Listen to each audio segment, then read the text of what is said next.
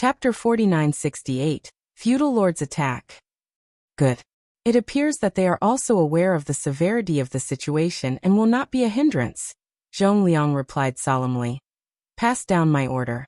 With the reinforcements from the other 3 armies, we will launch a full offensive.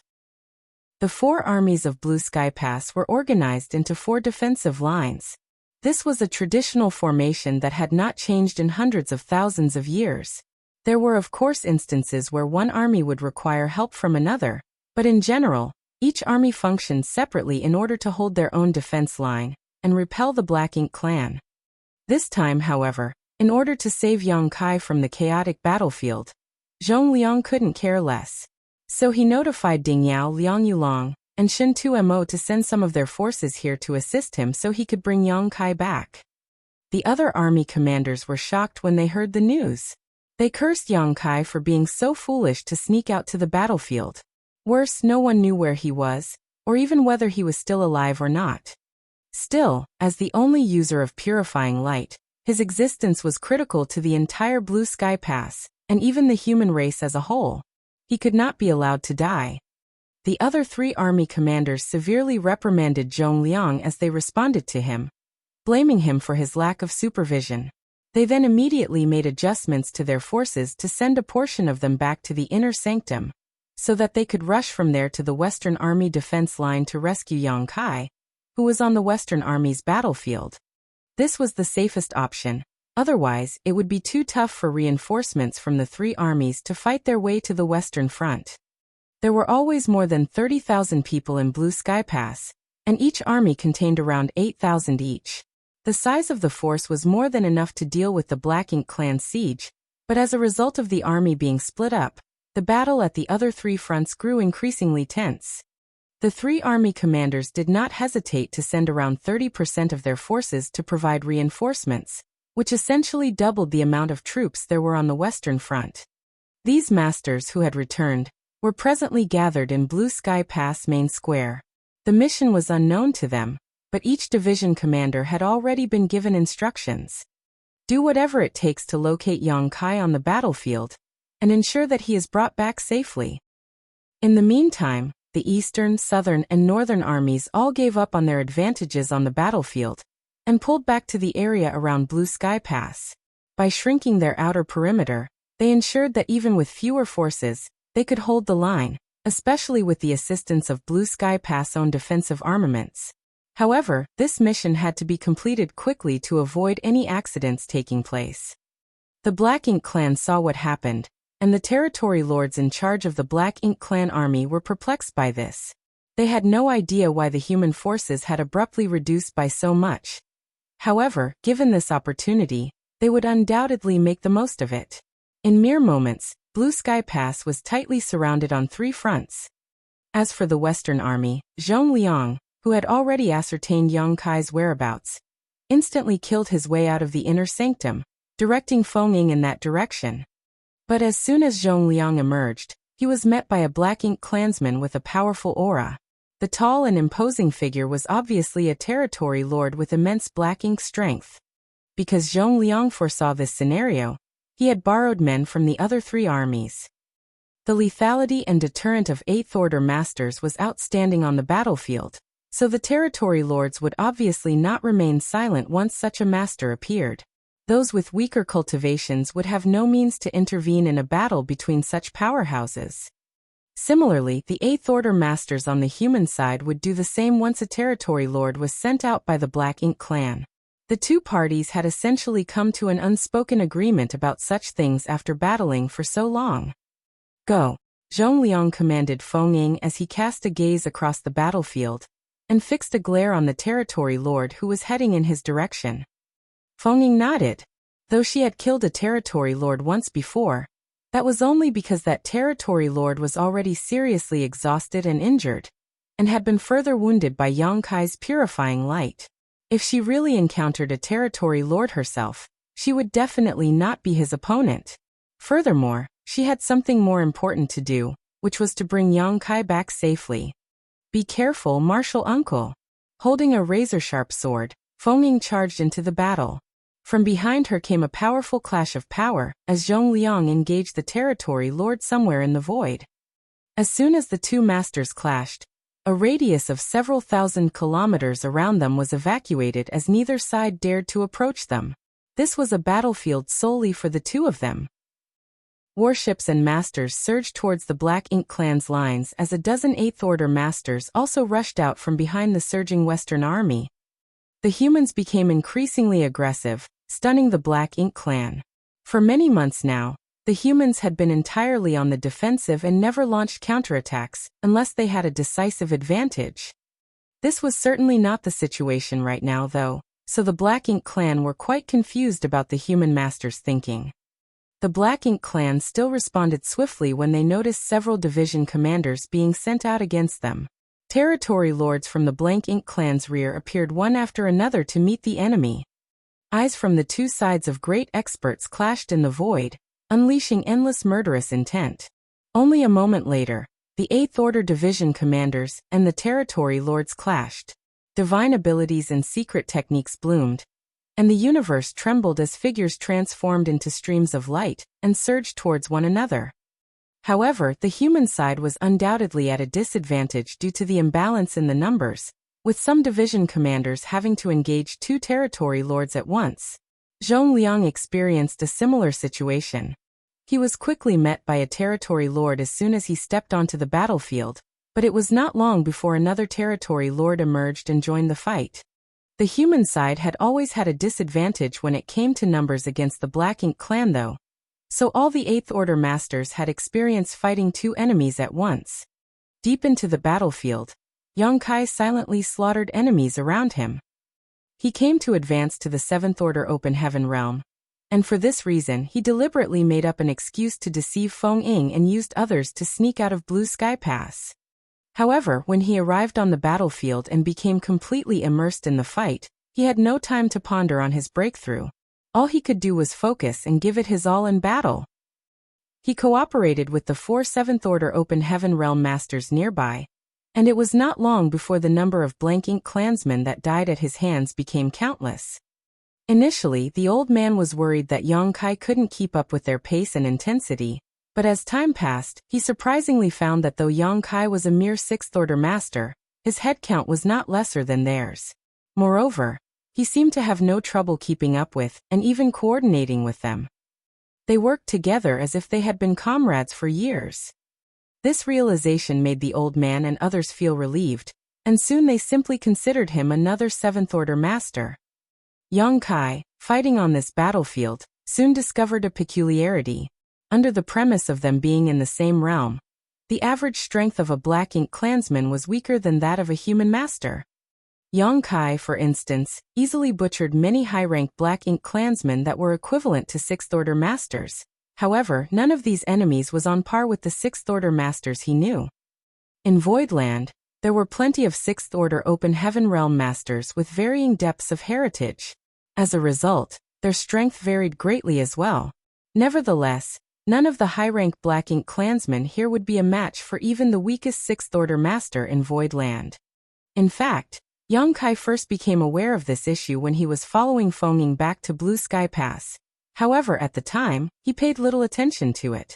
Back then, before he could even take action, the majority of Black Ink clansmen would be dealt with by Feng Ying, and the others while he focused on saving Black Ink disciples. Thus at that time he only at best cleaned up the leftovers. Prior to that, Yang Kai had pretended to be a Black Ink disciple for 2 years, so he had not fought any of them during that time. It was only now that Yang Kai was able to confirm his original suspicions. Even so, until now he had only fought those below the Black Ink feudal lords, so he did not know whether this trend was consistent among the stronger Black Ink clan masters. "Watch out, the feudal lords are going to launch an attack." A cry was heard from the beautiful woman. Yang Kai's heart clenched upon hearing that. Wasn't this the moment he had been looking for? This was the first time he participated on the defensive side of the war between the two races, so he didn't know much about the situation on the battlefield. On the other hand, the old man and his comrades were very clear that the higher ranking a Black Ink clansman was, the less they cared about their lower clansman's life or death. Every time the two races fought, the Black Ink clan would send forth its weaker members to wear down the human army. Only after grinding down the humans' strength would the real masters from the Black Ink clan show up in an attempt to catch the enemy off guard. The old man and the others had been fighting for about 2 hours already, yet they had not encountered a single feudal lord during this time. It was clear what the enemy was up to. As soon as the word came out, a figure suddenly rushed out from a dense black ink cloud close to the old man. The old man frowned before extending his hand and directly charging towards the approaching enemy. The feudal lords, who had been hiding all this while, all took action simultaneously, emerging from the black ink clouds to launch an ambush. The middle-aged man, young man, and beautiful woman were instantly pinned down. To top it all off, the middle-aged man was actually caught between two powerful enemies. Several feudal lords rushed towards the warship and began bombarding it. However, the humans had long gotten used to dealing with such tactics. Furthermore, warships were all refined with this exact situation in mind, so even without any high-rank master on board, with the aid of powerful defensive and offensive artifacts, the weaker human masters could still hold off such an assault. The Black Ink clan immediately became fiercely entangled with the battalion Yang Kai was accompanying. Suddenly, a rather slender female Black Ink clansman leapt out of a large group of enemies and sent a palm strike out at Yang Kai. Caught off guard, Yang Kai was sent tumbling by this sudden attack. The next moment, he frowned as he realized that this female Black Ink clansman was actually a feudal lord. Apparently, she had hidden in the group of Black Ink clansmen previously while concealing her strength, causing Yang Kai to not notice her until she struck. Chapter 4969. You talk too much. The female feudal lord resembled a typical human in terms of her physical form. She even wore revealing clothing, and the black lines that covered her exposed flesh gave her entire figure a bewitching appearance. She glanced at Yang Kai with cold eyes, and was surprised that he survived her sudden assassination attempt. Since the two races had been at war for so long, they had a fair understanding of each other's strengths. While she was hiding in the Black Ink clan army, she noticed that Yang Kai was only a 6th-order Open Heaven Realm Master, whereas she was a feudal lord on par with a 7th-order Human Master. It didn't make sense that he had survived her sneak attack. However, she soon began to giggle, her long crimson, forked snake-like tongue licking her lips seductively. Her figure then flickered and transformed into a black cloud of smoke. Yang Kai's heart clenched as he instinctively thrust his spear forward. Subsequently, the figure of the female feudal lord was revealed, avoiding the deadly spear and appearing directly to his left. She patted him lightly with her seemingly soft little hand, but her palm strike contained a heaven-destroying, earth-shattering power. Yang Kai just barely managed to block the blow with his spear. Hong Hong Hong. Star. Yang Kai countered 3 successive palms, but was forced to retreat several hundred meters before somehow stabilizing himself. At that moment, he could feel the vitality in his chest roiling and fresh blood threatened to leak from his lips. With nothing more than stubborn will, he forcefully choked back down the metallic liquid. The female feudal lord was now genuinely stunned, to the point where she didn't use this opening to kill Yang Kai. Rather, she gasped slightly as she stared at him. This human seems different from the others. He's clearly in the 6th order, but he's considerably stronger than any other 6th order human I've killed before. On the opposite side, Yang Kai brandished his spear, sweeping clean all the Black Ink clansmen that were charging towards him, reducing them to a cloud Black Ink strength. He then aimed his spear at the female feudal lord and smirked. You really are quite weak. He had now confirmed his earlier hypothesis. Under the premise that they were in the same relative realm, the Black Ink clan masters were indeed weaker than their human counterparts. Yang Kai had not been certain about this before. After all, he had not faced a feudal lord alone before now. It was only after he traded blows with this female feudal lord that he was able to verify his speculations. It was also at this moment that Yang Kai figured out why this odd dichotomy was. In order to reach the Open Heaven realm, humans needed to cultivate for a very long time. There were no shortcuts to this process, even if the person wanted to only make an initial breakthrough to the First Order. What's more, after reaching the Open Heaven realm, it required a lot of time and effort to advance to the next order. Therefore, no matter which order a human master was in, their foundation and heritage would be much stronger compared to those from the Black Ink clan, whose cultivation was fundamentally different. The Black Ink clan were born from the Black Ink nests, and their advancement also depended on it. As a result, while they needed less time to develop than human masters, their strength was not acquired through personal effort and comprehension, thus it was not as refined. Unfortunately, Black Ink's strength was incredibly corrosive and a strong deterrent to humans, restricting them in combat to a great extent, which compensated for the Black Ink clan's lack of raw strength. In that sense, even if there was a one-on-one battle between a feudal lord and a seventh-order master, it was impossible to predict who would prevail. Of course, this was all before Yang Kai appeared. With his arrival, the humans possessed the means necessary to purify and disperse Black Ink's strength. Thus, it no longer posed as much of a threat to them. It didn't matter if their small universe got unintentionally contaminated, as long as they weren't fully corrupted by the Black Ink strength. They simply had to return to a purifying Black Ink battleship before losing themselves entirely, and the issue would be instantly resolved. This was also the reason why Zhongliang and the other army commanders put so much importance on Yang Kai's existence, to the point that they actually reassigned thousands of masters just to rescue him and bring him back from the battlefield. In addition to boosting morale, the ability to purify and dispel Black Ink's strength also increased the battle efficiency of the human army, enabling them to go all out without fear. Regardless, a feudal lord was still a feudal lord, a master on par with a seventh-order human. Yang Kai would never lower his guard against such an opponent. Although his words were provocative, his expression remained solemn. The provocation proved to be successful. Possibly as a result of her own attack failing twice, the female feudal lord was completely furious. Not only did she fail to kill Yang Kai, but there weren't even any signs she had been able to seriously injure him. She immediately let out a piercing scream and rushed towards him. The feudal lord released a massive cloud of Black Ink strength, which was so dense it instantly turned into a gigantic blank ink cloud, engulfing Yang Kai inside of it. She now believed it would be too kind to simply kill this arrogant human who was looking down on her despite being weaker. Thus, she made the decision to turn him into her own Black Ink disciple, so she could torture him for a long time to come. Deep inside the Black Ink cloud, Yang Kai put on a guileful expression as he instantly understood his enemy's plan. Unfortunately for her, she had chosen the wrong target.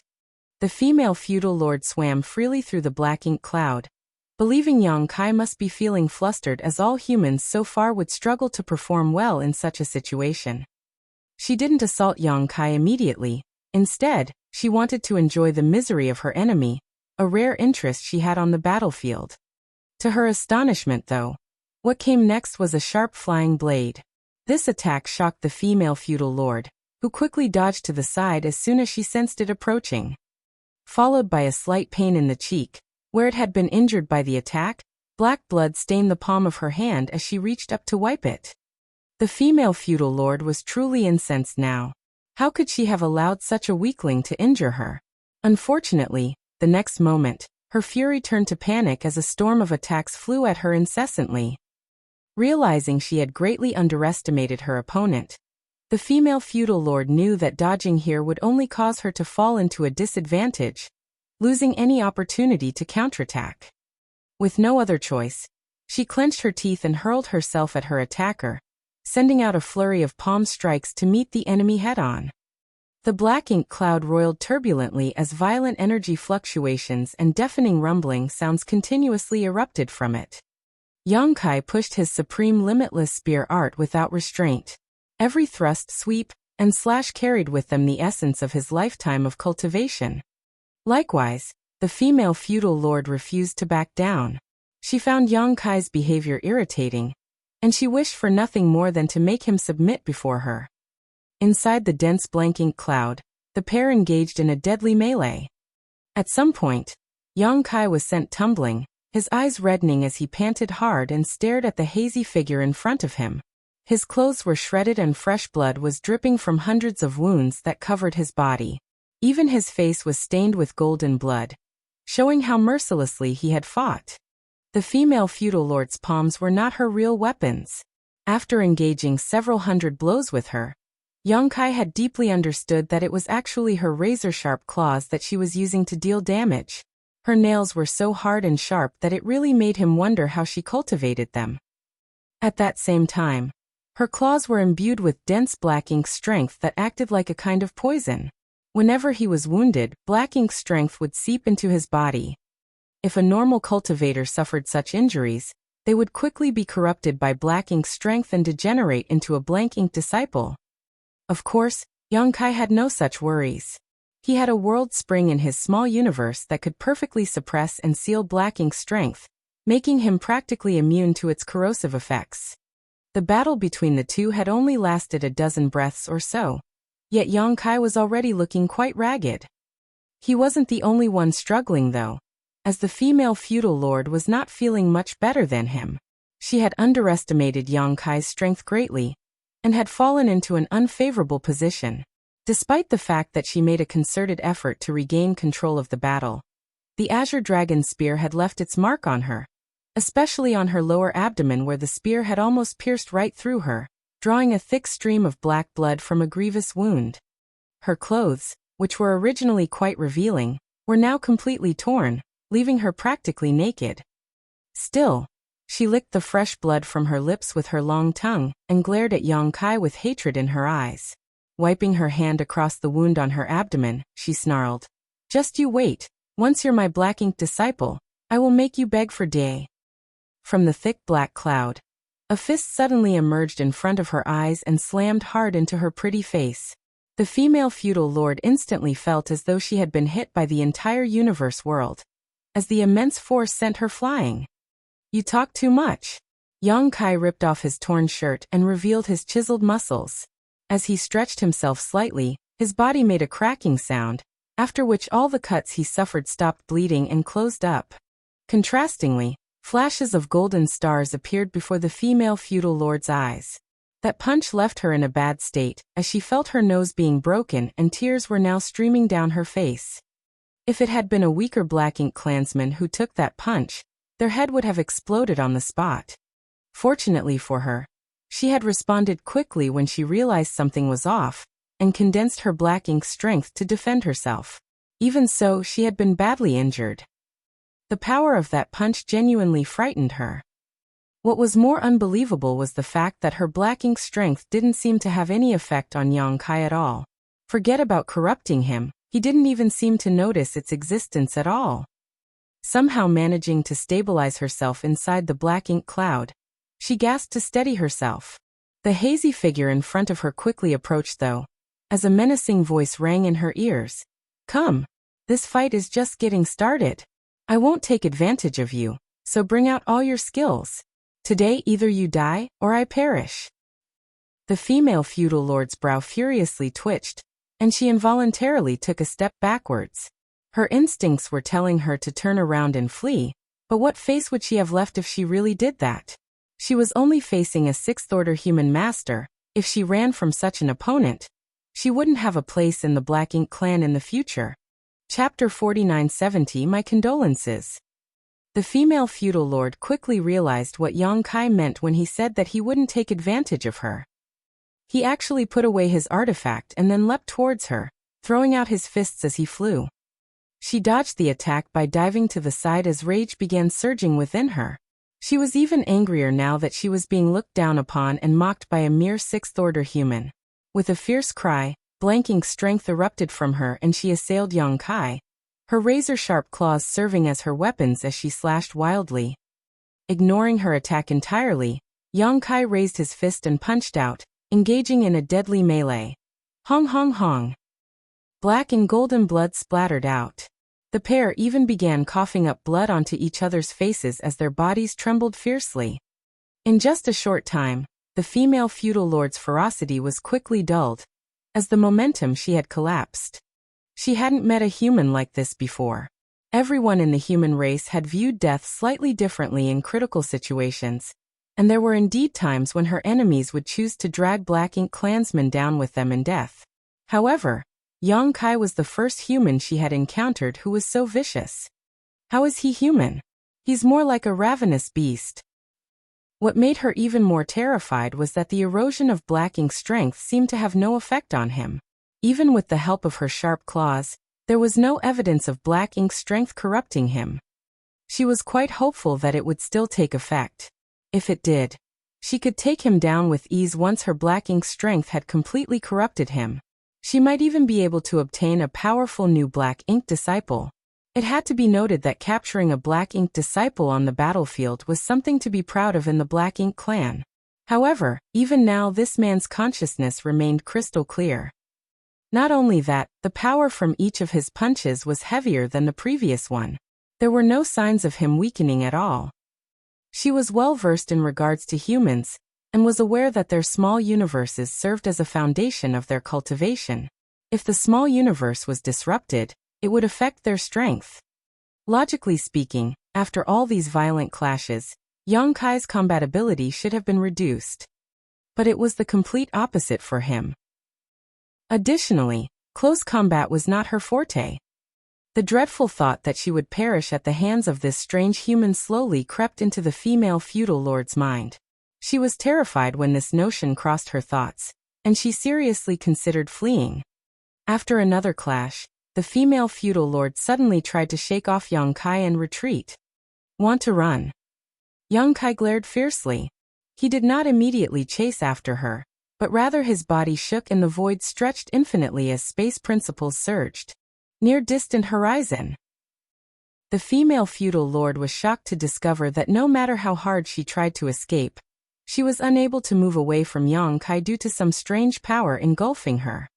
What is this secret technique? Despite the fact that she had no idea what the mystery of this secret technique was, her fingers were moving as swiftly as the wind, and she immediately broke free of its restraints by disrupting the space around her. In the end, she was still stronger than Yang Kai in terms of realms, thus near-distant horizon couldn't trap her for long. But thanks to this moment of delay, Yang Kai successfully caught up to her, and the fierce battle continued. Outside, on the battlefield, Fenging wielded her long sword. She was one of the strongest Seventh-Order Masters in Blue Sky Pass, so no one other than a Black Ink Territory Lord could stop her. All around her, sword chi flashed as Blank Ink clansmen died before Fenging even approached them.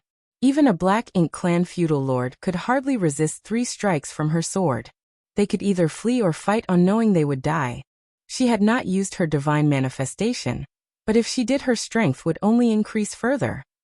Fenging once killed a territory lord, even if she did so with Yang Kai's assistance, so it was clear she had an incredibly strong heritage. She kept moving forward, with many allies helping her clear the way, and eventually reached the front lines of the battle. At the spot where Golden Crow cast the sun had previously erupted, she turned around and looked in all directions. Her divine sense surged, but she was unable to locate Yang Kai at all. Her face suddenly sank. Could it be that she was too late and Yang Kai had already been killed? 2 feudal lords were besieging a 7th Order master nearby, and he was in danger of dying at any moment. Even though humans were somewhat stronger than those from the Black Ink clan in the same realm, 2 fists could not block 4 strikes. Once 2 feudal lords joined forces, most 7th Order masters would not be their opponent. Slashing out with her sword, Fenging struck the 2 feudal lords and forced them to retreat temporarily. Have you seen Yang Kai? She urgently questioned, grabbing the collar of the 7th Order master before he re-engaged the 2 feudal lords. The old man who was caught by her was stunned and asked, "Who's Yang Kai?" Suddenly, Fenging remembered that not everyone knew who Yang Kai was, or what he looked like. She realized that she might not be able to learn anything by asking this question, so she instantly changed the question to, "Have you seen a strange 6th Order youth?" "You're looking for him?" The elderly man instantly knew who she was referring to. This old man was one of the 4 masters that Yang Kai had been cooperating with before. There were innumerable 6th Order youths on the battlefield, but Fenging must have her reason for asking. So the old man recalled a certain 6th Order master right away. Where is he? Fenging was nervous about the response she would receive. She was afraid the answer was not what she wanted to hear. The old man's expression suddenly darkened, and he pointed to a specific area, saying, "In there, dealing with a feudal lord." Looking in the direction he was pointing, Feng Ying noticed a sizable gathering of black ink clouds. Feng Ying's heart clenched. That brat was very strong, but unfortunately, the old man let out a small sigh. He would have liked to look after Yang Kai on the battlefield if it were possible, but unfortunately, he was entirely preoccupied with dealing with the two feudal lords who surrounded him and couldn't render any aid. The old man didn't know how Feng Ying was related to Yang Kai, so he simply blurted out, "My condolence." He was almost positive that the feudal lord had already killed the boy. After all, even if it was him, his fate would not be pleasant if he were to fight inside those black ink clouds. He won't die so easily. Feng Ying gritted her teeth. She had witnessed Yang Kai's abilities. What's more, Yang Kai still had a world spring, and would not be corrupted by black ink strength. He could even transform into a grand dragon. But she was also aware that Yang Kai would not simply transform into his grand dragon form, even if his life was in danger solely, because he entered the battlefield this time to seek an opportunity to break through. Transforming into a grand dragon simply meant he failed to accomplish his goal. Feng Ying sped towards the black ink cloud as soon as the words were spoken. The very next moment, though, a sudden change occurred. Two entwined figures suddenly burst out of an enormous black ink cloud. The two were so close to each other, it was as if they were one person. The murderous aura emanating from the two figures made one's blood run cold. Feng Ying's eyes lit up as soon as she recognized that one of the figures was Yang Kai. He's still alive. He can still be saved. Just when Feng Ying prepared to rush to his rescue, she stopped abruptly, her expression odd. The old man was also shocked when he looked over. It was the previous female feudal lord who was entangled with Yang Kai, with his arms tightly encircled around her body like chains. This was only possibly because her figure was quite small. If she was like most black ink clansmen, Yang Kai wouldn't be able to use his arms to tie her up like this. It was possible to imagine the intensity of the power of Yang Kai's physique as fresh blood continued to spew forth from the mouth of the female feudal lord. The bones in her upper body had been crushed, and it was clear that her chest had caved in slightly. Her pain was visible in the twisted expression on her face. Yang Kai's shirt was gone, leaving him half naked, while the female feudal lord was also almost completely naked in her shredded clothing. Feng Ying and the elderly man were at a loss for words as they observed this scene. Naturally, this had not been part of Yang Kai's original plan. It was just that the female feudal lord was constantly trying to escape. Even though he once used near-distant horizon to stop her, he might not be able to do so if she tried again. In order to prevent his opponent from fleeing, Yang Kai had to resort to this. Although his cultivation was one minor realm lower than his opponent, the ferocity of Yang Kai's strength was enough to battle against this female feudal lord. As she was struggling to escape, more of her bones broke and stabbed into her organs, causing her immense pain.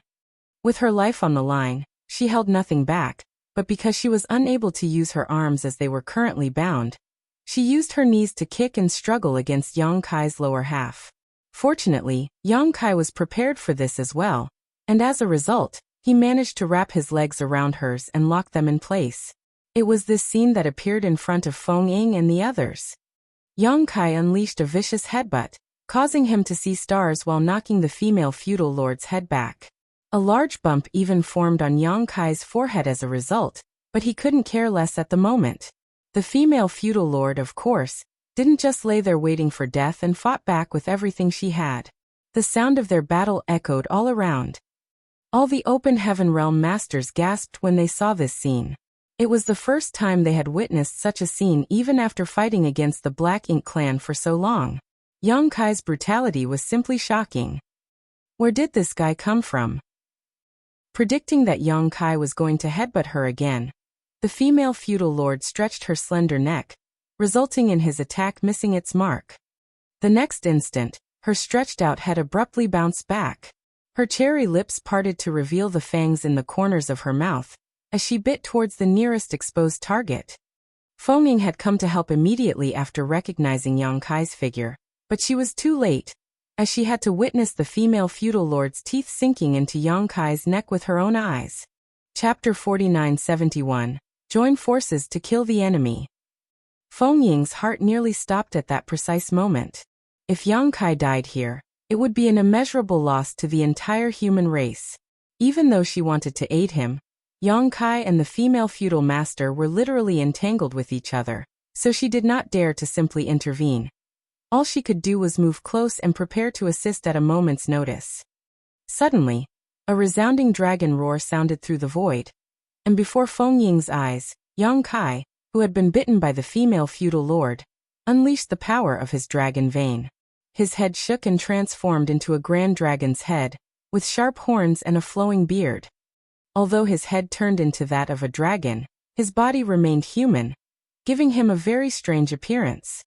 The dragon head turned in a swift movement, opened its giant maw, and bit brutally into the female feudal lord's slender neck, letting her get a taste of her own medicine. Feng Ying's face twitched when she saw this strange scene. Yang Kai and the female feudal lord seemed to be hugging, with their heads pressed against each other's necks, like a pair of passionate lovers. Of course, the murderous intent that radiated from them made it clear that they wanted nothing more than to kill one another. Dragon roars and piercing screams sounded continuously, as fresh blood spewed everywhere. Shortly after, the dragon head suddenly pulled back, and the female feudal lord's head was ripped clean off. A bewildered and incredulous expression hung on her face as her vitality swiftly dissipated. Fresh black blood poured out like a fountain from the place where her head had been torn off. Meanwhile, the dragon's jaw crunched hard, while the body previously imprisoned in Yang Kai's arms was burst by a violent force. Yang Kai raised his head to the sky after spitting out the filth in his mouth and roared. On the chaotic battlefield, his figure terrified numerous Black Ink clansmen, none daring to approach him. The battle with the female feudal lord was truly dangerous, but his enemy had looked down on him too much, allowing Yang Kai to gain a decisive advantage.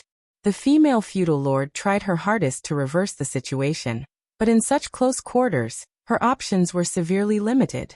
In the end, she eventually lost and died in battle. The next moment, Yang Kai felt someone rushing at him, and instinctually threw out his fist. Feng Ying became pale in shock and immediately flourished her sword to deflect the punch while at the same time shouting, "Yang Kai!" Upon hearing his name, Yang Kai brought his fist back and locked eyes with the person approaching from behind. His blood-red eyes flashed, and his violent impulses finally began to subside. He then nodded to Feng Ying, and the massive dragon head returned to its original form. Feng Ying took a deep breath as she looked down at his neck.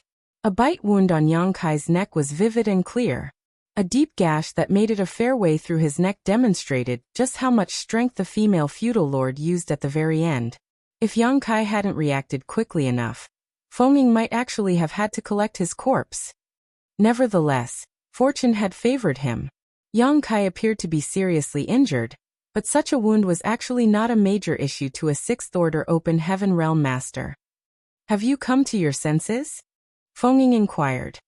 Killing a Black Ink feudal lord all on his own was a major accomplishment for a sixth-order open heaven realm master, but Feng Ying felt that in that life-or-death battle, Yang Kai had completely lost track of his surroundings and given in to his battle instincts. Otherwise, he wouldn't have tried to punch her when she approached him. Yang Kai nodded in response, feeling a little guilty.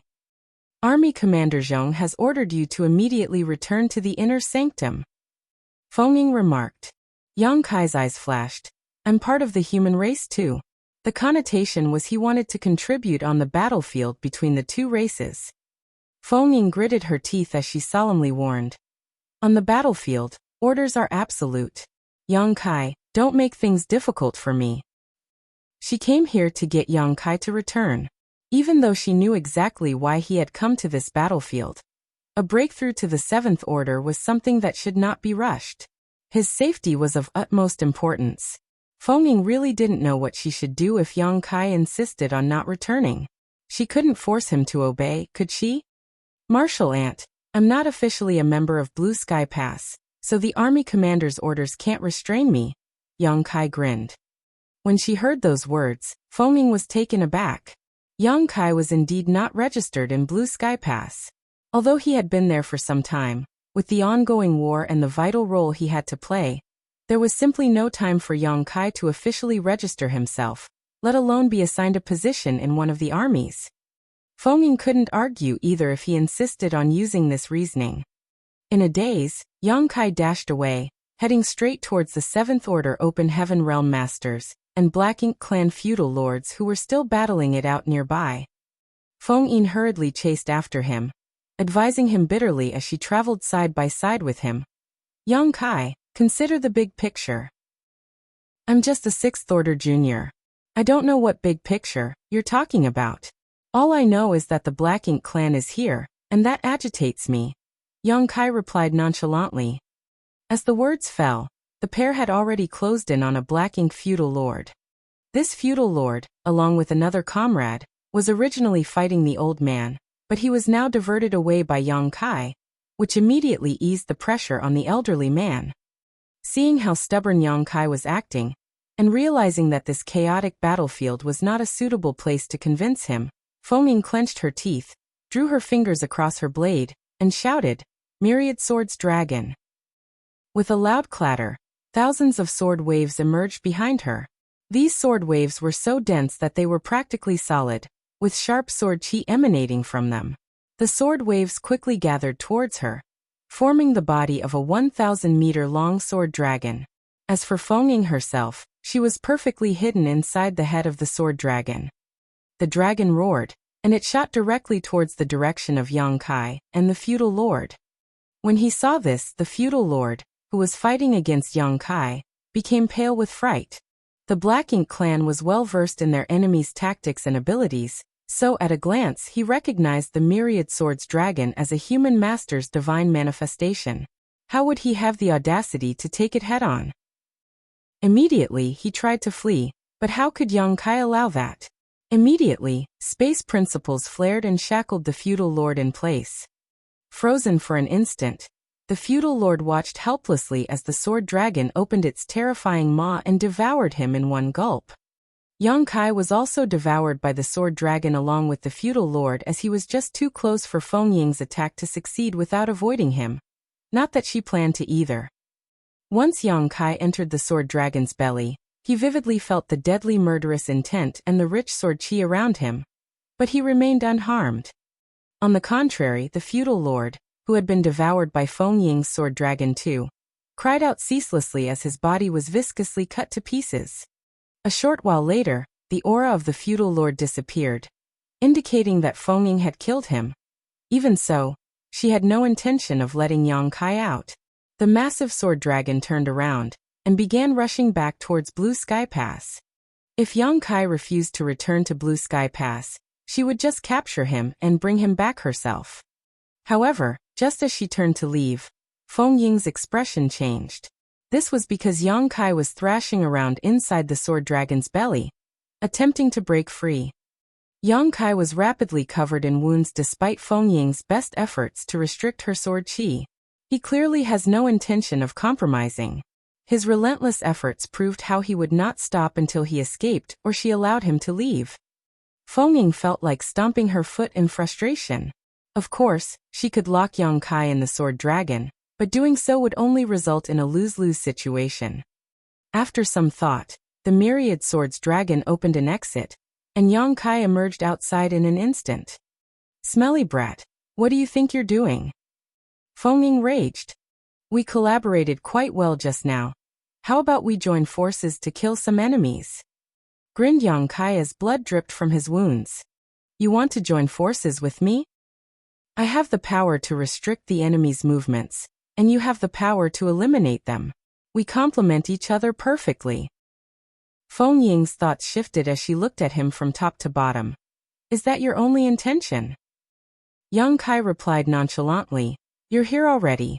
What other intentions can I have?" Seeing his sincerity, Ying nodded slightly. "I hope that's the case."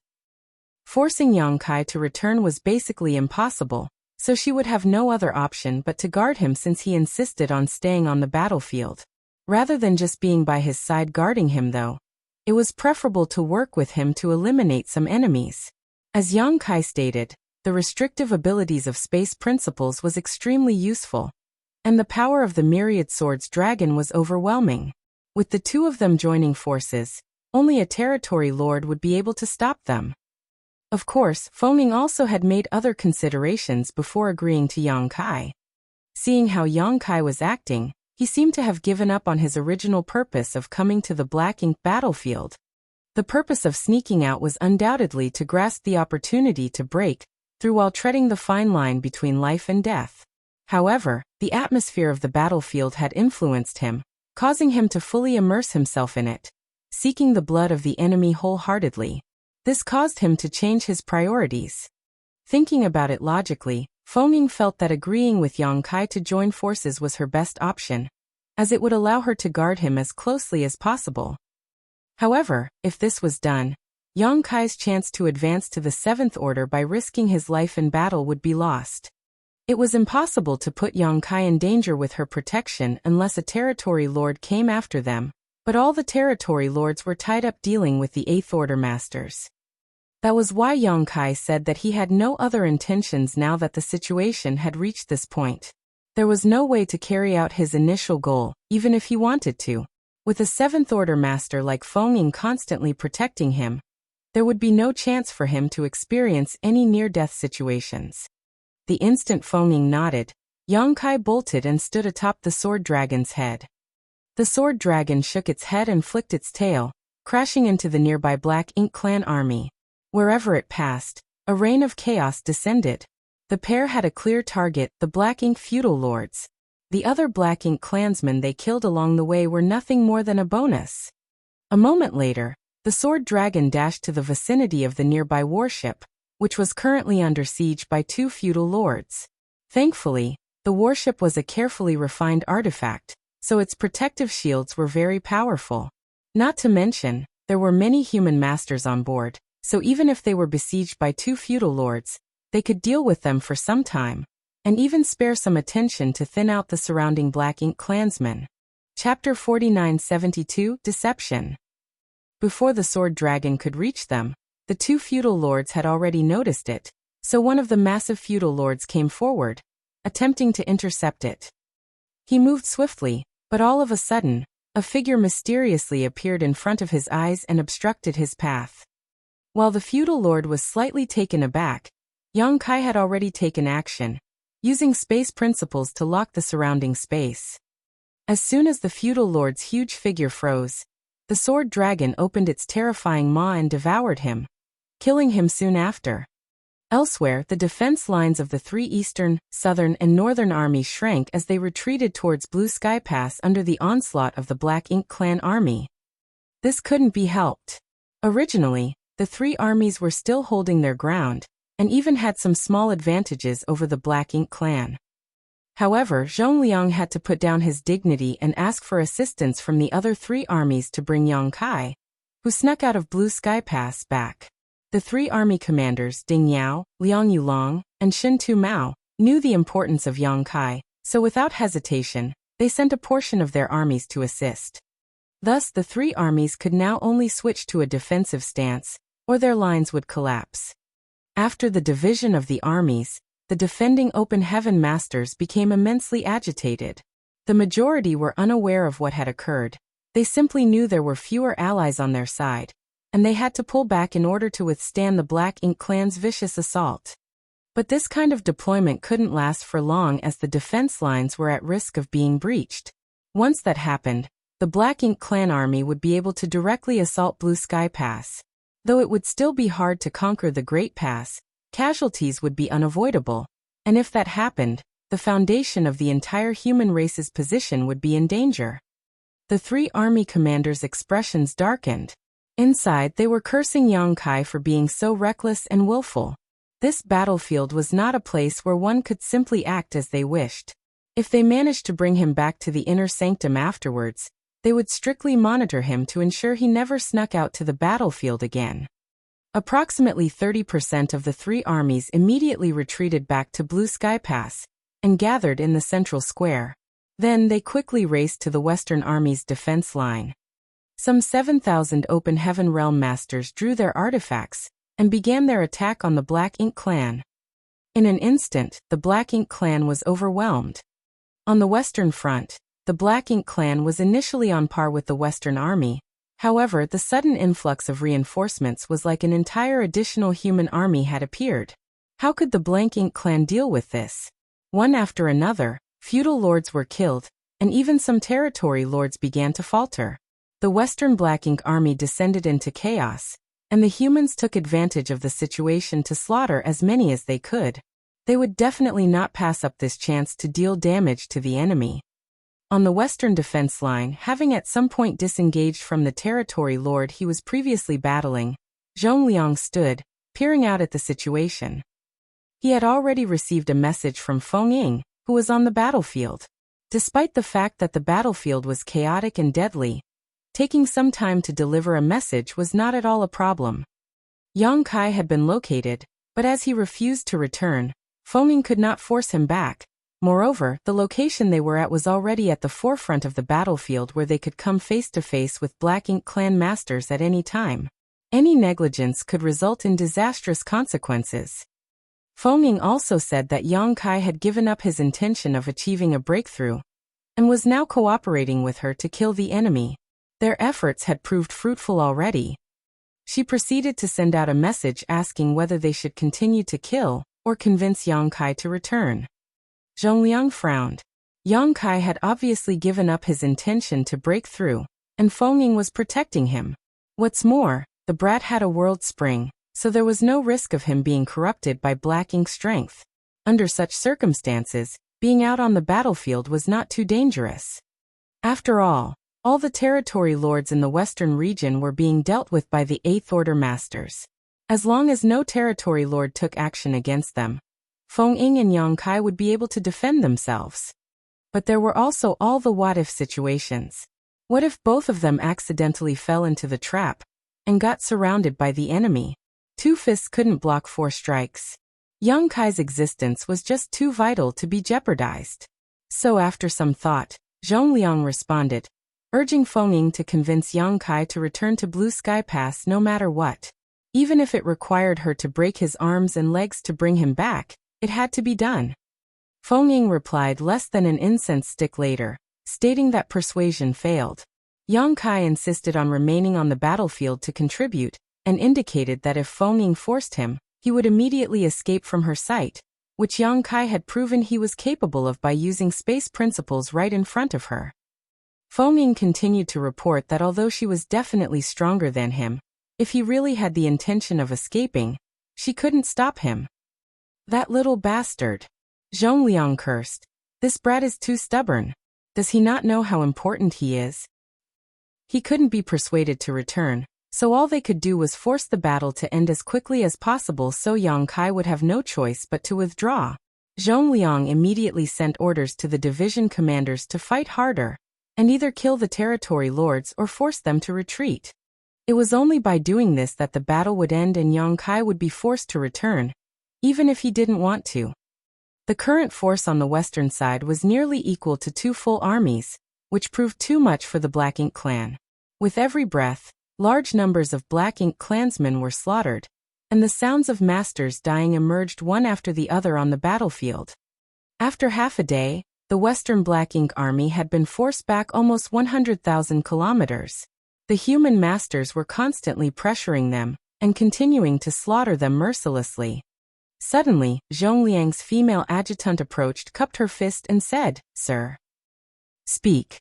Zhongliang had been studying the flow of the battle, and estimated it would only take another half a day to clear the Western army's front. By that time he could call it a day and withdraw the army. The other 3 armies have urged us to act quickly and return their manpower, as they are on the verge of being defeated. Zhongliang turned his head in shock and asked, "So quickly?" He had borrowed troops from the 3 armies, and knew that such an action would have consequences. After all, the 4 sides of Blue Sky Pass were only holding fast rather than advancing before now. Withdrawing 30% of the eastern, southern, and northern armies would undoubtedly put a heavy strain on them. While the Western army had an overwhelming advantage, the other 3 armies would have to pay a steep price. However, Zhongliang didn't expect the situation to become so bad so quickly. He believed it would be a simple matter for the 3 other armies to maintain their lines for a couple of days at least. Contrary to his expectations, Only half a day had gone by before this scenario played out. The adjutant then replied, "The Black Ink clan have seemingly gone mad. They are ignoring the costs and assaulting the three armies without regard for their casualties." Zhongliang's brow furrowed. The Black Ink clan was acting unusual, but he couldn't figure out why, so he didn't think too hard before he ordered, "Send them this message. Tell them to hold for half a day more no matter what. After that, I will go there in person to assist them." The adjutant nodded and quickly carried out her orders. On the northern, southern and eastern defense lines, Ding Yao, Liang Yulong and Shen Tuemo received Zhong Liang's reply. The first thing they did was curse Zhong Liang for not supervising Yang Kai properly and allowing this mess to happen in the first place, but immediately after, they reorganized their lines to assume a complete defensive posture, ceasing all attempts to counterattack the enemy. The army commanders even set out personally to battle against the territory lords in order to buy more time for the Western army. The fact that the three army commanders battled in person was inspiring to the human masters, and the Black Ink clan army's reckless assault also resulted in many casualties on their side. It was not long before the Black Ink army began losing momentum after suffering so many losses, but they still refused to withdraw for some reason. On the Western army's defense line, the Black Ink clan army had retreated repeatedly, now having been pushed back almost 200,000 kilometers. The void along the way was littered with Black Ink clan corpses, showing the heavy losses they had taken in this battle. 2 hours later, as the Western army was cutting into the rear lines of the Black Ink clan army, a peculiar situation arose on the Eastern Front. The Black Ink clan army, which had been almost suicidally attacking the Eastern army's defenses, suddenly came to a halt for some reason, and after a brief rally, turned around and flew off. The Eastern army commander, Ding Yao, standing in the void, gawked in shock at the scene. He had no idea why the Black Ink clan army withdrew all of a sudden. An adjutant standing nearby cheered, "Army commander, the Black Ink clan is retreating." Ding Yao snorted, "I can see that, I'm not blind." The adjutant awkwardly cleared his throat and said nothing further. An injured division commander nearby frowned and muttered, "But why? Army commander, do we pursue them?" The adjutant hurriedly warned, "Sirs, this might be a trap. The Black Ink clan may be trying to lure us out." The division commander did not argue his point, as he had similar concerns. The Black Ink clan had never done anything like this before. They appeared to have evacuated their soldiers, but in reality, they might be digging a pit and waiting for the humans to jump into it. If it was really a trap, they couldn't go after them or they would be caught. Just as the adjutant's words fell, he received a communication and hurried to inspect it. A moment later, he raised his head with a perplexed expression. "Army commander, the Black Ink clan on the southern and northern fronts have also withdrawn." Ding Yao turned his head hurriedly and asked for confirmation. "The Black Ink clan to the north and south also retreated." The adjutant nodded firmly. Word was passed from both sides. "They are also asking us what the situation is here." Ding Yao was now dumbfounded. The Black Ink clan withdrew its troops from the eastern, southern, and northern fronts. What exactly were they up to? Whatever the Black Ink clan's intentions were, such a large-scale three-sided retreat did not appear to be part of some elaborate trap. There were simply too many risks with this type of grand plan. Defeating an entire army, as the expression goes, is as difficult as collapsing a mountain. Such a large reorganization of the Black Ink clan's deployment would leave them scattered and out of position, rendering any kind of trap they wanted to set useless, at least for a while. So after a brief hesitation, Ding Yao shouted, "All units, pursue the enemy." The adjutant was startled and hurriedly discouraged. "Army commander, we should be wary of Tra." "Ah." Ding Yao kicked him in the butt and snapped, "Trap my ass. What kind of trap could there be in this situation? Inform the northern and southern armies about my decision, and ask Liang Yulong and Shen Tuemo to make their decision quickly." He was the army commander of the Eastern Army, so he could not command them to do anything, but Ding Yao believed that Liang Yulong and Shen Tuemo would make the correct decision. After all, they had been fighting alongside each other for thousands of years. They understood one another perfectly. Right after he gave the order, Ding Yao rushed out first, followed by numerous human masters from the Eastern Army. In an instant, the human army began pursuing the retreating enemy. Chapter 4973, Surround and Kill. The adjutant got up and stomped angrily as he watched the army leave before hastily sending a message to the northern and southern armies. He then hurriedly followed the army forward. Ding Yao's judgment was swiftly proven correct. Liang Yulong's southern army and Shen Tumo's northern army immediately made the same decision when they received the message stating that Ding Yao ordered his army to pursue the retreating enemy. Within moments, other than those who had to stay behind to tend to the wounded, tens of thousands of human masters set out to attack the enemy from 3 different directions. On the Eastern Army side, Ding Yao led the charge to hunt down the Black Ink clan. He was initially a bit worried that the Black Ink clan was really scheming something, but after chasing them for a while, he discovered that the enemy appeared to have no plots in mind. It was a true retreat, with no traps along the way. This made him completely relieved, and to the Black Ink clan army who made a beleaguered retreat, they would show no mercy. It was not when the 2 massive armies were facing one another in a large-scale battle that massive casualties were incurred. Although there would be losses in conflicts when they were battling each other, the casualties suffered would be minimal as long as the difference in strength between the 2 sides was not too big. What truly led to mass casualties was when one party lost the will to fight and was forced to escape. Great results could naturally be achieved when chasing down a disorganized, fleeing enemy as the pursuing side could focus all their attention on attacking. This was the scenario that the Eastern Army found itself in right now. When the Black Ink clan army saw that the human army was pursuing and attacking them from behind, they sacrificed some of their troops to block the Eastern Army. Needless to say, these Black Ink clansmen were rapidly wiped out. The whole of the Eastern Army was deployed, so masters were as numerous as clouds and naturally they dealt significant damage to the enemy. The same situation occurred with both the northern and southern armies as well. The number of Black Ink clansmen killed was so high they couldn't be counted anymore. Ding Yao and the others weren't sure why the Black Ink clan retreated at first, but after pursuing them for some time, they realized that the Black Ink clansmen were all heading in the same direction. The Western Front. The Black Ink clan armies in the north, south, and east were all racing towards the west to provide assistance. When Ding Yao and the rest discovered this, they hurriedly sent a message to Zhongliang to alert him of the situation. Zhongliang was shocked as well when he heard the message, because he never anticipated the Black Ink clan to respond in such a manner. It made no sense. Although the Black Ink clan on the Western Front were defeated and were fleeing due to Zhongliang borrowing so many reinforcements, the Black Ink clan armies in the north, south, and east did not need to risk coming here to rescue them. All the enemy needed to do was continue to attack Blue Sky Pass, to overturn their defeat on the Western Front.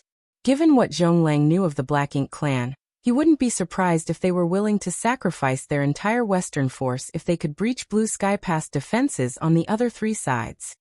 Unlike the human race, the Black Ink clan cared little for their fellow clansmen, so they wouldn't provide support to each other at the risk of their own lives and benefits.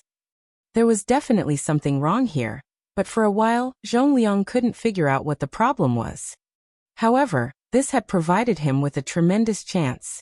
Initially, he had to take a lot of risks by borrowing troops from the 3 other armies. This approach aided the Western Front, but thinned the lines on the south, north, and east. The original plan was for him to wait until the fighting on the Western Front ended before he sent reinforcements to the other 3 fronts. But the Black Ink clan had apparently become impatient for some reason, and was now all but handing victory to them. Zhongliang, who had served as army commander for thousands of years, was extremely sensitive to the ebb and flow of the battlefield, so he did not miss this chance to capitalize on the situation.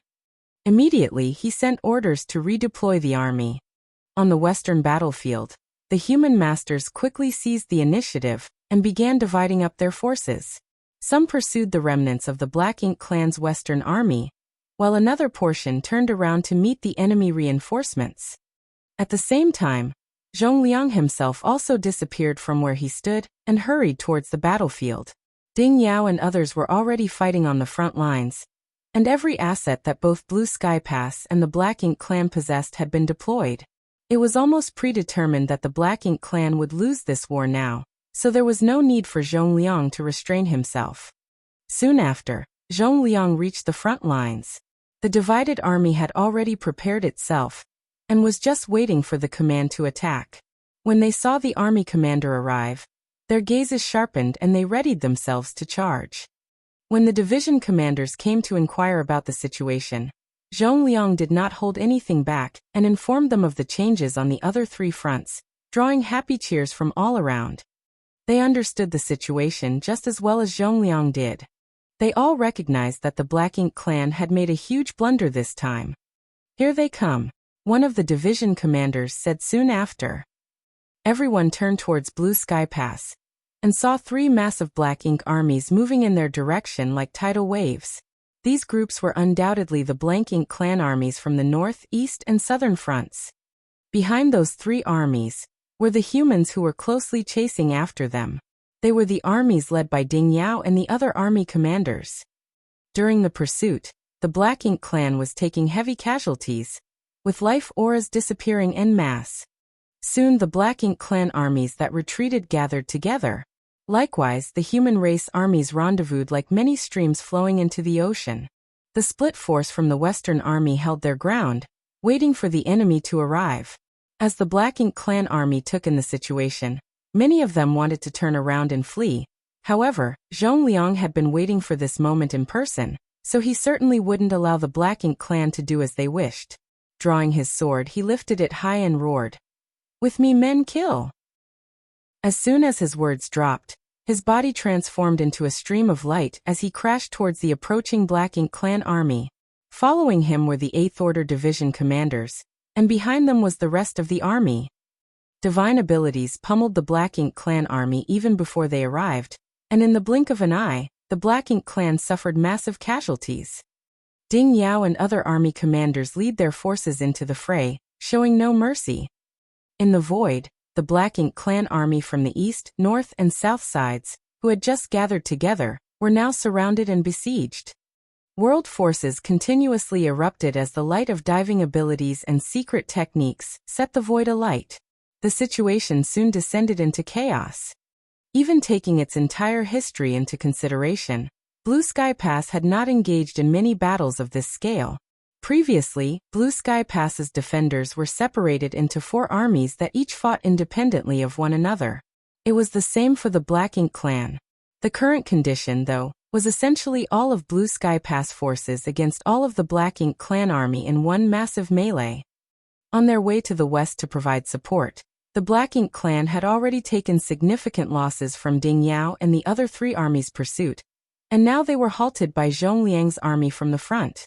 They were assailed from both sides, forcing them into a passive position where they couldn't counterattack at all. The number of feudal lords that had fallen was simply uncountable, and even 3 territory lords had perished in less than half an hour. The Black Ink clan army, like any cornered beast, naturally fought back fiercely. They tried their hardest to break through, but the more desperately they struggled, the greater the casualties they suffered. At the front lines of the western battlefield, Feng Ying's divine manifestation was in shambles and no longer possessed its original power. Yang Kai had been standing on top of the dragon's head, working with Feng Ying to kill the enemy all this time. More than a dozen feudal lords had perished at the hands of these two, but their resistance before death could not be disregarded. Yang Kai and Feng Ying both suffered a lot, especially Yang Kai, whose bare chest was covered with scars and blood, making him look equal parts terrifying and miserable. But to him, it didn't matter as long as the injury wasn't fatal. The massive commotion behind him of course drew Yang Kai's attention, and as he turned his head to look back, and saw that the 2 races' armies were locked in battle some distance away, and he exclaimed in shock, "Why are there so many Black Ink clansmen coming from behind us?" Feng Ying also noticed the situation behind him and commented, "They should be reinforcements from the other 3 fronts." It seems that the battle on the western front is so intense that the Black Ink clan can't hold on any longer, Yang Kai smirked. He assumed that the Black Ink clan armies from the other 3 fronts came to assist because of the disadvantage they suffered on the western front, but Feng Ying had the feeling that something was amiss. Compared to Yang Kai, who was new to the Black Ink battlefield, Feng Ying had been here for thousands of years and had some grasp of the Black Ink clan's way of thinking. Typically, even if the war on the Western Front was very intense, the Black Ink clan on the other 3 lines would never come to support them. Instead, they would attack Blue Sky Pass more and more aggressively with no regard for the lives of their allies. However, despite the fact that she had no idea why this was happening, the reality in front of her was clear. The human race had achieved a significant advantage, and after this battle, the Black Ink clan would definitely suffer severe losses. On the Western Front, the reinforcements Zhongliang borrowed from the 3 other armies were in charge of intercepting the reinforcements from the Black Ink clan, while the original Western army was still in charge of advancing. It was impossible for everyone to turn around and intercept the Black Ink clan reinforcements. Otherwise, the original Western Black Ink army would assault them from behind, and in the end, the human race would also find itself besieged from both sides. The Black Ink clan on the Western Front was still trying to retreat. Having taken huge losses over the past day or so though, they were unable to withstand the assault of the Western army. The sword dragon shook its head and flicked its tail, charging towards a Black Ink feudal lord. The high-rank and low-rank Black Ink clansmen along the way all burst and died as the sharp sword waves brushed across them. The feudal lord, who apparently had sharp perception, sensed the approaching crisis and instantly turned his head to stare at Sword Dragon and roared. His initially large body expanded as rich Black Ink strength lingered around his figure. Next, a fierce punch was thrown towards the Sword Dragon. With one punch, space shook. Yongkai, who was standing atop the Sword Dragon's head, abruptly stepped forward and his Azure Dragon spear thrust out at the feudal lord without hesitation. When the violent energies collided, Yongkai flew out while coughing up blood. On the other side, the feudal lord cried out in pain as his gigantic hand was pierced through by the Azure Dragon's spear, causing fresh black blood to gush out. Without giving him a chance to recover, Feng Ying's sword dragon instantly transformed into thousands of sword waves and began pelting the feudal lord. Despite his best efforts to repel them, the feudal lord was swiftly pierced by hundreds of blades. Yongkai, who had previously been blasted away, flickered and appeared right before his target. Channeling his strength, Yongkai cast his divine manifestation, and the great sun directly struck the feudal lord's chest. A massive hole was silently formed in the feudal lord's chest, and with a conspicuous flash of sword light, Feng Ying, whose divine manifestation had collapsed, found its mark. A massive head flew up, and black blood gushed into the void. The massive body of the feudal lord staggered before collapsing in a dead heap. Chapter 4974, Royal Lord Appears, Old Ancestor Acts. Feng Ying spat out a mouthful of fresh blood, her expression somewhat languid. She could not maintain her divine manifestation anymore. Furthermore, killing that last feudal lord had cost her and Yongkai a lot. The great sun's afterglow was particularly noticeable, shooting forward like a small sun and scattering a massive black ink cloud in front of it. Yongkai and Feng Ying helped steady each other, but just as they were about to head for a nearby warship to recover, they felt a shiver run up their spines. It was as if a pair of cold eyes suddenly opened and fixed on them from the depths of the black ink cloud dissipated by Yongkai's golden crow cast the sun. At the same moment, a crushing will seemed to awaken from a deep slumber. That will felt as deep as the abyss and carried with it a terrifying aura. Yongkai's hairs all rose up at once, and his heart clenched tight. When he turned his head sharply to look at the source of the will, Yongkai saw a massive figure towering inside the rich black ink cloud. It was unknown how long this figure had been in this black ink cloud as previously. Its aura had not been revealed at all, and no one had noticed it. Moreover, this location was basically at the rear of the Black Ink clan armies, so humans weren't supposed to be anywhere near here. The repeated losses of the Black Ink clan's western forces had led the battlefield to expand to this place though, exposing it to the ongoing conflict. Coincidentally, Yongkai's golden crow casts the sun divine manifestation, had blown away this particular black ink cloud, revealing the figure hiding inside it. The will was like a sleeping dragon, and once it awakened, the entire universe trembled, causing the raucous battlefield to fall silent. Yongkai once felt a similar will back in the black prison from a black ink clan royal lord. However, that royal lord had been sealed and suppressed for countless years, so her strength had been greatly diminished. At the very least, it was far less intense than the one he was currently facing. What he felt right now was orders of magnitude more imposing than back in black territory. "The Royal Lord!" Feng Ying cried out, her already pale face draining of all remaining color. A Black Ink Royal Lord was a master on par with a Ninth Order Open Heaven Realm Master. On the Black Ink battlefield, only an old ancestor was worthy to be the opponent of a Royal Lord.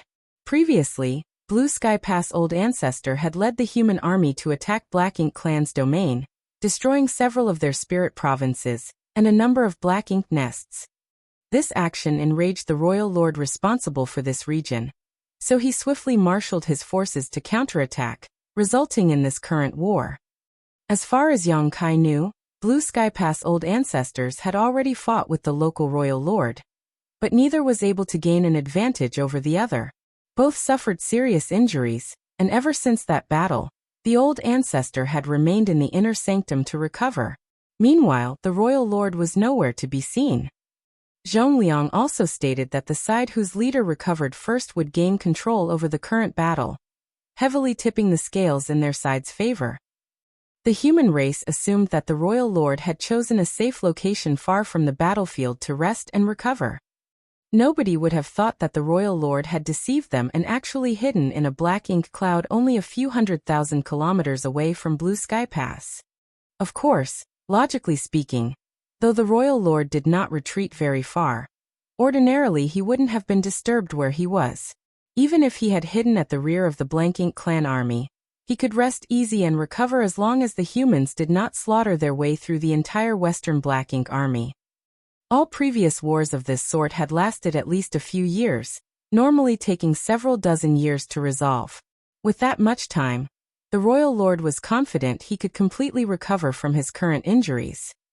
However, the battle developed in a manner far outside his predictions. Zhongliang had an overwhelming advantage on the Western Front, having borrowed troops from the other three armies. The Western Black Ink army was repeatedly defeated and forced to withdraw over and over again. Yang Kai and Feng Ying, who were battling on the front lines, had already fought their way right up to the Royal Lord's hiding place. Then in one move, Yang Kai's Golden Crow cast the Sun Divine Manifestation, just happened to explode near the Royal Lord, and revealed his figure, interfering with his recovery. This situation resulted from a series of accidents and coincidences, startling both the humans and the Black Ink Clan. When the Royal Lord awakened, his pressure instantly filled the battlefield, and the continual slaughtering came to an abrupt halt. Whether it was the humans or the Black Ink clansmen, they all fell into a stupor for a brief moment. Ding Yao, Liang Yulong, Zhongliang, Shen Tuemo, and all the other Eighth Order masters acutely felt the aura of the Royal Lord. Turning to look at the source of the aura, their expressions became grim. The Royal Lord, whose location was a complete mystery to them, was actually on the Western battlefield? They had previously tried hard to locate him to gain a tactical advantage, but now he had just been revealed by accident. They had also considered where the Royal Lord would hide to heal his wounds after being injured by the old ancestor, but the void was vast, so the Royal Lord simply needed to choose a secure place some distance away, and the human race would never be able to find him.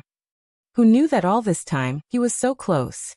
The rich Black Ink cloud had obscured his figure and aura, and the Black Ink Clan army station nearby gave him the best protection. Not to mention the Eighth Order Open Heaven Realm Masters, even the old ancestors wouldn't have thought that the Royal Lord would do such a thing. Zhongliang instantly felt enlightened, as the questions he had been harboring since learning about the withdrawal of the Black Ink Clan from the other three fronts were resolved.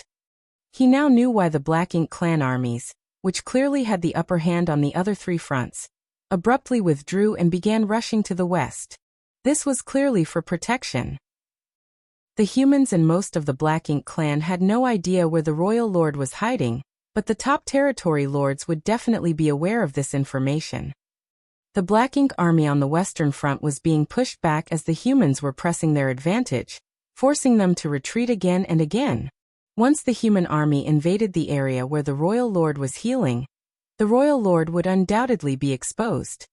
This could not be allowed, so as a last resort, even though they had the upper hand on the other three fronts, they had to retreat to provide assistance. As a result, They surrendered their advantage and switched from offense to defense. Ding Yao and others also reacted quickly, leading their armies to pursue and kill, inflicting huge casualties to the Black Ink clan armies. Zhongliang couldn't help but laugh wildly as he comprehended everything. There were numerous twists in this battle that threw them off guard, but overall the current scenario was extremely favorable to the human race. This was all thanks to him borrowing troops from the other three armies to force back the Black Ink clan on the Western Front. Originally, the plan was to quickly defeat them and rescue Yang Kai from the battlefield. However, at this moment, this one action had actually altered the entire course of the current war. In the next moment, Zhongliang's heart sank and his face turned black when he remembered Yang Kai.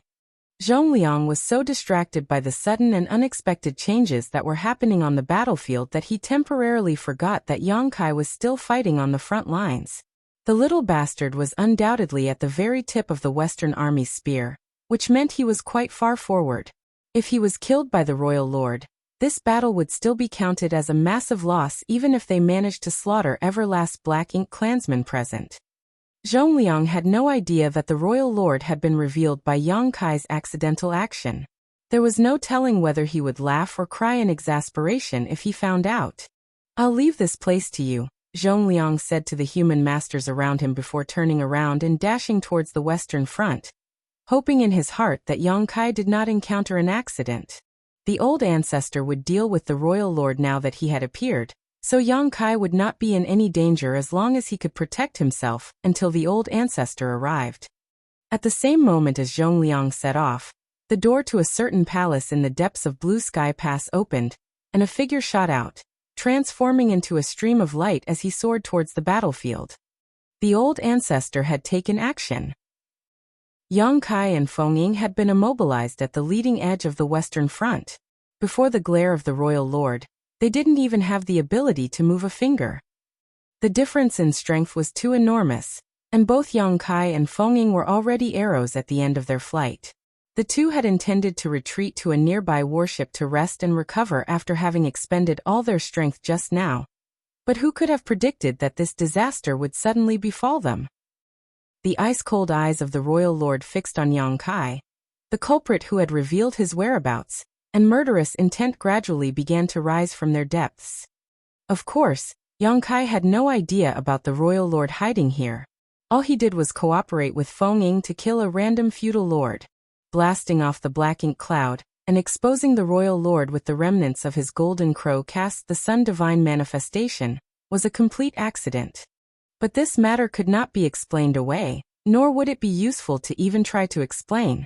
The royal lord was now staring in their direction as if he was looking at a corpse, obviously aware that Yang Kai was the culprit behind his current awkward situation.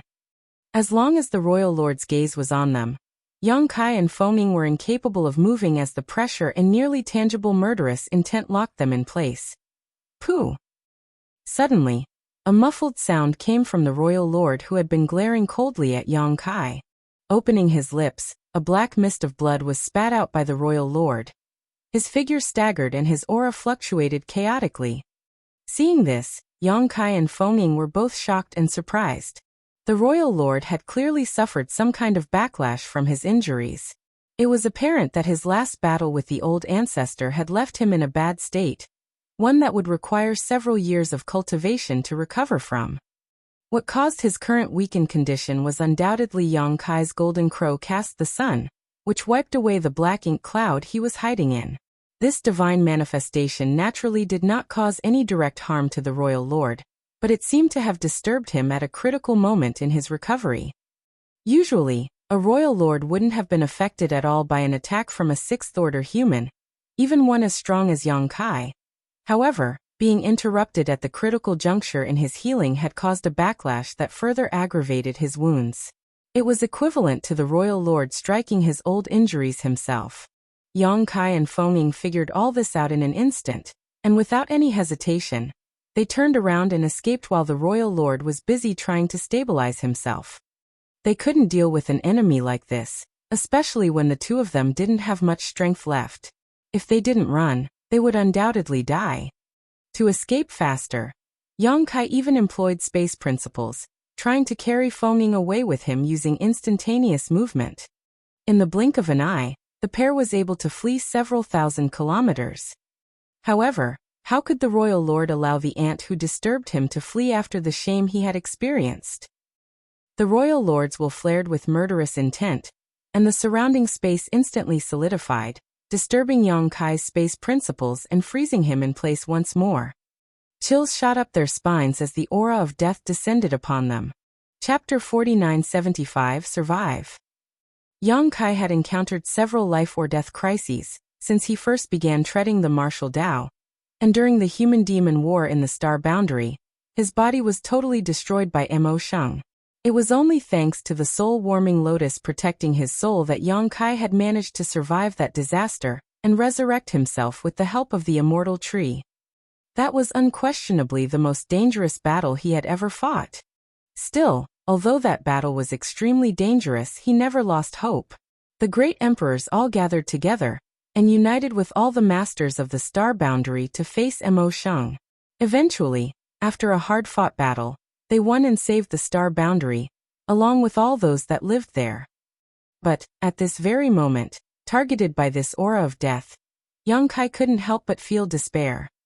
The royal lord he encountered in Black Territory was completely different from the one behind him now. The Black Prison royal lord had been shackled for countless eons, and could not bring out anywhere near her full strength. Although the one behind him now was injured, he was still much stronger than the one Yang Kai met in Black Territory. With great effort, Yang Kai stiffly turned his head and saw the massive figure in the black ink cloud wave his giant hand, after which a torrent of darkness surged towards him. The action seemed light and casual, like flicking off an annoying bug, but the bug that was soon to be flicked off was Yang Kai. The darkness cut through the void, shattering the space around it as it rapidly approached its target. At that moment, time seemed to be frozen. Many scenes inexplicably flashed before Yang Kai's eyes. Familiar faces appeared and disappeared like a rotating lantern, as his entire life's journey vividly replayed in his mind. All this while the aura of death grew increasingly intense. At the critical moment, Yang Kai's dragon vein suddenly rampaged. The strength of his dragon vein almost exploded in the face of this certain death crisis. However, even if he transformed into his grand dragon form right now, it would be impossible to resist this seemingly offhanded attack from the Black Ink Royal Lord. The Royal Lord had really used only a small bit of force, a result of the vast disparity in their strength preventing him from even considering Yang Kai a threat worthy enough of a fight.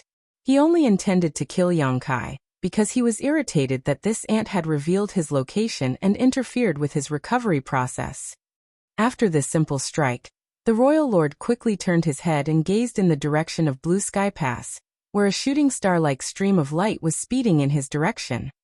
The familiar aura of his old enemy, the human race old ancestor, was coming. His whereabouts had been revealed, so the old ancestor would definitely not stand idly by. Facing this human race old ancestor, the Royal Lord naturally felt some anxiety, and he could not spare any energy or attention to anything else. So naturally, the irritating human bug he had just swatted had long since left his thoughts. Gotcha! The sound of something cracking rang out from the depths of Yang Kai's heart, and he abruptly came to his senses. The simple strike from the Royal Lord was still bearing down on him, leaving him feeling defeated. It was an absolute suppression of strength, a gulf that could not be crossed. Yang Kai had, however, encountered certain death before, so of course he would not sit still and wait for the end to take him. I will never give up so easily. Yang Kai roared fiercely, resisting the agitation of the dragon vein in his body, refusing to transform into his grand dragon form at this critical juncture. The cry of a golden crow resounded across the void in the next instant, and a great sun slowly rose behind him, followed by a full moon leaping out. As both the sun and the moon appeared together, they formed an astonishing scene. Even the Royal Lord, who was intently observing the old ancestor's movements, took notice of this anomaly and couldn't help glancing over to inspect it. Space principles surged as the sun and moon began orbiting around Yang Kai. When the sun set, the moon rose, and time principles propagated out. The two principal strengths swirled and intermingled just as the sun and moon did, forming a profound and mysterious new strength. Sun and Moon Divine Wheel.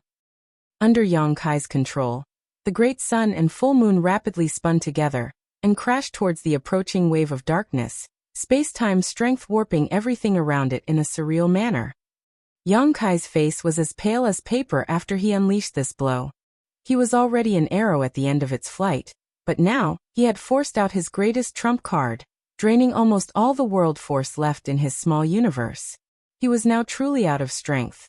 Yang Kai had no clue whether he could withstand the Royal Lord's attack, but he had already given everything he had. Even under the Royal Lord's pressure, he refused to back down and resolved to fight back. There was no other Sixth-Order Master who could claim to have ever accomplished such a feat. Now life or death was entirely up to fate. Seemingly inspired by Yang Kai, Feng Ying, who was shivering under the Royal Lord's might, let out a fierce cry as well and aggressively mobilized all the strength she had left. 10,000 swords appeared before rapidly condensing into a small sword dragon only a couple dozen meters long that wrapped around Yang Kai and herself. While on the verge of blacking out, Yang Kai was wrapped in the sword dragon. He could not see the scene in front of him, nor hear any noise, only the screeching of swords rang in his ears. In the next instant, a violent surge of energy erupted, forming an unstoppable shockwave that burst out in all directions. Tumbling uncontrollably, Yang Kai clearly felt the sword dragon wrapped around him breaking apart as a result of the impact of the shockwave. Just the fallout had such a violent impact, so it was easy to imagine just how they would have fared if they had been struck directly by the Royal Lord's attack. Feng Ying coughed up blood repeatedly. When her myriad swords dragon, her divine manifestation, was damaged, she naturally suffered along with it. Moments later, the myriad swords dragon completely shattered, revealing the two figures hidden inside. The aftermath was still rampaging, and fresh blood from both Yang Kai and Feng Ying violently gushed from their wounds. They both felt as though they were fallen leaves caught in the raging storm, at risk of being ripped to pieces at any moment. Even at this point though, Feng Ying was still tightly gripping Yang Kai's arm, keeping him from separating from her. As Zhongliang approached from behind, he happened to see the collision of the wave of darkness with the Sun and Moon Divine Wheel from afar. To one party, it was simply a casual strike, while to the other, it was everything they could muster. However, the darkness still came out on top in the clash, collapsing the Sun and Moon Divine Wheel after only a brief standstill. The attack then directly smashed into the sword dragon. Zhongliang's face paled at this sight, and in the next instant he spat out a mouthful of blood mist, burning his own blood essence just to increase his speed. He originally didn't know where Yang Kai was, but the second he saw the sword dragon he understood. Feng Ying's divine manifestation couldn't be more obvious, and Zhongliang knew she was together with Yang Kai. Zhongliang's heart pounded with anxiety. How could the Royal Lord attack the two of them out of everyone around? Zhongliang didn't think that the Royal Lord would be so petty as to assault weaklings like Yang Kai and Feng Ying. The only enemies the Royal Lord should have paid any attention to were the Old Ancestor and the Eighth Order humans. The Old Ancestor was also already rushing to the battlefield, so the most logical course of action for the Royal Lord was to conserve his energy for the coming fight. So, why would the Royal Lord actually target Yang Kai and Feng Ying? Zhongliang silently prayed that the two of them weren't dead. However, the wave of darkness had clearly shattered Feng Ying's myriad swords dragon. Zhongliang vividly observed two individuals tumbling in the tumultuous aftermath of the explosion as the horrific shockwave pummeled their bodies, causing them both to cough up blood incessantly. Zhongliang's speed increased dramatically when he burnt his blood essence, and he arrived at where Yang Kai and Feng Ying were after just 3 breaths of time. With his blade drawn, he slashed forward and cut through the remnant shockwave. He wasn't weak. After all, he was an 8-Order Open Heaven Realm Master and the Western Army commander. Under normal circumstances, such a casual strike from a Royal Lord wouldn't have been too difficult for Zhongliang to block, because the other party hadn't put any real strength into the attack. However, Zhongliang had just burnt his blood essence, and though it gave him a momentary boost in speed, he suffered from a backlash soon after, resulting in a loss of strength. As such, he was pushed back and slightly injured when dispersing the shockwave. Before he even checked his own condition though, Zhongliang immediately whirled around and grabbed both Yang Kai and Feng Ying. Looking down at them, he saw that they were both drenched in blood, and their auras were so weak they could barely be detected. Feng Ying was in a particularly bad shape, and had seemingly slipped into a coma. However, Zhongliang was relieved to discover that Yang Kai was still alive. As long as he didn't die, he could slowly restore himself. From behind, a terrible force erupted. Zhongliang turned his head to look, and his eyes caught sight of two figures, one large and one small, battling in the distance. Every time they collided, space shattered like glass, rending apart chaotically. It was the battle between the old ancestor and the royal lord. The surrounding humans and Black Ink clansmen hurriedly withdrew. In such a battle, no one could interfere or they would only end up dead. The royal lord was unconcerned with the lives of his subordinates, but the old ancestor wasn't. Therefore, whenever he clashed with the royal lord, he would purposefully shift their battlefield to an area further away from the army. The location they were at was not suitable to linger at for much longer, so Zhongliang tightened his grip on Feng Ying and Yang Kai and dashed towards Blue Sky Pass.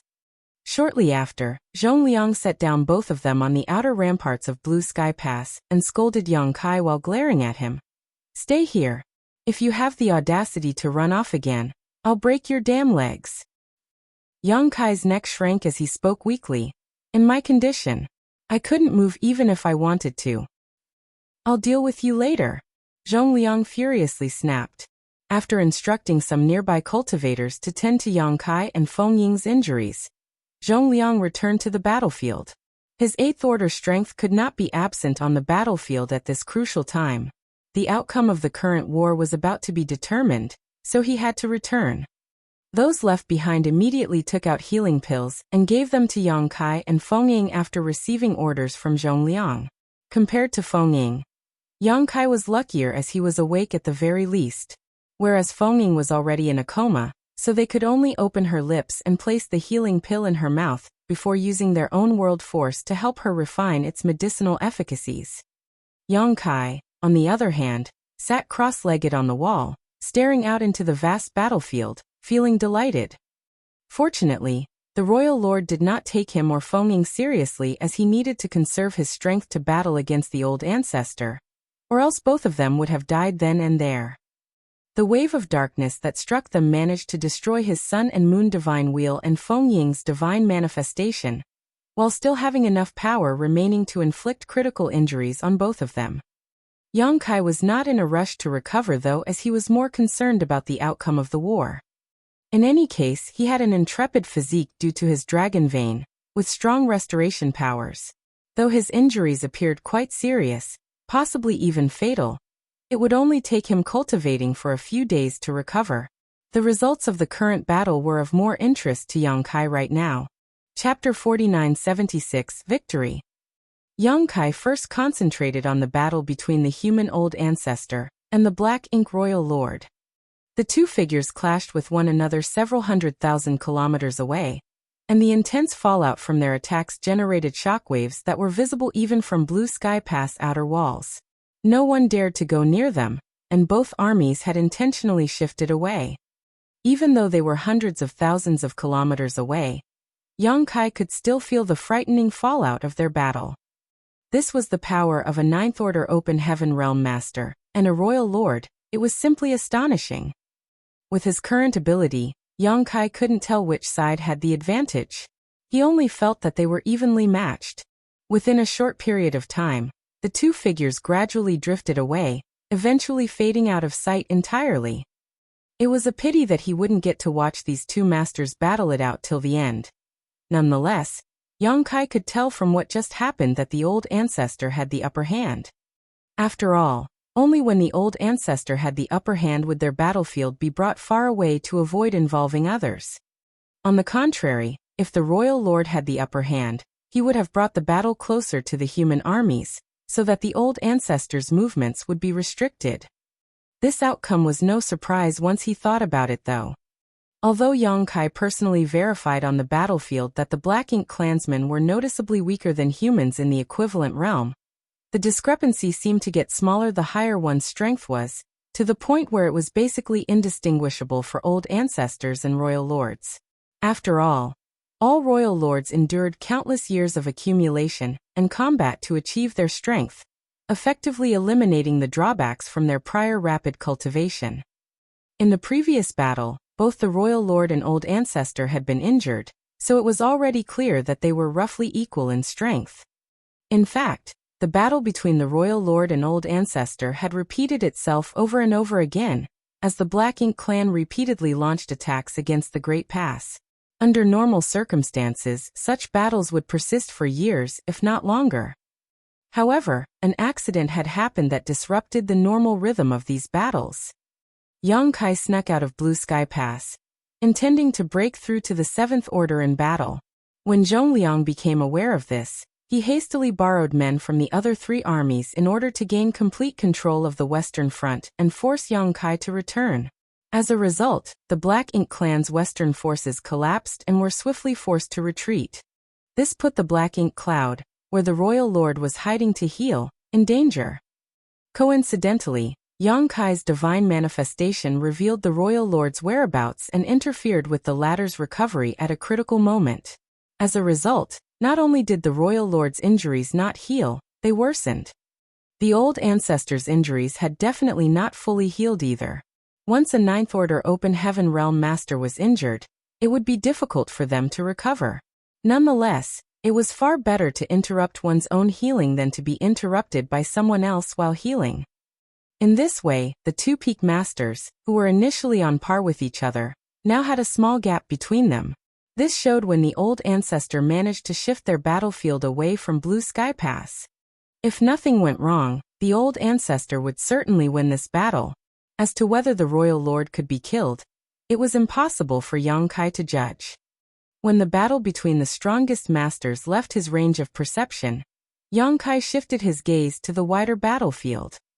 The situation here was even more lopsided. The Black Ink clan had essentially given up trying to hold their group, and were in full retreat. As a result, casualties continued to pile up on the Black Ink clan's side as the human armies pursued them relentlessly, creating a one-sided slaughter. Although the battle was not finished, victory had essentially been decided. Yang Kai had been on the front lines of the Western Front for a day or so now. Thus, he had no idea what was going on in the northern, southern, and eastern fronts. He had no idea that his revelation of the royal lord's location had forced the Black Ink clan to abandon their advantage on the other three battlefields to provide assistance, resulting in them being pursued by Ding Yao's, Liang Yulong's, and Shin Tumo's armies. In this process, the Black Ink army suffered huge losses, laying the groundwork for Blue Sky Pass victory. The injured human cultivators constantly returned to the inner sanctum, carrying news from the front lines.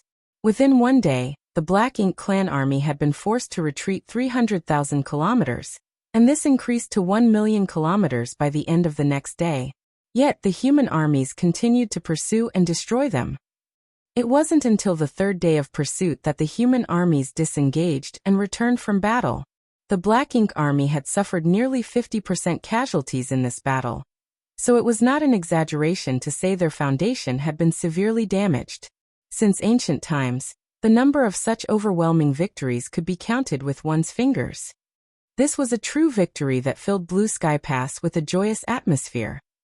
Everyone understood that this battle would lead to at least 100 years of peace and stability. In the next 100 years, the Black Ink clan would not have the power to launch another large-scale attack. The old ancestor had yet to return, and it was unknown how the battle with the royal lord had gone. The Eighth Order masters gathered briefly to discuss, and came to the conclusion that half of them would stay back to take charge of the Great Pass while the rest would seek out two peak masters. It wasn't that they were worried that the old ancestor would lose, but rather that they wanted to seek an opportunity to help the old ancestor slaughter the royal lord. If this could be achieved, the Blue Sky Theater on the Black Ink battlefield would be stilled for at least 1,000 years. After all, only when another royal lord was born from the Black Ink clan could they afford to launch an offensive against Blue Sky Pass again. It wasn't easy for a royal lord to appear. Similar to Ninth Order old ancestors, it would be 1,000 to several thousand years between the appearance of such a master. Both Royal Lords and Ninth Order Open Heaven Realm Masters were the strongest of both races. A few days later, the old ancestor returned, accompanied by the Eighth Order Masters who had gone to assist him. Most were unaware of the outcome of the battle between the two strongest masters. However, with a deliberate announcement, everyone quickly learned the truth. The Black Ink Royal Lord was seriously wounded by the old ancestor, and had fled to the depths of the Black Ink clan's territory, where he would not be able to completely recover for at least 100 years. When the news broke, Blue Sky Pass celebrated. This was not the best result, but it was still quite welcome. Everyone knew that a royal lord could not be killed so easily. There had never been such a fierce battle in the Blue Sky Pass. During all previous battles, it took a long period of time to gradually wear down the Black Ink clan until they were forced to retreat. This process might take a few years, a few dozen years, or perhaps even 100 years, but this time it only took them half a year, and the Black Ink clan army did not voluntarily retreat, but were forced to. The masters of Blue Sky Pass were all complimenting the wisdom and heroism of the four army commanders, especially Western Army Commander Zhong Liang, who received compliments like snow falling from the sky. If he hadn't borrowed men from the three other fronts to sweep clean the Western Front, it wouldn't have been possible to expose the royal lord's whereabouts and ensure their great victory. In the eyes of those who were unaware of what actually happened, they thought that Zhong Liang's decision was a brilliant tactical move, gathering troops on the Western Front and forcing the Black Ink clan to abandon the other three fronts to provide reinforcements, giving Ding Yao and the rest a chance to pursue them from behind. There were also rumors in the inner sanctum that Zhong Liang had long predicted that the royal lord was hiding somewhere on the Western Front to recover, which was why such a decision was made. Receiving this flurry of compliments and praise, Zhong Liang's face flushed brighter each day. Others assumed that he was in high spirits, but those who knew what actually happened understood that he was just embarrassed. Talk of brilliant strategy and decisive commands were all just crap. If Zhong Liang really had such ability, he would have already led the whole army to destroy the Black Ink clan once and for all. But Zhong Liang could not explain to them, so he had to endure these compliments which caused his cheeks to burn every single day. After the battle, Blue Sky Pass could not rest though. There was a lot to do, including cleaning the battlefield. Due to the deaths of so many Black Ink clansmen, innumerable Black Ink clouds of all shapes and sizes had appeared all over the battlefield. Those had to be cleaned up, or they would have difficulty moving about. In addition, the clouds would serve as a cover for the Black Ink clan army in their next attack, so they had to be dealt with. Some specialized individuals would count the casualties and record military merits. Each army commander was naturally also quite busy. Many Eighth Order Open Heaven Realm Masters assembled in the main conference hall to address a variety of issues after the war. Other than the few that were injured and needed immediate treatment, all other Eighth Order Masters were present. None of them liked to procrastinate, so they only spent half a day finishing their discussion. There is one last thing to discuss. Please share your views freely. Zhong Liang cleared his throat and said. The others turned to look at him. All of you know the reason why this battle experienced such rapid changes. Zhong Liang continued as he rubbed his nose. Of course, it was because of Brother Zhong's incredible insight and brilliant strategy, redeploying our forces so wisely to corner the enemy. Ding Yao opined enthusiastically. This Ding is truly impressed. The main credit for the victory of this battle belongs to the Western Army. The Northern, Southern, and Eastern armies were just supporting characters. The crowd burst into laughter. As the saying goes, never air your dirty laundry in public. Zhong Liang glared at Ding Yao and knocked on the table. You're not young anymore. Stop joking around. Ding Yao chuckled lightly before falling silent. Zhong Liang then continued. Whether Yang Kai caused trouble or helped gain victory in the battle, please share your views. Everyone became quiet as soon as the words were said. Blue Sky Pass was the center of a massive battlefield. It was not like the sects of the 3,000 worlds, where merits and demerits were subject to opinion. Rewards and penalties here were a military matter, so there was no room for favoritism, and strict adherence to rules and regulations was necessary to maintain discipline. Seeing that no one was talking, Zhong Liang turned to one of them and spoke. Brother Liu, Yang Kai can be considered part of Yin heaven. Please offer your opinion. Luan, who got called out, laughed wryly before replying. Brother Zhong, as you've just said, Yang Kai can be considered part of Yin cave heaven. If I were to speak my opinion, I would definitely stand on his side. So I don't think I should say anything. It's fine for you to speak. If you have a point, it's alright even if you take his side, Zhongliang insisted. Seeing his persistence, Luan pondered for a while before stating. Before Yang Kai came, the corruption of Black Ink's strength had always been a problem that troubled the human race. But after he came here, he easily solved it, and according to what I know, the number of people who were personally rescued by him was no less than 3,000. This action alone has preserved the life and strength of 3,000 of our Blue Sky Pass's soldiers. Is that not a tremendous merit? Everyone nodded in agreement, as this was an undeniable truth. Yang Kai had treated nearly people from all 4 armies, from every division, and almost every battalion. Subsequently, he helped create the purifying Black Ink battleships together with Brother Donghua from Divine Cauldron Heaven, Fansun of Emosha Heaven, and several others. Besides that, he arranged universe arrays on each of the purifying Black Ink battleships, and filled them with a large amount of purifying light. Which of the 4 armies did not receive great boons from this purifying light during the latest battle? This can also be considered a huge merit. Chapter 4977, Small Punishment, Small Reward. It was not difficult to achieve merits on this Black Ink battlefield. However, it was difficult to gain large ones. Many might not even be able to obtain one outstanding merit throughout their life. Yang Kai, on the other hand, had gained 2 large merits in less than a year after arriving at Blue Sky Pass, which was simply unprecedented. With this, even if he made any mistakes, his merits were enough to outweigh them. Luan stated that he intended to favor Yang Kai, which he did, but the favoritism was reasonable and others could not argue with it, because what he said was agreed upon by everyone present. He is just a 6th-order brat, yet he raced to the front line of the battle. Though unintended, he accidentally discovered the hiding place of the Royal Lord, which interfered with his recovery and prompted the Black Ink clan armies from the other 3 fronts to rush over as reinforcements. This provided an excellent chance for our armies to pursue and slaughter them. In addition, it also established the groundwork for the old ancestor to cause great harm to the Royal Lord.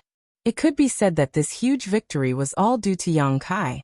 The battle Blue Sky Pass faced might not have been as easy if he hadn't snuck out. This was another huge merit. Luan added. Now Yang Kai had accomplished 3 great merits. In one war, he had gained 3 great merits. This was never heard nor seen of. When Zhongliang heard that, he chuckled. According to what Brother Lu stated, we have to reward Yang Kai properly. Brother Lu, even if Yang Kai is part of Yin Cave Heaven, your favoritism is too obvious. Of course, after talking about his merits, naturally he has demerits too. Not to mention that he disobeyed orders on the battlefield and insisted on doing things of his will. Because of him, the 3 fronts had to send out a portion of their men to aid him, putting countless lives at risk. Luan said with a slight smile. Zhongliang had to endure large risks as well when he borrowed men from the other 3 fronts. If the war on the Western Front did not conclude in time, then the battle on the Southern, Northern, and Eastern fronts would have become unsustainable.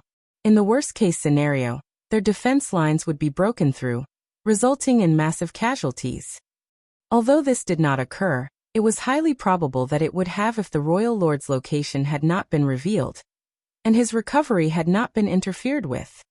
It's a big demerit to disobey orders, and it's another to put others in danger as a result. For the time being, although his merits outweigh his demerits, I'd say we should neither punish nor reward him, Luan concluded. Everyone in the main hall was silent. Luan previously stated that he would side with Yang Kai, but how was this considered favoritism? 3 great merits and 2 big demerits.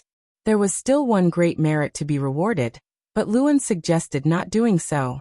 This obviously was not favoritism, on the contrary, it had the notion of repression. However, everyone understood that Luan was from Yin Cave Heaven, and so was Yang Kai. Him only stating this was to avoid suspicion of being too biased. Although they were from the same sect, that was of little importance on the black ink battlefield. His relationship with those in the inner sanctum was far more critical. Only when Blue Sky Pass was one cohesive force could they continue to repel powerful foes. No, Ding Yao remarked, waving his hand. If you've gained a merit, you will be rewarded, and if you gained a demerit, you will be punished. This is the rule. If merits and demerits can be cancelled out, it would become a mess in the future. Zhongliang glanced at him and said, Brother Ding, what's your opinion? Ding Yao said softly, that brat has indeed accomplished a lot in this battle, so the punishment can't be too severe. How about this? Since the battlefield needs to be cleaned, we'll delegate him an area to be responsible for. Can that even be counted as punishment? Zhongliang laughed. Ding Yao replied nonchalantly, we just need to do it for show. That boy is now extremely popular in the inner sanctum. If the punishment is too harsh, even our own subordinates won't agree to it. Everyone nodded in agreement. Yang Kai held the key to purifying and eliminating black ink strength. Who hadn't heard of his name in the inner sanctum? Any one of them might need his help in the future, so it was only natural that they would try to get on his good side. It was said that people were constantly going to Yang Kai's residence with fine wine, wanting to pay him a visit. There were also those who received his help while on the battlefield.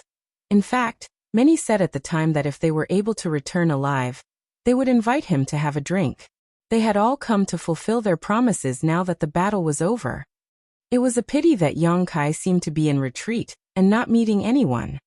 Shin Tuemo gave a light nod and said, That's a good idea. When that kid arrived at Blue Sky Pass for the first time, he was informed of the inner sanctum's rules. Now that his punishment is settled, what about this reward?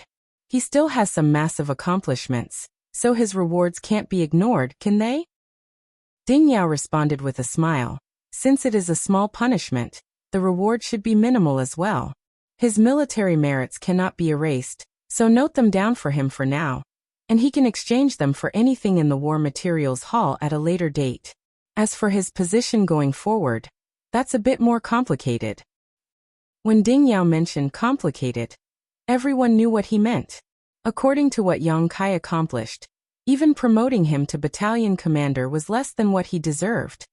However, this boy was only a 6th order master, so how could he take on the role of battalion commander? Which battalion commander in Blue Sky Pass was not a peak 7th order master? If his ability was insufficient, he would be unable to convince his subordinates. I propose that he be promoted to squad leader for now, Ding Yao stated while glancing at the crowd. Someone instantly objected, saying, I heard he's only a 6th order master. His cultivation isn't sufficient to be a squad leader, right? Although there were only a dozen or so people in a squad, as the squad leader, Yang Kai would be responsible for all of their lives. Being in the 6th order open heaven realm was indeed too low. Ding Yao smiled and replied, He is indeed in the 6th order, but which of you has seen a 6th order junior fight on par with a 7th order master before? His performance on the battlefield this time was more dazzling than many established 7th order masters. With the cooperation of Feng Ying, they killed no less than a dozen feudal lords. And don't forget that this brat can also transform into a grand dragon. In that form, his strength is comparable to a peak 7th order master. Strength is also something that can be improved with time. That brat advanced to the 5th order open heaven realm initially, and after taking a mid-rank world fruit, advanced to the 6th order. So he is also expected to reach the 8th order in the future. Hearing what he said, everyone agreed. Then, according to what Brother Ding said, we'll let him be promoted to squad leader, but one thing must be made clear. Whose army will he be joining? Liang Yulong remarked. Zhongliang replied, Of course he will belong to my Western army. Feng Ying brought him here in the first place. Shin Tuemo grinned meaningfully. He is from Yinyang Cave Heaven, and Brother Luan is part of my Northern army. Shouldn't he join us instead? Ding Yao chimed in immediately. It's not right for you to put it like that. No matter your background, we're all one family on the Black Ink battlefield. There's no such thing as Yinyang Cave Heaven. I'd say that it's preferable for him to come to the Eastern Army. The 4 army commanders glanced at each other. No one wanted to back down, obviously wanting to get Yang Kai to work under them. Although each army had a purifying black ink battleship and could utilize the purifying light stored inside of it, every army still wanted a gifted talent like Yang Kai to join them. As for the fact that his cultivation was not enough to be a squad leader, it was not mentioned anymore.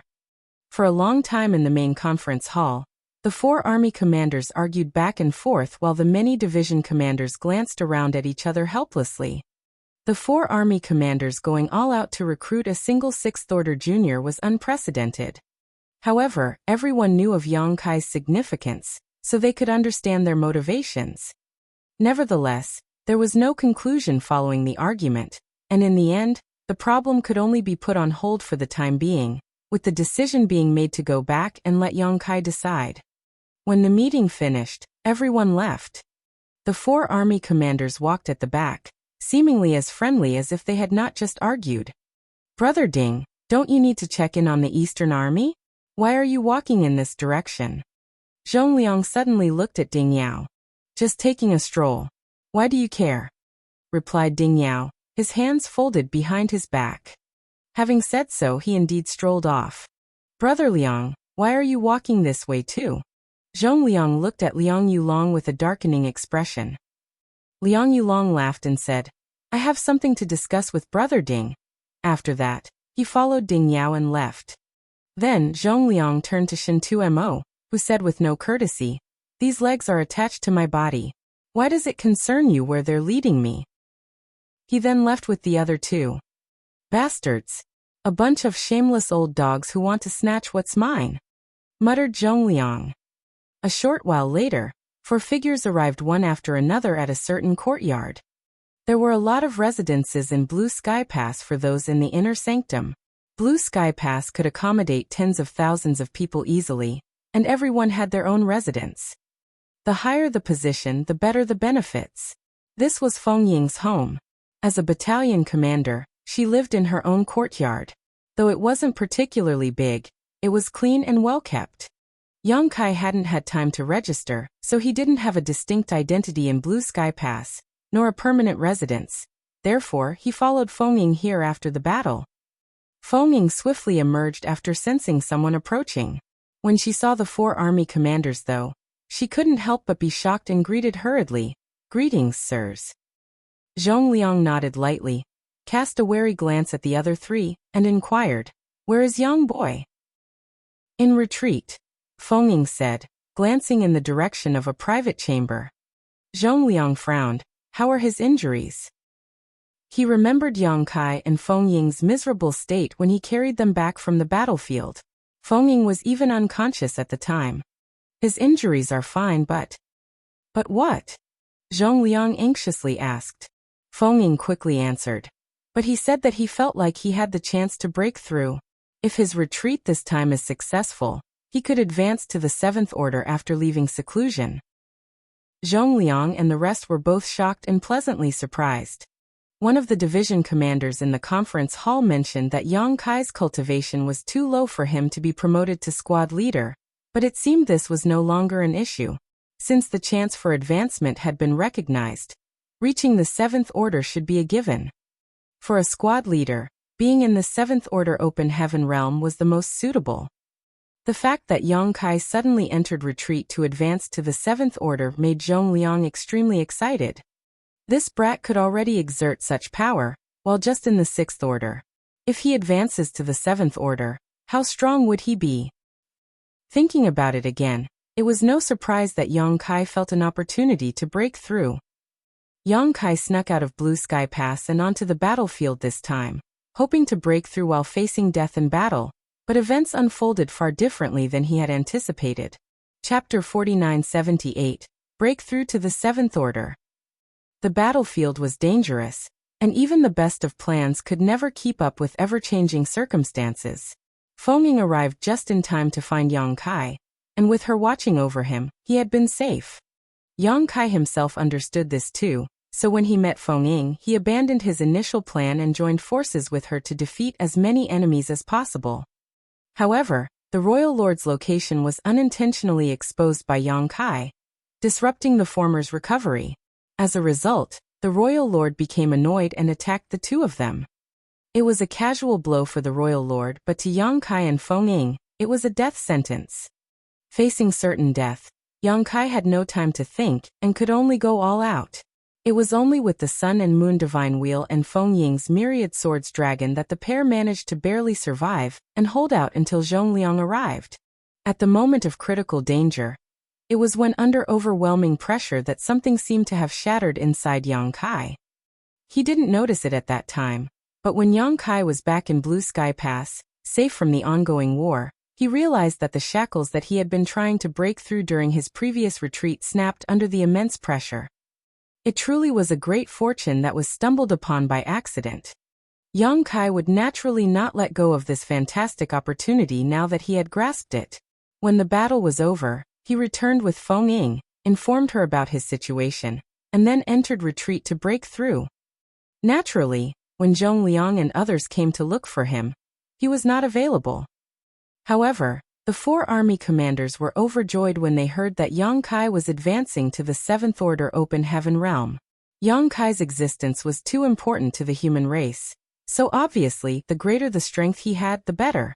The Black Ink battlefield had a lot of dangers, so if Yang Kai was stronger, he would have a better ability to protect himself. The Fifth Order was too low and the Sixth Order was the bare minimum. If Yang Kai advanced to the Seventh Order though, he could play a much larger role. Very good. If this little brat can break through, it will be good for all of us. Zhongliang nodded repeatedly. Ding Yao and the others agreed. But breaking through to the Seventh Order from the Sixth Order was a long and arduous task. The proprietress took over 100 years in retreat in order to break through this same barrier. Zhongliang and others had also gone through this experience, so they were very clear about the process. The four of them set aside their desires to win over Yang Kai after knowing that they could not see him for the time being. Then Zhongliang instructed, "You stay here to look after him. Notify me as soon as possible once he's done." Feng Ying nodded. "Let's go," Zhongliang said. There were still a lot of post-battle tasks to attend to and each of them had their own responsibilities, so it was impossible to keep waiting here.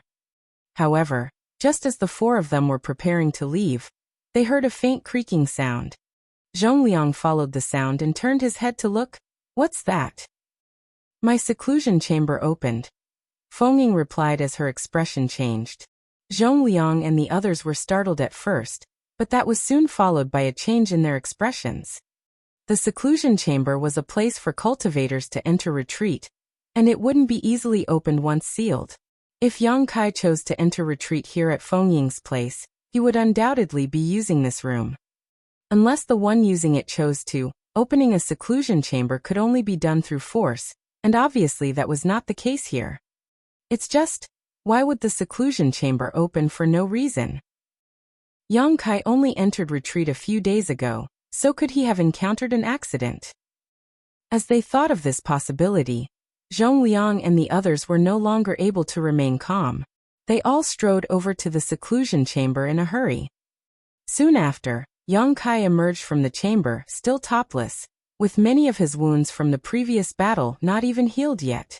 Of course, he seemed to have recovered significantly all the same. Zhongliang and the others suspected something went wrong with his retreat.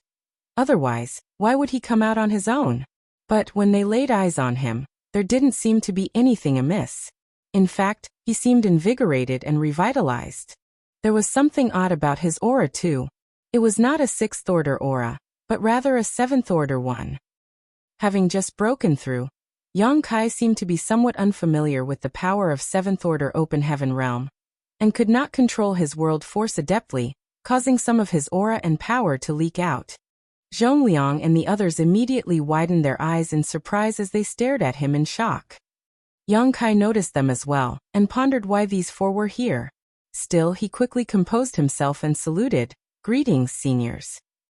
Zhongliang and others remained silent, their four pairs of eyes examining Yang Kai from top to bottom. Yang Kai was feeling uneasy when these four were scrutinizing him in such a manner.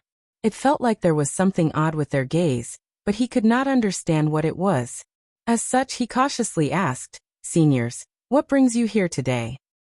"Don't move." Zhongliang commanded in a deep voice, took a step forward and reached out to Yang Kai's dantian, touching it with his palm before investigating it thoroughly. Ding Yao and the rest stood back and waited quietly. A few moments later, Zhongliang withdrew his hands, his expression odd. So, Ding Yao asked. Strange. He's reached the 7th order without a doubt. Zhongliang shook his head and glanced at Ding Yao and the others. Under his inspection, he confirmed that Yang Kai had indeed advanced to the 7th order, which was completely unbelievable. You're sure you're not mistaken? Liang Yulong inquired, agitated. Zhongliang rolled his eyes. You can check for yourself if you don't believe me. His foundation doesn't even seem to be unstable. Interesting, Shen Tuomo grinned. Yang Kai became even more confused, turning to Zhongliang and asking, Senior, what happened? If you ask me, who am I supposed to ask? Zhongliang turned to face him. How did you advance to the 7th order? Yang Kai furrowed his brow for a moment before replying nonchalantly. I sensed an opportunity to break through, so I entered retreat for a while and broke through. The way he spoke about it was like he had been hungry, decided to eat, and was now full.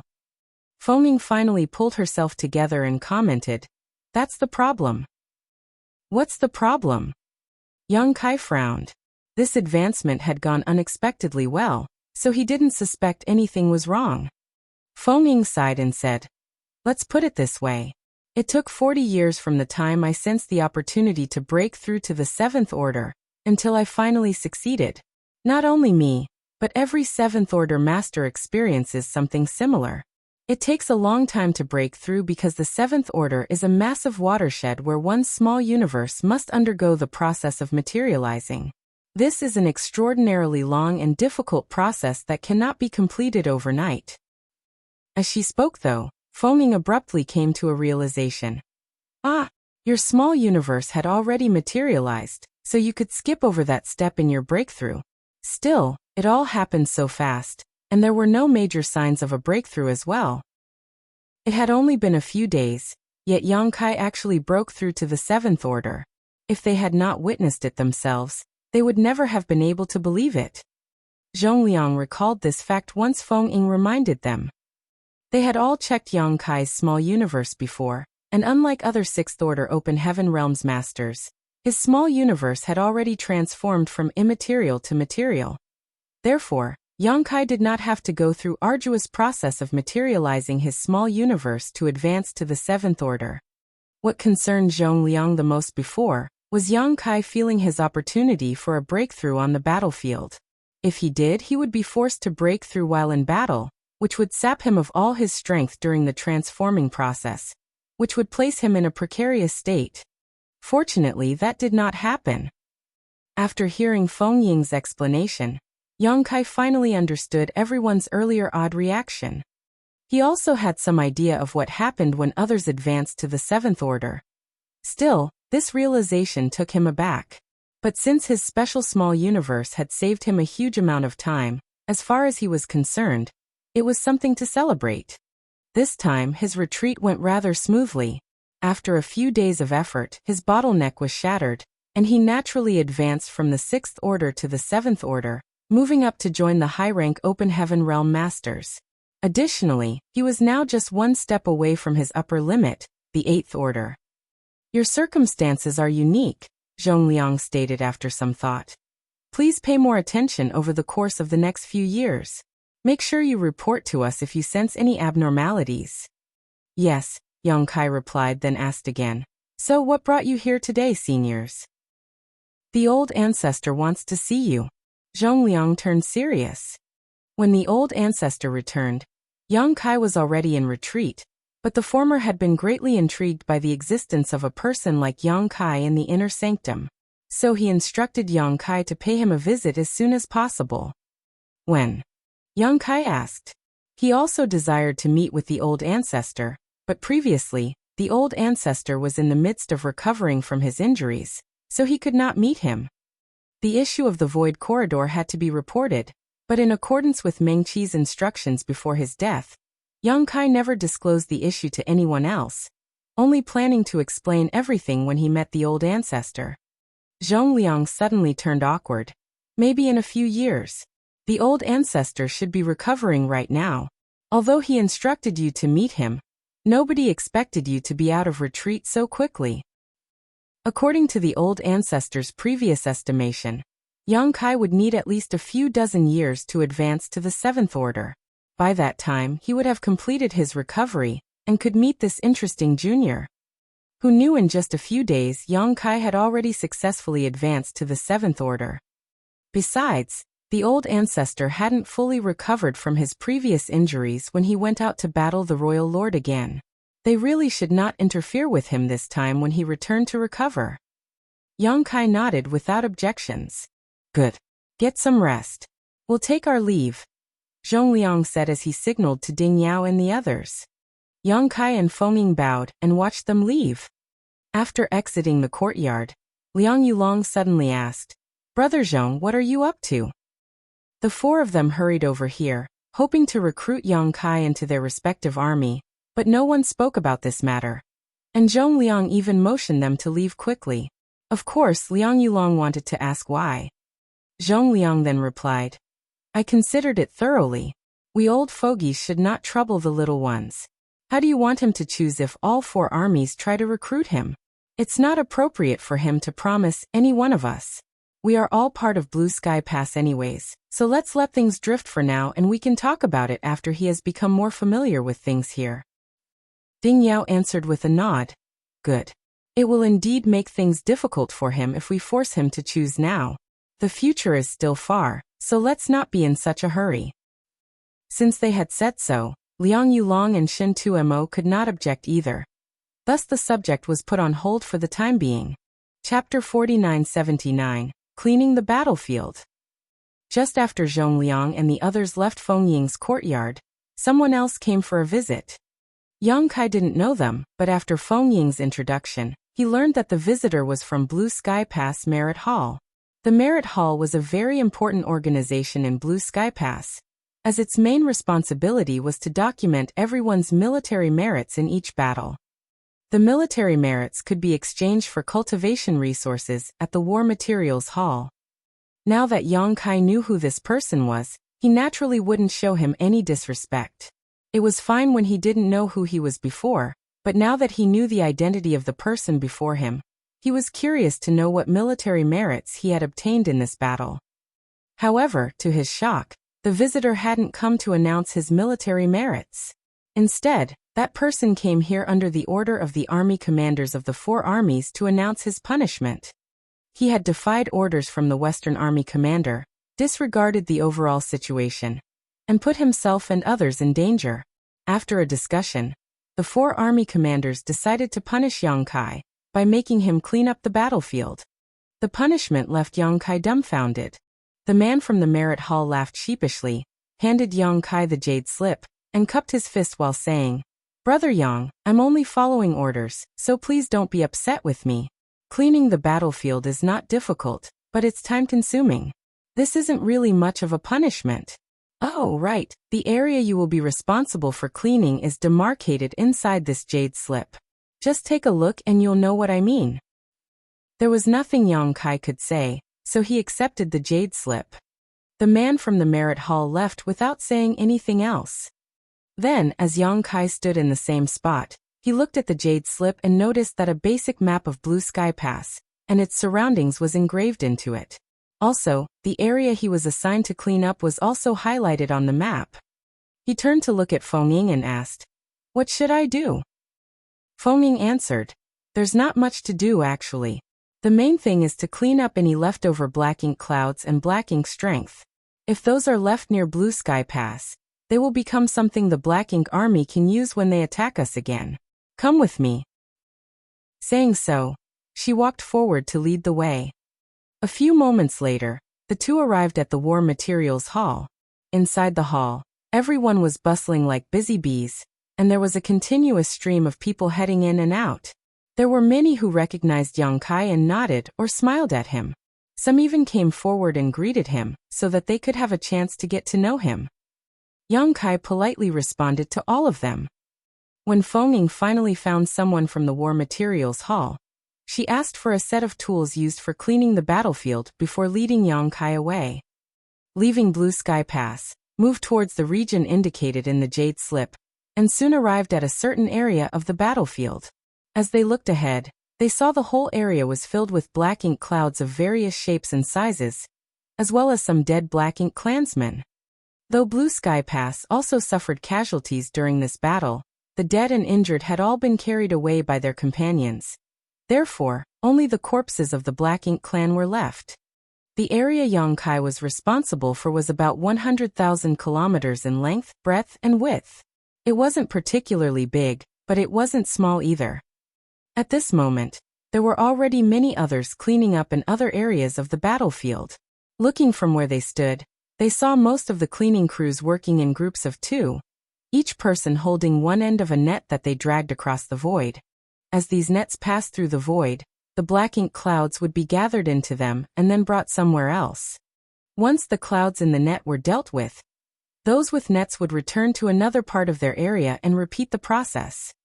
Yang Kai came to the realization that these nets were special artifacts the human masters had come up with because black ink's strength was very difficult to deal with. Up till this point, besides his purifying light, there was nothing that could disperse and purify it. Therefore, if they wanted to clean up the battlefield, they had to find another method. These nets were something they came up with through countless years of research and testing. This is the black ink trawling net. While Feng Ying spoke, she took out something that looked like a net that was about as long as a forearm. However, when she channeled world force into the net, it rapidly enlarged. This is the only thing we can use to clean up the battlefield, so we generally refer to cleaning up the battlefield as fishing. Hearing that made Yang Kai laugh. The scene before him did resemble fishermen working with their nets. The only difference was that instead of fish, there were only black ink clouds here. The black ink trawling net had no other use besides collecting black ink clouds that were from battle. Where are the black ink clouds being sent to? Yang Kai asked. Feng Ying replied. We moved them about 1 million kilometers away from here. It was no wonder that the man from the Merit Hall said being on the cleanup duty was not difficult but time-consuming. The black ink clouds had to be sent 1 million kilometers away at minimum, so moving back and forth alone would be quite time-consuming. After a rough estimation, Yang Kai concluded that cleaning up this 100,000-kilometer area might take at least 1 or 2 months. He had just advanced to the 7th order, and what he needed now was to consolidate his cultivation. He didn't have time to waste on fishing for clouds. Once he had a decision in mind, he immediately waved his hand. That's too much trouble. After he finished his words, Yang Kai approached the black ink clouds, opened the portal to his small universe, and generated a suction force that began drawing everything towards it. In just a matter of breaths, the massive black ink cloud was sucked inside his small universe. Feng Ying watched speechlessly and worriedly from the side while Yang Kai's figure dashed to and fro, gathering black ink clouds of various sizes. Though Yang Kai had a world spring with him, it was uncertain if he would experience any complications from taking in so much black ink strength. Nevertheless, she relaxed after seeing that Yang Kai was doing fine. It only took Yang Kai 2 days to clean up the 100,000 kilometers area. Yet he didn't return to the inner sanctum after he finished. Instead, he stopped somewhere in the void and stared fixedly ahead. Feng Ying approached him and asked, "What's the matter?" After faintly sighing, Yang Kai suddenly reached out his hand. Space principles surged and his hand disappeared, as though it had passed through an invisible curtain of some kind. Feng Ying's brow rose, feeling confused as to what had just happened. Space principles continued to undulate for a while before Yang Kai suddenly shouted, "Open!" Once he said that, his hand rotated sharply, and the place where it had disappeared was now replaced by a vortex-like phenomenon. The vortex was like a whirlpool, and as it swirled, the aura of a small universe emerged from it. Feng Ying was shocked. Is that a universe paradise? Yang Kai's eyes looked a little dim as he replied, "I'm not sure who left this behind though." When a high-rank open heaven realm master passed away, there was a chance for their small universe to remain intact and merge with the void. If one didn't know the exact location, it would be very difficult to find these sealed worlds, and even if one knew the exact location, they would have to know how to open the portal leading to it. These sealed worlds that were left behind after the death of a high-rank open heaven realm master were known as Universe Cave Heavens, or Universe Paradises.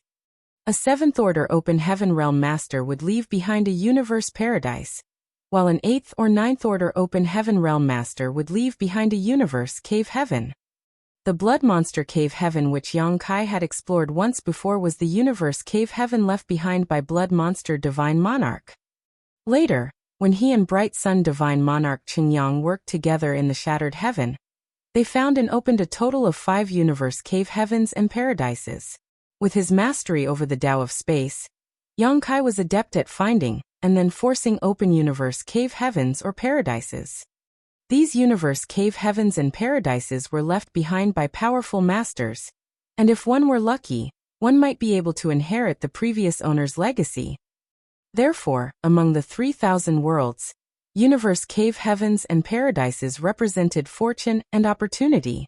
Once one was found, people would swarm over to seize a piece of the pie. Every time Blood Monster Cave Heaven was opened, it would attract many elite disciples to enter and explore it, which showed how precious these sealed worlds were.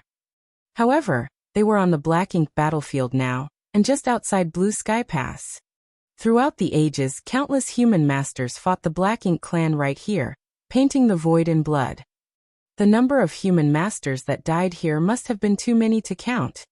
When the armies were locked in battle, there were bursts of energy everywhere, so Yang Kai wasn't able to sense anything. While he was cleaning up the battlefield though, he could feel slight, almost imperceptible, spatial fluctuations coming from certain points around him. No matter how strong he was, if he were not proficient in the Tao of Space, Yang Kai wouldn't have been able to discover anything. But due to his experience of discovering and opening so many Universe Cave Heavens and Paradises before, coupled with the special conditions here, he naturally knew what these space fluctuations meant. After giving it a try, just as he predicted, he easily opened up a portal to a Universe Paradise. Though it seemed easy for Yang Kai, it was mind-blowing for Feng Ying. Many knew that countless Universe Cave Heavens and Paradises were located outside of Blue Sky Pass. After all, an uncountable number of high-rank open heaven realm masters had died here over the millennia. To this point though, there had been no one besides Yang Kai who could easily find and open those lost small universes. If he could open one, he could open a second, third. What did that mean? It meant the legacies of the owners of those Universe Cave Heavens and Paradises could be found and retrieved. Though there might not be much, even retrieving some memorial items of these masters who had fought and died to stop the Black Ink clan would have meaning. Do you want to head inside? Yang Kai nudged his head towards the portal. Nodding, Feng Ying added, I just need to report about this first. As she spoke, she took out her communication artifact and notified the higher-ups. Once she did that, she followed Yang Kai through the portal. Their vision blurred for a moment, then they were inside. As Yang Kai predicted, this was a Universe Paradise that was left behind by a 7th-order open heaven realm master. However, this Universe Paradise was dilapidated and barren, and some places looked like parts had been cut away. Yang Kai could guess that the owner of this small universe had been invaded by Black Ink's strength, and was forced to cut out a part of his small universe to continue fighting. Unfortunately, the owner still died in battle. After the owner died, his small universe didn't rupture, and was preserved to create an incomplete Universe Paradise. This Universe Paradise wasn't very big, nor did there seem to be anything of value. Yang Kai and Feng Ying explored the place but couldn't find anything. Yang Kai was puzzled by this because the owner of this small universe was a 7th-order open heaven realm master, and such people would normally keep all their important belongings inside their small universe. So whatever they had would end up here after they died. Chapter 49 AD Trap. However, they couldn't find anything of value even after performing a careful exploration. Seeming to have noticed Yang Kai's doubts, Feng Ying explained, every time a war breaks out, everyone in Blue Sky Pass leaves everything of value they possess in the inner sanctum. Everything beside their important artifacts and pills which can restore energy and heal their wounds is left behind. That way, if they die, the resources left in the inner sanctum can be used by others.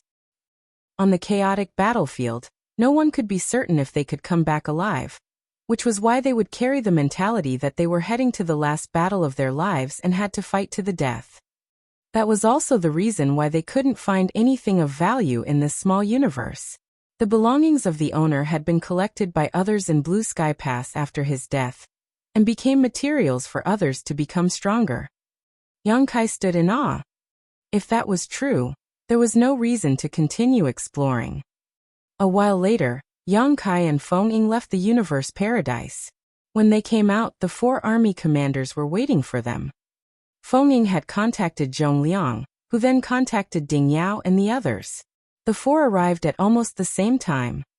4 pairs of eyes were instantly attracted to the portal that led to the universe paradise, and Zhong Liang even swept his eyes over Yang Kai while asking, "Did you do this?"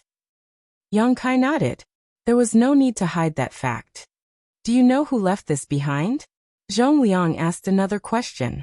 This time it wasn't directed at Yang Kai, but at Feng Ying. Shaking her head, Feng Ying answered, "I'm not sure. Unless it's someone who knows the owner going in to have a look, I'm afraid it will be hard to determine who it belonged to." Zhong Liang stayed silent. Unless the small universe left by the cultivator had special characteristics, it was difficult to determine who its former owner was. Moreover, countless masters had been killed outside Blue Sky Pass over the ages, and so much time had passed it was almost impossible to determine who these small universes belonged to. Suddenly, Ding Yao looked at Yang Kai and questioned, "Did you find this by chance, or do you have the ability to open portals to all these universe cave heavens and universe paradises?" Yang Kai replied, "As long as they aren't hidden too deeply, I can find and open them." Hearing this, the 4 army commanders frowned. Ding Yao nodded and said, "Very good. If it's true, then you might be making a huge contribution." Yang Kai was confused. What huge contribution? If what Feng Ying said was true, there wouldn't be many valuable things in the universe cave heavens and universe paradises hidden outside Blue Sky Pass.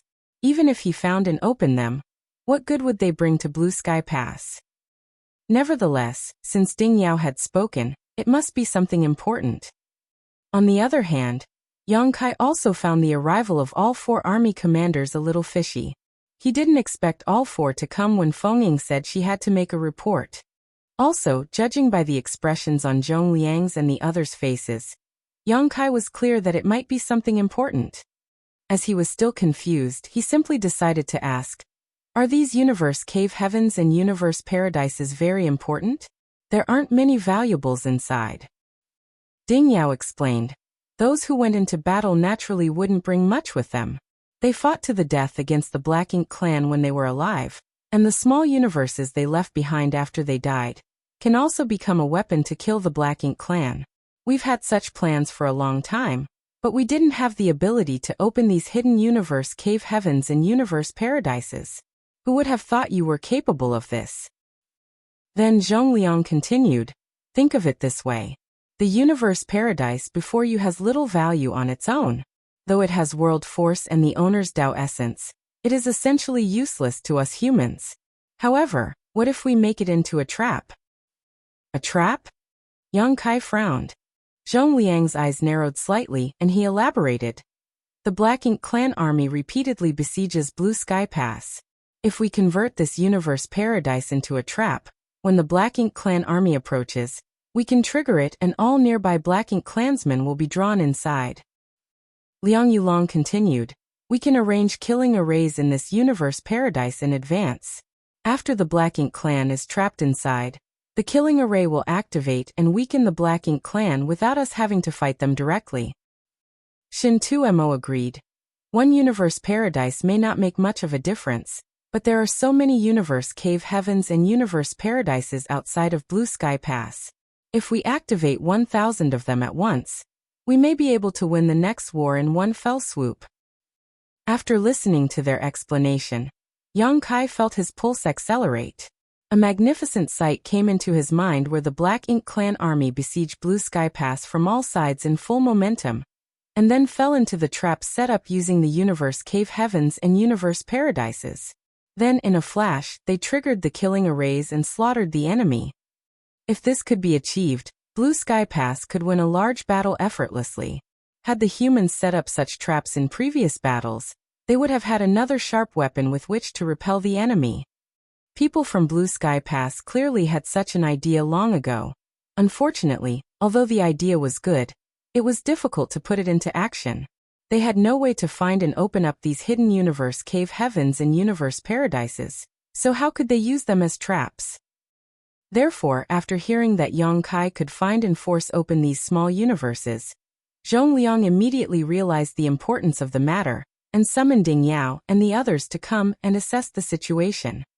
This time, the Black Ink clan army suffered heavy losses and severely damaged their foundation, so Blue Sky Pass was safe for the time being. But the Black Ink clan army would return someday, and there would be another fierce battle when they did.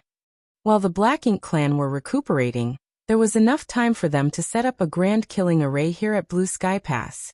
If their plan was executed well, the next time the Black Ink clan army arrived, there would be a huge unpleasant surprise waiting for them. The key to this plan relied on Yang Kai's ability to find and open these long-lost universe cave heavens and universe paradises. If he could do this, then everything else would fall into place, but if he couldn't, then they couldn't even begin. The four army commanders looked at Yang Kai with complicated expressions. Originally, because Yang Kai disobeyed orders, they decided to punish him by having him clean up the battlefield. But who would have thought that cleaning up the battlefield could earn him another great merit? They also heard from Fenging that Yang Kai was going to contribute a large batch of profound Yin bamboo to Blue Sky Pass.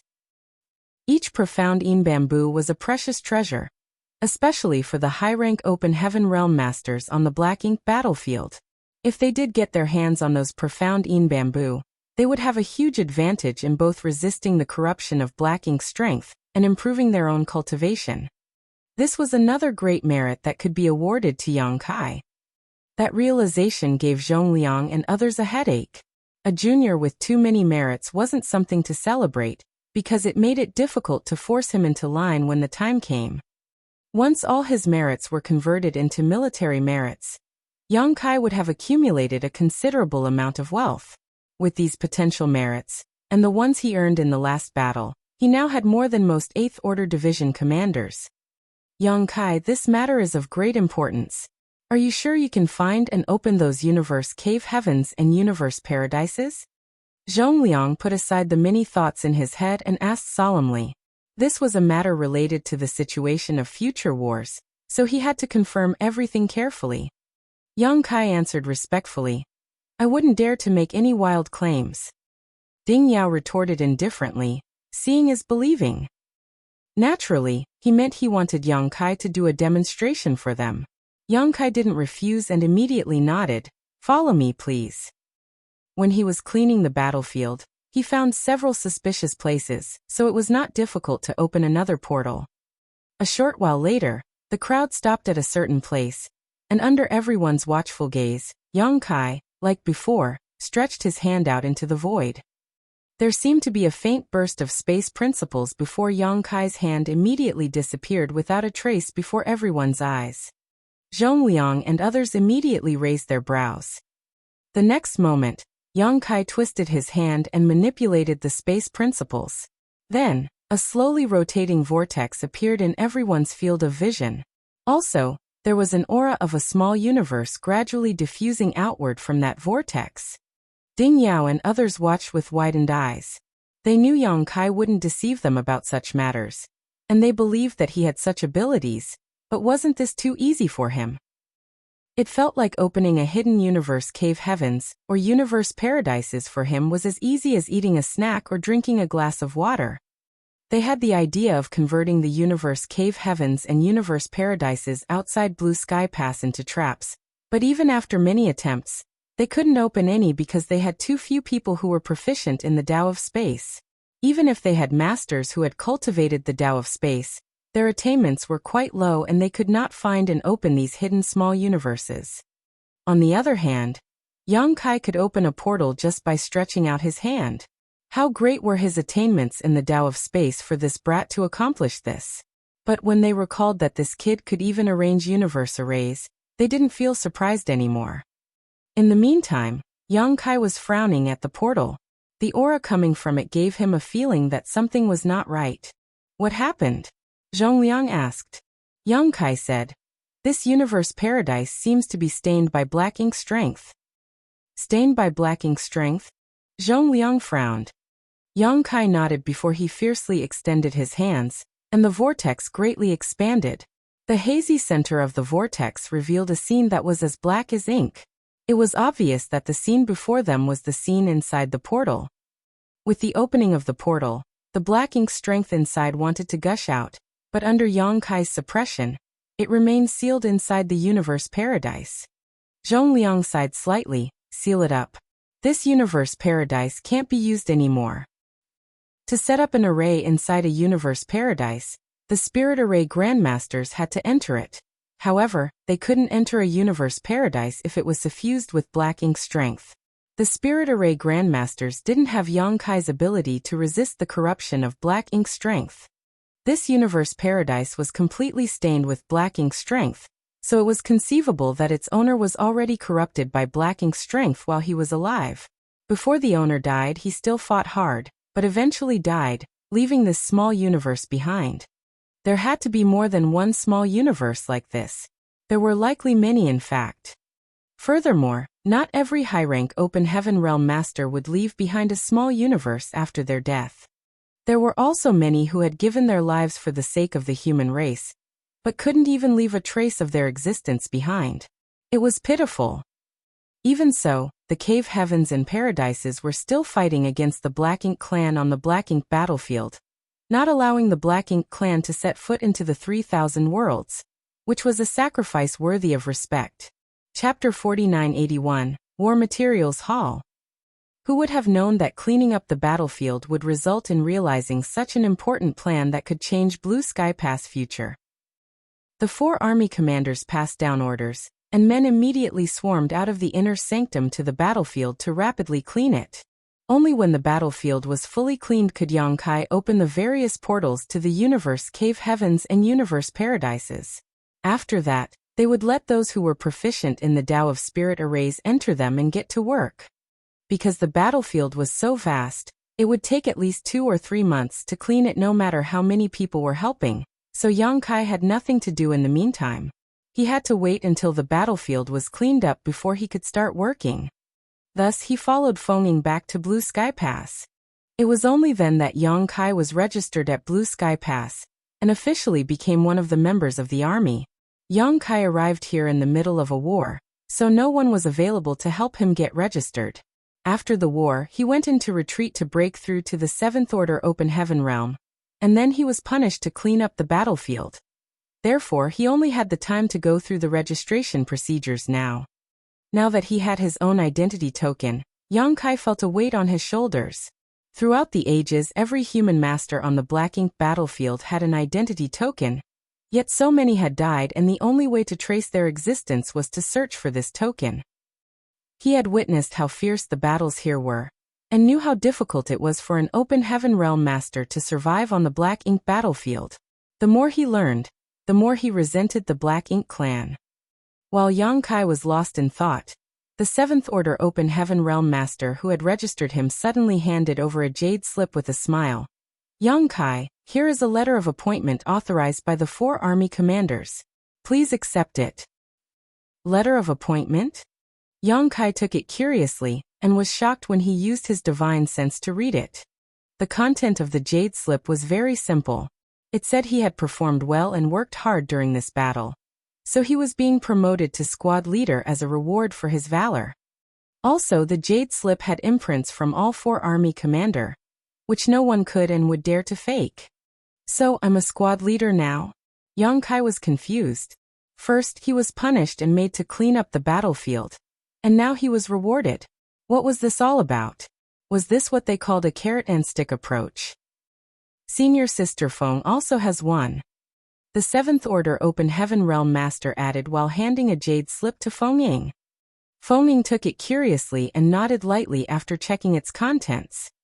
Yang Kai wanted to ask Fengning about her jade slip, but if it was something bad, it wouldn't be appropriate for him to ask, so he kept quiet. However, Fengning directly turned her head to look at him and said, From now on, I am your deputy. Young Kai looked at her in astonishment. After putting away the jade slip, Fengning reiterated, "You heard correctly.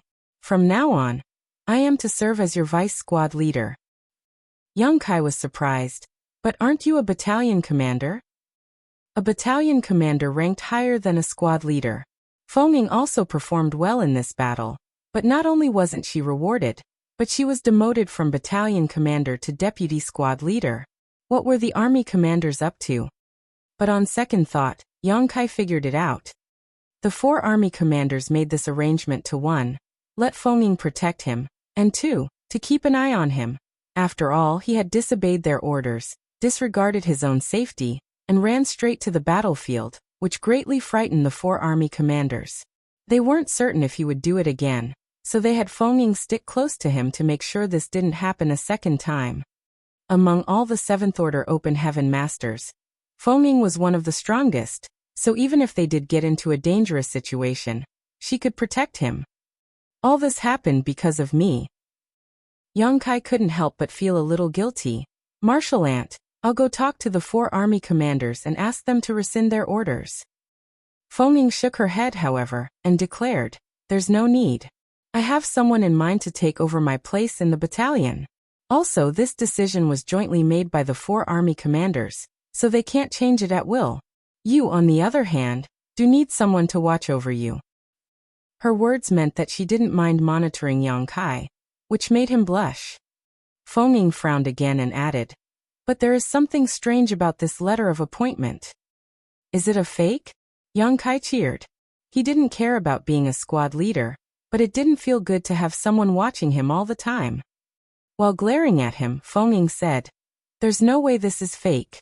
What I mean is, the army commanders appointed us as squad leader and vice squad leader, but they didn't say which army, wing, division, or even battalion we would be joining." Only when she said this did Yang Kai realize what the problem was.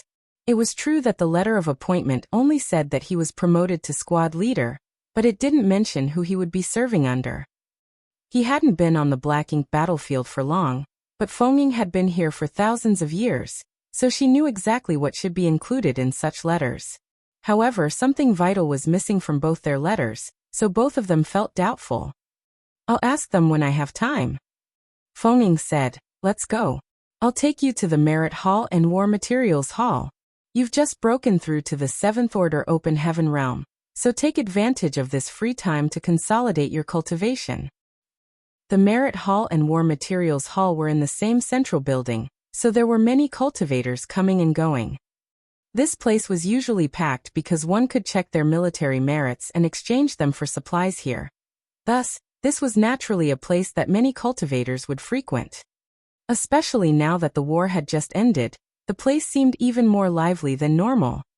The 2 first stopped at the Merit Hall to check out their military merits, and soon received a detailed report. Yang Kai wasn't clear on what the number of military merits represented. After all, he was new to Blue Sky Pass and didn't know how such things were calculated, nor did he know how much they were worth. After asking Fengning, though, he found out that his military merits were quite high, and that the military merits received by 8th Order Open Heaven Realm Division commanders after a major battle would only be this much as well. The military merits Fengning had earned after the last war were only about 20% of Yang Kai's, but even so, it was already beyond her expectations.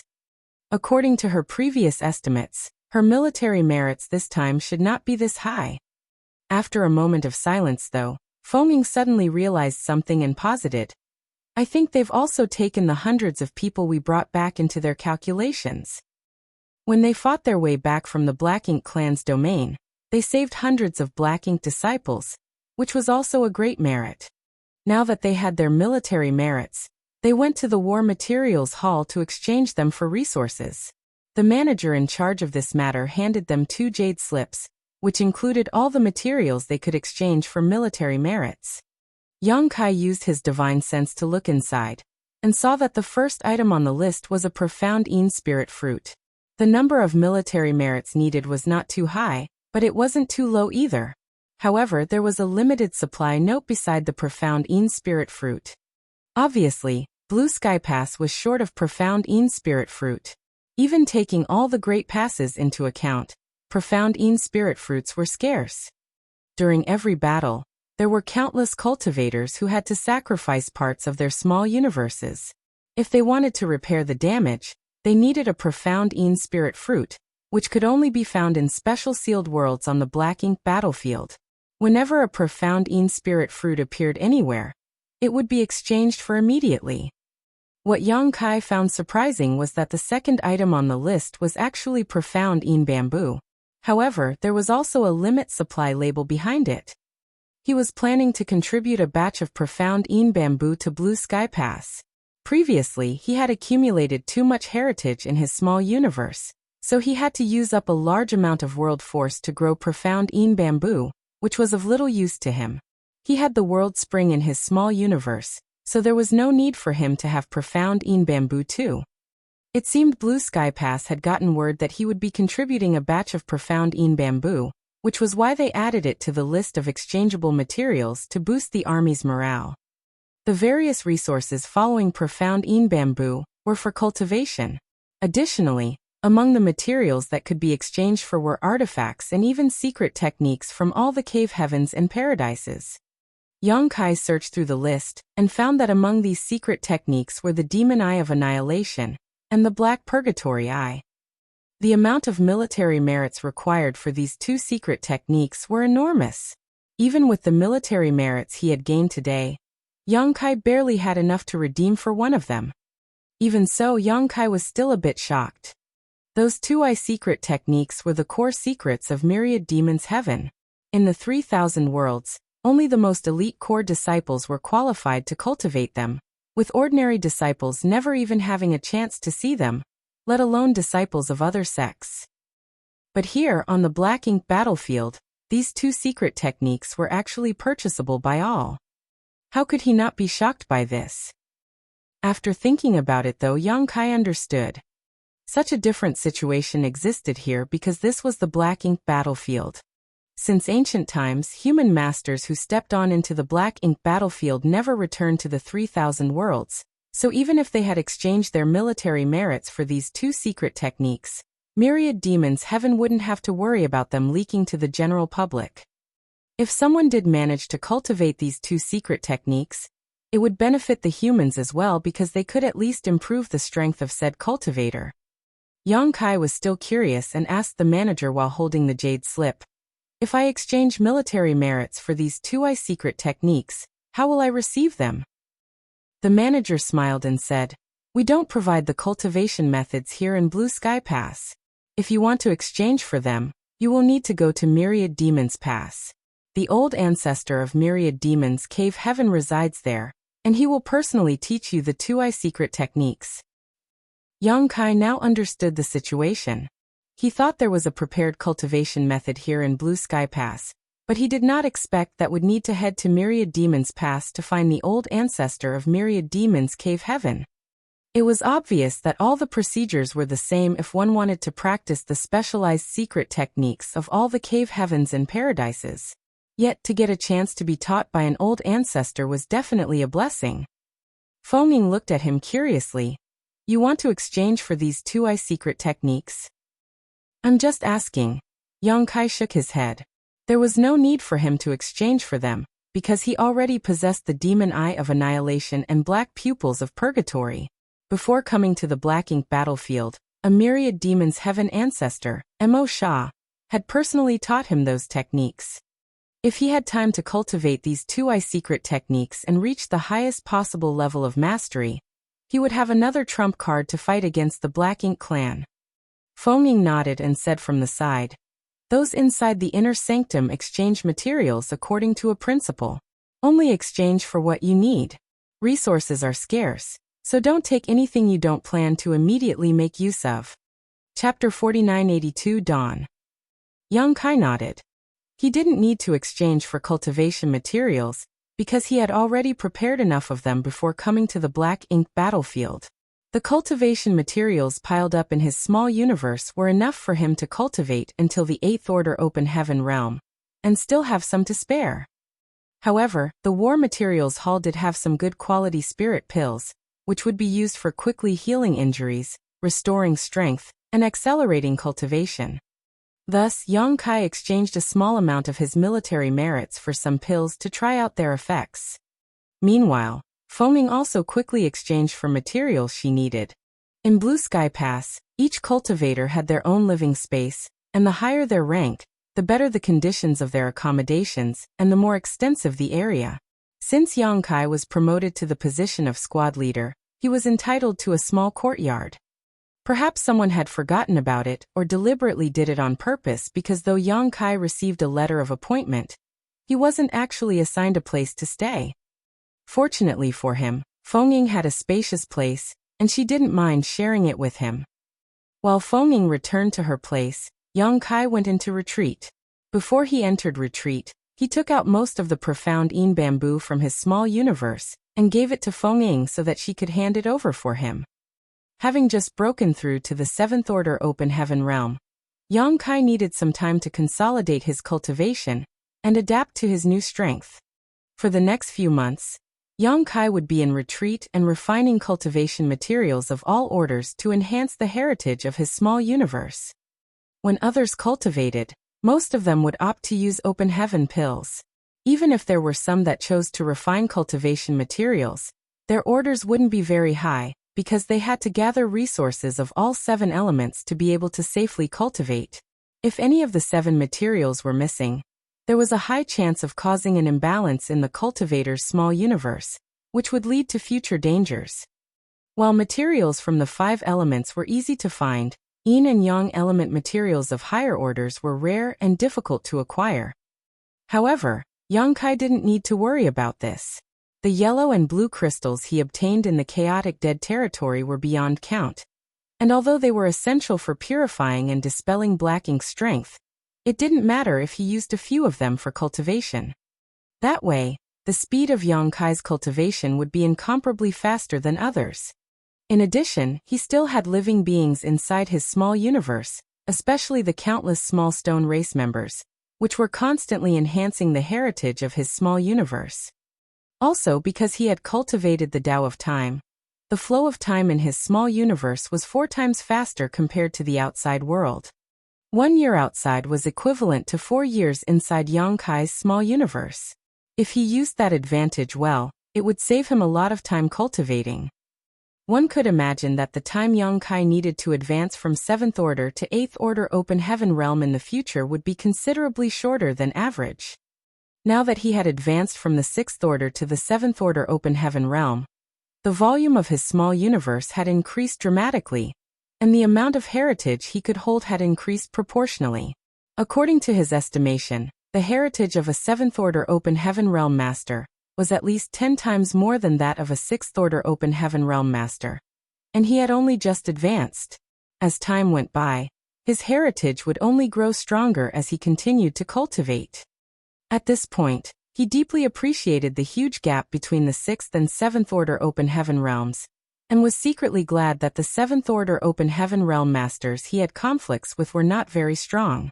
If he had made an enemy of someone on Fengming's level, he wouldn't be alive today. Months later, the cultivation chamber seal was knocked on. Yang Kai woke from his meditation and opened the door with a wave of his hand. Right then, Fengming stepped inside and reported, "The battlefield has been cleaned, and Marshal Uncle Zhong is waiting for you." Yang Kai got up and said, "Let's go." A short while later, the two of them exited Blue Sky Pass. While looking around, they saw that all the black ink clouds were cleared from the surrounding battlefield, and even the small universe fragments were disposed of. The whole void was now clear and empty. Only Zhongliang was waiting for Yang Kai there. When he saw them, he beckoned them over. Yang Kai and Fengming approached him and saluted. Zhongliang nodded lightly and said, "I'll leave it to you to find those universe cave heavens and universe paradises that are not stained by black ink strength. After you find one, leave the portal open and we'll dispatch specialists to handle the rest." Yang Kai cupped his fist and said, "Understood." Zhongliang nodded. "Many thanks to you for your hard work. After you are done with this, there is another matter you'll need to handle. You will be quite busy for some time, and won't have much left to cultivate. Take care and don't overwork yourself." While saying so, he reached out and patted Yang Kai's shoulder. Feeling doubtful, Yang Kai asked, "What other matter?" With his hands behind his back, Zhongliang casually replied, "You'll know eventually. There are still things I need to take care of in the inner sanctum, so I'll be heading back now. Fengying will assist you. Let her know about anything you need." After that, with a flicker, Zhongliang rushed back to Blue Sky Pass in a stream of light. Yang Kai and Fengying watched him leave, and after his figure disappeared from view, Yang Kai turned his head to ask, "Martial Ant, do you know what the other matter Senior Zhong was talking about is?" Fengying shook her head. "I'm not sure, but it's probably related to black ink strength somehow." Although Yang Kai had advanced to the 7th order, there were many such masters in Blue Sky Pass, so the matter Yang Kai needed to deal with was most likely related to black ink strength. "But I did ask about your promotion to squad leader." Fengying quickly changed the subject. "Really? What did the army commanders say?" Fengying replied, "Marshal Uncle Zhong said that your identity is special, so you won't belong to a specific army or division. The team you'll be leading will be a special operations squad, and we are currently the only members in it. In the future, we will only answer to the 4 army commanders directly. In addition, you can recruit anyone in Blue Sky Pass that is under the 8th Order Open Heaven realm up to a limit of 50 people." Hearing those words, Yang Kai raised his brow. A special operations squad. This was quite a surprise to him, but it also showed how much the 4 army commanders valued him. Whether it was in Blue Sky Pass, or the other great passes, the structure of the army was basically predetermined. A squad had about 10 to 15 soldiers, while a battalion had up to 100. The maximum number of personnel Yang Kai could have in his special squad was 50, which was equivalent to having half the strength of a battalion. In addition, the army commanders allowed him to pick soldiers with strength below the 8th Order Open Heaven realm at will. In other words, if Yang Kai wanted to, he could create a squad with a lineup of 57th Order Open Heaven realm masters. Such a lineup would be quite terrifying. If such a squad were to fight on the battlefield, it was very likely that they would produce unexpected results. Along with the power of a warship, they could even kill a territory lord if they encountered one. Yang Kai questioned, "Didn't the army commanders disagree with me entering the battlefield? What's the point of having this special arrangement? If they couldn't fight, there would be no meaning for this squad to exist." Fengying said with a smile, "They don't want you to risk your life, but after what happened before, they probably know that you are the impatient type. If another war breaks out, there's no way you will just stay still on the sidelines. And it's impossible for them to always keep an eye on you. So rather than letting you find a way to sneak out on your own, it's better to give you enough power to protect yourself. Moreover, you have already proven your strength. There aren't any weaklings on the Black Ink battlefield. Everyone going into battle has braved through many difficulties." After listening to Fengying's explanation, Yang Kai thought her words made sense. If another big battle broke out, it was impossible for him to stay out of it. Of course he had to fight. He even survived an attack from a royal lord, so there was almost nothing he needed to fear on the Black Ink battlefield. "You were in retreat back then, so I didn't have the chance to tell you about it. If you have any suitable candidates in mind, do tell me and we'll see about recruiting them." After thinking about it, Yang Kai said, "There were several 7th Order masters who followed us back from the Black Ink clan's domain." Fengying nodded, "Shen Ao, Ning Qiji and Qi Tai Chu. They are all quite strong. All 3 of them were corrupted by Black Ink's strength and degenerated into Black Ink disciples.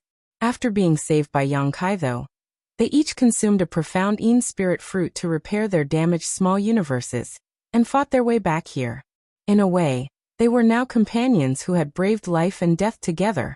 If Yang Kai and Fengying recruited the 3 of them, it would save them time familiarizing themselves with each other. I'll head back and ask for their opinions. If they are willing to join us, I'll report to the higher-ups and register them into our squad. But before that, you have to decide on a name." "A name?" Yang Kai asked. "Since it's a special operations squad, it has to have a name, otherwise, we won't be able to register it." "What do you have in mind?"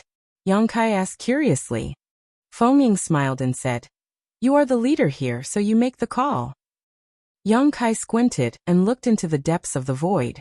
All he saw was endless darkness, so after a long while, he finally spoke. Dawn. Feng Ying murmured. Dawn as in daybreak? I hope I can see that someday. I'm sure you will. Yang Kai grinned at her. It might be late, but dawn will definitely come. After a pause he urged. Martial Ant, I'll have to trouble you with the recruitment of personnel for our squad. Besides the 3 I just mentioned, if you have someone in mind, just ask them. Since we are a special operations squad, we should focus on quality and not quantity. It's better to have fewer elites than more troublemakers. I understand. Feng Ying nodded. You can rest assured that I will strictly screen everyone that I recruit. Now that they had reached an agreement, Yang Kai began his search for universe cave heavens and universe paradises to open. This was an extremely long process, and it took him almost half a year to get them all.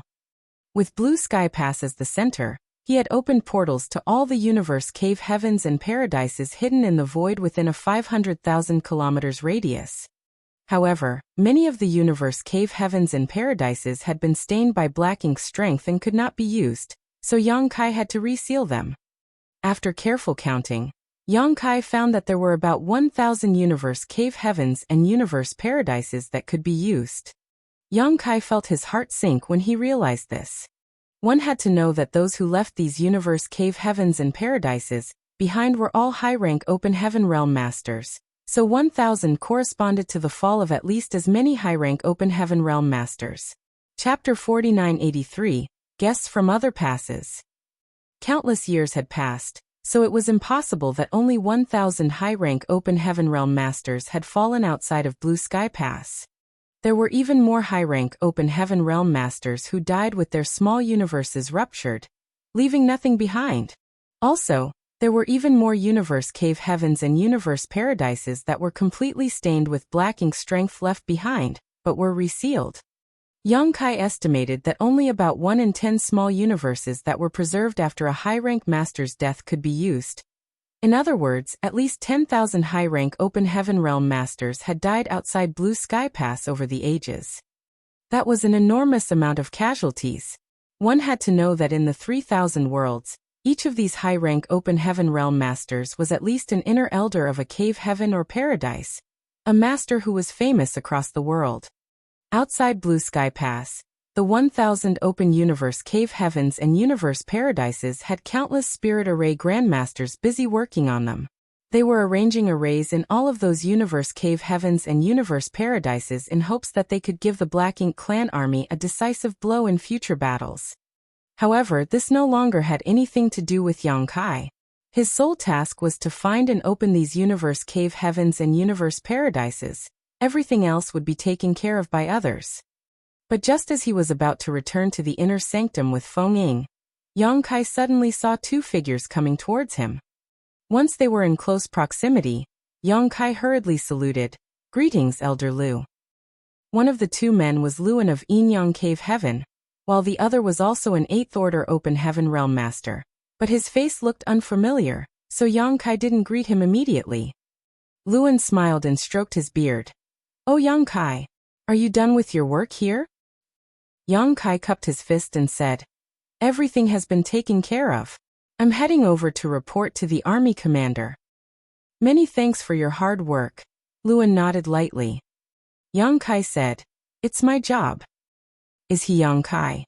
The eyes of the 8th Order Open Heaven Realm Master beside Luan lit up as he swept them over Yang Kai, looking quite interested. Nodding as a confirmation, Luan said, Exactly. Then he introduced this newcomer to Yang Kai. This is Tang Qiu, my senior brother. By generation, you should address him as Grand Marshal Uncle. He's from Yinyang Pass. Yinyang Pass. Yang Kai's heart stirred at those words. Judging by Luan's words, Tang Qiu was most likely also from Yinyang Cave Heaven.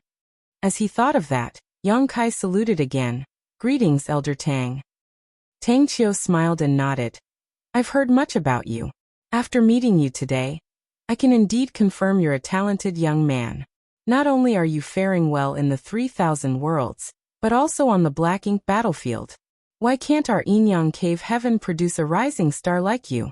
It seems like the old farts back at the sect should give up their positions. Those words made Yang Kai break out in a sweat. Elder Tang, you're flattering me. Tang Qiu changed his tone. Are you interested in coming back with me and joining Yin-Yang Pass? Yang Kai was stunned. Feng Ying, who was standing beside him, put on a wary look and cupped her fist. Senior, Yang Kai is now a member of Blue Sky Pass, so what you just said is inappropriate. Tang Qiu looked at her lightly. What's wrong with my words? He's part of Yin-Yang Cave Heaven. What's wrong with him following me back to Yin-Yang Pass? With pursed lips, Feng Ying remained silent for a moment before saying, I will report what you've said to the army commanders. Tang Qiu snorted. They can't do anything to me. Then he looked at Yang Kai. All you need to do is say the word and I'll go and negotiate with Zhong Liang and the others. Meanwhile, Luan let out a bitter laugh. Brother Zhong will definitely not let him go. Senior brother, don't make things difficult for the younger generation. Still feeling a little reluctant, Tang Qiu added, Fine. Go back and think about it. I'll be staying in Blue Sky Pass for a while, so it won't be too late to tell me your decision after you think about it. Luan eyed Yang Kai, who cupped his fist and said, Elders, I must take my leave. Go on. Tang Qiu waved his hand, but then suddenly seemed to remember something and said, By the way, Su Linggong came with me on this trip. He's waiting for you back in the inner sanctum. Go and meet him. Martial Uncle Su is also here? Yang Kai was surprised, and when he turned around to look, Tang Qiu and Luan had already gone far away. When we parted with Su Linggong back at the star boundary, the latter said that he was going on a mission and had to leave. Later, when Yang Kai went to Yin-Yang Cave Heaven to look for Chu Huashang, he did not see Su Linggong there, and thought that his so-called mission had not been completed yet. It wasn't until he gradually got to know about the matters of the Black Ink clan and Black Ink battlefield that Yang Kai found out that Su Linggong had long since entered the Black Ink battlefield. At that time, Chu Huashang was still serving her 100-year confinement.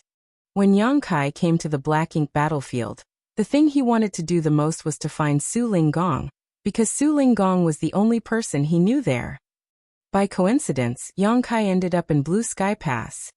When Tang Qiu said he had heard of him, and that he was faring well in the 3,000 worlds, Yang Kai wondered how Tang Qiu even knew about such things when he was here, the Black Ink battlefield. Now it seemed like Su Linggong must have told him. Knowing that Su Linggong was waiting for him in the inner sanctum, Yang Kai quickly rushed back. Halfway there, he suddenly remembered something and asked Feng Ying, Martial Aunt, how do the great passes communicate with each other? Feng Ying replied, If there aren't many people to transport, we can use the hyperspace array. If there are a lot of people to transport, we can only fly slowly. Then it suddenly dawned on Yang Kai. So there are indeed space arrays connecting the great passes. He had suspected as much before, but had not had the chance to confirm it. Now that he heard Feng Ying's explanation, he confirmed he was right.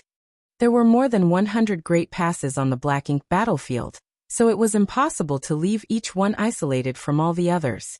Otherwise, every great pass would be like a lonely island, unable to remain secure for long. Thus, there had to be some method of communication between them. As Feng Ying knew that he was still uninformed about the Black Ink battlefield, she patiently explained, You should know that though the distance between the great passes is not too great, they aren't close either. Even with the help of a flight-type artifact, it would still take a few months to get from Blue Sky Pass to the nearest Great Pass, and it's more or less the same situation for other Great Passes. Also, there might be dangers on the way, so we generally use the hyperspace array to transit between Great Passes. Yang Kai nodded his head. Feng Ying continued, The human race has more than 100 Great Passes, and each one is connected to several Great Passes nearby. Take Blue Sky Pass as an example. With Blue Sky Pass as the center, we can be directly transported to a total of 4 Great Passes to our left and right. If you want to go to a further Great Pass, you would have to transit again. But as you know, it's not easy to get supplies here in the Black Ink battlefield, so under normal circumstances, the hyperspace array is only used to transmit information and supplies. We won't easily transport people if the situation isn't dire. Why is that? Asked Yang Kai. After laughing bitterly, Feng Ying explained, it only takes one jade slip to transmit information, or one space ring to transmit supplies, so it's not resource-consuming to use the hyperspace array. The Black Ink battlefield does not have anyone under the Fifth Order Open Heaven realm present, so every time we transport a person, it consumes a lot of energy and supplies. Who would have so many spare resources? It was then that Yang Kai remembered that when they were exchanging materials at the War Materials Hall, Feng Ying had said those from the Great Passes adhered to a strict principle of only exchanging for what they needed immediately. The reason for that was that cultivation materials were hard to come by, so no one dared to waste any. Under such circumstances, who would be willing to use the hyperspace arrays to casually teleport people? Moreover, the higher the strength of the cultivator being transported, the more resources it would consume. Yang Kai frowned slightly and said, in that case, it is difficult for one great pass to reinforce another in large numbers. Feng Ying nodded. Teleporting an 8th Order Open Heaven Realm Master consumes a lot of supplies, so we opt not to do so under normal circumstances. In dire situations, we can still support the other Great Passes in small batches, of course. After all, a high-rank Open Heaven Realm Master's small universe has materialized, so it can accommodate living beings. Sending a few 8th Order Open Heaven Realm Masters is akin to sending a whole division. Yang Kai understood what she meant. They could let soldiers enter those 8th Order Open Heaven Realm Masters' small universe, and then use the hyperspace array to send them to the other passes. In such situations, the supplies consumed would only be for transporting the 8th Order Open Heaven Masters. Although they still had to consume a significant amount of resources to do this, it was acceptable in comparison with the potential loss of a Great Pass. Nonetheless, even if they sent 8th Order Open Heaven Realm Masters, the total volume of their small universes had a limit. Thus, it was impossible to accommodate unlimited reinforcements, which was why Feng Ying said that they could only send small batches of troops. If the situation did require large-scale reinforcements, their only option would be to fly by warship, which was time-consuming. The cost of sending an 8th Order Open Heaven Realm Master over to another Great Pass was not small. Moreover, according to the universe chart, the distance between Yinyang Pass and Blue Sky Pass was of multiple Great Passes. In other words, people from Yinyang Pass had to transit 4 or 5 times just to get here. This would cost a significant amount of resources. Tang Qiu from Yinyang Pass had spent so much to come here, so it was impossible that he was just sightseeing. Yang Kai vaguely understood why he was here though. Also, he finally realized what Zhongliang meant when he said there would be another matter to get to after finding and opening the universe cave heavens and paradises half a year ago.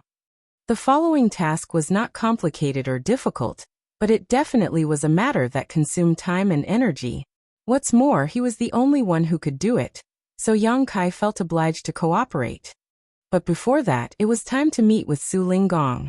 Yang Kai was certain Su Linggong would be interested to know the latest status of the 3,000 worlds. There was a reception hall in Blue Sky Pass. After all, there were occasional visitors to this place, so there had to be a place for guests to stay.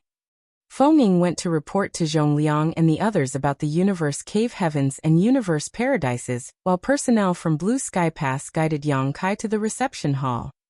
Many cultivators had gathered there, and all of them were in the 7th Order Open Heaven realm. The lobby was full of long tables with groups of cultivators sitting together and talking. After sweeping his gaze around the room, Yang Kai did not see Su Linggong, but after listening to the conversations from the others, he realized that all these people were not from Blue Sky Pass. All of them had rushed here from various other Great Passes, which confirmed his suspicions. Chapter 4984, Meeting Su Linggong Again. After asking someone, Yang Kai learned that Su Linggong had gone to his own residence to wait for him, so he didn't stay at the lounge much longer, and went straight to Feng Ying's residence. Not long after, Yang Kai reached Feng Ying's courtyard, and saw a man standing outside it with his hands behind his back, waiting quietly. The man was stout, and he was wearing a large cloak while anxiously pacing back and forth in front of the door. Who else could it be besides Su Linggong? Noticing movement, Su Linggong stopped and turned his head to look in Yang Kai's direction. When he saw Yang Kai's face, he had a complicated look in his eyes.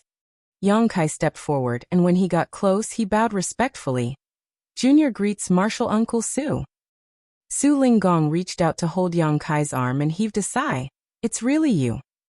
When he heard that there was a boy named Yang Kai in Blue Sky Pass, he thought it was just someone who had the same name, but the information he got stated that the Yang Kai in Blue Sky Pass was a 6th Order Open Heaven Realm Master, and a son-in-law of Yinyang Cave Heaven.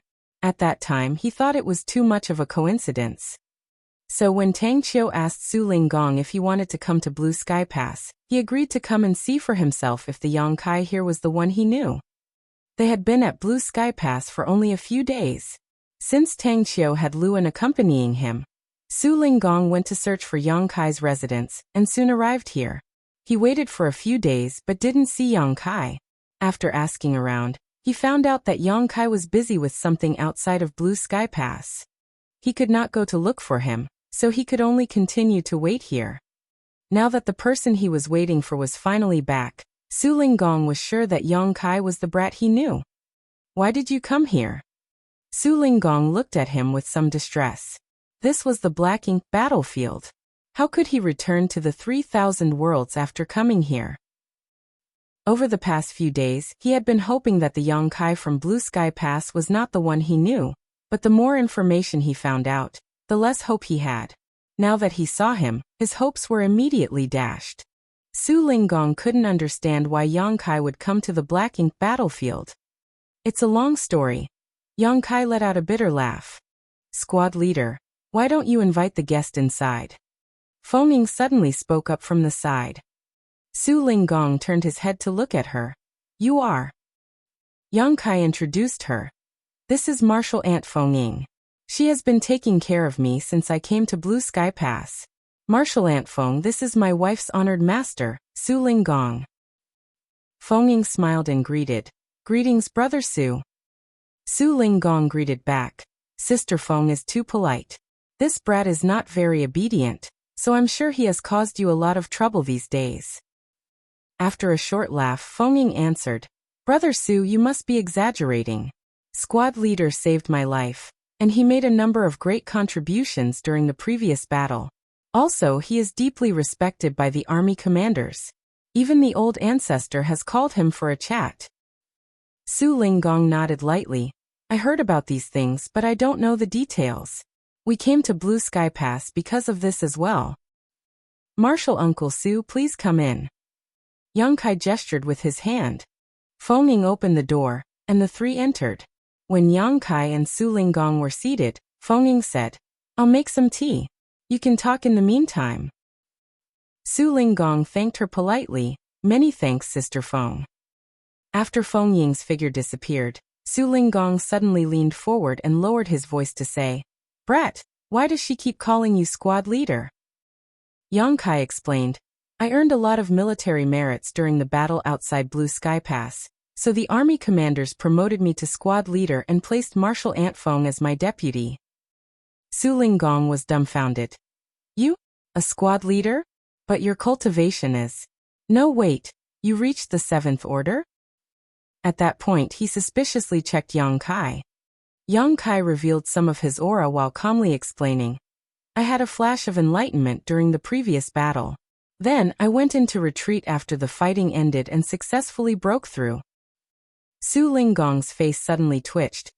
If I remember correctly, it hasn't been long since you advanced to the open heaven realm, right? He knew a lot about Yang Kai's background.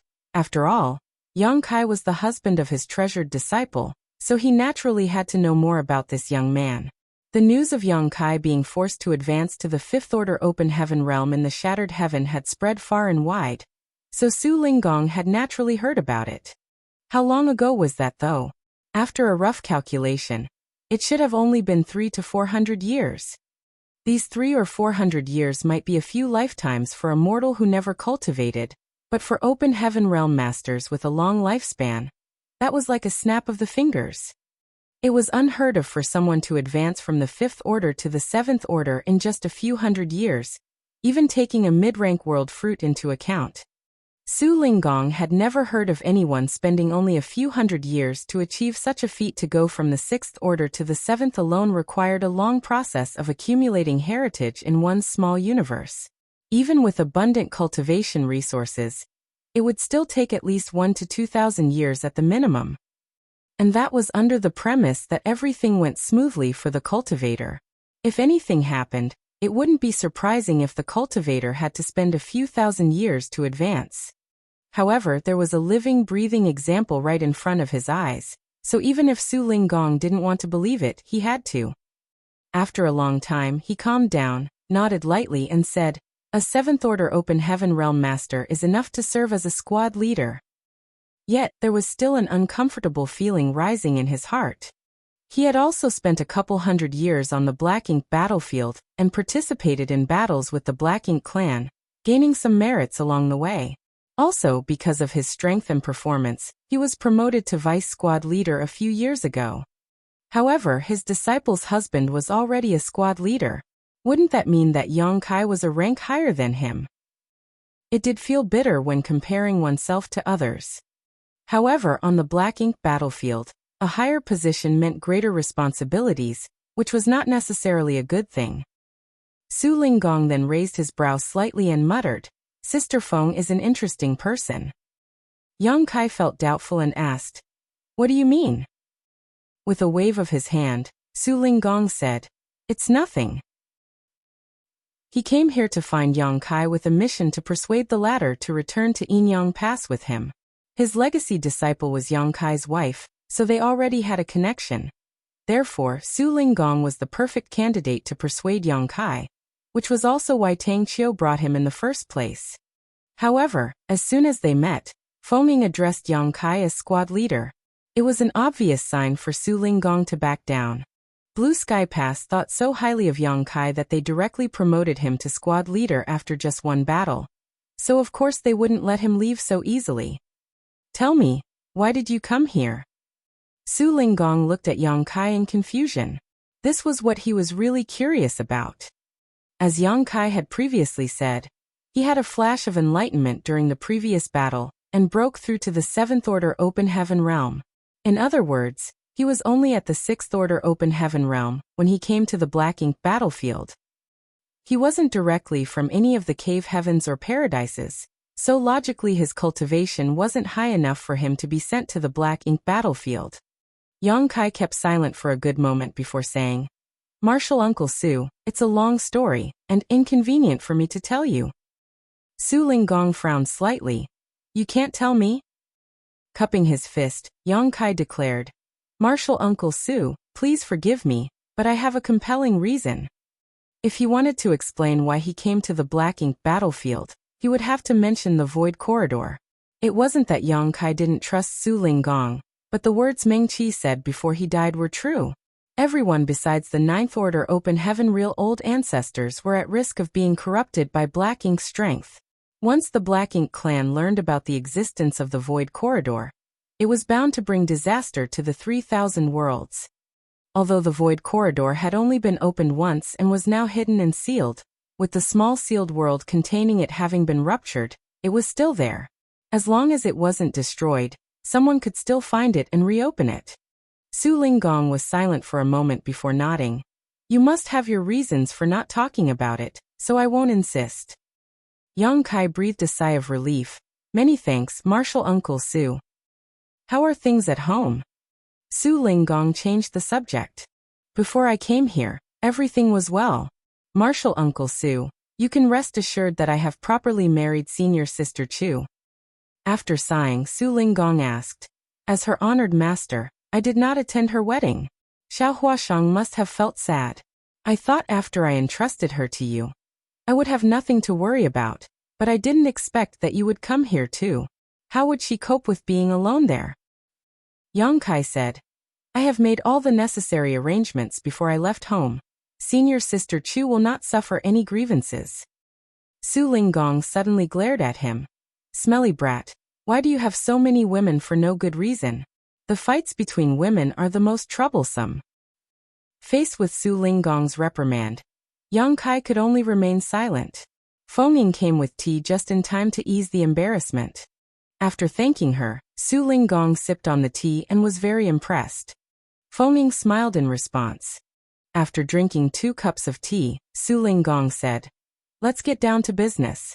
I came all the way from Yinyang Pass with Marshal Uncle Tang, because I heard that Blue Sky Pass has come up with a powerful weapon to deal with the Black Ink clan. I believe that people from other great passes will gradually gather here." Though Yang Kai had already guessed the truth when he saw the many cultivators from other great passes in the reception hall, he was still surprised to hear the scope of things and asked, "All the great passes know about this already?" Su Linggong nodded. Since ancient times, the human race was helpless against Black Ink strength. The purifying Black Ink battleship that the Blue Sky Pass created is new, and is the sole method to deal with Black Ink strength. All the great passes are allies, and if one suffers, all suffer, and if one prospers, all prosper. All the great passes would share good things with each other. Blue Sky Pass sent messages to all the great passes the day the first purifying Black Ink battleship was launched. We at Yinyang Pass were skeptical when we received the news. After confirming with Blue Sky Pass a few times to make sure the news was correct though, we immediately started constructing our own purifying Black Ink battleship according to the blueprint provided by Blue Sky Pass. We've managed to complete 4 purifying Black Ink battleships just a few days ago, and Master Uncle Tang has brought them here. Yang Kai nodded his head in understanding and suddenly felt a great sense of responsibility. The composition of the great passes was basically the same, with each great pass being divided into 4 armies. Just like Blue Sky Pass, each army needed a purifying Black Ink battleship to function optimally. In other words, each great pass needed 4 battleships. With more than 100 great passes, they had to refine more than 400 purifying Black Ink battleships. Chapter 4985, Completing the Purifying Black Ink Battleship. They had to make 400 purifying Black Ink battleships, all of which required Yang Kai to personally seal purifying light inside them and arrange universe arrays aboard. Sealing purifying light was not a hard task as he only needed to trigger the 2 marks on the back of his hand to draw out the power of the yellow and blue crystals, converge and fuse them together, and form purifying light. However, personally arranging a universe array on every purifying Black Ink battleship would be a huge project that Yang Kai estimated would take him 3 to 5 years to complete at best. And that was just the start. He couldn't rest easy after that. Purifying light would be consumed in battle, and if the purifying light of a great pass was depleted in the future, they would have to come to Blue Sky Pass to replenish it. Even though Yang Kai had countless yellow and blue crystals in hand, he was still a bit worried. At this rate of consumption, no matter how many yellow and blue crystals he had, they would eventually be used up. By then, what would happen to the humans on the Black Ink battlefield? Maybe he could return to the 3,000 worlds and find Big Brother Huang and Big Sister Lan in the chaotic dead territory. However, this wasn't an urgent matter as he had enough yellow and blue crystals to last for some time. Yang Kai also asked about Qing Kuei and Suing Shui, but Su Linggong only said that they were staying at Yinyang Pass and did not come with him this time. After hearing that they were fine, Yang Kai felt reassured. After chatting for a while, Su Linggong left without mentioning that he wanted Yang Kai to accompany him back to Yinyang Pass. The next day, Yang Kai was ordered to go to the central square with Feng accompanying him. When they arrived, they saw Ding Yao waiting for them there, and beside him was a lofty middle-aged man wearing golden armor. His aura was as deep as the abyss, and he was clearly also an 8th Order Open Heaven Realm Master. Judging from his looks, this man came from Great Battle Heaven. Behind them were 4 brand new purifying Black Ink battleships lined up in a row, all of similar shape and size to those refined by Blue Sky Pass. Yang Kai knew these were the purifying Black Ink battleships they had brought with them. After Blue Sky Pass successfully built their first purifying Black Ink battleship, they sent a message to all the great passes, informing them of the purpose of the purifying Black Ink battleships along with the blueprints to build more. When the great passes received the message, they paid a lot of attention to it and immediately began refining their own purifying Black Ink battleships after confirming that the message was accurate and authentic. Once they were done building the battleships, They used the hyperspace arrays to send an 8th Order Open Heaven Realm Master with the completed purifying black ink battleships to Blue Sky Pass. Yang Kai was the only one who could finish the refinement of these ships. When they got close enough, Yang Kai cupped his fist. "Greetings, Senior Ding." Ding Yao nodded lightly and said, "Do you know what you are here for?" Yang Kai nodded. "I do." "Good." Ding Yao said flatly. The purifying black ink battleships made great contributions in the previous battle and proved their immense value. It is now a fundamental weapon for us to win this war against the Black Ink clan, so you will have to work even harder in the future. Yang Kai cupped his fist and said, "I will not disappoint you." "Very good." Ding Yao gestured to the middle-aged man next to him and said, "This is Wei Junyang from Great Battle Pass, my senior brother from Great Battle Heaven. Great Battle Pass is currently engaged in a war with the Black Ink clan army, so he urgently needs these purifying black ink battleships to be readied for battle." Wei Junyang looked solemn and cupped his fist at Yang Kai while speaking quickly. "Marshal nephew, the safety of the 30,000 soldiers of Great Battle Pass depends on you." "Senior is exaggerating. I will do what I can as it is my duty," Yang Kai said humbly. "Since Great Battle Pass is currently fighting the Black Ink clan, we cannot delay this any further. May I begin now?" "Very good." Wei Junyang nodded his head hastily. "Have you brought the necessary materials?" Yang Kai asked. Hearing that, Wei Junyang hurriedly took out a space ring. "The materials for the universe array are all in here. If you need anything else, just let me know." Yang Kai reached out, took the space ring, checked it with his divine sense and nodded. "I think this will be enough. I'll let you know if I need anything more." After saying that, he moved to the nearest purifying black ink battleship and used the space array on the deck to teleport into the cabin. Great Battle Pass had done a good job of preparing the purifying black ink battleships. Basically, everything that could be built had already been done. Now all that was missing was the universe array and purifying light. These were the things that Yang Kai had to add personally. The moment Yang Kai dashed inside, Wei Junyang exhaled slightly and turned his head to look at Ding Yao. "Junior brother, how long will it take to finish?" The battle was raging over at Great Battle Pass, so he naturally wanted to return as soon as possible. Ding Yao replied, "It shouldn't take long, though I'm not exactly sure." While saying so, he turned his head to look at Feng Ying, who was standing to the side. Feng Ying understood what Ding Yao wanted and spoke up after a moment of contemplation. "We can probably complete a purifying black ink battleship within 6 or 7 days." Wei Junyang raised his brow. 1 in 6 or 7 days, so all 4 ships will take at most a month. 1 month was not too long for a battle that could take decades to end, so they could afford the wait. Then Ding Yao persuaded, "Senior brother Wei, why don't you head back and rest? You can return to collect them once they're ready." Wei Junyang waved his hand. "No, I'll wait here. I must return to Great Battle Pass as soon as the ships are ready." If he could return even a moment sooner, he would be able to save more people. Moreover, he couldn't bring himself to rest at such a moment. Knowing his senior brother's character, Ding Yao stopped trying to persuade him. Wei Junyang said, "You may go if you have something to do. I'll leave as soon as these are done." Ding Yao nodded, cupped his fist and said, "Take care, senior brother." Wei Junyang returned the gesture without saying anything. They had known each other for thousands of years and had entered the Black Ink battlefield together, but since they came to the Black Ink battlefield, they had met only a handful of times. After they parted today, there was no telling when they would see each other again, or if they ever would. Such a situation was not uncommon on the Black Ink battlefield. As time passed slowly, Yang Kai didn't leave the purifying black ink battleship while Wei Junyang and Feng Ying waited outside. Perhaps news had spread around the pass because someone sped over and stopped before them a few moments later. "Brother Wei." The visitor cupped his fist and greeted them. "Brother Ma." Wei Junyang recognized the identity of the man and returned the salute. The visitor, like him, was an army commander of one of the great passes, and his identity and cultivation were not inferior to his. "Has it begun?" Brother Ma took a look at purifying black ink battleship and asked. And Wei Junyang nodded his head. Brother Ma said. I'll go in and take a look. While he said that, he dashed into the purifying black ink battleship from the space array. Wei Junyang frowned, but he could not say anything more.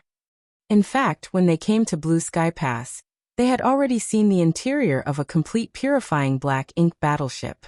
The pure white light inside was astonishing, and the universe array was even more exquisite. The battleships they visited were already finished products, so none of them had been inside a semi-finished battleship like this one. It was natural that they would be curious. After a few moments, Brother Ma came out of the purifying black ink battleship, nodded lightly at Wei Junyang, then rushed off again. He seemed to have only taken a short visit and then left, so both Wei Junyang and Feng did not pay much attention to him. However, this was just the beginning. The news seemed to have spread quickly because the 8th Order Open Heaven Realm Masters from the other Great Passes found out that Yang Kai had started to complete a purifying black ink battleship, so they ran to Central Square one after another to take a look. Even though Wei Junyang had a straightforward personality and might even be considered simple-minded, he still noticed that something was amiss. These old fogies all wore solemn yet subtle expressions when they left the battleship like they were plotting something. Yang Kai exited the purifying black ink battleship with a bitter face, soon after one such guest left and stood on the deck while looking at Wei Junyang. Senior Wei, I can't focus with people constantly interrupting me. If I make a mistake, those from Great Battle Pass will not be able to use the universe array. Wei Junyang raised his brow at these words and came to the deck in a flash. Then he announced, from now on, I will stand guard here. Whoever dares to trespass will have to face my wrath. The man's face looked murderous as he stood there. His tone made Yang Kai break out in cold sweat, so he hurriedly waved his hands. Of course, of course. After he said that, he glanced at Feng Ying and silently sent a message to her. Feng Ying understood and nodded imperceptibly. Yang Kai turned around and re-entered the cabin. A few moments later, someone else arrived, but what they saw was a menacing Wei Junyang standing on the deck with his sword in hand. The visitor cupped his fist and said with a smile, Brother Wei, I heard that the completion of the battleships has started. I would like to take a look inside. Would you? Before the person could finish his words, Wei Junyang unsheathed his sword and pointed it at the newcomer. You will have the opportunity to take a look when it's your purifying black ink battleship's turn to be completed, but right now, Great Battle Pass is in a difficult battle and urgently needs the support from these battleships. It's a race against time, so no one is to disturb the process, otherwise that person will face the entire Great Battle Pass. The man was stunned and didn't say anything more. He just wanted to take a look at the purifying black ink battleship, not make an enemy of Great Battle Pass. People from Great Battle Cave, Heaven generally acted more fiercely than others. Also, they always stuck to their word. Judging by Wei Junyang's attitude, it seemed like a fight would break out if he defied him. Laughing sheepishly, the man said, Brother Wei, you must be exaggerating. I just want to take a look at it. You will have a chance to look at it later, but not now. The man looked at him for a moment, sighed, and turned to leave. A few more people arrived one after another, but they were all stopped by Wei Junyang and reluctantly left. Meanwhile, Zhong Liang, who was discussing important matters with Liang Yulong, suddenly received a message. After reading it with his divine sense, he was furious. Those ungrateful thieves. Blue Sky Pass kindly let them come over to complete their purifying black ink battleships, but now they try to poach one of our people? This is going too far.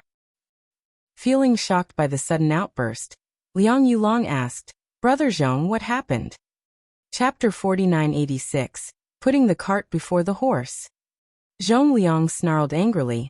Those old bastards used inspecting the half-complete purifying black ink battleship as an excuse to see Yang Kai and secretly offer him all kinds of benefits.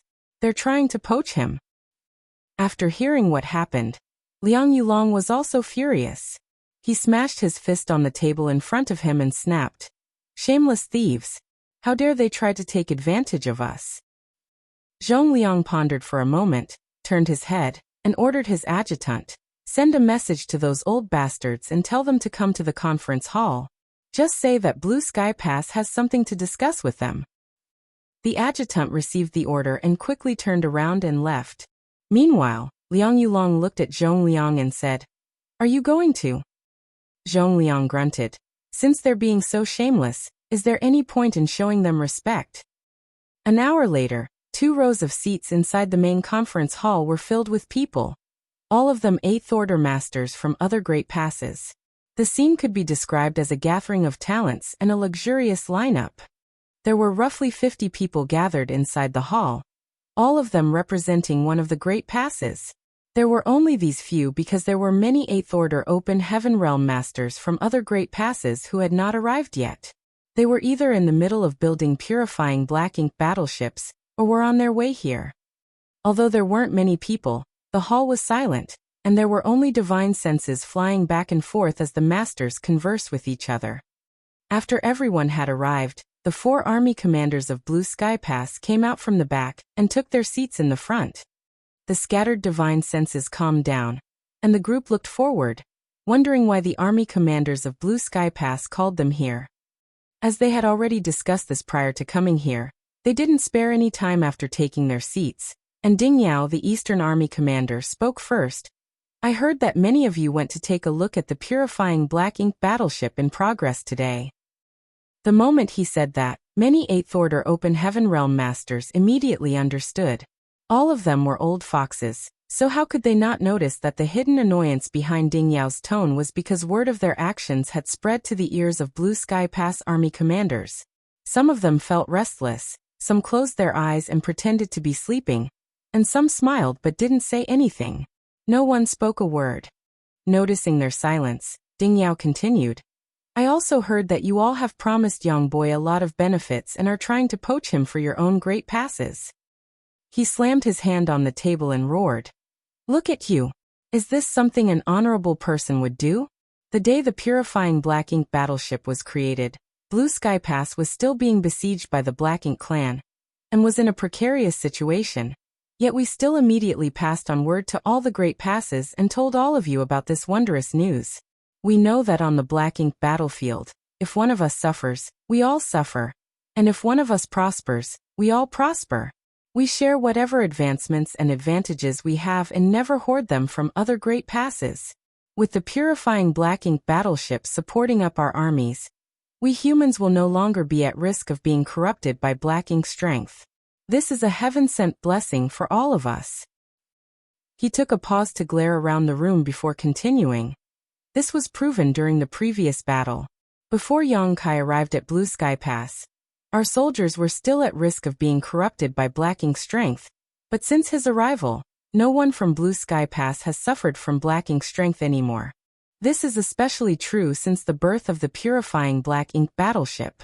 We of Blue Sky Pass have always been open and honest, but what about you all? How could you think of poaching him away from Blue Sky Pass? Don't you have any conscience at all? If it were a normal Open Heaven Realm master, they would have been frightened by Ding Yao's roar. However, the guests here were all 8th Order masters, and none of them was afraid of him. Of course, many of them were showing guilty expressions. What they did was indeed unrighteous, so they couldn't refute Ding Yao's words. Only one person chuckled and said, "Brother Ding, don't be angry. I don't know what the others are thinking, but Yang Kai belongs to Yinyang Cave Heaven. As his elder, I naturally want to bring him back to Yinyang Pass.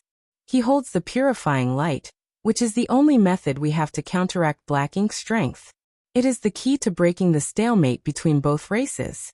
Most importantly, we can better protect him after bringing him back to Yinyang Pass." The person who spoke was none other than Tang Qiu from Yinyang Pass. Ding Yao turned his head to look at Tang Qiu and said indifferently, "Who says that disciples of Yinyang Cave Heaven must serve in Yinyang Pass? Blue Sky Pass also has disciples from Yinyang Heaven, and disciples of my Great Battle Cave Heaven are serving in Yinyang Pass. Since ancient times, once someone from the 3,000 worlds is assigned to a pass, they belong to that pass. This is the rule, and it has nothing to do with the person's master sect. Yang Kai came to Blue Sky Pass first, so he is a member of Blue Sky Pass, and he has already registered as a member here. Also, he is the squad leader of Blue Sky Pass Dawn Squad." Nodding slightly, Tang Qiu argued, "Of course I know that, but Brother Ding, You might have misheard me. What I said just now is that I want to bring him back to Inyang Pass to better protect him. As for his military merits and his position as squad leader, we at Inyang Pass can give him what Blue Sky Pass can give him as well. Those words angered Zhongliang, and he roared. What are you trying to say? Are you saying that Blue Sky Pass can't protect him? Tang Qiu said slowly. That's not what I meant, but I heard that Yang Kai was only a 6th Order master when he rushed out to the battlefield during the previous fight. Also, he was even attacked by a royal lord and almost lost his life. Is this true? The crowd was shocked at these words because most of them didn't know about this. Even Tang Qiu only knew about this because he had overheard Luan speaking about it. Luan did not mean to expose all this. He only spoke of how Yang Kai had excellent aptitude, braved life and death during the last battle, advanced to the next order, and had his purifying light. He felt he would be of great use in the future. When the crowd heard about this from Tang Qiu, they were greatly alarmed. Everyone knew the importance of Yang Kai's existence. He was the only one who could use purifying light, which was the only means to purify and dispel black ink strength. Brother Ding, is this true? Someone asked urgently. Ding Yao was dumbfounded. There was no way to deny this, and Tang Qiu's words had hit the nail on the head. Faced with stares from everyone, Ding Yao could only nod. It is true, but Yang Kai also gained something from the disaster. He advanced from 6th Order Open Heaven Realm to 7th Order Open Heaven Realm. Shaking his head, Tang Qiu disagreed. He was lucky this time, but he won't always be lucky. He found an opportunity in the crisis this time, but who knows what might happen next. If he has an accident, the implications are unimaginable. Zhongliang turned to look at him and asked, Brother Tang, let me ask you this. If you take Yang Kai back to Inyang Pass, how will you protect him? Tang Qiu replied, I will place him in the inner sanctum. I will grant him anything he needs and won't ever let him be in danger. Nodding, Zhongliang retorted, This was the same idea I had before, but that brat might not agree with that. To tell you the truth, Brother Tang, he joined the battle last time by sneaking out onto the battlefield. This is an important matter, and it doesn't matter if he's willing or not. Throughout the ages, how many elites from the cave heavens and paradises shed blood on the black ink battlefield? How many of them fell into this vast void? For the greater good of the human race, everyone must make sacrifices. He is in control of the purifying light, and he can determine the fate of the human race, so he must sacrifice his freedom. Zhongliang smiled and said, Why don't you talk to Yang Kai about this and see if he will agree? Hearing that, Tang Qiu laughed. How can we leave it to him to make the decision? This meant that if Yang Kai was brought back to Inyang Pass, he would not be able to leave the pass under any circumstances ever again. Zhongliang frowned and said nothing. Meanwhile, Shin Tumo, who had been keeping silent, suddenly spoke up. To him, all of you here are highly respected seniors. No matter whether it's our seniority, strength, or status, we are all far better than him. Yet we, the seniors, are now placing the hope for our entire race on his shoulders. Don't you think that is too cruel? The crowd was silent and Tang Qiu frowned. Shin Tumo continued. The future of the human race cannot rely on just one person. For countless years, the Black Ink clan has wanted to invade and conquer the 3,000 worlds, but they are still being held back by us in this very Black Ink battlefield. What did we do in the past when there was no purifying light? Did we just stand back and allow the Black Ink clan to attack us with impunity? What would we do without purifying light in the future? Will we have no way of fighting the Black Ink clan without such means? In my opinion, we can rely on purifying light to fight against the Black Ink clan, but we cannot be fully dependent on it. Fellow brothers, don't put the cart before the horse. There was a silence in the hall as all the 8th Order Open Heaven Realm Masters fell into deep thought. They had to admit that Shin Tumo's words made sense. Seeing that everyone was quiet, Shin Tumo added, In the past we didn't have Yang Boy and his purifying light, but all the great passes were firmly united. But now, you are all sitting here arguing over who gets to keep him? Won't such an argument destroy our unity? Furthermore, as far as I know, Yang Kai's purifying light requires 2 unique types of materials called yellow crystals and blue crystals. which are only produced in the chaotic dead territory. I don't know how many yellow and blue crystals he has, but he has to seal his purifying light into 400 purifying black ink battleships, which is a huge number. There will inevitably come a day when he runs out of these resources. When that happens, who will you ask for purifying light? Yellow and blue crystals. The chaotic dead territory. The others only knew about the wonders of the purifying light, but they did not know about the materials needed to create it, or the source of those materials. Shin Tuemo was only repeating what Yang Kai had said to them before. Many of the Eighth Order Open Heaven Realm Masters immediately frowned at those words. If that were true, the purifying light was not inexhaustible, and there would be a day when it ran out. By then, the human race would return to their previous situation. As Shin Tuemo said, purifying light could be used as a tool in battle, but they couldn't fully rely on it. On the Black Ink battlefield, the unity of the entire human race was the key to confronting the Black Ink clan. It would indeed be putting the cart before the horse if they only had their eyes on the purifying light. Chapter 4987, Dawn Battleship. Brother Shintu has a point. Someone nodded lightly. Following that, another spoke up. Brother Shintu has thought about this matter more thoroughly. We feel ashamed. Shin Tumo's words dissuaded many people from the idea of poaching Yang Kai, which was already a bit unorthodox. They couldn't argue with the others because they didn't have a reason to, and their chances of succeeding were slim. Now that they heard Shin Tumo's analysis of the pros and cons of this matter, they thought he was right and cancelled their current plans. Meanwhile, Ding Yao and the others were observing the crowd, so they knew Shin Tumo's words had persuaded them and immediately felt relieved. Zhongliang looked toward Tang Qiu after a moment and asked, "What do you think, Brother Tang?" Tang Qiu frowned and said, "I still insist on bringing Yang Kai back to Yinyang Pass. If he is willing to come back with me." Although he said that, his tone was not as insistent as before. Smiling, Zhongliang spoke up, "If you ask him in person, that brat might not be able to refuse. After all, you are also his elder, so why force him to make a decision? I don't think it's necessary to ask him that, and I think his presence in Blue Sky Pass is just right." Tang Qiu raised his eyebrows. "How is it just right?" Zhongliang answered, "We have more than 100 great passes that form a barrier on the Black Ink battlefield, blocking the Black Ink clan's invasion of the 3,000 worlds. Blue Sky Pass just happens to sit at the center of this barrier, so no matter which great pass you all come from, the distance to here does not vary much. But if Yang Kai goes to Yinyang Pass, the situation will be different. The distance between passes will vary greatly, so I believe it is best for him to stay in Blue Sky Pass. And no matter which great pass he's at, he will still be serving the human race, so why does it matter which great pass he belongs to?" 1 month later, the 4 purifying Black Ink battleships of Great Battle Pass were completed and delivered. Wei Junyang, who had been waiting at the central square the whole time, thanked Yang Kai and put the 4 purifying Black Ink battleships in his small universe. Then he immediately left. Great Battle Pass was engaged in battle with the Black Ink clan, and needed the purifying Black Ink battleships to aid them as soon as possible. Meanwhile, Yang Kai had no time to rest before another 4 purifying Black Ink battleships from another Great Pass were ready and waiting for him to finish.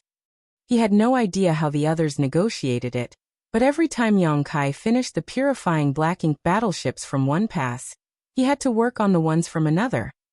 After huge amounts of supplies were consumed, and all the universe arrays were arranged, the purifying Black Ink battleships that were filled with purifying light were taken away by their respective Great Pass representatives.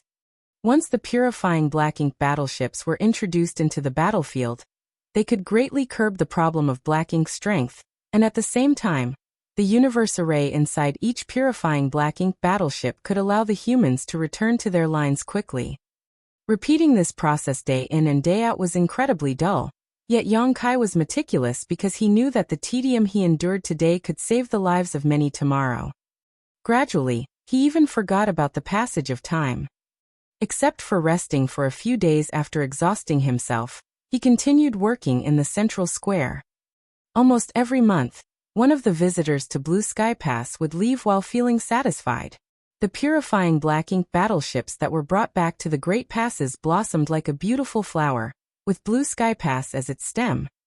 Finally, after Yang Kai delivered 4 more battleships and saw them off together with an 8th Order master from one of the Great Passes, he suddenly realized that the square was empty.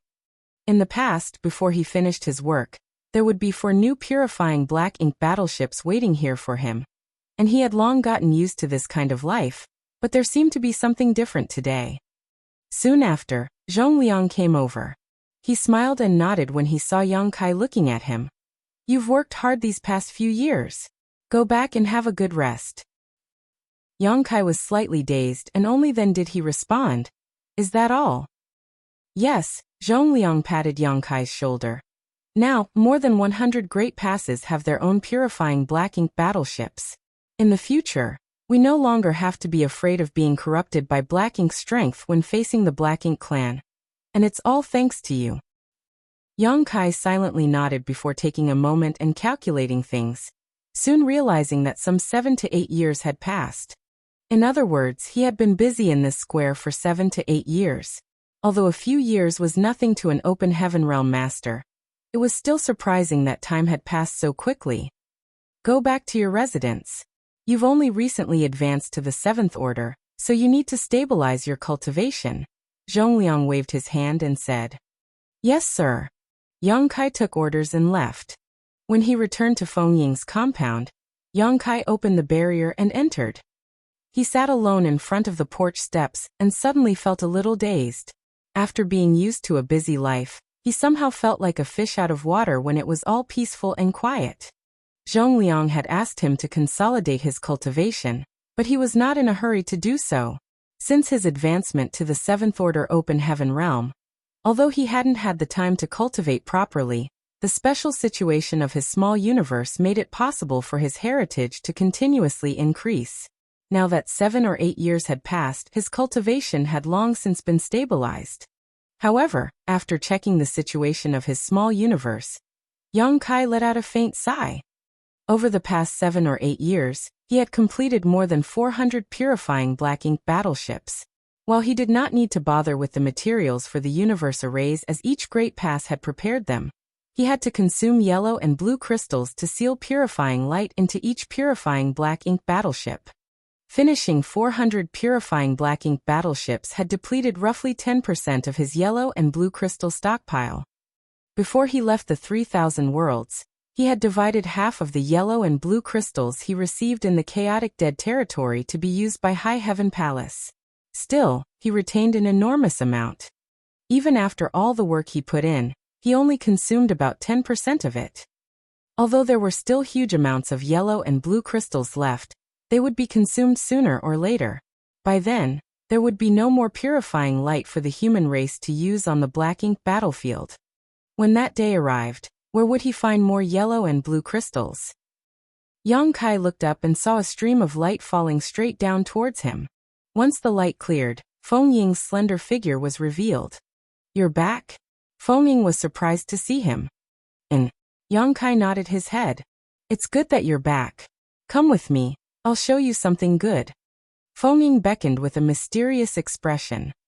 Feeling curious, Yang Kai wanted to ask what it was, but Feng Ying had dashed away already, so he had no choice but to follow her. Soon, they returned to the central square, and Feng Ying waved her hand. Then, a portal to her small universe flickered, followed by a large ship-like warship that appeared in Yang Kai's view. The ship was approximately 100 meters in length, 25 meters wide, and seemed to have 3 levels. It was much larger than the smallest warships, but definitely smaller than the biggest ones Yang Kai had seen on the battlefield. Yang Kai's brow rose slightly as he asked curiously, "What's this?" Feng Ying smiled. "This is the Dawn battleship." Astonishment filled him as he asked, "Dawn battleship?" Feng Ying nodded and explained, "Blue Sky Pass provided us with this. Each squad has its own warship, and since Dawn is also a squad, and a special operations squad at that, of course we have one." Yang Kai questioned, "Is that why this warship has such an odd size?" "A battalion's ship needs to accommodate 100 people, so it has to be bigger. This is a ship for a squad, so it's not comparable to a battalion's. In large-scale battles like the previous one, it's safer if we move in battalions, which is why you didn't see many squad warships, Feng Ying explained. Yang Kai nodded in a daze. So that's how it is. He looked at it with interest. After all, it belonged to Dawn and was considered a great weapon allocated to the Dawn squad by Blue Sky Pass. Feng Ying gestured to him. Want to go up and take a look? Indeed. Yang Kai dashed up onto the warship, followed by Feng Ying. The large ship-like artifact was not too big as it was only 100 meters long, but it was not small either, and it had all the necessary features. Feeling surprised, Yang Kai said, "The power of this thing seems to be a bit unusual." According to Feng Ying's introduction, a squad warship only needed a few open heaven realm masters to control their direction and speed across the battlefield. This ship, however, had 8 offensive arrays with an extremely powerful array artifact as a core. It only took 3 6th-order masters working together to bring out the power of a 7th-order open heaven realm master with the help of 1 such offensive array. Therefore, 8 arrays were equivalent to, and could display, the power of 8 7th-order open heaven realm masters. There were also several grand arrays dedicated to defense, each one with outstanding array cores which required the combined efforts of 3 6th-order masters to bring forth the defensive strength of a 7th-order open heaven realm master. This warship had incredible offensive and defensive capabilities. Feng Ying explained, "The warships of ordinary squads are naturally quite different from this one. I went to ask someone from the refining hall to custom make this ship, and all of the grand arrays were specially designed to best suit it. If we have the proper amount of personnel on our ship, the power it can display will be far greater than average. With a few 7th-order open heaven realm masters with us on board, we can confront a territory lord." Nodding incessantly, Yang Kai repeated, Good. This is amazing." Then Feng Ying added, "But this ship has cost a lot of military merits, your military merits in fact. They've basically been depleted." "My military merits?" Yang Kai was stunned, then suddenly remembered that a few years ago, Feng Ying had asked him for his identity token. Back then he was so busy arranging universe arrays for the purifying black ink battleships and sealing purifying light in them that he gave it to her without asking any questions. At that time, Feng Ying must have already had the plan to build such a powerful ship using his military merits. Feng Ying explained, "The inner sanctum gives each squad a ship, but that ship only has the most standard configuration. If you want to modify and enhance your squad's warship, you need to spend military merits to get help from the refining hall." Chapter 4988, Not More Than Thrice. On the Black Ink battlefield, military merits were extremely important. Not only could one exchange them for cultivation resources, artifacts, pills, or even techniques, one could also ask for guidance from powerful masters. If one had enough military merits, they could even ask to be taught directly by an old ancestor. Of course, the costs for such opportunities were basically unaffordable for the average cultivator. A warship like the one before Yang Kai naturally needed a massive amount of military merits to construct. Basically, every squad and battalion would slowly customize their warship in order to best fit its members. Moreover, the members of the squad or battalion were happy to spend their military merits on such things, because a better warship would give them a better chance of survival, and make it easier to kill the enemy. Since Yang Kai was new to Blue Sky Pass, of course he didn't know about these things. However, Feng Ying knew them very well. Yang Kai was Dawn's squad leader, so she had spent his military merits without batting an eyelid. Yang Kai had no objection to this of course and nodded. "Good. My military merits aren't of much use to me anyways, so this is just the right thing to use them on." While others might need to exchange military merits for cultivation materials, he didn't, as he had enough to cultivate until he reached the 8th Order Open Heaven realm with extra leftover. After taking a few more looks at it, Yang Kai suddenly became serious. "But what are we going to do with this warship? The Black Ink clan has been driven back, and wasn't it said that they wouldn't return for at least 100 years? Feng Ying laughed. "It's true that the Black Ink clan has retreated, but they will definitely return, so we will need this warship at that time. Moreover, after every battle, Blue Sky Pass will send out some personnel to collect cultivation resources and monitor the Black Ink Clan's movements, which requires approaching, if not entering Black Ink Clan territory. Yang Kai's eyes lit up and he parroted, gathering cultivation materials and spying on the Black Ink Clan. Nodding, Feng Ying added, while you were busy with the purifying Black Ink battleships, others have been carrying out these tasks, generally with squads as a unit. After all, the Black Ink Clan just suffered a serious defeat a few years ago, and is still recuperating. As long as one doesn't venture too deep into Black Ink Clan territory, there is basically no danger. On top of that, if you come across Black Ink Clansmen while gathering resources, you might even be able to earn more military merits. Yang Kai couldn't help but feel eager, so he quickly asked, are these tasks assigned to specific squads or can anyone go? Glancing at him, Feng Ying immediately knew what he was thinking and she smiled and replied, as long as you apply, you will not be rejected. Yang Kai suddenly said with excitement, have we applied? Don't we have to wait for you? Feng Ying glared at him. At that comment, Yang Kai nodded. Good, very good. Martial Ant, let's go apply now. The smile on Feng Ying's face slowly faded before she said with some concern, we can apply, but I'm not sure if the army commanders will let us go. Let's give it a try. If they don't let us go, I'll find the army commanders and talk to them directly. Yang Kai suddenly remembered one more thing. By the way, how many people have you recruited for our squad? Immediately after dawn was ordered to be established, Yang Kai started to work on the Universe Cave Heavens and Universe Paradises outside of Blue Sky Pass. Later, he was busy with the purifying Black Ink battleships, so he didn't have time to deal with this matter, and instead left it in Feng Ying's hands. Therefore, he didn't know how many members they had and who they were. I'm almost done recruiting members. I'll have them meet with you later, so we can all get to know each other better. After she said that, she pointed at the cabin. I left a space inside for you to arrange a universe array, and I have prepared the materials necessary, so you can work on that first. Also, you have to name this warship. Martial Ant, you're too thoughtful. Yang Kai reached out and took the space ring from Feng Ying.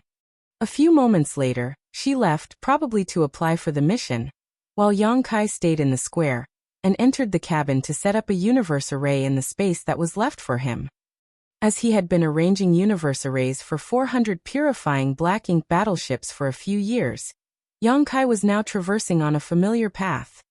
In just a few days, the warship's universe array was operational, and Yang Kai had branded the large ship's bow with 2 large characters. Dawning Light.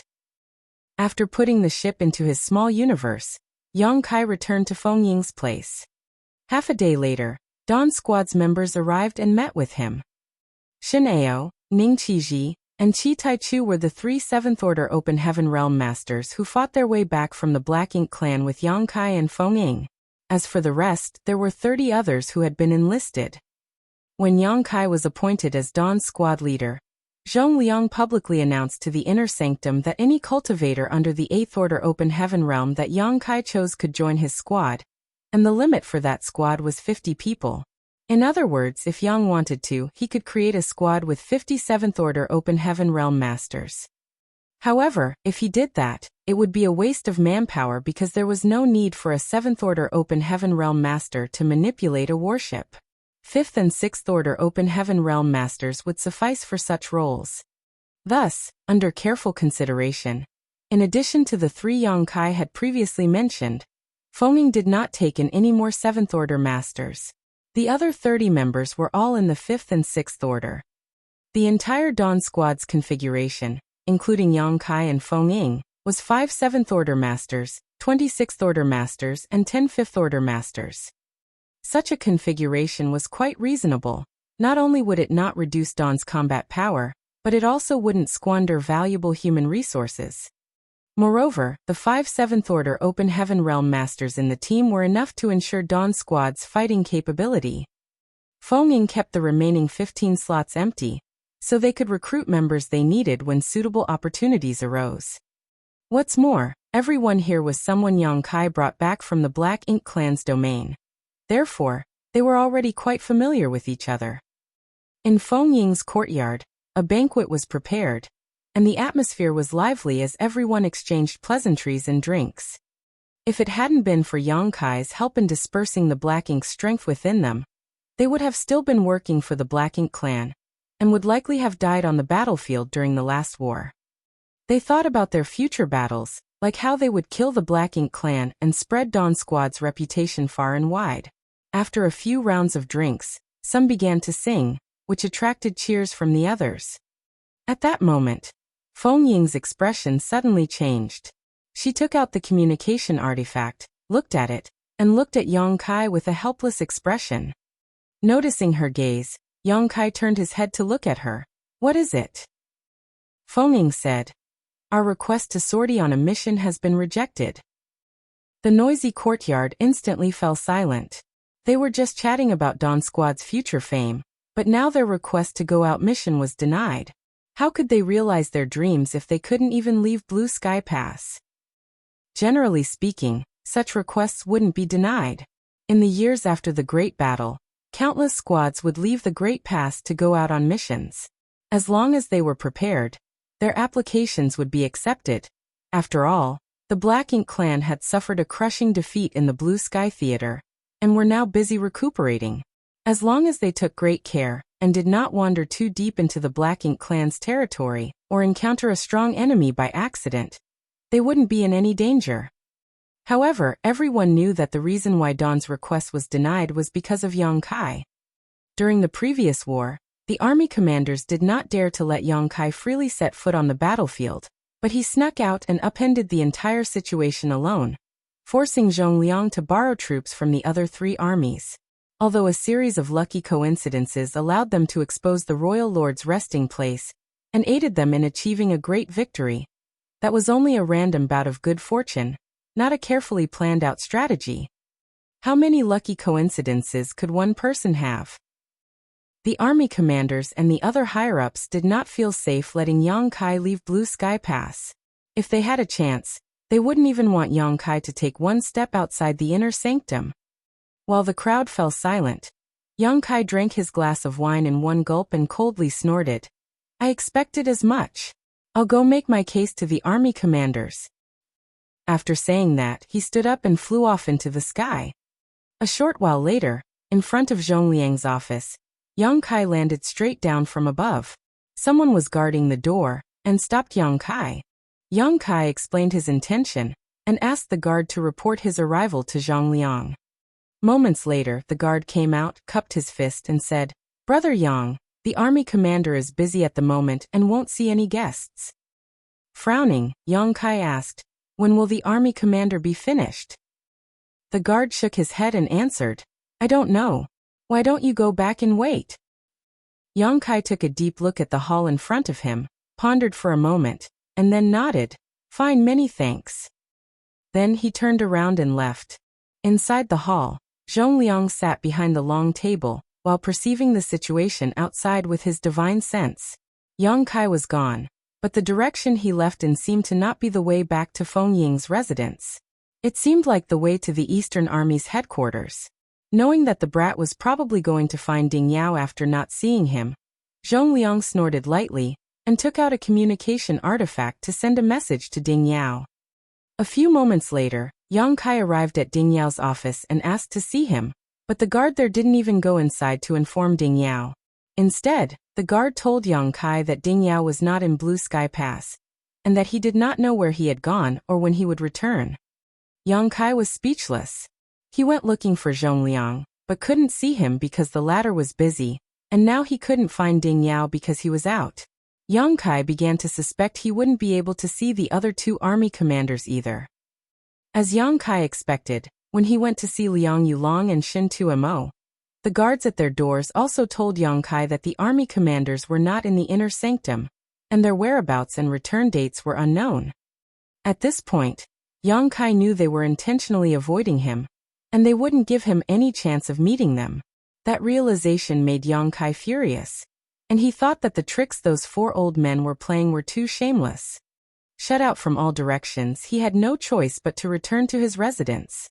The next day, Yang Kai asked to see Zhongliang again, but he still failed. On the following day, Yang Kai went to see Zhong Liang for a third time only to be told by the guard there that Zhong Liang had left the Great Pass as well. Yang Kai was so angry he thought he was about to explode. After lingering in front of the door for a long time, he finally clenched his teeth, opened his mouth and shouted, "Army commander, I won't do things more than thrice. Since you won't see me after I've been asking to meet you so many times, I'll gather my men now and leave the pass." Chapter 4989, Let's Make a Bet. After Yang Kai said what he had to say, he turned around to leave. He had only taken a few steps when a furious shout came from behind though. "Brat, you dare leave the pass without authorization?" Yang Kai did not look back and stubbornly said, "Try me." He then walked forward with large strides. Zhong Liang, who was pretending to have gone out, couldn't sit still any longer and stormed out of the hall and stopped right in front of Yang Kai. Yang Kai looked at him with a derisive expression. "Sir Army Commander, didn't you leave the Great Pass on a mission?" Shamelessly keeping his expression, Zhong Liang calmly declared, "I just came back. It's just a coincidence." Yang Kai let out a chuckle. "What a coincidence.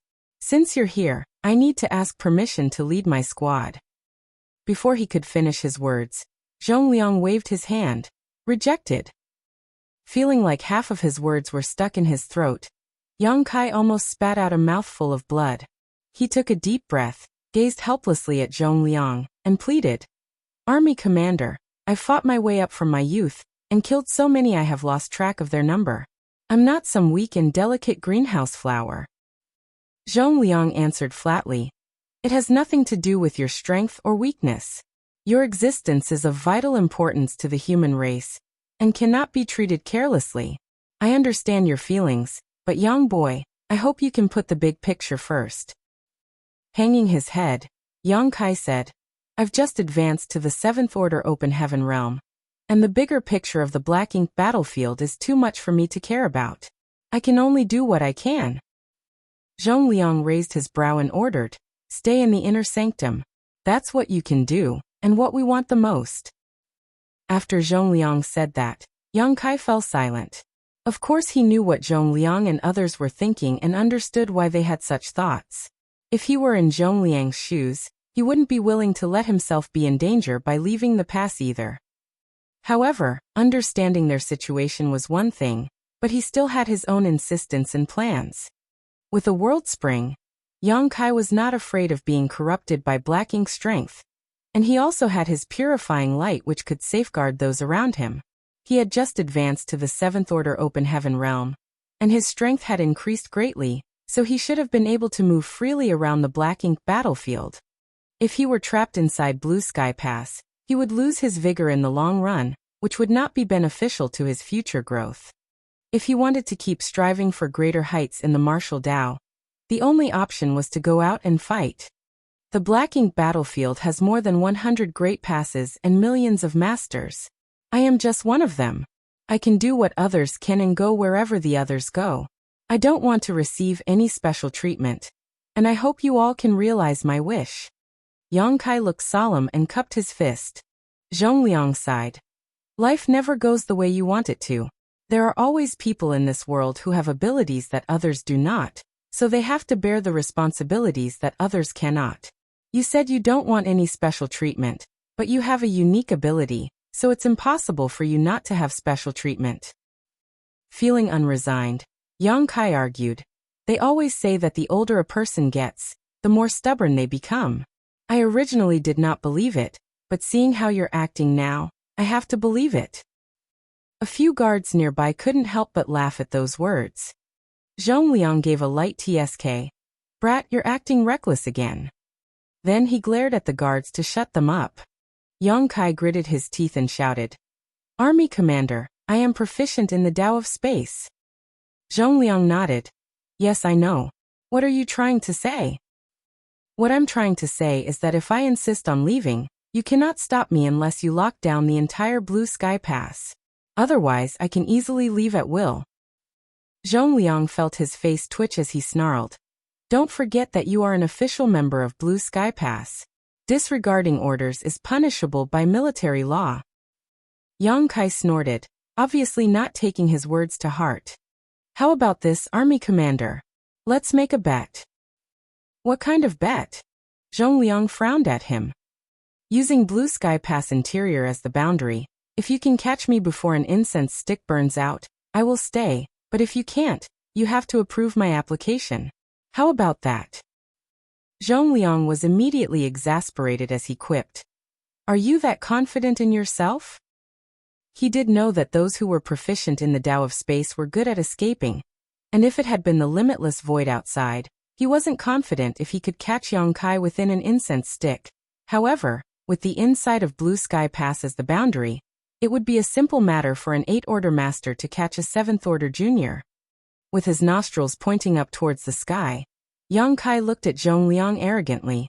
I dare you to make a bet with me. It's fine if you don't, I won't laugh. Even though Zhongliang knew Yang Kai was trying to provoke him, he was still furious and said through clenched teeth, Good, I'll take that bet. But boy, if I catch you, it won't be as simple as you staying in Blue Sky Pass. I'll beat you black and blue until you beg for mercy. With a wave of his hand, Zhongliang ordered, Light up an incense stick. One of the guards who had been watching the fun hurriedly took out an incense burner from his small universe. Yang Kai glanced at the half-human tall incense and incense burner, and he couldn't help but snicker. Army commander, your methods continue to astound me. This incense is much, much bigger than any I've ever seen before. No matter how shameless Zhongliang was, he couldn't help but blush at this moment. A normal stick of incense was a bit longer than a palm's length, so the time it took to burn through was naturally not too long. This giant incense stick was several times bigger, and would probably burn for at least 5 times as long. This was not something Zhongliang had prepared in advance, of course. It was something the guard had done of his own accord. Although it felt like he was cheating, it was exactly what Zhongliang had in mind, so he choked down his embarrassment and instead laughed and taunted. If you think it's inappropriate, we can stop the bet and you'll have to obediently stay in the inner sanctum. Otherwise, you would know the consequences of disobeying my orders. Taking a look at the big incense, Yang Kai knew that there was no room for him to retreat at this point, so he clenched his and said, Let's begin. Zhongliang smiled even more cunningly than a fox as he raised his hand and shouted, Light it up. The guard got the order and immediately prepared to burn the incense. Zhongliang smilingly looked at Yang Kai and said, Boy, don't blame me for not reminding you. You can start running now. Once the incense is lit, I'll be making my move. While saying so, he stood in place and began to stretch and loosen his muscles. Before he finished his sentence, Yang Kai turned around and ran. Behind Zhongliang, the incense was also lit at the same time. The moment the incense filled the air, Zhongliang rushed in Yang Kai's direction like an arrow that had been shot from a bow. He wanted to take this smelly brat down in one fell swoop and cut off anything thought of leaving the pass, so Yang Kai would obediently stay inside the inner sanctum from now on. Suddenly, Zhongliang felt a sense of crisis, and when he looked up he saw that Yang Kai, who should have been wildly fleeing, had actually turned around and was looking at him with a fierce grin. Yang Kai raised his hands high into the sky, and above him a great sun around with a golden crow was cawing rose. Above his other hand a shimmering full moon had manifested. Both the sun and moon shone together. The two celestial bodies began circling one another, radiating rich time principles as they orbited faster and faster. Yang Kai surged his space principles next and merged the two images together to create a new mysterious force. The rapidly rotating sun and moon enlarged and soon filled Zhongliang's field of vision. Even though he was an 8th-order master, he couldn't help but feel chills run down his spine at this moment. The power of this divine ability was beyond his imagination, and it was definitely not something that a 7th-order master could perform.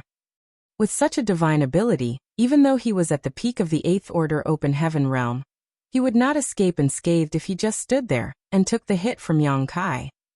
Zhongliang never expected Yang Kai to turn around and attack him instead of fleeing, so he was caught completely off guard and didn't have time to dodge. In addition, under the influence of this strange divine ability, time and space around him distorted, and even his thoughts and perception became a little blurred. This whole situation was too absurd. Zhongliang made an immediate decision, and with a loud shout, the power of an 8th Order Open Heaven Realm Master exploded forth. World force exploded from his body as he threw his fist out at Yang Kai. A loud bang was heard, and violent energy surged throughout the space. The entire Blue Sky Pass was shaken by the shockwave, and all the humans inside the inner sanctum were so shocked that they thought the Black Ink clan was attacking, so they all came out to investigate. All of a sudden, the sky above Blue Sky Pass was filled with people. Meanwhile, inside the Eastern Army's headquarters, Ding Yao leapt up into the air after noticing the movement. He looked around and frowned when he saw Zhongliang suspended in mid-air. However, the current Zhongliang looked a bit haggard. Although the Sun and Moon Divine Will didn't injure him, it wasn't easy for him to take the blow. His vitality was churning slightly, making it impossible for him to chase after Yang Kai immediately. Moreover, under the dazzling fallout from the clash, he had lost sight of Yang Kai, and didn't know where to find him. Frowning, Ding Yao flew over and soon arrived in front of the Western Army's headquarters. Together with him were Liang Yulong and Shen Tumo, who were supposed to be outside right now. The 3 army commanders gathered together, and Zhongliang's adjutant hurriedly greeted them. "What's the meaning of this?" Ding Yao asked with a frown. As soon as he spoke those words though, he turned his head up towards Zhongliang. In his vision, Ding Yao clearly saw a ripple in the void, followed by Yang Kai's ghostly figure appearing less than 100 meters behind Zhongliang. Yang Kai was holding his azure dragon spear, and fiercely thrust it out at Zhongliang's back. Ding Yao's eyes widened at Yang Kai's action, but he also saw that Yang Kai did not have any killing intent. Moreover, Zhongliang was at the peak of the 8th Order Open Heaven Realm, so although this spear attack was unexpected and powerful, it couldn't do much to Zhongliang. What Ding Yao didn't know was that Zhongliang's senses had been scrambled somewhat after being struck by the Sun and Moon Divine Wheel. So when Yang Kai launched this sneak attack, he was not able to detect it until the spear tip was almost touching his body. Only then did Zhongliang sense danger, and turn around to throw out a punch. Yang Kai's body flew out like a paper kite before plunging into the void, disappearing between the ripples as his voice lingered in the air. "As expected of an army commander, my greatest respects to your strength." Zhongliang grabbed at him, but missed. His face now as black as the bottom of a pot, he could not help but roar. "You little bastard! You better hide well and not let me catch you, or I swear your end will be miserable." He was the army commander of the Western Army, one of the most important figures in all of Blue Sky Pass, only ranking below the old ancestor himself. But now he was being played by Yang Kai, who had just advanced to the 7th Order Open Heaven Realm, in front of everyone. What's more, he actually suffered 2 losses because he was repeatedly caught off guard, furthering his humiliation. Zhongliang was angry, but he was also forced to admit that he admired Yang Kai's boldness. He simply did not expect Yang Kai would dare act so recklessly and decisively. If it had been an ordinary 7th Order Open Heaven Realm Master, that person would have already died twice by now. Chapter 4990, I'm not beaten yet. Meanwhile, in front of the Western Army's headquarters, the adjutant gulped and finally had the time to answer Ding Yao's question. After finding out about the bet between Yang Kai and Zhongliang, Ding Yao then turned his head to look at the giant burning incense, and didn't know whether to laugh or cry. Such a large incense stick might take almost an hour or longer to burn through completely. Blue Sky Pass was not a small place, but with it as the boundary, even if Yang Kai, who just advanced to the 7th Order, had his space secret techniques, he might not be able to escape from the palm of Zhongliang's hand. No wonder Zhongliang agreed to the bet. If it had been him, it would have been difficult for him to refuse such a bet too. Zhongliang could have ignored this provocation completely, but Yang Kai was bound to not be convinced, and there would only be further disputes. Thus, it was better to take this opportunity to stop Yang Kai from having such thoughts and prevent any future problems. However, the commotion had grown far too big, and the others in Blue Sky Pass were in turmoil at the moment, as they didn't know what had happened. Ding Yao thus issued a series of orders to control the situation. Soon, the people floating around Blue Sky Pass came down and watched the show from the sidelines. It wasn't a big deal for them as long as it wasn't the Black Ink clans invading. Meanwhile, somewhere in the west of Blue Sky Pass, Yang Kai was running away in a hurry, pushing his space principles to the limit. However, no matter how hard he fled, a divine sense was able to lock onto him from afar. It was Zhongliang. If Yang Kai didn't find a way to cut off this divine sense, no matter how exquisite his instantaneous movement was, he would never be able to escape from Zhongliang. But with their difference in strength, how could he cut off Zhongliang's divine sense? Yang Kai's repeated attempts failed to achieve his goal, so even as he ran using instantaneous movement, Zhongliang followed close behind him. Yang Kai knew that his 2 sneak attacks had pissed off Zhongliang, and the army commander was now determined to teach him a painful lesson. Instantaneous movement was the pinnacle of escape techniques. There were thousands of secret techniques to increase one's speed, but none of them could be compared to instantaneous movement. Soon, Yang Kai's figure could be seen in all corners of Blue Sky Pass, but he never stayed in one spot for more than 3 breaths because Zhongliang, who was like a ravenous beast, was always hot on his tail. With one chasing and one escaping, time gradually passed. The incense in front of the Western Army's headquarters was now a third burned down. Ding Yao and the others were now becoming a bit anxious. Initially, they thought that Zhongliang would capture Yang Kai on his own, but now it seemed that it would not be so easy. They had all heard how the Tao of space was unparalleled when it came to escaping, but it was only now that they learned how difficult it was to deal with a master proficient in it. It was a good thing that this incense burned for a much longer time than a normal incense. Otherwise, the time limit would have already been reached. Even if Yang Kai was caught in the end, it would still be a hollow victory for their side. On the other hand, seeing that he hadn't captured the infuriating boy after so long, Zhongliang was feeling quite annoyed. He intended for this to be a quick battle, but he did not expect that not only were things not going as he expected, but it was actually taking him so long to capture one little brat.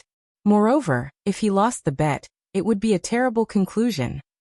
Suddenly, Zhongliang's body stopped in mid-air. Noticing that Zhongliang was acting differently, Yang Kai quickly dodged away, but the divine sense locked onto him remained. He didn't know what Zhongliang was up to, but he figured that the army commander was about to make some kind of big move, so he became alert. As expected, a strong burst of word force came from Zhongliang's side, followed by ripples that started from Zhongliang's location and spread out in all directions. The speed of the ripples was not fast, but it wasn't slow either. As the ripples passed through the air, the surrounding space was gradually undergoing a noticeable change. It was a heaven-sealing earth-locking technique.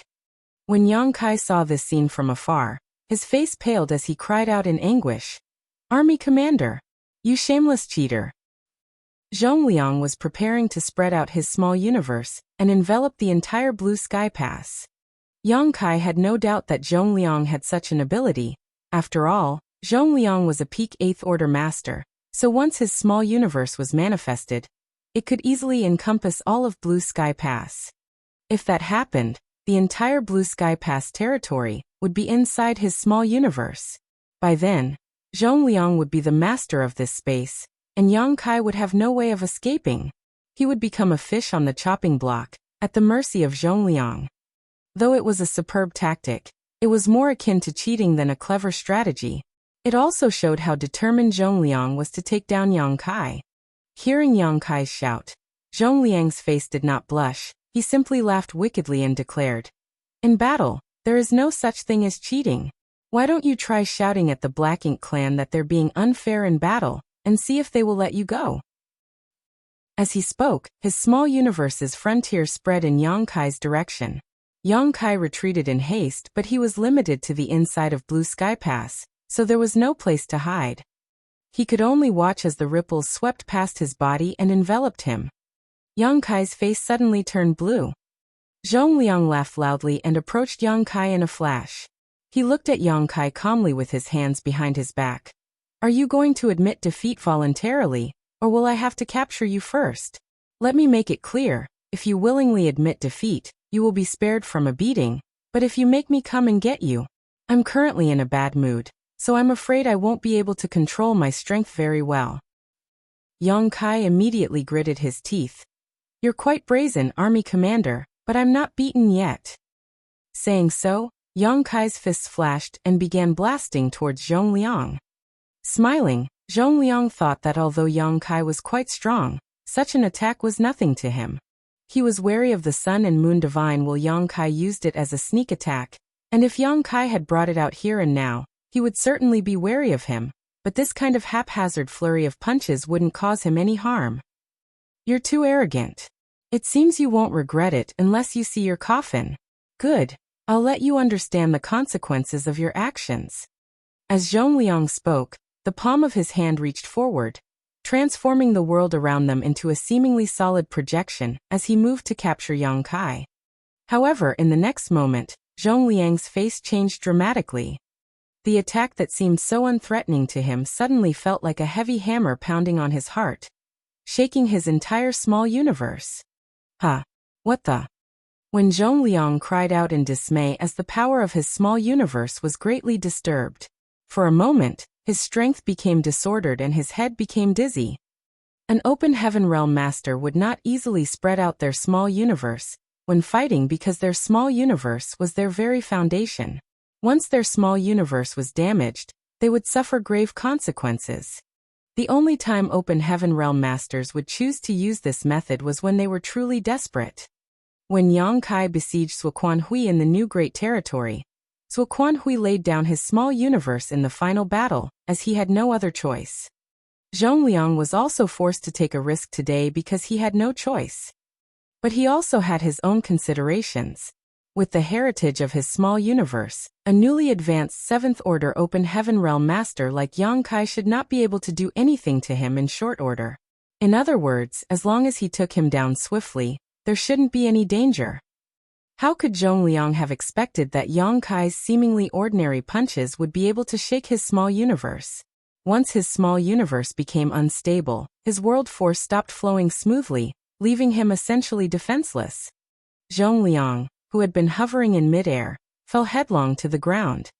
Although he was able to stabilize his body and withdraw his small universe in a flash, even a moment of weakness would be enough to determine life or death in a fight between masters. Zhongliang's face suddenly became blacker than the bottom of a pot, for when he looked up, Yang Kai had disappeared without a trace. Worse, because he was temporarily dazed, his divine sense lock had been cut off. This is bad. Feeling his heart clench up, Zhongliang became worried because he was only able to chase after Yang Kai because he locked him down with his divine sense. Now that Yang Kai had escaped this lock, how was Zhongliang supposed to track him? Turning his head towards the Western Army's headquarters, Zhongliang saw the incense stick in front of the door was already half burned. Also, Ding Yao and the others looked at him with intrigued expressions while standing before the incense burner, making Zhongliang blush. Up until now, he still could not understand how Yang Kai shook his small universe. Those seemingly ordinary punches were definitely not as simple as they seemed. They should be some kind of secret technique that was used to directly target small universes. He was right. Yang Kai did have a secret technique to deal with small universes. That secret technique had worked wonders since he first discovered it, and it gave Yang Kai the ability to fight against masters above his cultivation realm. If he tangled with the enemy for long enough, he could trace the opponent's internal chi back to their small universe, and then using space principles he could bombard it directly. That was the essence of his cow punch. Originally, Yang Kai didn't have the chance to use this technique because of the wide gap between him and Zhongliang, making him unable to hold off Zhongliang long enough to use cow punch. However, Zhongliang took the initiative to spread out his small universe, which allowed Yang Kai to skip over the entire tracing process, so he immediately used cow punch. In the end, he was able to hit Zhongliang and escape from him. He even had the strength left over to cut off the divine sense which was locked onto him. Once all of that was done, Yang Kai was like a tiger that had returned to the mountains. It would be difficult for Zhongliang to find him again. In a few moments, Blue Sky Pass flew into an uproar. Zhongliang's vast divine sense swept through the entire Blue Sky Pass, but could not find any trace of Yang Kai. He even ran to each army headquarters and personally searched the purifying black ink battleships in case Yang Kai was hiding in them. But he ended up empty-handed again. After a few more moments, he had searched every warship in Blue Sky Pass. Seeing that the incense was getting shorter and shorter and would soon be finished, Zhongliang could not help but feel a cold sweat on his forehead. He had turned the entire Blue Sky Pass upside down and searched everywhere he could think of, but there were still no signs of Yang Kai. Just where was that little brat hiding? What if he had left the Great Pass? But that would be like admitting defeat, and Yang Kai would never do that. As he thought about it, Zhongliang suddenly thought of something and looked in a certain direction. That fool finally figured it out. In front of the Western Army's headquarters, Ding Yao reached up and rubbed his forehead. When Zhongliang's small universe shook just now, he was dazed and unable to maintain his focus, so Yang Kai took the opportunity to escape. Though Zhongliang had no idea where Yang Kai had gone, Ding Yao and the others saw it all clearly. However, it wasn't their place to give Zhongliang any hints, nor could they do that. Chapter 4991 No Objections. In the center of Blue Sky Pass, there was a tall solitary mountain, and on top of the solitary mountain stood a majestic palace. For the tens of thousands of members of Blue Sky Pass, this solitary mountain was both a restricted area and a mental support. That was the place where the old ancestor would enter retreat, and no one was to disturb him without being summoned. A stream of light swept in from below, and soon arrived in front of the palace. The figure that landed was none other than the Western Army commander, Zhongliang. He took a quick glance at the surroundings, but only saw a few familiar figures standing guard, with no traces of Yang Kai. Is he not here? Zhongliang was a bit stunned. He had just turned almost the entire Blue Sky Pass upside down, but still could not find Yang Kai's whereabouts. The only exception was this solitary mountain, which he did not dare to pry into because it was not a place he could simply search at will. If there was any place Yang Kai could hide, it was definitely here. Who would have thought he still couldn't find Yang Kai's whereabouts after coming here? The situation made his head spin. If Yang Kai was not hiding here, where else could he be? After greeting Senior Brother Sun, who was guarding the front door, Zhongliang turned around and was about to leave. It was then that Senior Brother Sun suddenly said, "Junior brother, are you here to find Yang Kai?" Zhongliang stopped and nodded, "Yes." Senior Brother Sun smiled wryly and said, "If that is the case, you can wait here." Zhongliang was puzzled. "Huh?" Senior Brother Sun said, "Yang Kai has been summoned by the old ancestor, and is in the inner room. He will be out in a moment." The news made Zhongliang's jaw drop in shock as he was astonished and speechless. The old ancestor summoned Yang Kai into the palace. How could he continue his search for Yang Kai? It was impossible for him to rush inside and catch Yang Kai now. In other words, as long as Yang Kai hid inside the palace until the time limit was up, he would definitely lose the bet. That brat! He's too shameless. But when Zhongliang thought back on the act of him spreading out his small universe, he couldn't help feeling he was just as shameless. Why did old ancestor suddenly summon him? Zhongliang asked with a bitter smile. Senior Brother Sun laughed and said, "I don't know. That brat suddenly came here in a hurry, like he had some urgent business, and as soon as he landed, the old ancestor summoned him inside to talk." Those words made Zhongliang gnash his teeth and secretly curse him for being so sneaky. He must have run all the way here after cutting off my divine sense, which was locked onto him. Still, Zhongliang had not expected that the old ancestor would summon Yang Kai at such a moment. The boy's original intention should only have been to use the uniqueness of this place to hide for some time. As for Senior Brother Sun's description of Yang Kai being in a hurry, as if he had something urgent, Senior Brother Sun might have already learned the reason for that matter. Although his duty was to guard the old ancestor's place of retreat, he must have known about what just happened because they had caused such a huge commotion. Otherwise, he wouldn't have laughed so mockingly. Zhongliang suddenly remembered one more thing and asked urgently, "Have old ancestors' wounds fully healed?" It had been 8 years since the Black Ink clan army was defeated, and the old ancestor had been in retreat since then to heal his injuries, so there might be a chance that his injuries were all healed. Senior Brother Sun unfortunately shook his head and said, "I don't know, but this is the first time in recent years that old ancestor has sent a message to the outside world." After hearing those words, Zhongliang immediately understood the situation. It seemed like the old ancestor had yet to make a full recovery, After all, it wasn't easy for a Ninth Order Open Heaven Realm Master to heal his injuries. However, the old ancestor's situation must have turned for the better, or else he wouldn't have called for Yang Kai to head inside. After taking a look at the big incense in front of the Western Army headquarters, Zhong Liang noticed there was still about a fifth of it left, so there was still some time. He didn't want to leave just like that, and since there was still some time left, Zhong Liang could only stay here and wait to see if Yang Kai would come out before time was up. Silence fell in front of the palace. Meanwhile, inside, Yang Kai sat cross-legged in front of an old man with an all-white beard and hair. The old man was thin and full of wrinkles. He wore a plain robe and was currently barefooted, not giving off the air of a Ninth Order Open Heaven Realm Master at all. Yang Kai did not even feel any energy fluctuations from this old man. If they met without knowing each other's identities, Yang Kai would definitely treat him like an ordinary old man, and not a Ninth Order old ancestor, who stood at the very peak of the martial Tao. The old ancestor's cultivation had probably achieved a state of serenity in the extraordinary.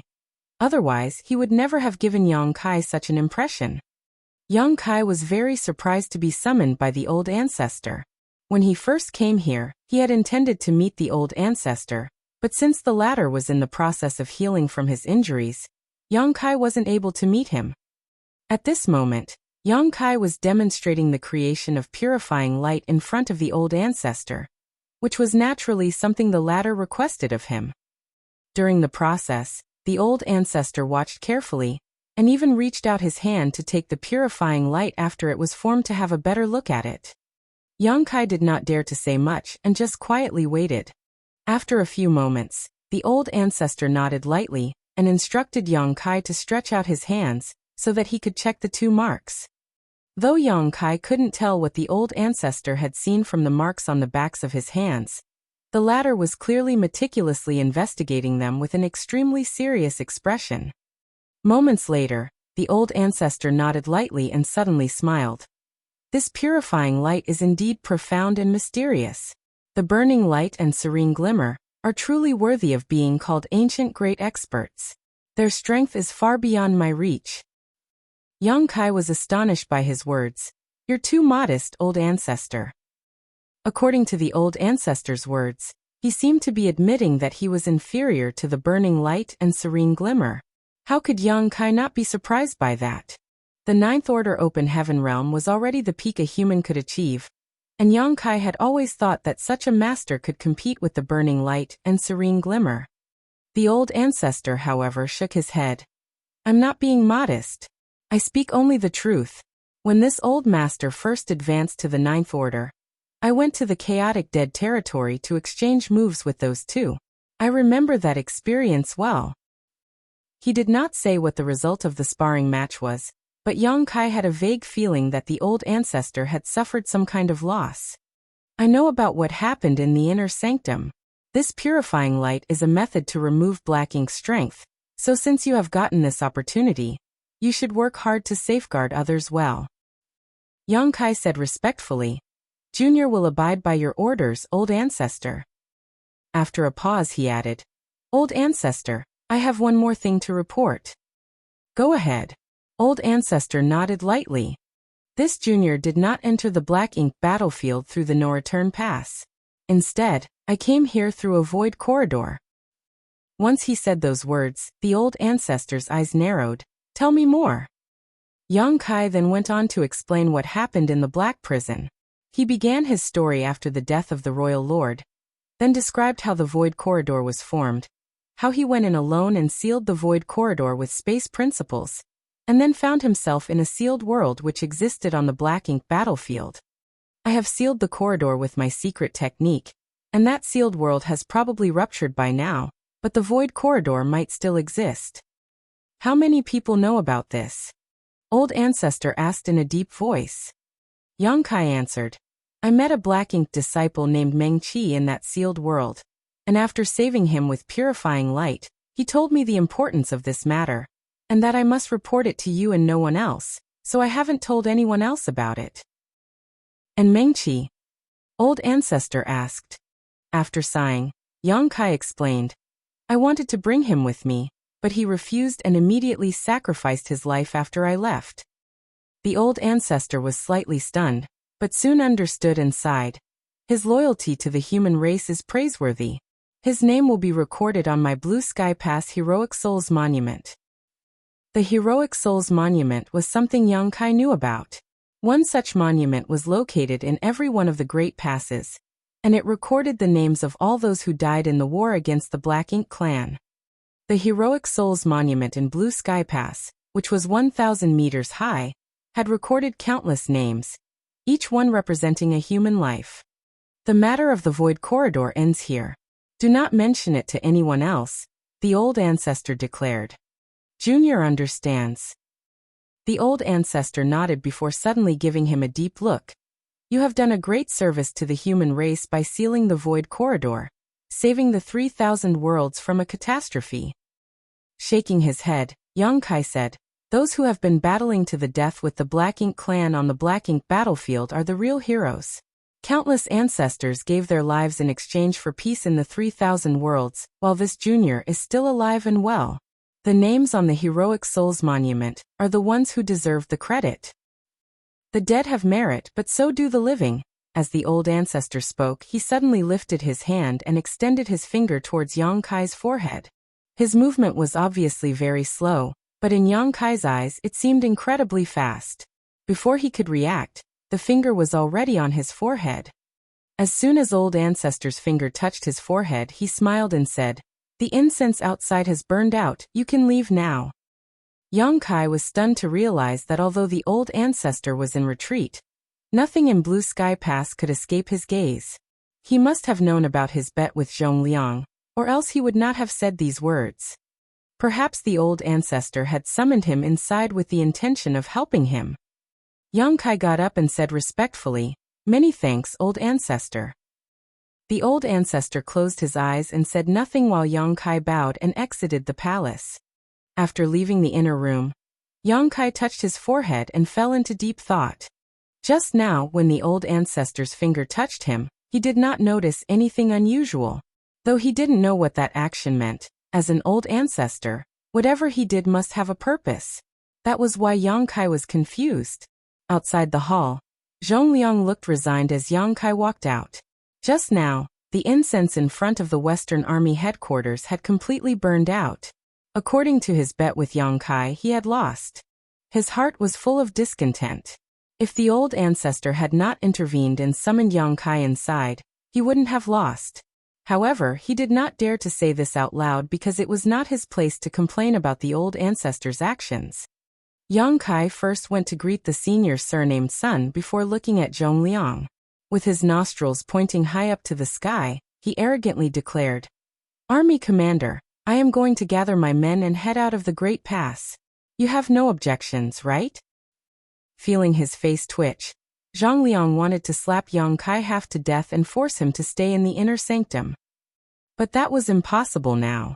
Suddenly putting on a smile, Zhongliang made another attempt at negotiation. "Oh young boy, let's sit down and have a good chat about this. Why do you want to head outside the Great Pass? What's so good about the outside world anyway? Isn't it more free and easy inside the inner sanctum?" Hearing that, Yang Kai cracked his neck and retorted, "No, I want to go outside the Great Pass. Army commander, you're not going to go back on your word, are you?" Chapter 4992 Going Out. Nonsense. Zhongliang blew his beard and glared. This king is an army commander in charge of the Western Army and has never gone back on his word. Good. Yang Kai nodded. Zhongliang added, "But there's no rush. Why don't you stay in the inner sanctum for a few more days, and I'll tell you about the situation of the Black Ink clan." Yang Kai glanced with askance at him. Even though army commander has fought on the Black Ink battlefield for countless years, I have also lived in Black Ink clan's territory for at least 2 years and understand them well. There is no need for me to trouble you, army commander. Saying so, he raised his foot and was about to step forward. However, Zhongliang caught him by the arm. Yang Kai turned around to look at them. For eyes met and Zhongliang gritted his teeth. "Fine. This king won't stop you if you want to leave, but this king must draw up some rules with you. If you do not agree, then I won't let you leave no matter what. Yang Kai frowned and urged him on. Go on. Zhongliang reached his hand out to him. Give me your universe chart. Yang Kai had no idea what he was going to do, but he still took his universe chart out for him. This universe chart was the same one that Meng Qi handed him back then. It was the universe chart of Black Ink Battlefield. Zhongliang took it from him and seemed to do something with it before casually tossing it back to Yang Kai. The first rule is that you must not go past the boundaries set by this king. Right now, the area within the boundary can only barely be considered safe. There are feudal and territory lords beyond this boundary, so you will not be able to resist them with the current strength of your Dawn squad. Hearing that, Yang Kai brought his divine sense into the universe chart and examined the boundaries that Zhongliang had drawn. When he recalled his previous experiences living within the Black Ink clan's territory and compared it to this line, he just about had an understanding of the limits where he could move around. Yang Kai nodded. Rest assured, Army Commander. My life is my own, so I will cherish it more than anyone else. Seeing him agree, Zhongliang relaxed a little and nodded. The second rule is, unless you are completely out of options, you must never use purifying light against the Black Ink clan. If you do use it, then you must make sure to leave no witnesses. Yang Kai frowned. Why?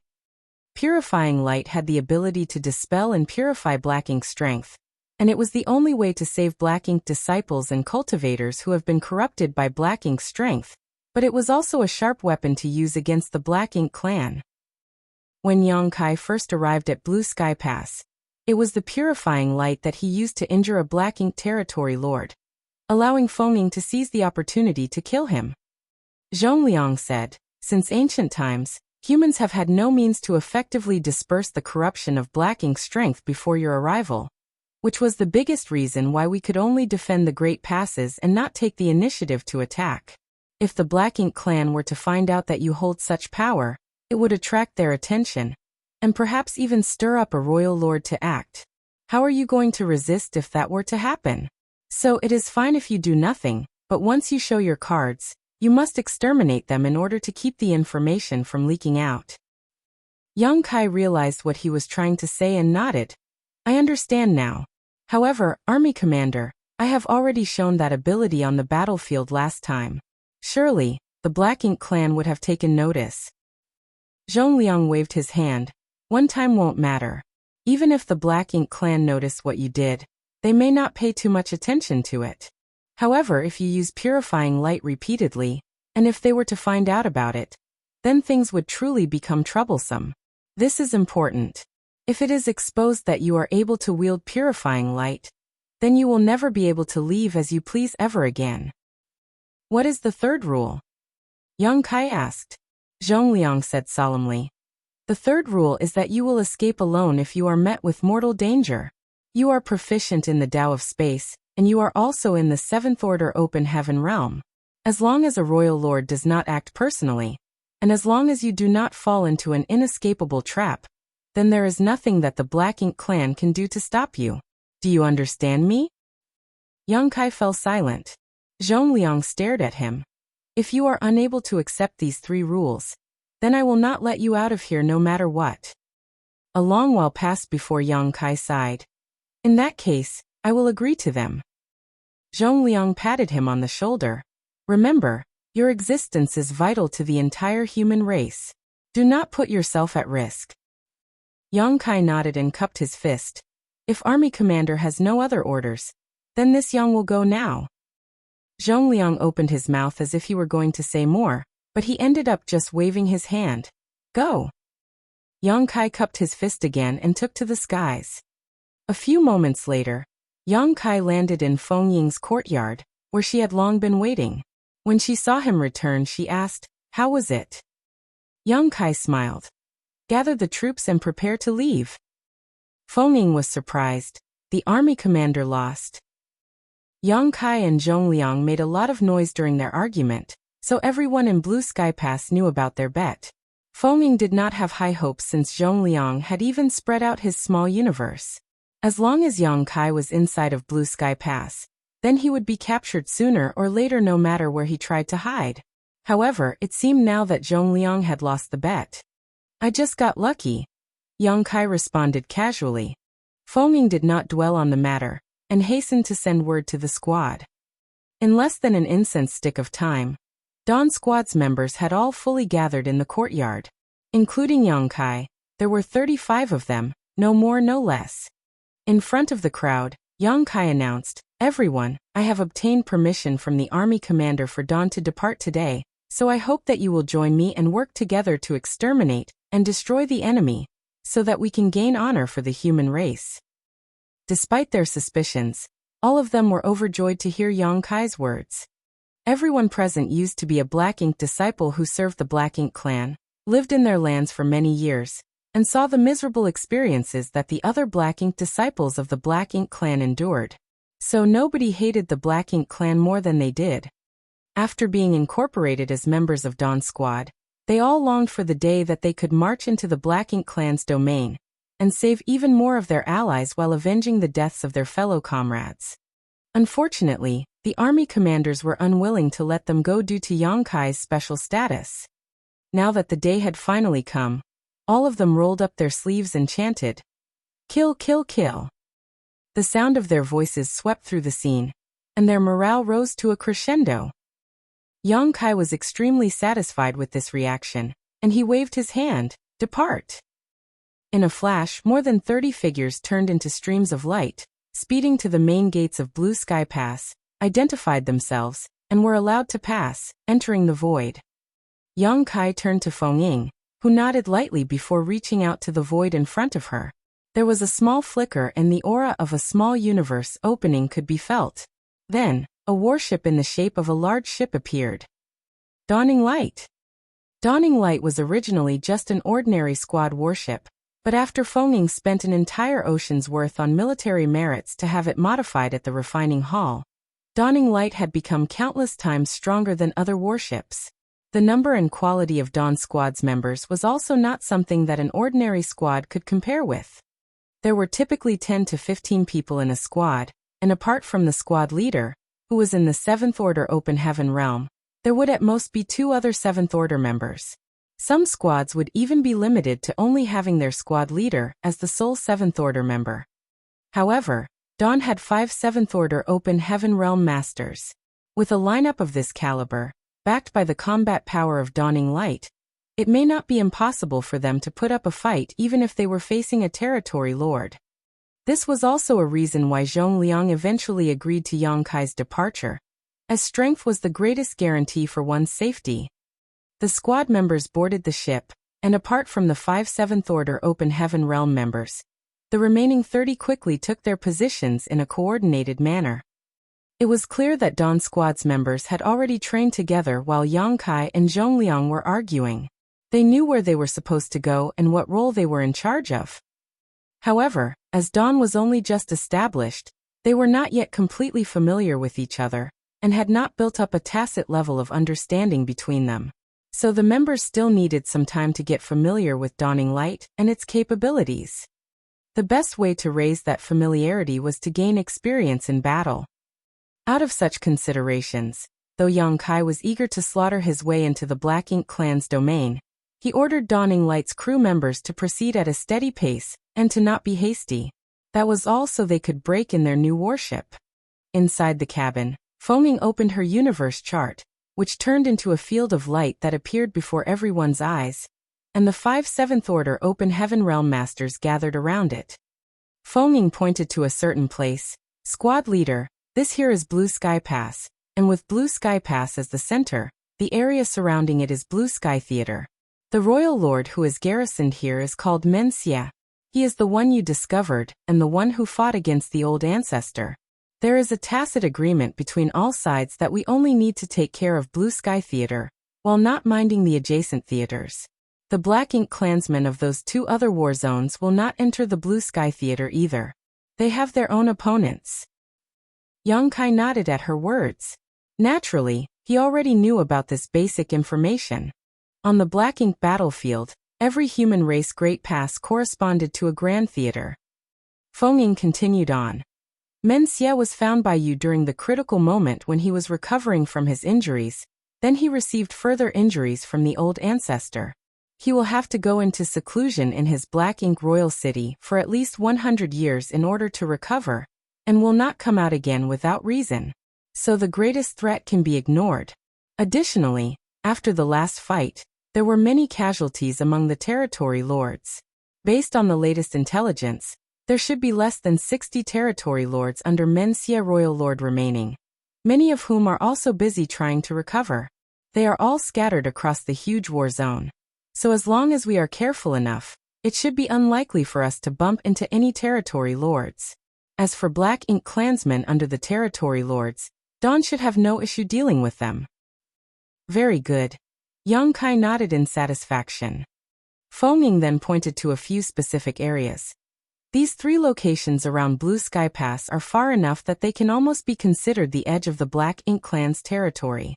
The Inner Sanctum has set up forward camps in each of these 3 locations, each one overseen by an 8th Order Master. These forward camps will be able to provide supplies for our soldiers. There are also artifact refiners and array masters present there who can repair artifacts and warships. We can also report military merits there. Yang Kai was surprised. The Inner Sanctum even set up forward bases in these 3 places. It was the first he had heard of this, so it could not be helped that he was surprised. Chapter 4993, Black Ink Clan Ambush. He had imagined that Blue Sky Pass squads would each fight on their own after exiting the pass, but now it seemed that Inner Sanctum had already set up 3 forward camps on the front lines, and their benefits were obvious.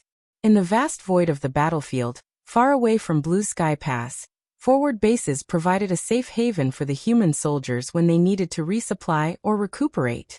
And there were also 8th Order Open Heaven Realm Masters garrisoned at these camps. If anyone did end up bumping into a territory lord, then they could flee back to the forward base to seek refuge. These are all temporary forward camps that are used whenever the Black Ink clan's army is forced back. Once the Black Ink clan have finished recuperating, these forward bases will be abandoned and taken over by the Black Ink clan instead, Feng explained. Yang Kai nodded. It was not hard to understand what was going on.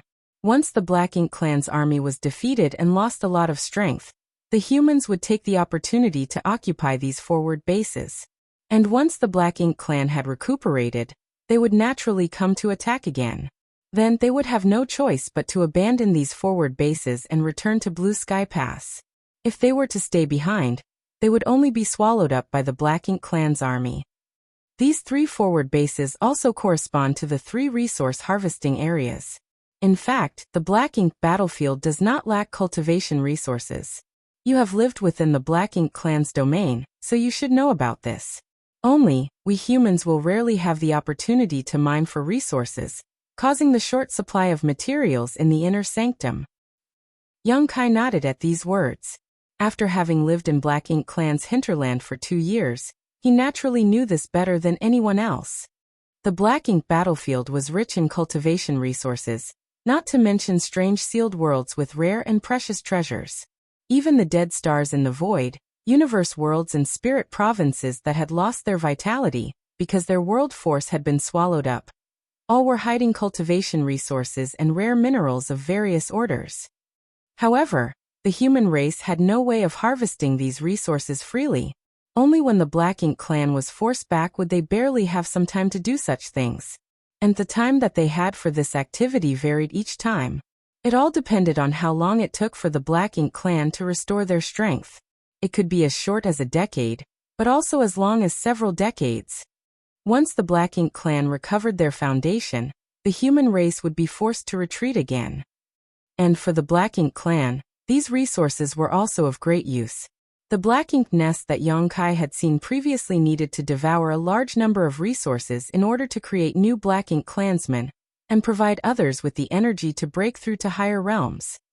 So that was the reason why the Black Ink clan would send their members to these resource harvesting areas to collect materials when the humans retreated. Throughout history, this was how the human race and the Black Ink clan had taken turns occupying the resource harvesting areas, going back and forth with each other innumerable times. Many resource harvesting areas had already been abandoned as their resources had been exhausted. Right now, the closest resource harvesting area occupied by the humans was some 6 billion kilometers away from Blue Sky Pass, with the farthest one being 10 billion kilometers away. Fengning said, "Even though we humans have taken over the resource harvesting area, the Black Ink clan will not just sit still while we mine for materials. Even though there is no way for them to send armies to attack Blue Sky Pass when their foundations have been severely damaged, that doesn't mean they can't send smaller groups to harass these resource harvesting areas. Firstly, they can use this opportunity to capture more Black Ink disciples, and secondly, they can also interfere with the mining operations of our clansmen. So no matter where we go, we must be ready to fight the Black Ink clan at any moment as we mine and search for resources." Yang Kai nodded at her words. He was less knowledgeable about this than Fengning, so it was naturally better for him to listen to her suggestions. He thus asked, "Then based on Martial Ant's thoughts, which location should we go to?" Fengning looked at Yang Kai. "That will depend on whether you want to mine resources or fight with the Black Ink clan." "What's the difference?" Yang Kai asked. Fengning explained, "These three locations are all basically occupied by us humans right now. Even if there were Black Ink clansmen around those places, their numbers wouldn't be large. So if we go to those three places, we will have a safer time mining, and the fights we encounter will also be less frequent. However, whether it be mining or fighting with the Black Ink clan, there are still military merits to be gained. There is not much difference between them, they're just different tasks." Yang Kai raised his brows. "From what Martial Ant is saying, there seem to be other places we can go besides the three locations." Fengning smiled and pointed to another place on the universe chart.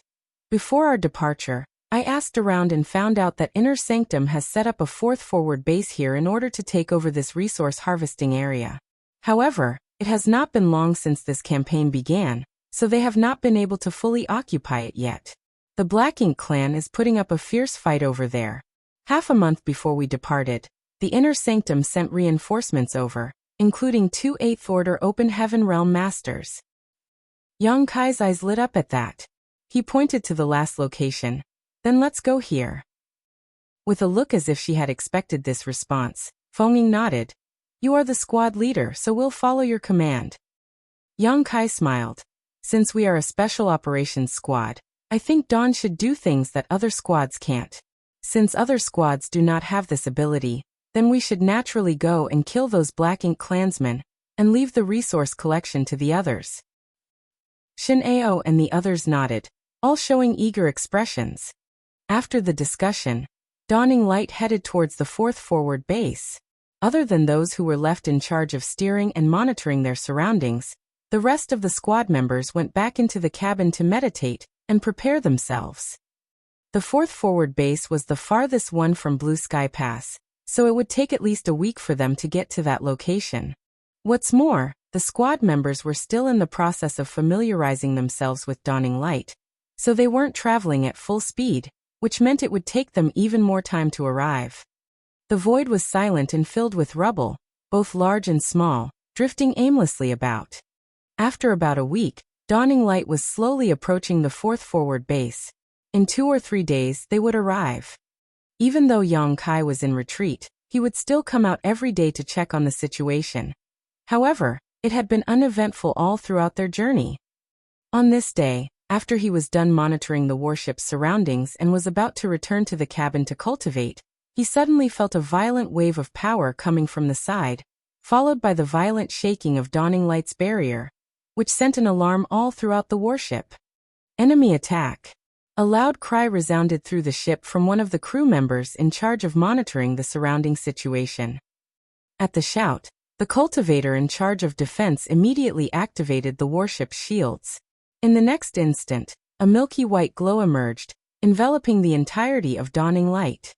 However, since the enemy's ambush had happened too suddenly, the barrier was a moment too slow and the first attack managed to impact the hull. Under the violent shock, Dawn Squad's members slid left and right, but Yang Kai stood firm without moving, his eyes immediately shooting towards the source of the attack. There, behind the shattered fragments of destroyed spirit provinces, large ships in Black Ink clan style emerged, each one a giant that dwarfed Dawning Light in terms of size. There were 3 of these large ships in total, and on the deck stood many stalwart figures, obviously members of the Black Ink clan. The constant shaking continued, but before the Black Ink clan's next salvo hit, Dawning Light's shields were fully raised. Ripples appeared on the surface of the white light barrier, blocking the attack. However, no matter how strong the defensive arrays were, it was impossible for them to resist an incessant bombardment forever. What's more, it took a lot of energy to maintain the shields. The cabin door opened and one cultivator after another rushed in. Feng shouted, "What's the situation?" Yang Kai narrowed his eyes. "The Black Ink clan is blocking our path." "Here." Feng was surprised. She looked over and sure enough, there were the 3 Black Ink clan ships blocking the way.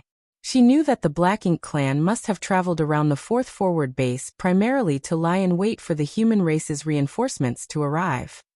As the 2 were speaking, Dawning Light engaged in a fierce battle with the 3 large ships. The large ships of the Black Ink clan were ordinary flight-type artifacts, so the attacks were all coming from the Black Ink clansmen aboard. On the other hand, Dawning Light was a warship with its own offensive capabilities. The squad members in charge of attacking activated the arrays, triggering the power of the artifacts installed within the array core. In an instant, a spear-shaped attack, an awe-inspiring sword wave, and a bolt of lightning shot out in 3 different directions towards the enemy vessels. The Black Ink clan clearly did not expect Dawning Light to have such a wide range of attacks, so they were at a loss for a moment. One of the large ships was too slow to dodge the lightning bolt, and was instantly torn apart.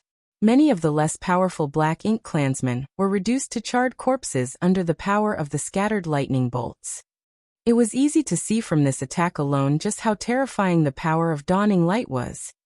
The 2 remaining Black Ink clan large ships were able to dodge the attacks in time, but it obviously frightened them and caused them to back away, putting distance between them and their enemy in case they met the same fate as their companions.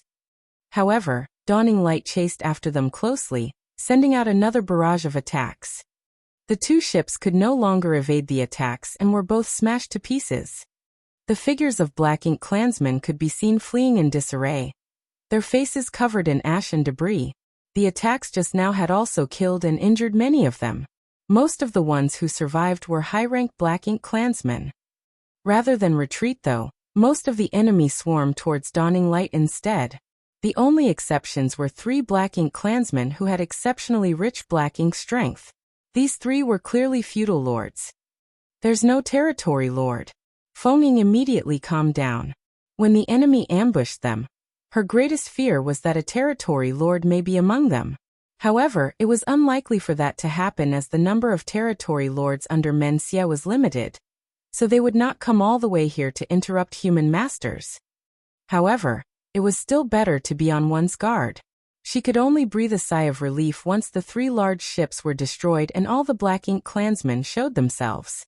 For Dawn Squad, as long as no territory lord appeared, the rest could easily be disregarded. Chapter 4994 Black Purgatory I. Even though this thought might have seemed arrogant, it was the truth. If any other ordinary squad were to bump into 3 Black Ink clan ships lying in wait to ambush them as they were making their way to the 4th forward base, they truly would not have been their opponents and would have had no choice but to flee. Unfortunately for the Black Ink clan, they ran into Dawn, who had 5 7th Order masters among their ranks. "Leader," Feng called out and turned to look at Yang Kai, but she was stunned because he was long gone. Brow twitching, she hurriedly looked around, and sure enough, she saw that Yang Kai had appeared on the deck like a ghost. Following that, he shot out to meet the Black Ink clan soldiers in battle. Though he was a lone figure, he seemed invincible and unstoppable.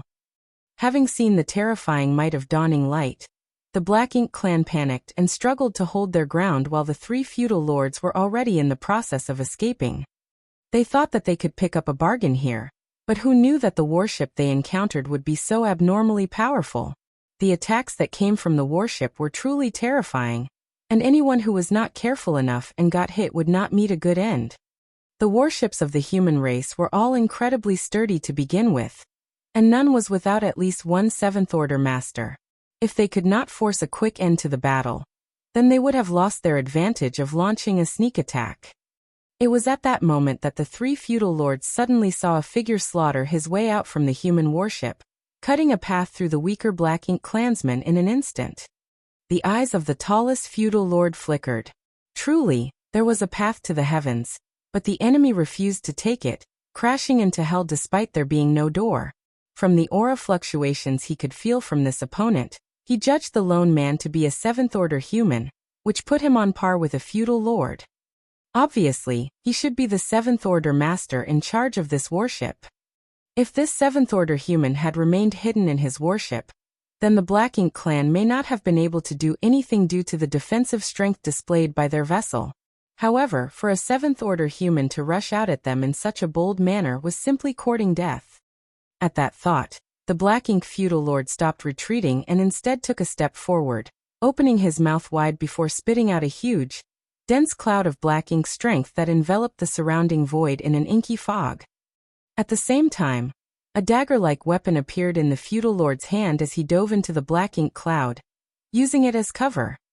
Black Ink strength had always been the Black Ink clan's most effective method when it came to dealing with the humans. Unless they were at their wits' end, humans would never allow themselves to be tainted by Black Ink strength. It had been that way throughout all of history. This feudal lord was clearly very experienced when it came to fighting with the human race, as the first thing he did was create a massive Black Ink cloud. Not only did this conceal his actions, it also caused trouble for his opponent. If his opponent showed the slightest hesitation, then they would have to withstand his violent rain of attacks. With these conditions, even a seventh-order human master would not be a match for him. This feudal lord had done this before, and it worked wonders every time, so this time should be no different.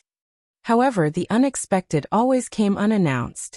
A figure shot straight through the inky mist without even hesitating, and in an instant, he was in front of him. The feudal lord jumped in fright, wondering to himself where this crazy bastard had come from. He never thought that any human would actually play such a different hand than usual. However, without missing a beat, he lifted his dagger and unleashed a storm of attacks towards the arrogant human. Yang Kai stretched out his hand and summoned the Azure Dragon spear into his grip. However, he did not thrust his spear out immediately. Instead, he looked over at the feudal lord with a cold and icy gaze, his right eye suddenly turning black. Even the whites of his eye could no longer be seen, giving him an extremely strange appearance. Black Purgatory Eye, one of the two core eye secret techniques of Myriad Demon's Heaven. Before setting off for the Black Ink battlefield, Myriad Demon's Heaven's 8th Order ancestor, Mo Sha, had personally instructed Yang Kai on the mysteries of this eye secret technique, and also passed on to him all his cultivation experiences with it. This allowed Yang Kai to develop this eye secret technique much further than he had before, unlocking some of its hidden potential and power. However, since then, Yang Kai had yet to use this eye secret technique in battle. After all, there was no chance for him to use it during the large-scale war between the two races. Now was a good time to test it out.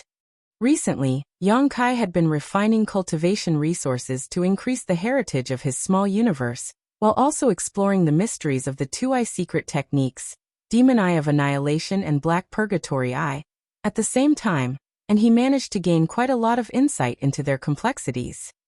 Now that the Black Purgatory Eye was released, the stalwart figure of the feudal lord was reflected in Yang Kai's pitch-black right eye.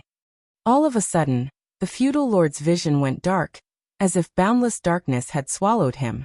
All of his senses instantly became disordered, but that was not all. The reflection of the feudal lord in Yang Kai's eyes distorted slightly. Alongside that barely discernible distortion, the feudal lord in front of him grunted as if he had received some sort of attack. The feudal lord had rich combat experience, and knew that he had been hit by some kind of secret technique by this human in front of him. Human secret techniques came in all sorts of bizarre forms, and the Black Ink clan knew that fact well. Based on their experience, they were able to classify the secret techniques of the human race into various grades and ranks. Of them, several terrifyingly powerful secret techniques were well known among the members of the Black Ink clan. When he thought about the pitch-black eye, adding on what he was experiencing now, the words Black Purgatory Eye immediately came to mind.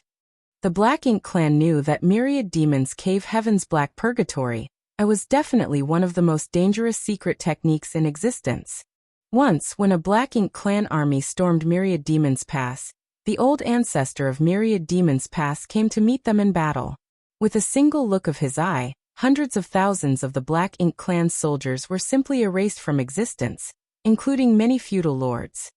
It was that very battle that made the Black Purgatory Eye of Myriad Demons Heaven so famous among the Black Ink clan. However, as far as the Black Ink clan knew, this Black Purgatory Eye secret technique was powerful, but it could not be cultivated by just anyone. Until now, in the entire Black Ink battlefield, they knew that the only humans who could use that secret technique, other than the old ancestor of Myriad Demons Heaven, numbered no more than a few dozen people. This feudal lord never expected that he would come across it here. This was no trivial matter, so the feudal lord swung his dagger faster and faster, while drawing back at the same time. Judging from how he felt after his opponent used his secret technique, this person must not have cultivated the Black Purgatory Eye for long, and was not very skilled at using it, so he was unable to do too much harm to him with it directly. However, the feeling of being enveloped by darkness still lingered, so he had no choice but to retreat for now before coming up with a new plan. It had to be said that this was an extremely prudent decision. It would have been unwise to fight in a situation where all of your senses were cut off. The darkness that enveloped him went as quickly as it came, solidifying the fact that this human's cultivation of this secret technique was not very profound. As his vision was restored, the feudal lord saw the human across from him sweep past. In a flash, he had dashed straight into the camp at the rear without even a glance at him. Such contempt angered the feudal lord, yet boundless fear gripped him as the darkness dispersed. His eyes widened as he felt his strength and vitality rapidly leaving his body. Black ink blood flowed down from his forehead, blurring his vision. Following where the blood was coming out of, the feudal lord could very clearly feel that a hole had been pierced straight through his head. When did? Screams erupted from behind him. The human that dashed over was cutting down the other Black Ink clansmen like melons and vegetables, taking hardly any time to slaughter them all, with none being able to put up a fight against him. Then even those screams subsided.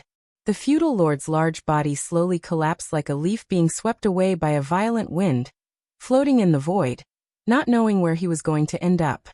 At the same time, Shen Ao, Ning Qiji, and Qi Taichu rushed over, each one of them wearing a shocked expression on their face. Their brows were twitching as they passed by the feudal lord who had just been killed. They had all followed Yang Kai and Feng back from the Black Ink clan's domain. But even though Yang Kai's performance on that journey was not bad, he was limited by his cultivation, and was hardly as astonishing as he was now. However, now that Yang Kai had broken through to the 7th order, he was able to show astonishing strength. A feudal lord could not even withstand a single move from him, and had his head pierced through, instantly killing him. This was not something that Shen Ao and the others could compare to. Even Feng would not be on par with Yang Kai, who was able to lift such a heavy load as if it was featherlight. It had to be known that Yang Kai had only reached the 7th order open heaven realm a few years ago, and was already this powerful. If the heritage of his small universe were to continue to grow, then how terrifyingly strong would he become? Stowing away the shock in their hearts, the three of them rushed over to catch up with Yang Kai, slaughtering their way through the scattered Black Ink clansmen. With each of them unleashing their own secret techniques and divine abilities, they were able to reduce the Black Ink clan group to dead and dying within moments. Feng did not come out during the fight. Despite how powerful Dawning Light was, a 7th Order master had to stay behind just in case something unexpected were to happen. At this moment, Dawning Light was also following behind Shen Ao and the others. Offensive arrays fired blasts of energy comparable to the full-powered attacks of 7th Order Open Heaven Realm Masters in all directions. The Black Ink clansmen were all dumbfounded. There were a few hundred Black Ink clansmen present, along with 3 feudal lords from their 3 ships. They were a strong force that no human squad could compete with, but unfortunately for them, they had bumped into Dawn. The strongest feudal lord, who had tried to take the lead, was killed by a single spear thrust from Yang Kai, who then rushed in alone and threw the enemy into disarray. With the addition of Shen Ao's group and Dawning Light's support, the Black Ink clansmen had completely fallen into despair. Some tried to escape, but how could they be able to? For Seventh Order masters spread out from Dawning Light, and in less than an incense stick of time, the Black Ink clan group was completely wiped out without a single survivor left. Dawn, on the other hand, had not suffered a single casualty, not even an injury. It was only in the very beginning, when Dawning Light had been caught in the enemy ambush, that the warship suffered some damage. However, the damage was negligible and did not affect the warship's performance at all. There were a few hundred Black Ink clansmen involved in this ambush, but Yongkai alone killed more than half of them, including 2 feudal lords. The third one was killed by the joint efforts of Shineo and his other 2 companions. This left Shineo and the others feeling a bit embarrassed. They had only managed to gain this kill because they acted quickly. If they had been just a little bit slower, then they may not have even been given the chance to fight that last feudal lord. After the dust settled, the battlefield was cleaned up and records were kept, all of which had to be reported for military merits. Chapter 4995, 4th Forward Base. The Black Ink clansmen also had some good things with them. If the artifacts that were tailored for the Black Ink clan's use were brought back to the inner sanctum and entrusted to someone else to be processed, then many useful materials could be extracted. Naturally, these things couldn't be used for cultivation, but there was no problem with using them to create human artifacts and to repair human warships. They were also able to collect many Black Ink coins from the bodies of the dead Black Ink clansmen. Blue Sky Pass had been able to amass a great amount of Black Ink coins already. Countless Black Ink clansmen would die every time there was a battle. And even though the deceased Black Ink clansmen weren't very rich, over time Blue Sky Pass was able to gather a terrifyingly large number of Black Ink coins. These coins were a common currency used within the Black Ink clan. Black Ink clansmen could use them to buy whatever they wanted, but they had no use at all in the hands of humans. The only unfortunate thing was that they did not see any Black Ink disciples during that battle. There were actually quite a lot of Black Ink disciples in the Black Ink clan's territory, but many of them were lost after the previous war outside of Blue Sky Pass. Even though Yongkai was able to save a few of these Black Ink disciples with the purifying light that he possessed, not many had the energy left in them to capture Black Ink disciples on a battlefield where swords have no eyes. After being corrupted by Black Ink's strength, the Black Ink disciples became merciless when it came to attacking their former human compatriots. Unless there was a large difference in strength, capturing a Black Ink disciple alive was almost impossible, so Blue Sky Pass had no choice but to kill them. The fight many years ago shaved down the number of Black Ink disciples in the Blue Sky Theater by a large margin. Many Black Ink clansmen also left behind their own Black Ink disciples to bring up the rear while they were escaping, which was a possible reason why there were no Black Ink disciples to be found in this Black Ink clan group. "Are you all right?" Feng asked in the cabin as she looked at Yongkai. Yongkai had taken the lead to rush into the enemy lines alone. Despite receiving no injuries, there was a trace of dried blood at the corner of his right eye, which was naturally a backlash of using the Black Purgatory Eye.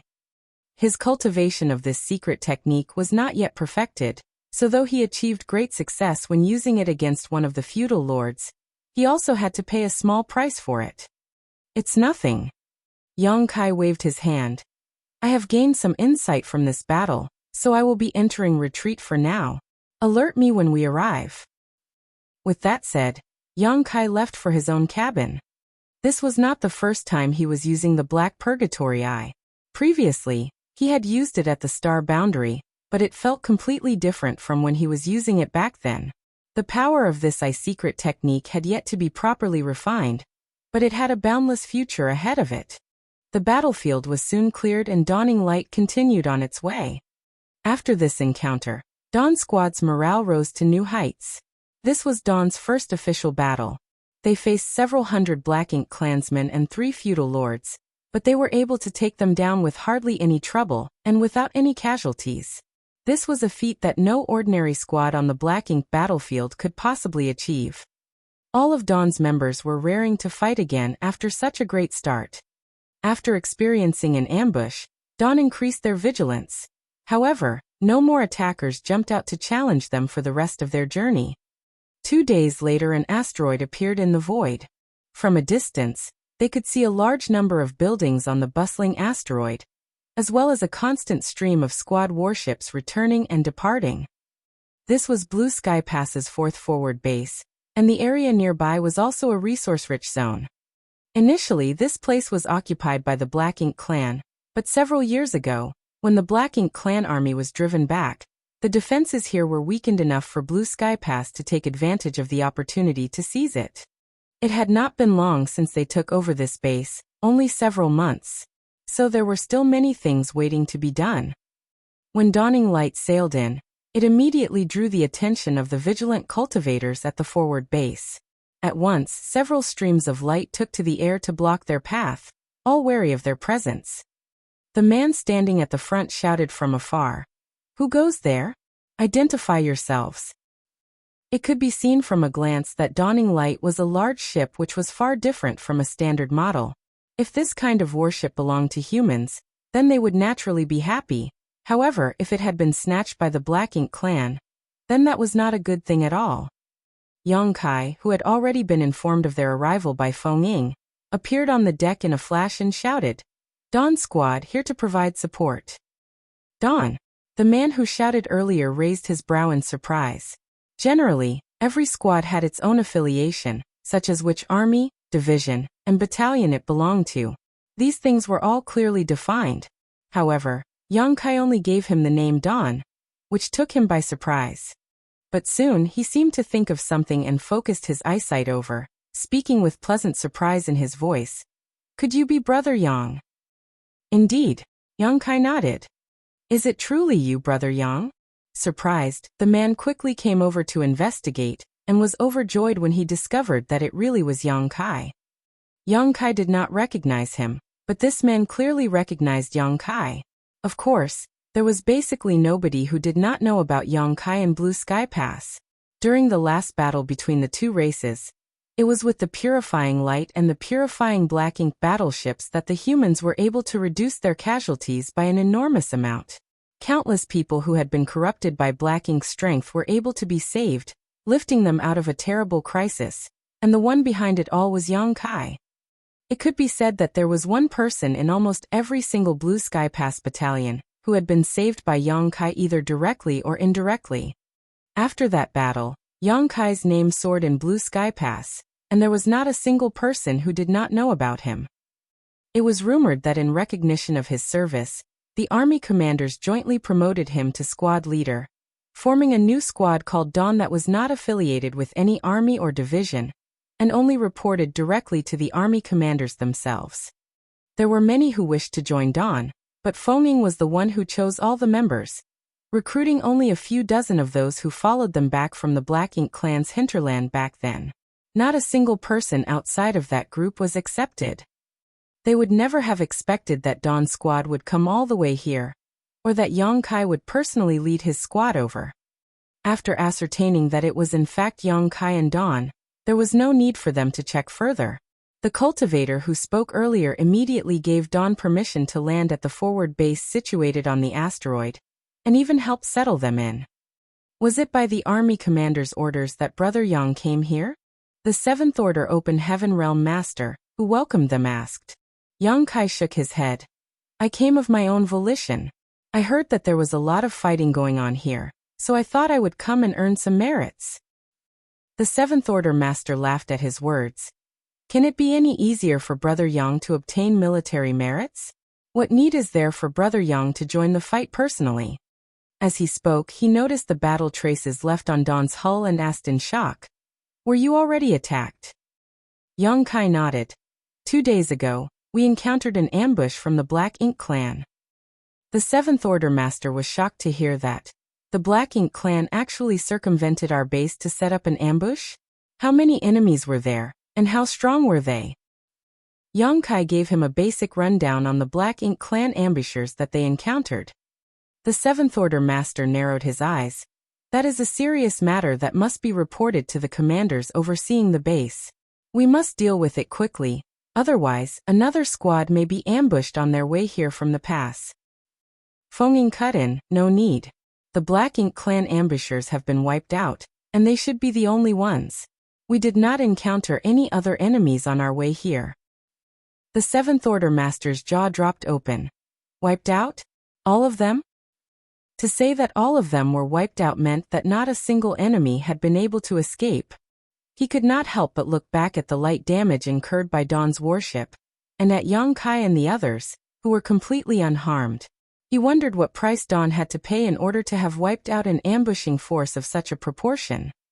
With the configuration of Dawn's squad, those ambushers would have been unlucky to encounter them and would surely be no match for them. But looking at Dawn's members, they all seemed utterly unscathed after that battle, which left him in a bit of a mystery. However, when considering how strong Feng Ying was, he soon relaxed. Even though Feng Ying was a Seventh Order Master like him, her name was well known across Blue Sky Pass.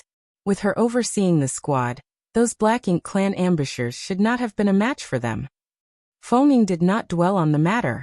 Either way, the War Materials Hall would get all the information after they reported their military merits. She instead asked, "Which sirs are currently overseeing this base?" The Seventh Order Master composed himself and replied, "There are 4 Eighth Order Masters currently overseeing this forward base. Eastern Army Division Commander Xie Xiaoping, Southern Army's Division Commander Cha Hu, Western Army Division Commander Luan, and Northern Army Division Commander Su Bo Liang. However, other than Division Commander Cha, the others are not currently present." If they were not in the forward base, that meant they must have gone to the resource collection area. The Black Ink clan's remnants had not fully given up this area yet, and were still locked in a struggle with the humans, so there were still territory lords around.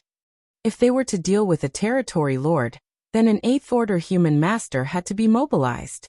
This was also the reason why the 3 Eighth Order Division commanders were currently away from the forward base. Yang Kai nodded. "In that case, bring us to Division Commander Cha." Once one arrived at a forward base, registrations had to be made.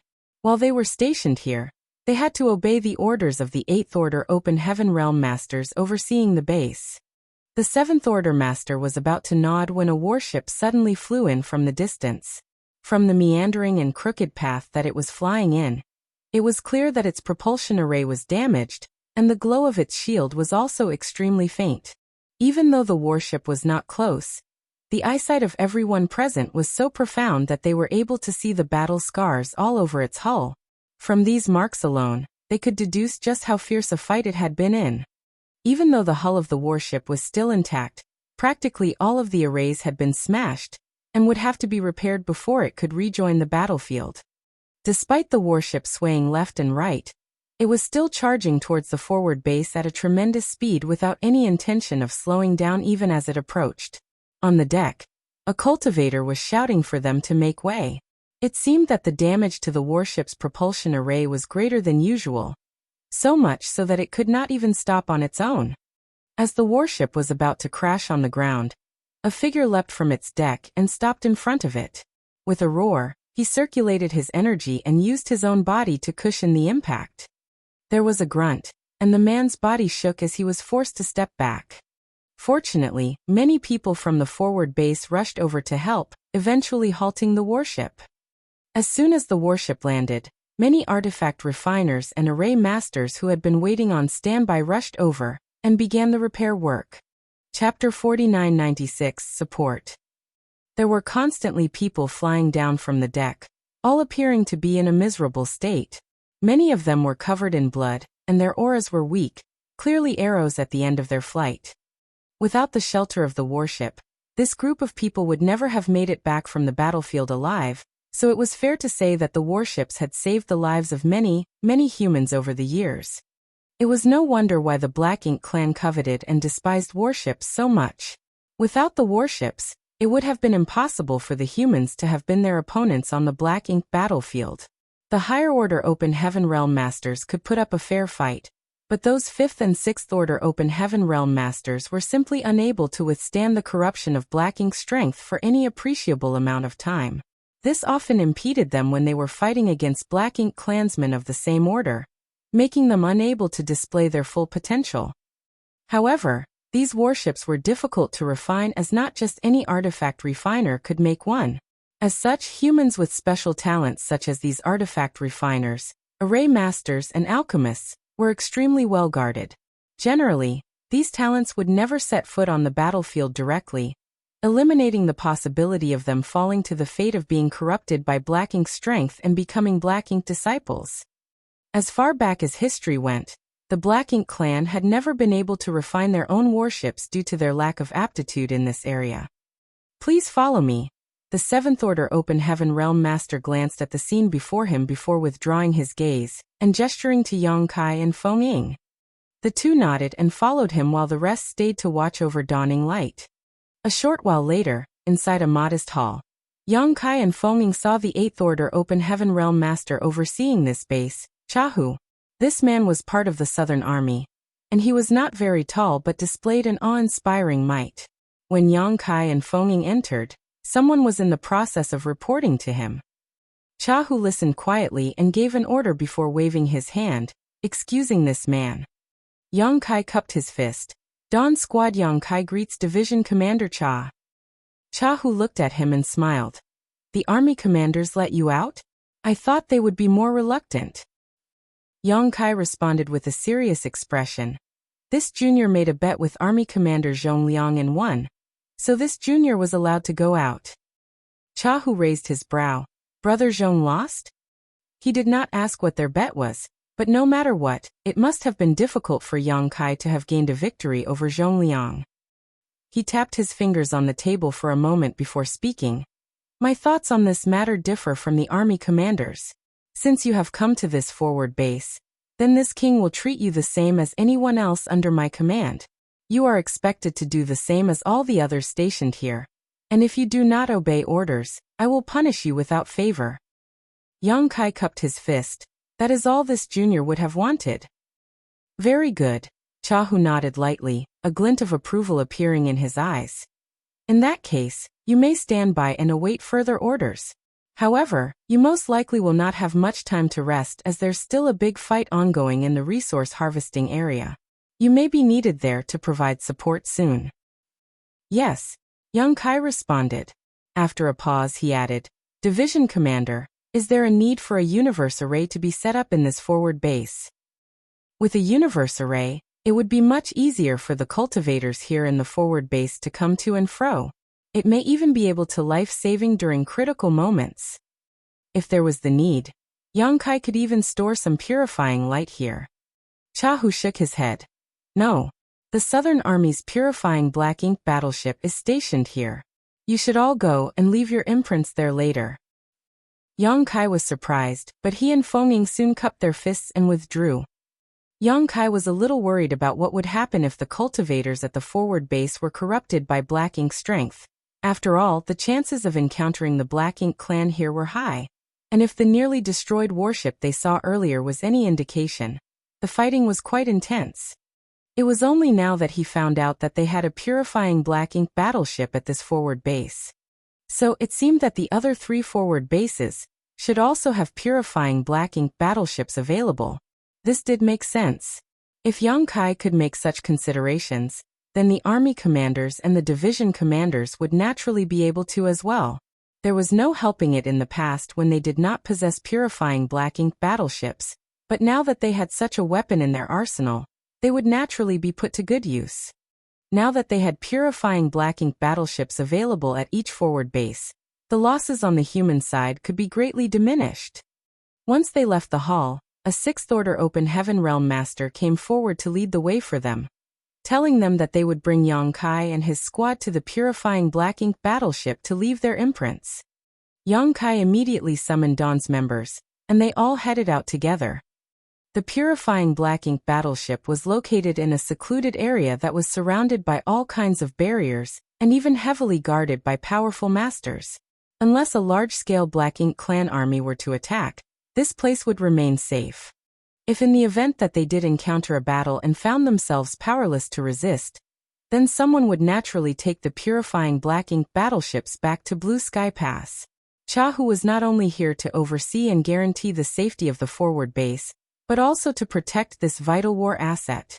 Within moments, Dawn Squad's members left their imprints on the purifying Black Ink battleship. With that, as long as they were within a certain range, they could return to it by activating the universe transference law. However, although the universe transference law was easy to perform, it did have some drawbacks. Firstly, depending on the distance between the caster and the universe array, there were different levels of pressure exerted on them as they traveled across the void. The further the distance, the greater the pressure. If the distance exceeded the limit which one's body could withstand, then even if they were transported back, there was the great possibility that they could be injured or even killed by being crushed by the force of the void. Such events were not completely unheard of in the 3,000 worlds. Broken or crushed bodies had been transported back to universe temples in the various great territories, after having been shredded and pulverized by the terrifying pressure of the void. Such corpses were transported over vast distances that greatly surpassed the limits which they could withstand. However, the Open Heaven Realm Masters on the Black Ink battlefield were all in the 5th order at the very least, so they could withstand being teleported over 1 billion kilometers without much issue. The other major issue with using the universe transference law was the time required to activate it, and the fact that one could not be disturbed while trying to perform it. This was also the biggest drawback of the universe transference law. During a life-or-death battle, even a moment's hesitation could be fatal. So who would have the time to perform the universe transference law? Once activated, this secret technique would take at least 3 breaths of time to be fully executed, and the lower one's cultivation was, the longer it would take to complete. For that reason, even if a cultivator were to encounter danger, it was often the case that they would not be able to cast universe transference law to successfully escape. The only way for them to escape from danger was to try and buy some time for themselves. In contrast, Yang Kai's instantaneous movement was a much more practical secret technique to use in combat, as there was no delay in activating it. However, Yang Kai was the only one who could use instantaneous movement, and the distance that he could move was incomparable to the universe transference law, so there were advantages and disadvantages to both. The 6th Order Master who led Yang Kai and his squad to the purifying Black Ink battleship, so they could leave their imprints, then brought them to an open space in the forward base and pointed to it, saying, "This place will be your camp from now on. When you are not assigned any tasks, you may rest here. I still have other matters to attend to, so I will excuse myself." Saying so, he turned and left. Looking at the empty patch of land, Yang Kai and the others all looked at each other somewhat blankly. However, Feng was unperturbed and snapped, "What are you all staring at? Get to work." The group of Open Heaven Realm Masters who had come here burning with excitement to slaughter their enemies thus had no choice but to set up a temporary camp first. Fortunately, none of their cultivations was low, so it only took less than half a day's work for them to finish their work. During times of war, there was no point in getting hung up on quality of life. They just needed to have somewhere to live. They had just finished setting up their camp when the 6th Order Master who led them here came rushing over. Before he even arrived, he began shouting, "Squad Leader Yang." Yang Kai was about to take a walk around the forward base to familiarize himself with the place when he heard the shout, so he turned around and called out, "What is it?" The man hastily handed a jade slip to Yang Kai and said solemnly, "The division commander has given orders for Dawn Squad to rush to this location to provide support. The 2 squads there were ambushed by the Black Ink clan, and are now engaged in battle with them. Given the disparity in strength, I'm afraid they may not be able to fight them off." Yang Kai frowned before turning his head and shouting, "Dawn, form up." The scattered squad members all immediately flew over. Yang Kai waved his hand and shouted, "Board the ship. We're heading out to battle." Everyone's eyes lit up as they swiftly boarded Dawning Light. Yang Kai looked back at the messenger. "Does the division commander have any other instructions?" The messenger responded, "Division commander's instructions are for Dawn to do their best to provide aid to the 2 squads and return safely. As for the rest, act according to the circumstances." Yang Kai nodded in understanding. "We will definitely live up to the division commander's trust." Then he turned around and boarded Dawning Light as well. In the next moment, the ship took off and turned into a stream of light, speeding off in a certain direction. On the deck, Yang Kai checked the contents of the jade slip before handing it over to the squad member in charge of steering the ship. Not much information was recorded on the jade slip, only the general direction, destination, number of enemies, and their approximate strength, but that was enough. Any resource harvesting area would have a large number of universe worlds in its vicinity, and the fourth forward base was naturally no exception. However, the world force of these universe worlds had disappeared long ago. The Black Ink clan fed on world force to strengthen itself, so there was no vitality left in the universe worlds on the Black Ink battlefield. All of these worlds were surrounded by dense death chi. Though the worlds were dead though, the resources still remained. The worlds closest to the forward bases were little more than fields of debris. Most of them were just remnants and asteroids. It was clear that they were all pretty much exhausted from extensive mining, and did not have anything good left. However, there were still plenty of resources to be found and mined in all directions around the forward bases. This was also the reason why the humans were fighting with the Black Ink clan for control of them. While the humans could use these resources to cultivate and refine more warships, the Black Ink clan needed these resources in order to fill up their Black Ink nests, so they could breed new clansmen and enhance their war power. The Black Ink clan that possessed Black Ink disciples had an even greater need for these resources, as the Black Ink disciples under their command could refine them and increase their strength. Dawning light was extremely fast, so within less than a day, they could already see dazzling light off in the distance, and they could feel violent energy fluctuations emanating from the bursting lights. These were clearly the lights of secret techniques from human cultivators. Chapter 4997 Render Aid. As they watched the flickering lights, they were soon obscured by dense darkness that cut off their vision. It was apparent that whoever it was, they were currently engaged in battle with the Black Ink clan. After checking the information in the Jade Slip, Yang Kai knew that those had to be the two squads who needed their support. From what he could see, Yang Kai was relieved to learn that dawn did not arrive too late, so he immediately ordered Dawning Light to accelerate to maximum speed. In the next moment, Dawning Light's propulsion array thrummed, and the warship's speed increased as it shot towards the battlefield. In the distance, the Black Ink clan also seemed to have noticed Dawning Light's arrival and immediately split off a part of their forces to intercept them. The number of Black Ink clansmen surrounding the two human warships was huge. There were hundreds of them, including a number of feudal lords, so it was no wonder why they were outmatched. It had to be known that there were at most a dozen members in an ordinary squad, so it was surprising enough for them to have lasted such a long time against such a large number of Black Ink clansmen.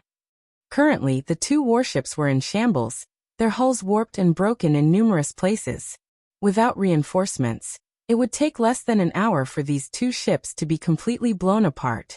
If that were to happen, then the members of both squads would be exposed to the swarm of Black Ink clansmen, and they would lose all hope of surviving.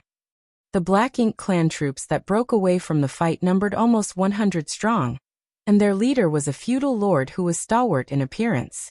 The imposing figure lifted a huge axe in his hands and swung it down at Dawning Light with great force before they even closed the distance with each other. A wave of black light tore through space with a violent force towards Dawning Light. There was a loud bang as Dawning Light shook slightly. Its momentum was even slowed for a moment. However, Dawn had already activated their defensive arrays, and a transparent shield enveloped Dawning Light. So the power of the axe was only able to dent the barrier, doing no damage to the ship itself. The Black Ink feudal lord seemed slightly taken aback by this sight. It was apparent that he did not expect to see such a strong shield on this human warship, enough to render his attack completely ineffective. This warship was clearly different from the human warships they had been fighting up until now. Before he could think through the matter though, a figure had emerged from the warship with a spear in hand, charging straight at him at a tremendous speed. The feudal lord roared with fury and raised his axe again, leaping out from the Black Ink army he was leading to meet this human in battle. In an instant, two figures, one big and one small, clashed in the void. Yang Kai's expression remained indifferent as his spear stabbed forward like a dragon.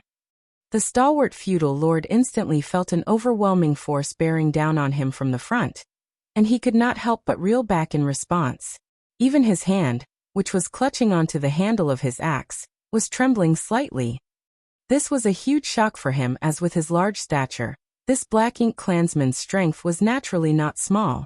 For a human of the same order, It was simply impossible to match him in terms of raw physical force. However, he encountered an exception today. The feudal lord was instantly enraged and, for some inexplicable reason, felt humiliated by what he had just experienced. The axe in his hand turned into a violent gust of wind which he struck down at the tiny human. His attack was met with a flurry of spear shadows. Sparks flew everywhere as it was impossible to count how many times the two weapons clashed in that instant. The rage in the feudal lord's eyes soon cooled, and was swiftly replaced with a look of sheer horror. The human had already swept past him, and did not even look back. Then, what entered his ears were the screams of many black ink clansmen. The feudal lord's hand trembled hard as he held his axe. This was naturally the result expected when one was no match for one's opponent, but the consequences were not the source of his horror. He stood still, his strength stagnant, not daring to move even a muscle. However, dawning light was closing in on him, so it was impossible for him to stay still any longer. Only then did he move his body, forcefully pushing his strength, only for an eerie tearing sound to emerge from his figure. In the next instant, black blood exploded from the feudal lord's large body, and his aura rapidly deflated. During that brief clash, his opponent's spear not only blocked all of his attacks, it even left numerous wounds on his body. When he focused all his attention on suppressing these wounds, it was possible for him to keep his injuries sealed. However, the moment tried to move, all his injuries burst out at once. What kind of monster did I just face? In all his years of fighting with humans, he had never once crossed blades with such a terrifying opponent. From the aura his enemy gave off, he was indeed in the seventh-order human master, which was equivalent to his own cultivation as a feudal lord, yet their strengths were simply incomparable. He would not have believed it if he had not experienced it for himself. He had no time to think, though, before dawning light had drawn close to him. If he was in peak condition, he would naturally have no fear of a human warship. But as an arrow at the end of its flight, how would he be able to withstand it? With a roar, he tried to dodge aside. However, at that moment, there was a loud rumble from dawning light, and a spear-like attack was shot out from the bow of the warship, turning into a stream of light and piercing through the feudal lord's waist, blasting off half of his body. Still, this feudal lord had an innate savagery to him, so despite knowing that he was going to die for sure, he still swung his axe one last time before death took him, smashing it into dawning light. Unfortunately for him, the powerful defensive barrier rendered his attack useless. Dawning light sailed past the feudal lord's broken body, and crashed into the group of Black Ink clansmen behind him. The Black Ink clansmen's numbers had already been whittled down by Yang Kai's rampage. He was like the sharp tip of a spear, cutting through the Black Ink clan ranks while making his way towards the enemies who were besieging the two human warships.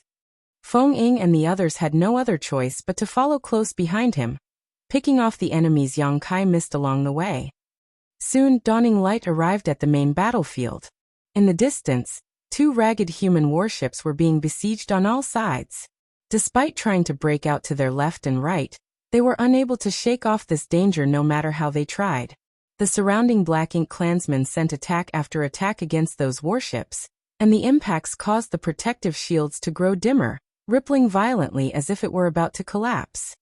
Thick Black Ink clouds coated the battlefield. In the midst of these clouds, a man and his spear passed through with unstoppable momentum, leaving a reign of terror in his wake. The masses of low and high-ranked Black Ink clansmen seemed as weak as paper when faced with that spear, left either dead or critically injured with a mere sweep of it. Shen Ao, Ning Qiji, and Qi Taichu rushed out from dawning light. Even seventh-order open heaven realm masters like them would not dare to act alone on such a battlefield. Otherwise, they could fall into danger at any moment. The three of them took up a triangle formation with each one of them in charge of one corner, before crashing into the Black Ink clan's army, like a rolling stone. Meanwhile, dawning light, which was following closely behind the three of them, released its attacks in full swing. One by one, the lights from the offensive arrays shot ruthlessly towards the places where the Black Ink clan had converged. Screams rang out unceasingly as ink-black blood filled the void. Black Ink's strength was also being spread like mad.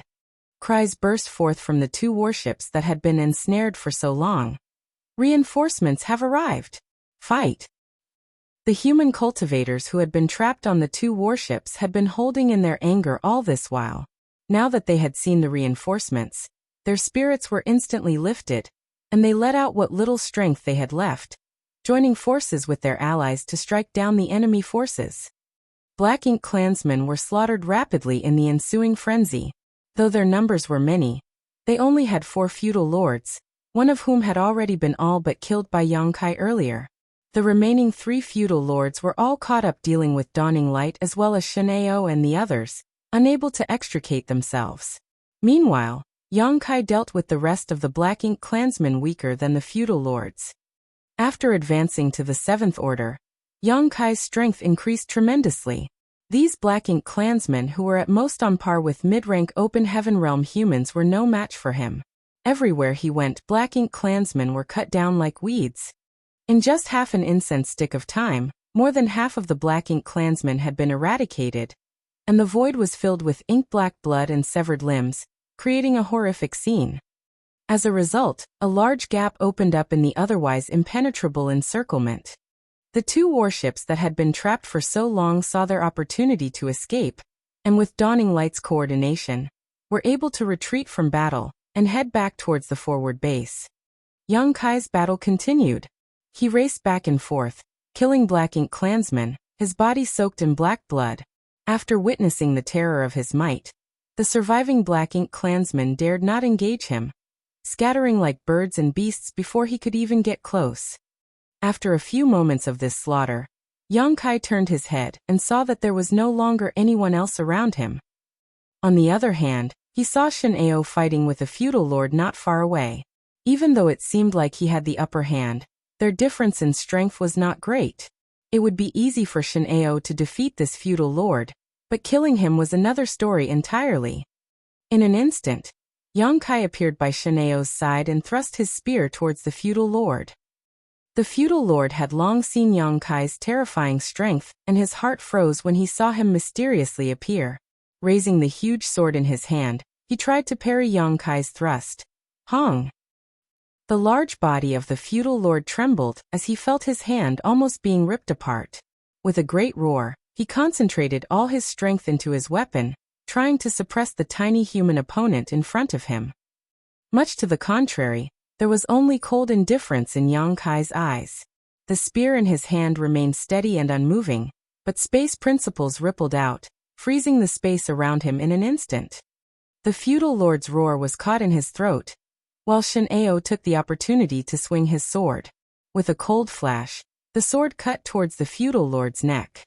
The feudal lord was thoroughly shocked and he immediately tried to move back to avoid the fatal blow, but he still suffered a long gash that cut halfway through his neck. Despite the terrible appearance of this wound, it was not a fatal blow. As long as he could safely return to the Black Ink clan's territory and enter a Black Ink nest, he could recover completely given enough time. But at that moment, his large body suddenly shook and a look of horror and unwillingness appeared in his eyes. At the same instant, Yongkai's heart clenched up tight. There seemed to be some sort of danger rapidly approaching him, but before he could react to the situation, he saw a golden light pierce through the feudal lord's chest and fly straight at him. In this critical life or death moment, Yongkai shifted his body instinctively. Then he felt a small prick in his chest, like an insect had just bitten him. However, Yongkai clearly felt a terrifying force pass through his body, entering from the front and piercing out the back. His body flew backwards involuntarily, and a violent force shook his 5 viscera and 6 organs, causing him to cough up a mouthful of golden blood. Chapter 4998, Powerful Arrow. What they just encountered on this battlefield was so sudden that nobody expected it. Even Yongkai, who had been attacked, did not notice the attack until it appeared right before him, and that was why he was caught unprepared and suffered a big loss. The feudal lord whose body was pierced through by the golden bolt did not die immediately, but he no longer had the strength to continue fighting. He did not even have the strength to escape, and could only turn his body back with difficulty to look in a certain direction, a look of hatred filling his eyes as he muttered, "Trivial Black Ink disciple. You dare." Before he could finish his words, the nearby Shin'eo swung his sword again, cutting off his head. On the other side, after spitting out a mouthful of golden blood, Yang Kai stabilized himself, and his left eye was instantly filled with a golden light. The pupil of that eye transformed into a vertical golden slit that held infinite might. With the demon eye of annihilation, he could faintly see a dim golden light flickering between the asteroids several thousands of kilometers away. That was where the attack had come from. Taking in a deep breath, he pushed down the churning vitality in his chest and manipulated space principles. In an instant, Yang Kai disappeared from where he stood. Several breaths later, Yang Kai had already appeared on top of a certain asteroid, and his divine sense spread out like a tidal wave. However, he found nothing. There was only death chi surrounding this asteroid without the slightest vitality. Only a small trace of aura remained that was dissipating rapidly.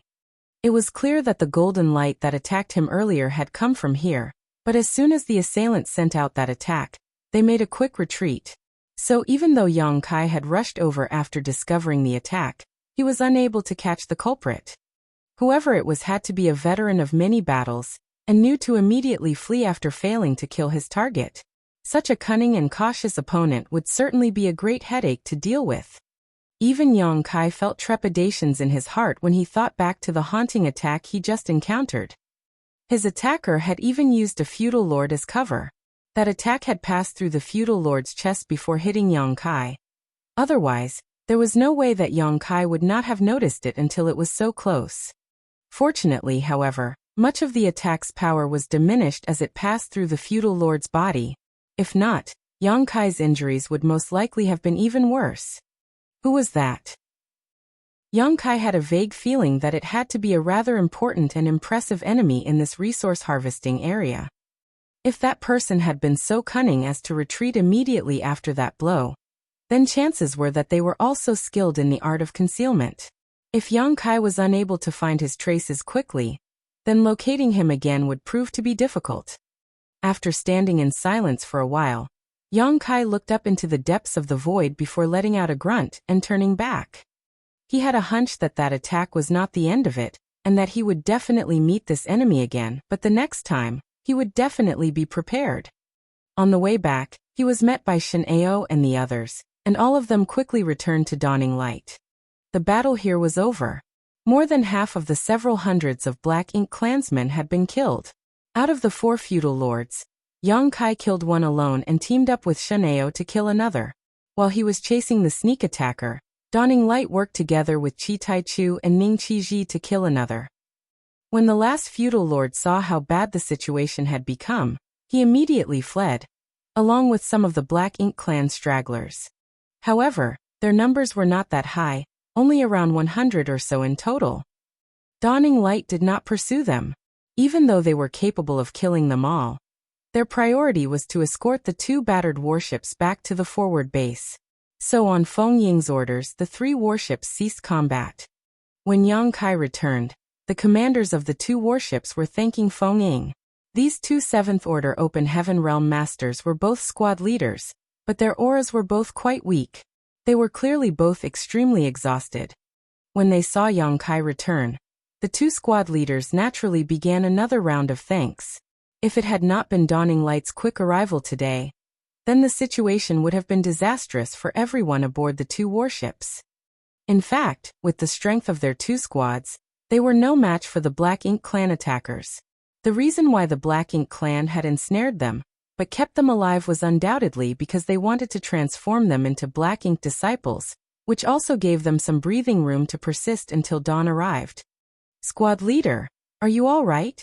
Feng Ying asked anxiously when she saw Yang Kai return looking slightly pale. Yang Kai waved his hand. "I'm fine." Even though it was not a light injury, it did not harm his foundation, so it couldn't be considered serious.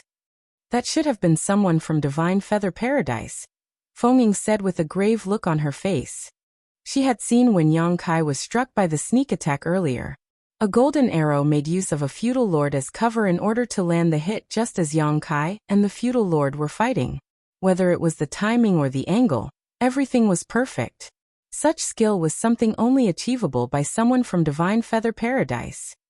Yang Kai nodded. "I guessed as much." Many cave heavens and paradises had their own unique characteristics. For example, Bright King Cave Heaven's cultivators focused on body tempering. Divine Cauldron Cave Heaven was proficient in artifact refining. Divine Feather Paradise's cultivators, on the other hand, were renowned for their archery. The cultivators from this paradise may not be very strong in close combat, but once they were given some distance from their opponents, they were basically invincible in the same realm. That was because they were extremely skilled in archery, and also at concealing their auras and evading enemies. There were some Divine Feather Paradise cultivators in Blue Sky Pass, and they accrued a lot of merits during the last war. Even though Yang Kai had never had any significant dealings with this paradise before, he did know about them to a degree. The golden arrow that pierced through that feudal lord, and then through his own body, was undoubtedly an extremely profound arrow technique, and was an attack that came from several thousand kilometers away. It was truly unbelievable for an attack of this degree to be possible. It had to be known that Yang Kai's body was now so intrepid that ordinary attacks would not be able to hurt him in the slightest. But that golden arrow had pierced straight through him, even causing considerable injuries to his 5 viscera and 6 organs. This was a result achieved with Yang Kai possessing a world spring in his small universe. If it were any other person, then it was likely that even their small universe would have been severely shaken. And if it were to happen on a chaotic battlefield, then it would have hindered their combat strength greatly. It would have taken only a single arrow to render them helpless. And he was a really troublesome one. One of the squad leaders who had come forward to thank them added, "If not for him lurking in the shadows, even if we were no match for the Black Ink clan, we would have at least been able to escape. There would be no way that we would have fallen into such a desperate situation." The warships on the human side could still run away if they were to encounter superior enemy forces that they could not deal with, but only if they weren't overly damaged. However, every time their warships tried to escape, they would be stopped by that Black Ink disciple hiding in the distance. Both of the warships were damaged in many places from the attackers' arrows, causing them to end up in the desperate situation they were in. Fortunately, Dawn was able to arrive in time to provide them with support and resolve the dangerous situation. Yang Kai frowned. "There's something I don't understand." "What is it?" Feng Ying asked him. "If he attacked us, that meant that he was a Black Ink disciple. However, if he was a Black Ink disciple, how could he kill that feudal lord?" The last blow passed through a feudal lord's body before it hit Yang Kai. Yang Kai had lived among the Black Ink clan for 2 years, so he knew very well about the position of Black Ink disciples in the Black Ink clan. Generally, no matter how strong they were, Black Ink disciples had an innate reverence towards the Black Ink clan. A low-ranked Black Ink clansman could even beat and yell at a 7th-order Black Ink disciple at will, and the Black Ink disciple would not even dare to make a single complaint. And yet, the Black Ink disciple from Divine Feather Paradise had done something completely unexpected. Clearly, the feudal lord had not expected that to happen either, which was why he said those words before he died. A look flickered in Feng Ying's eyes. That is usually true. Unless the Black Ink disciple had been specifically instructed by a higher-ranking Black Ink clansman to ignore the life of another Black Ink clansman in order to kill their enemies at critical moments. Yang Kai narrowed his eyes. In that case, he has to be a Black Ink disciple under the command of a territory lord. That made sense. Judging by the power of that attack, that person definitely had to be in the 7th Order Open Heaven realm. Cultivators in that realm were not something that an ordinary feudal lords could capture or possess. Only a territory lord could achieve such a feat. That's the only possibility, Feng Ying nodded. We should be careful on our way back. I have a feeling that that person is not far away. If we let our guards down, then he might strike us again with that powerful attack, Yang Kai said as he swept his gaze around the void. He had felt like he was being watched since he returned, but no matter how carefully he searched, he could not find anything out of the ordinary. From that, he could tell that this person's concealment skills were extremely profound. Yang Kai's injuries were not light this time. Even though it did not harm his foundation, he would still need time to properly recuperate. After giving out orders, he returned to his cabin to rest. The 3 ships moved steadily towards the forward base with the 2 damaged ships out front while dawning light brought up the rear. It was not until they could see the asteroid where the forward base was located that Yang Kai, who had been recuperating in his cabin the whole time, suddenly opened his eyes. Just now, the feeling of constantly being watched disappeared without a trace. It seemed like that divine Feather Paradise Black Ink disciple did not give up on finishing him off this whole time, and had been following their warship all along. After returning to the forward base, the two warships set down for urgent repairs. Even though Dawning Light was also hit, the damage was nothing major and only required some simple maintenance. Fenging personally went to see Cha Hu in order to hand in their mission brief and report their military merits before returning. At the camp, Dawn Squad's members were all resting and restoring their strength. Their first battle since arriving at the forward base was not very dangerous, but it was the first time that Dawn had fought together, so it revealed some of the flaws they had. Such flaws were not of much consequence in ordinary times, but they could be magnified during difficult situations and could have led to Dawn's downfall if they weren't careful. So Fenging decided to talk to Yang Kai about them after he recuperated. At the moment, Yang Kai was healing in his own tent. The most serious injury he sustained during that fight was the sneak attack from that divine Feather Paradise cultivator. The rest of the injuries came from him charging into battle on his own. The Black Ink clan's final struggle before death was not enough to harm him in any significant way, but it was not to be underestimated either. After the fight, dozens of wounds, both big and small, were left all over Yang Kai's body. In just 3 days though, Yang Kai had fully recovered and was as mighty as a dragon and fierce as a tiger. This was the perk of having a powerful dragon vein. He had thick skin and strong flesh, so any non-critical injuries he incurred were basically ignorable. Chapter 4999 Free Hunting. When she saw Yang Kai come out of seclusion, Fenging immediately gathered up Dawn Squad's members for a post-battle meeting. 35 people gathered together to discuss some of the problems they encountered during their last mission. Unlike the other squads who had fought together for a long time and built up a tacit trust and understanding with each other, Dawn was considered brand new and a lot of work still had to be done for them to learn to coordinate with each other. Summing up their experiences after the fight would be greatly beneficial to them. There was a lot of enthusiasm shared by the squad and everyone eagerly spoke up. The flaws that would normally be overlooked were quickly exposed before everyone so that they could all take note of them. Then the next time a similar problem arose, they would have a solution to deal with it. And when those problems stopped appearing, it would mean Dawn Squad's coordination has gone up a level. The post-battle meeting did not last long, only around half an hour. Yang Kai then went to Cha Hu's command post again. Since they were here, he naturally had to make Dawn useful. It wasn't as if they could stay in the forward base forever to look at the scenery. Not that there was any scenery to look at in this dead void. After receiving permission, Yang Kai stepped into the tent and asked, "Division Commander Cha, Dawn has fully recovered after its last mission. Are there any tasks to be done?" Cha Hu glanced at him. "You've all recuperated so quickly." Yang Kai smiled. "We did not suffer any losses last time. Don't push yourselves too hard.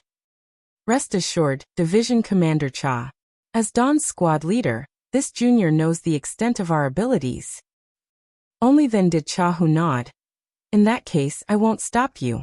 There is work to be done, but why don't you have a look and see what interests you?"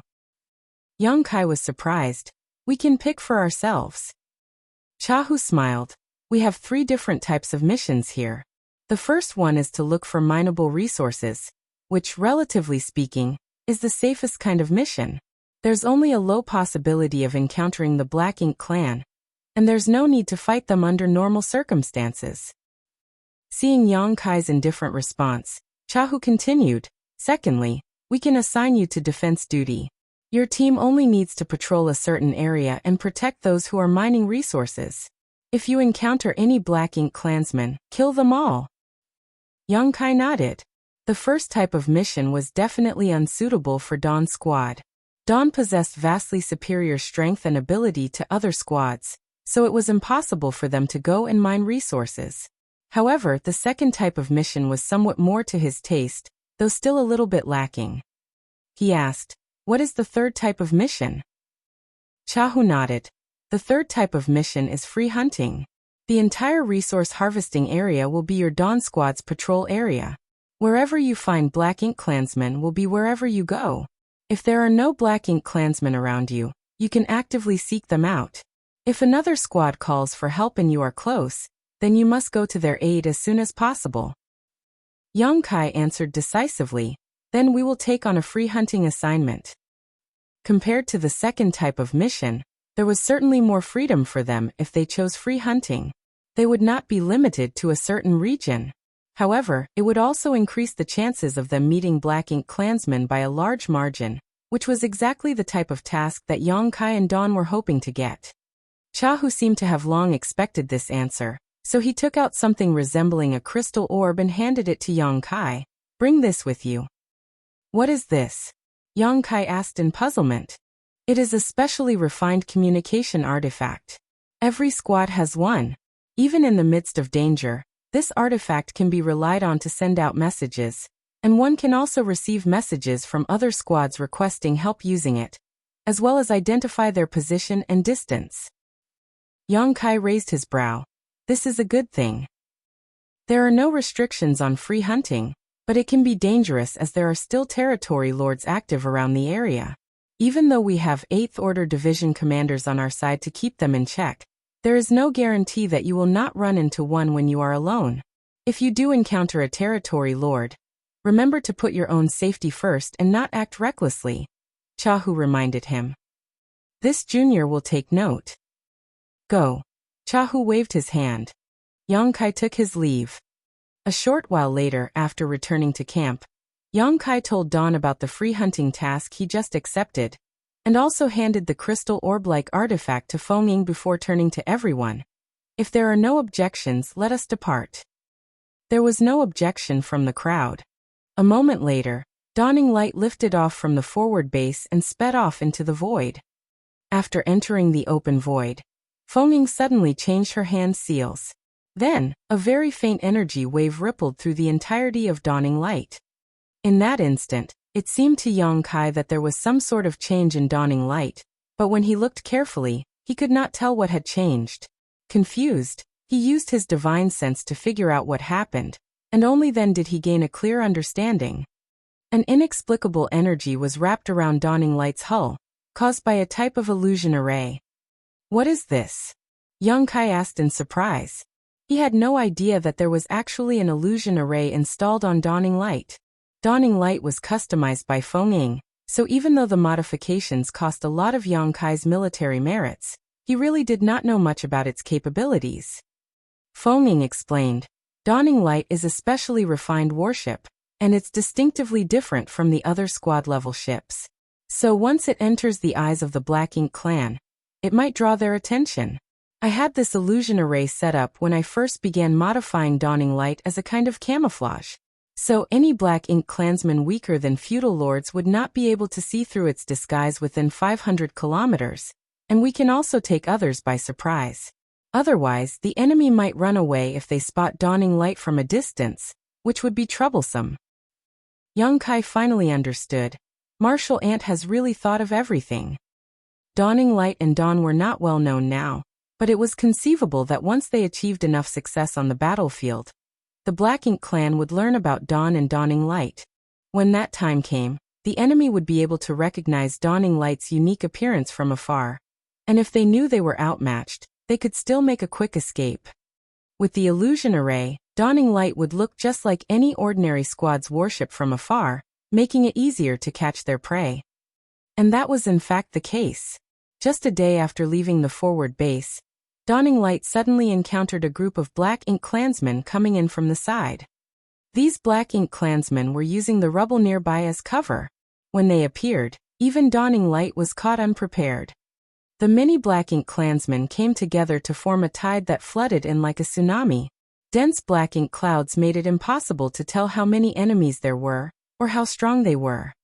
An ordinary squad would have fled first to gain a better view of the situation before deciding how to act. However, the ones that these Black Ink Klansmen were confronting was Dawn. Dawn was so eager at the sight of incoming enemies that the member in charge of steering the warship was already charging towards them before Yongkai, and Feng Ying gave the order. This uncharacteristic move clearly surprised the Black Ink clansmen, stopping the incoming tide. In just an instant, the distance between them had been closed. As the offensive arrays buzzed, the illusion array was automatically broken, revealing Dawning Light's fierce appearance to the Black Ink clan. The many Black Ink clansmen were taken aback by the sudden change. The offensive arrays on Dawning Light were already releasing their might at them, sending powerful attack after powerful attack, right into the densest pockets of enemies. In an instant, a large number of the Black Ink clansmen were killed. The ones that survived fled backwards when they saw what happened. This human warship that they were ambushing was different from what they expected. Even though it was just one salvo, the might displayed was truly terrifying. It was definitely not something that they could withstand. Most of those who died were just low-rank and high-rank clansmen. These were essentially the cannon fodder in every battle, and they were generally incapable of killing any human masters on their own. However, they were perfect to drain the stamina of the humans. When these cannon fodder died, they would also leave dense Black Ink strength behind, which when built up enough, would transform into thick Black Ink clouds. While the human race always shied away from the Black Ink clouds, the Black Ink clansmen were just like fish in water inside of them. With the help of the Black Ink clouds, Black Ink clansmen could often turn the tide of battle in their favor. No matter how many low-rank Black Ink clansmen they lost, the Black Ink clan would not feel any grief. As long as the Black Ink nests remained and they had sufficient resources, then they could breed as many low-rank Black Ink clansmen as they wanted. So, whether they were attacking human territories or fighting for the resource harvesting areas, large numbers of low-rank Black Ink clansmen could be found in every Black Ink clan squad. It seemed dying was the only thing they excelled at. Dawning Light's single round of fire had wiped out almost all of the Black Ink clan squad's low-rank Black Ink clansmen. Those who survived were undoubtedly the stronger masters, including the feudal lords. The survivors moved back into the Black Ink clouds, but they did not flee immediately. Rather, they waited to see whether they could find an opening to strike back. It was at that moment that a figure crashed into the Black Ink clouds like a raging storm, causing screams of misery wherever he passed. One by one, the Black Ink clansmen were cut down like chopped vegetables, exploding into clouds of black blood. The Black Ink cloud rapidly grew even denser. The heart of one of the feudal lords hiding inside of the Black Ink cloud was pounding as he could sense that a human had indeed charged into the Black Ink cloud. According to human strength classifications, this person should be in the 7th order open heaven realm, which corresponded to his own strength as a feudal lord, but the killing power this human displayed frightened him greatly. The auras of his companions faded one by one at an incredible speed. Even though those were not feudal lords, it was still terrifying how they were cut down so quickly. He lurked in the Black Ink cloud, remaining motionless but feeling anxious. In the past, the Black Ink clouds had always been an absolute forbidden zone for humans, and none of them would ever dare charge into them to fight. However, during their last attack on the humans' Great Pass, the Black Ink clan discovered that the Black Ink clouds, which used to be their greatest source of protection, had completely lost their deterrent effect. Many of the humans looked like they had hot chicken blood shot into their veins, rapidly chasing them into the Black Ink cloud, happily accepting the corruption of Black Ink's strength as long as they could slaughter their enemies. And there was another great concern to the Black Ink clan after the last war.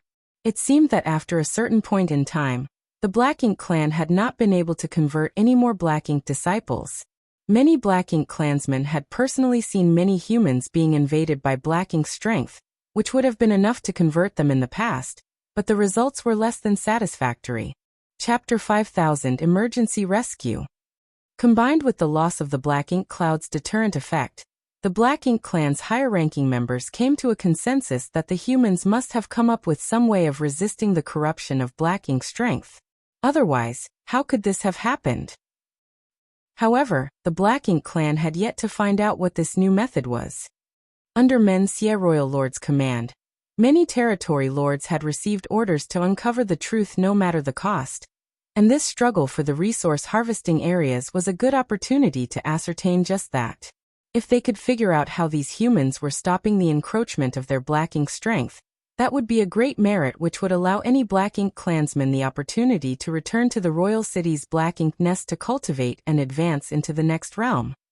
The enthusiasm of countless of these Black Ink clansmen was part of the reason why the resource harvesting area was so hotly contested. The feudal lord continued lying still in wait inside of the Black Ink cloud, having the vague feeling that this great merit was perhaps not far from him. That was because this Seventh Order master would definitely be corrupted by Black Ink's strength if he rushed into the Black Ink cloud like that. And when that happened, he would surely be able to see how he resisted it. Inside the Black Ink cloud, a full-blown massacre was taking place when suddenly, all went silent.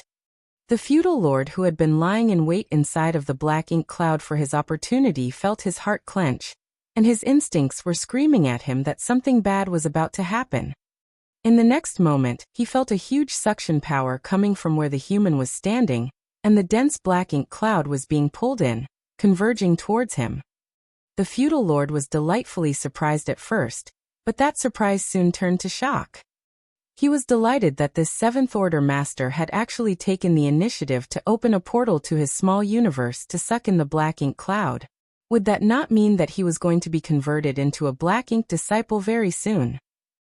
But the feudal lord was soon anxious because once the Black Ink cloud was swallowed up, he would have nowhere to hide and would instantly be exposed to the enemy.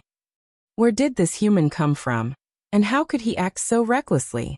He had been fighting with humans for so many years, yet he had never seen anything like this before.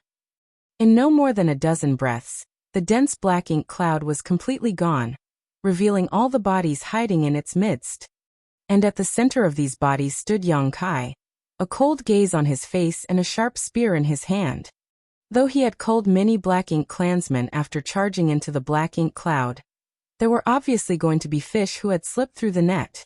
The Black Ink cloud's ability to interfere with a human's sense was so strong that he was unable to find all of the Black Ink clansmen in a short amount of time. Irritated, Yang Kai opened his small universe and swallowed all of the Black Ink strength into his body. The effect was remarkable, as all of the Black Ink clansmen hidden inside of the Black Ink cloud were instantly revealed. Looking around, Yang Kai sneered. Even though many Black Ink clansmen had ambushed them this time, their average strength was too low. There was one feudal lord among them, but the rest were all high-rank and low-rank Black Ink clansmen. At this moment, the Black Ink clansmen who remained alive were all gawking at Yang Kai as if they had seen a ghost in broad daylight. The feudal lord's expression was especially shocked. He thought that Yang Kai would turn into a Black Ink disciple soon, but now it seemed like this human was completely unaffected by Black Ink's strength. After all of the Black Ink clouds were sucked into this human's body, he was still not corrupted in the slightest. At once, the Black Ink clan feudal lord thought of something and called out in alarm. For universe pillars! The 4 universe pillars were not only famous among the human race, but also among the Black Ink clan. After all, it was a precious treasure that could perfectly resist Black Ink's strength. Humans who possessed a 4 universe pillar simply had no need to fear being corrupted by Black Ink's strength. The Black Ink clan had a deep hatred for the 4 universe pillars, and they were very much concerned about who held one of them. Any cultivator possessing one of the 4 universe pillars would be noted on record by the Black Ink clan, and if ever they were to meet any of these humans, the Black Ink clan would do whatever it took to kill them. This feudal lord was not someone in a low position, so he had read that special list before. However, there were few people on the list, and all of them were in the 8th Order Open Heaven realm. That was because only those in the 8th Order had the ability to protect a 4 universe pillar and keep them out of the hands of the Black Ink clan.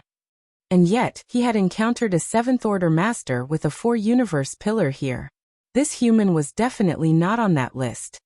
This was an extremely important piece of news, and if he could bring word of this back, it would definitely be a merit not much lower than finding out how the humans were able to resist the corruption of Black Ink's strength now. With that thought, the feudal lord opened his mouth, spitting out a cloud of inky blood, hoping to escape from here.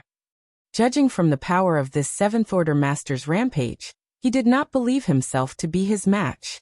If he wanted to live, then he had no choice but to flee immediately. This was undoubtedly the most correct move to make. However, even after burning his blood essence and using a costly secret technique, His body remained stagnant.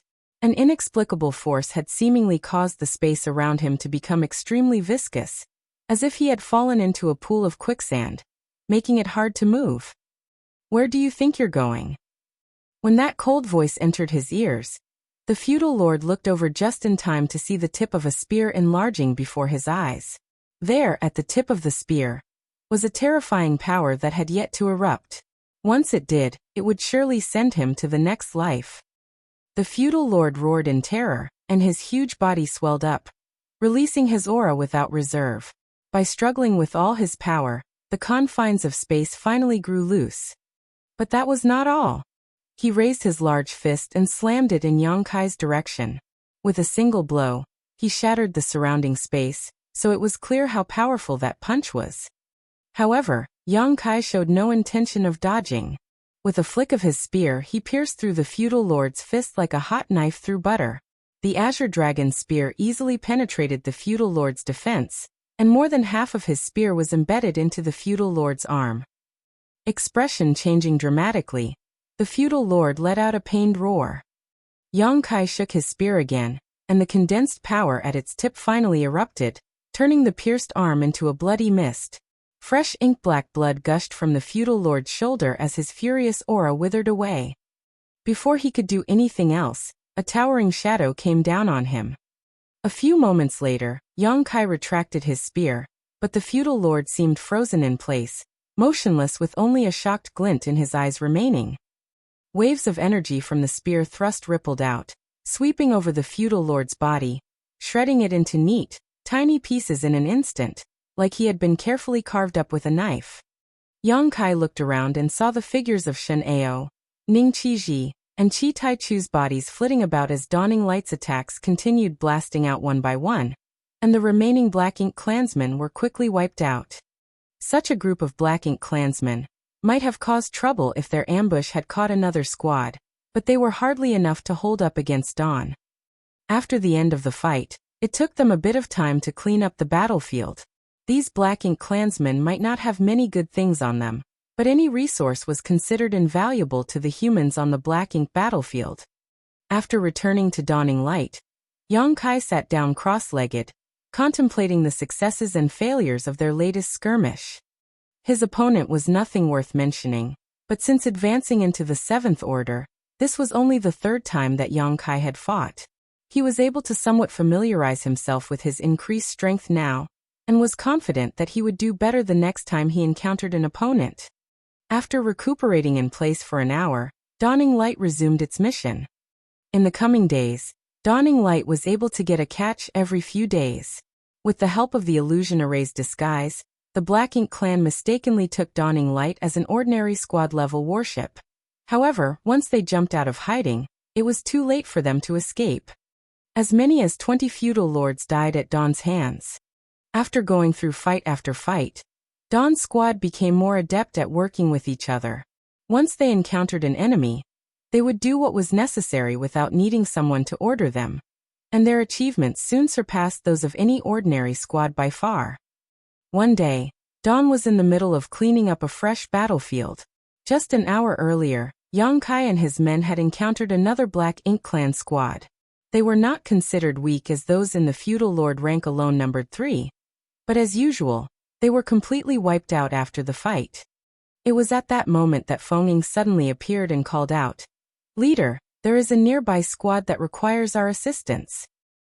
Yang Kai turned his head towards her, and saw that she was holding the crystal orb-like communication device that Chahu handed them. At that moment, the crystal orb was glowing crimson, and the light gathered into an arrow-like symbol that was pointing in a certain direction. Yang Kai narrowed his eyes. There was no way he could not tell that squad had already reached the critical point between life or death after seeing this message. Otherwise, the crystal ball would not react this way. Without hesitation, Yang Kai immediately shouted, "Gather up! We have an emergency!" Those who were still cleaning up the battlefield immediately converged towards Dawning Light, and within a few breaths, the warship turned into a stream of light and sped towards the direction the arrow was pointing at. Yang Kai had no idea whether any other squads had picked up on the distress call, But the squad that was calling for help clearly had to be in a bad situation. There might not be any other squads nearby, so dawn may be their only hope. Their fellow clansmen were in grave danger, so Dawning Light pushed its speed to its limit without regard for power consumption. Within an hour, a universe fragment came into Yang Kai's view. At that moment, bits of light could be seen flickering at a certain spot around the universe fragment. It was clearly the light coming from human secret techniques. Beyond that glow, dense black ink clouds were threatening to envelop them. There were 7 or 8 human cultivators madly wielding their powers, trying to stop the Black Ink clan's advance, but no matter how hard they tried, the enemy's momentum was unstoppable. Once the Black Ink clouds fully enveloped them, they would surely be corrupted by the Black Ink strength. And if they were to be corrupted by Black Ink's strength in such a place, they would undoubtedly be converted into Black Ink disciples. These cultivators must have been part of a squad, but their numbers were clearly off. Some members must have been lost already, and Yang Kai did not see their warship either. In this case, there was only one possibility, and that was that the squad's warship had lost its functionality, or simply been destroyed. Without the warship's protection, the human cultivators would surely be at a disadvantage as they faced off against the Black Ink's strength, and that was how they ended up in such a desperate state. He did not see any Black Ink clansmen, so they must be hiding inside of the Black Ink clouds, constantly pushing their Black Ink strength closer to the humans. Every now and then, attacks would appear directed at the humans, keeping them trapped here with no opportunity to use the universe transference law to escape. Chapter 5001 Another Sneak Attack. The drawbacks of using the universe transference law were too great, and it had to be performed under extremely stable conditions. Right now, at a critical point between life and death, how could any squad member still be able to use the universe transference law? The only thing they could do was make a desperate attempt to resist by relying on their positional advantages under the leadership of the 2 7th Order Open Heaven Realm Masters in their squad. It was also fortunate that this squad had 2 7th Order Masters. If there had been only one of them, then they might not have held on this long. The Black Ink clansmen were all hiding themselves in the Black Ink cloud, and using it as a cover as they came in and out to attack occasionally, or they would use secret techniques to stir things up for the human cultivators from within the cloud. As time passed, the circle formed by the Black Ink cloud was rapidly shrinking, leaving the human squad with no place to retreat. It was at this point that Dawning Light came to their rescue. The Black Ink clansmen inside of the Black Ink cloud had clearly noticed Dawning Light's arrival. As a certain part of the Black Ink cloud stirred, a few dozen Black Ink clansmen emerged, led by one with a ferocious appearance, and emitting an aura from top to bottom that clearly belonged to that of a feudal lord. The imposing feudal lord, armed with a huge spear, was clearly intent on intercepting Dawning Light. As they continued drawing closer, Dawning Light's camouflage suddenly dissipated, revealing its true appearance. After having suffered so many losses to this unique warship, the Black Ink clan forces had naturally become aware of it, and that their forces were frequently wiped out once this powerful human squad was encountered. This feudal lord was well informed and had naturally heard about the rumors concerning Dawn and Dawning Light. He had thought that he would not come across them in this vast war zone, but after seeing Dawning Light with its disguise gone and true face appearing, how could he still not know that he truly did bump into them? When he thought of the rumors, the feudal lord did not dare to confront them, and immediately retreated back into the Black Ink cloud. The Black Ink clansmen that had rushed out with him were all relatively weak, so they were slightly slower to react. When they saw their feudal lord retreating without a fight, they could not even figure out what happened before Dawning Light's terrifying attack struck them. Each attack was so powerful that it was not something that these high-rank and low-rank Black Ink clansmen could resist. In an instant, many of them were wiped out, but Dawning Light did not stop there. It passed through the mess of gore and broken limbs, crashing straight into the Black Ink cloud. The Black Ink clansmen who were hiding under the cover of the Black Ink cloud took this opportunity to bombard Dawning Light with their attacks, but Dawn had long been prepared for this, and had already activated their defensive array, enveloping Dawning Light with a powerful light barrier. Wave after violent wave spread across the light shield, causing deep dents to appear on its surface. with the deep pits as the center. There were even ripples spreading out in all directions. Dawning Light pushed through the Black Ink Cloud's blockade while withstanding the Black Ink Clan's attacks, reaching its center mere breaths later. The squad that had been trapped there for a long time were already in dire straits, but when a human warship appeared before them, they understood at once that reinforcements had arrived, and it was the Special Operations Squad, Dawn, to their absolute delight. "Get on board," Feng Ying shouted from the deck. With a change of her hand seal, a gap opened in Dawning Light's shields. The 8 cultivators were completely exhausted and their auras were weak, so they did not hesitate to leap on board. By the time they got on board, Yang Kai had already disappeared from the deck. When he reappeared, he was in the middle of the dense black ink cloud. His left pupil instantly turned into an awe-inspiring vertical golden slit. The black ink cloud was not only extremely adept at corrupting human cultivators, but also obstructing their senses, but the demon eye of annihilation, which could see through all illusions, was a perfect fit for such an environment. Not far away, a Black Ink Clan feudal lord was silently approaching. It was the same one who had run away when he saw Dawning Light earlier. He had just escaped back into the black ink cloud, and had yet to settle his nerves when Yang Kai suddenly appeared near him. He was both shocked and delighted to see this. He was shocked because this seemed to be the rumored human squad leader who was ridiculously strong, but also delighted that this man would be so arrogant as to invade the black ink cloud of his own volition. The invasive power of black ink's strength towards humans was inexorable, and he had no idea why this man would proactively run into the black ink cloud. But since he was here, then he better not think about leaving. Through the rolling cover of the black ink cloud, the feudal lord quickly advanced to a distance of 300 meters away from Yang Kai.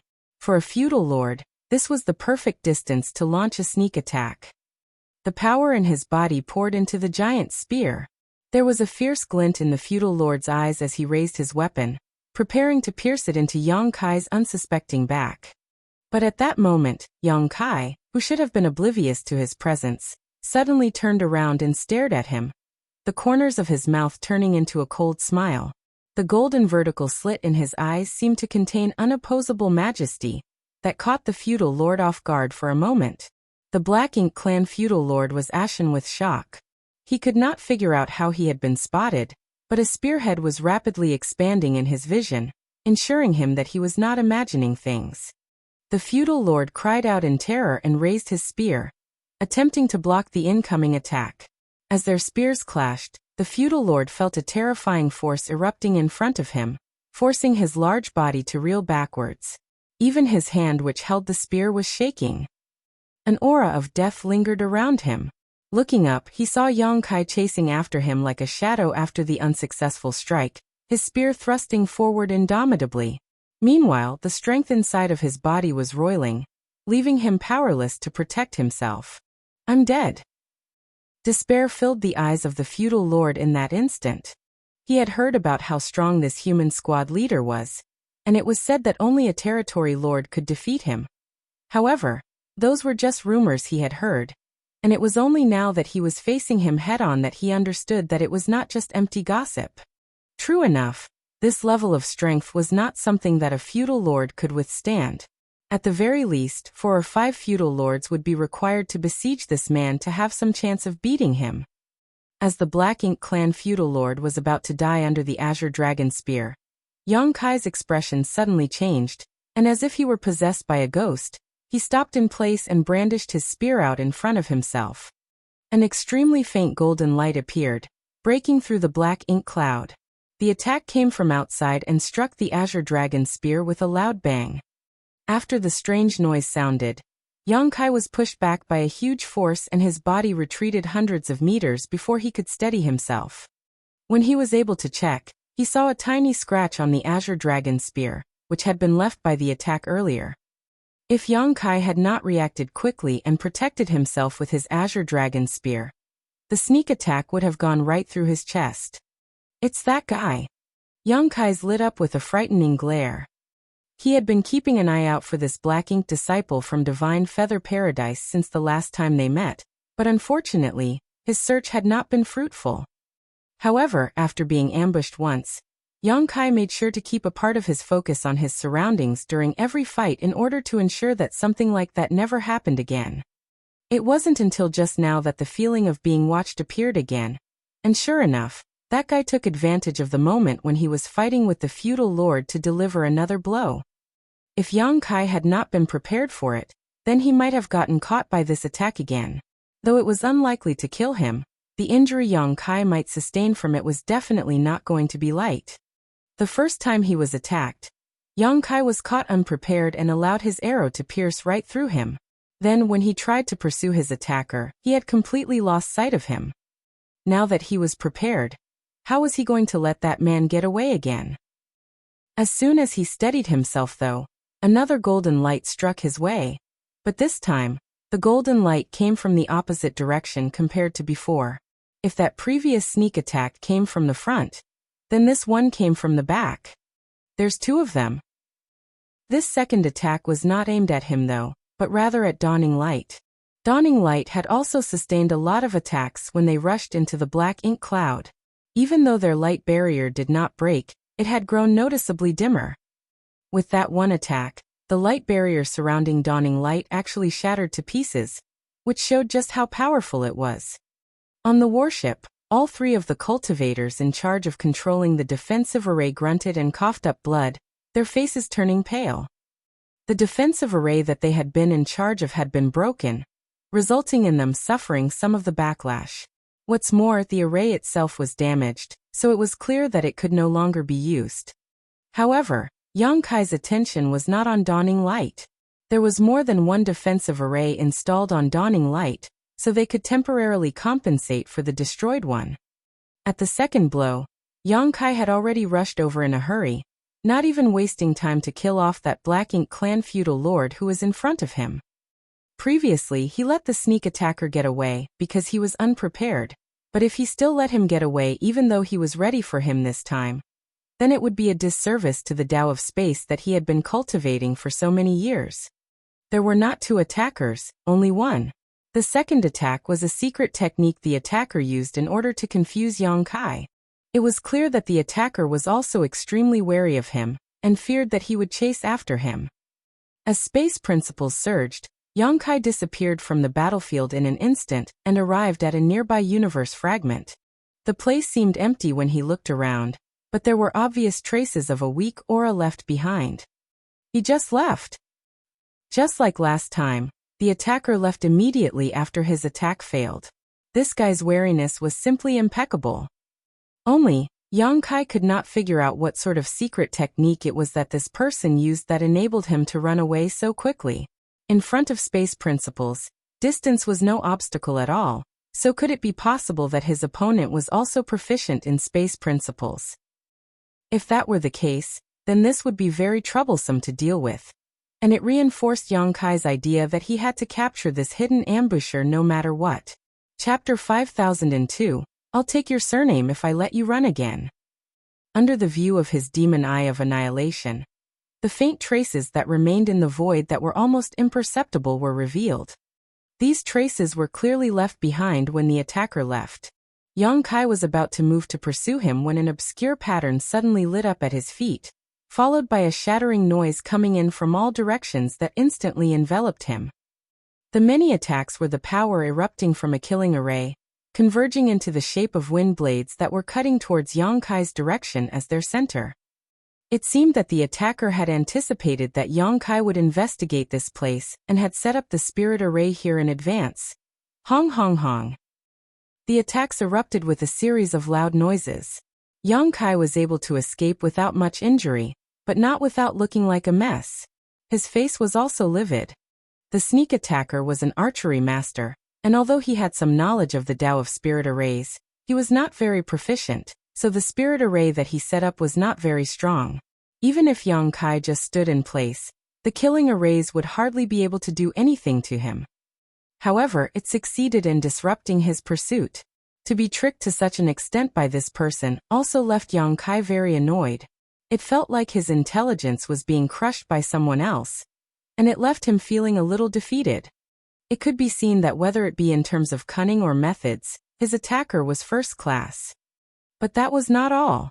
After rushing out from the killing array, Yang Kai was greeted by 3 golden lights speeding his way.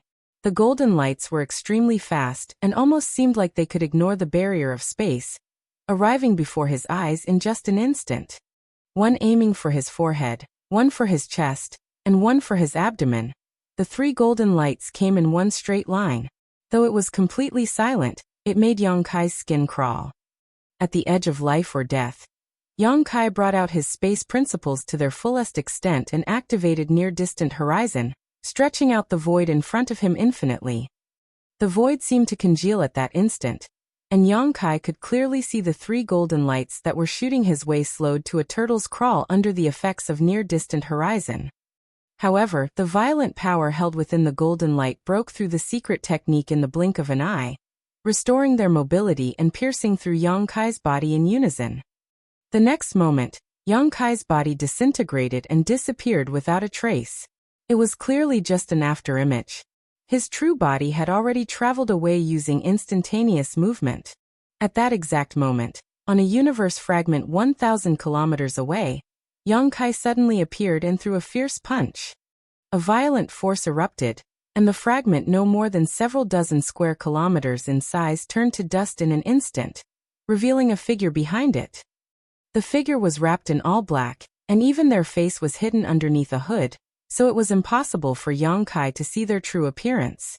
It was impossible to even tell whether it was a man or a woman. This person did not look very tall, and even the longbow they were holding was longer than their entire body. When he saw the sudden appearance of the figure, Yang Kai sneered. "Caught you." The black-ink disciple from Divine Feather Paradise had such terrifyingly powerful archery skills that Yang Kai had already eaten a loss from them twice. Any other 7th-order human would not have been able to withstand such attacks. Perhaps they may not even know who their killer was even after being assassinated by them. If a master of this caliber was not taken down, they would definitely be a snake in the grass for the human side. If this person had immediately fled far away when Yang Kai was pursuing them, then even he may not have been able to find them again after being delayed by the killing array. But this guy truly didn't fear the heavens. Leaving the killing array behind to trap Yang Kai was not enough for them. They had even hidden themselves and tried to snipe him again, giving Yang Kai the opportunity to pursue them. The person was clearly surprised at the sudden attack, not expecting Yang Kai to have arrived so quickly. As soon as the figure was exposed, it used the impact of Yang Kai's punch to back away.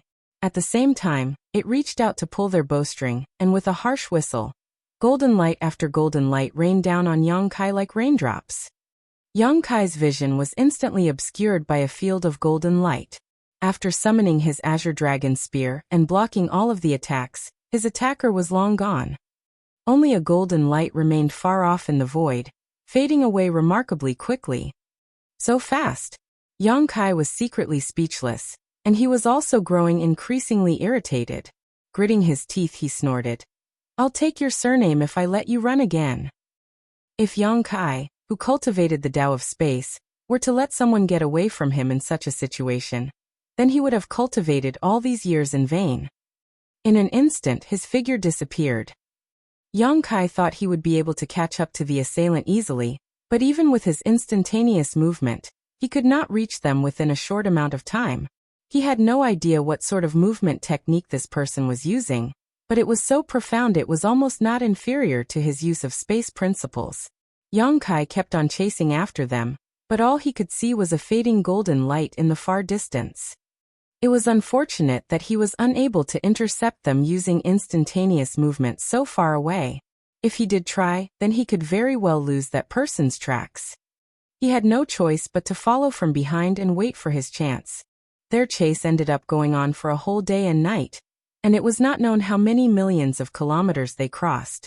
Yang Kai was originally worried that his ambusher would escape to the Black Ink Clan's territory. If that were to happen, then Yang Kai would not dare to follow lest he encounter a master that he could not beat.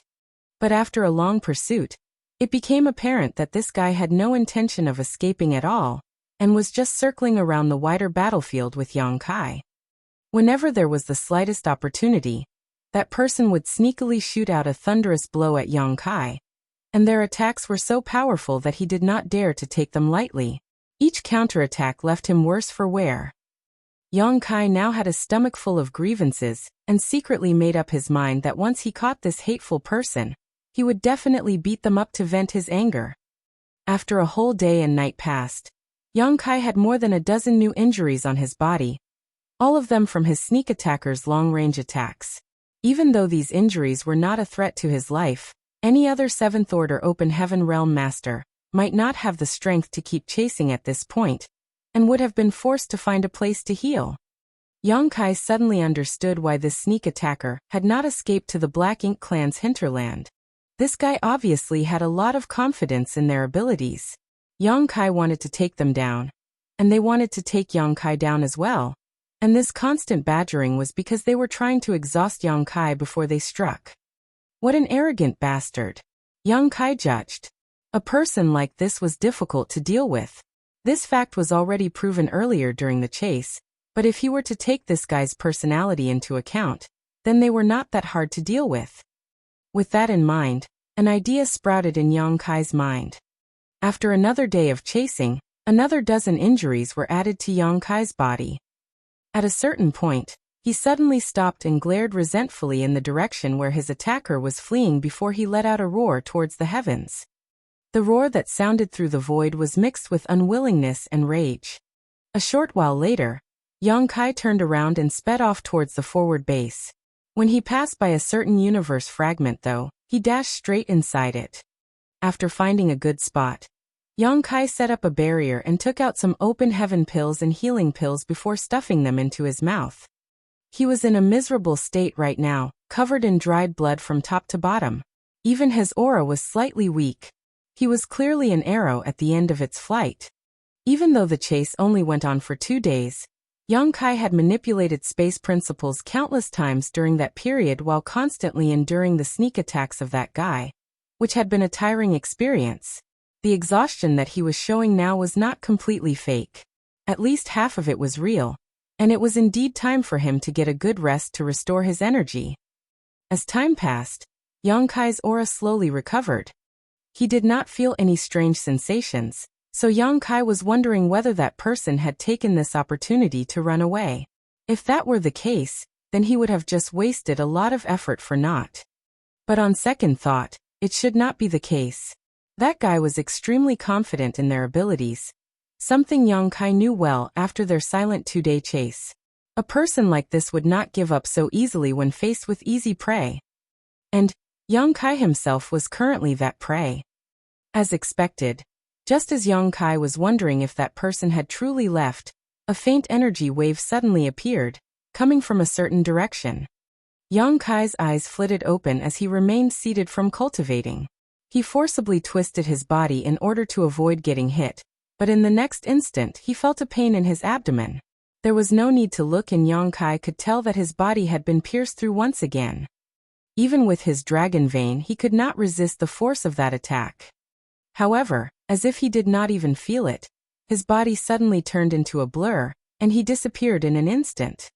When he reappeared, it was at a universe fragment about 1,000 kilometers away. Summoning his Azure Dragon Spear, Yang Kai displayed his supreme limitless spear art freely.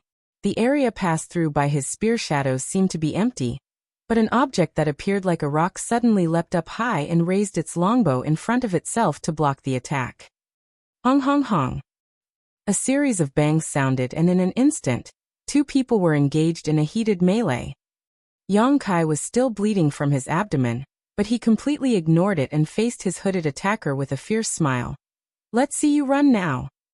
The attacker was an archery master, and at least somewhat proficient in the Tao of Spirit arrays. Besides that, this person was first class both in concealing their aura and escaping techniques, but everyone had their strengths and weaknesses. It was impossible for one to achieve perfection in all fields. Yang Kai thought that close combat must be this guy's weakness. Otherwise, there would have been no need for them to keep on running away. Unexpectedly, when they finally crossed blades, Yang Kai realized that this guy was also quite amazing when it came to close-quarter combat. They did not have too many flashy secret techniques, and just fought him instinctively with the longbow in their hand. Thus began a back-and-forth tussle. This longbow that he had never heard about was also quite an amazing item, not showing any weakness even when pitted against the Azure Dragon Spear. Yang Kai was secretly shocked. This guy really had no weaknesses. But even so, Yang Kai's supreme limitless spear art stood at the pinnacle of all spear techniques. In just a dozen breaths of time, the Azure Dragon Spear pierced through his ambusher's shoulder in a moment of carelessness, and at once, blood was flowing uncontrollably. The stab was followed by a grunt. From this brief exchange, it became clear what the difference in strength between Yang Kai and themselves were, so they stopped messing around and, with a feint, sped down towards the universe fragment below. Yang Kai followed closely like a shadow. As the person passed through the universe fragment, they threw out an array plate. Seeing this, Yang Kai knew that it was bad news. Sure enough, as soon as the array plate was launched, the entire universe fragment burst apart, and a violent power burst out in all directions. Yang Kai staggered as the force hit him, and the space around him was also disrupted. Chapter 5003, Falling Short. By the time Yang Kai emerged from the chaotic cloud of energy, the attacker had already escaped far away, as he had anticipated. Only they left behind a clear trail this time that was not as indistinct as before. Yang Kai coldly snorted. That strike from his Azure Dragon Spear was not easy to take. Even if his spear did not give his attacker a severe injury, it would still dampen their performance. One arrow for one spear, that makes it even.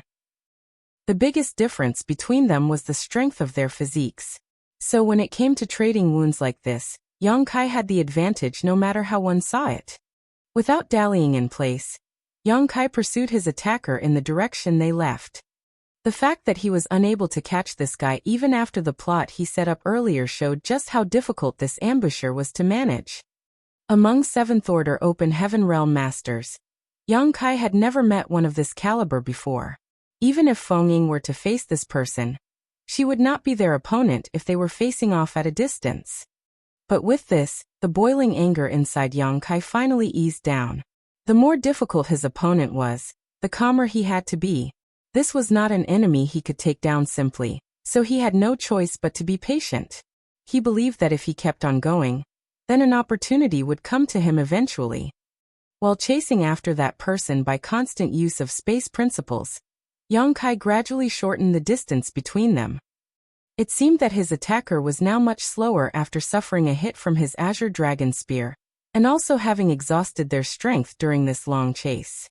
They were both similarly in the 7th Order Open Heaven realm, and Yang Kai had not advanced into this realm for long, but he had an abnormally strong heritage. So, despite not having broken through for many years, his small universe's stamina was not something that an ordinary 7th Order master could compare with. What was more, he was raising many living beings inside of his body, and time flowed differently in his small universe, so even if he did not put effort into restoring his world force, it would recover on its own at a steady rate. That gave him the advantage when it came to a drawn-out fight. On the other hand, even if his opponent was a veteran 7th Order Open Heaven Realm Master, they would still not be able to withstand such intense consumption for such a long period of time, and that was also the reason why his attacker was slowing down. Just as Yang Kai saw that he was about to catch up with his opponent, a large ship suddenly appeared in his range of vision. It was a Black Ink clan ship, which was easily distinguishable on the battlefield due to its strange shape, its large-bodied crew, and the ship's own bulky size. Naturally, Yang Kai would have no fear of facing this kind of large ship from the Black Ink clan. As long as there was no territory lord standing by on the ship, then it was impossible for these scattered Black Ink clansmen to do anything to him. And even if he did bump into a territory lord, he was currently in the 7th Order Open Heaven realm. If he could not fight, then he could just run away. The sudden appearance of a Black Ink clan ship was a headache for him. His fleeing attacker was headed straight for the large ship, and in a few moments joined up with them, boarding the ship and disappearing. The large ship was heading straight for Yang Kai, with many large Black Ink clansmen standing on the deck. His sneak attacker obviously intended to borrow the strength of these Black Ink clansmen to disrupt his chase. Even though Yang Kai understood their intentions, he did not slow down at all, and instead rushed straight at the ship. As the distance between them closed rapidly, a couple dozen Black Ink clansmen suddenly formed up on the deck. This group was led by 2 feudal lords, while the rest were high-rank clansmen. Faced with a 7th Order Open Heaven Realm Master, the 2 feudal lords' eyes were shining with greed. After all, 7th Order Black Ink disciples were still considered a rare sight in the Black Ink clan. Generally, capturing them was possible only by the territory lords themselves. They had been leading this team and wandering around this zone for days and fought a few times with the humans with wins and losses on both sides, but they had never encountered a lone human before. Today they were able to come across one, and it was a 7th Order human at that. The 2 feudal lords shared the same thought. They decided that they had to capture this human alive, and convert him into a Black Ink disciple no matter what. As for who this human would belong to after his capture, that would have to depend on their respective skills.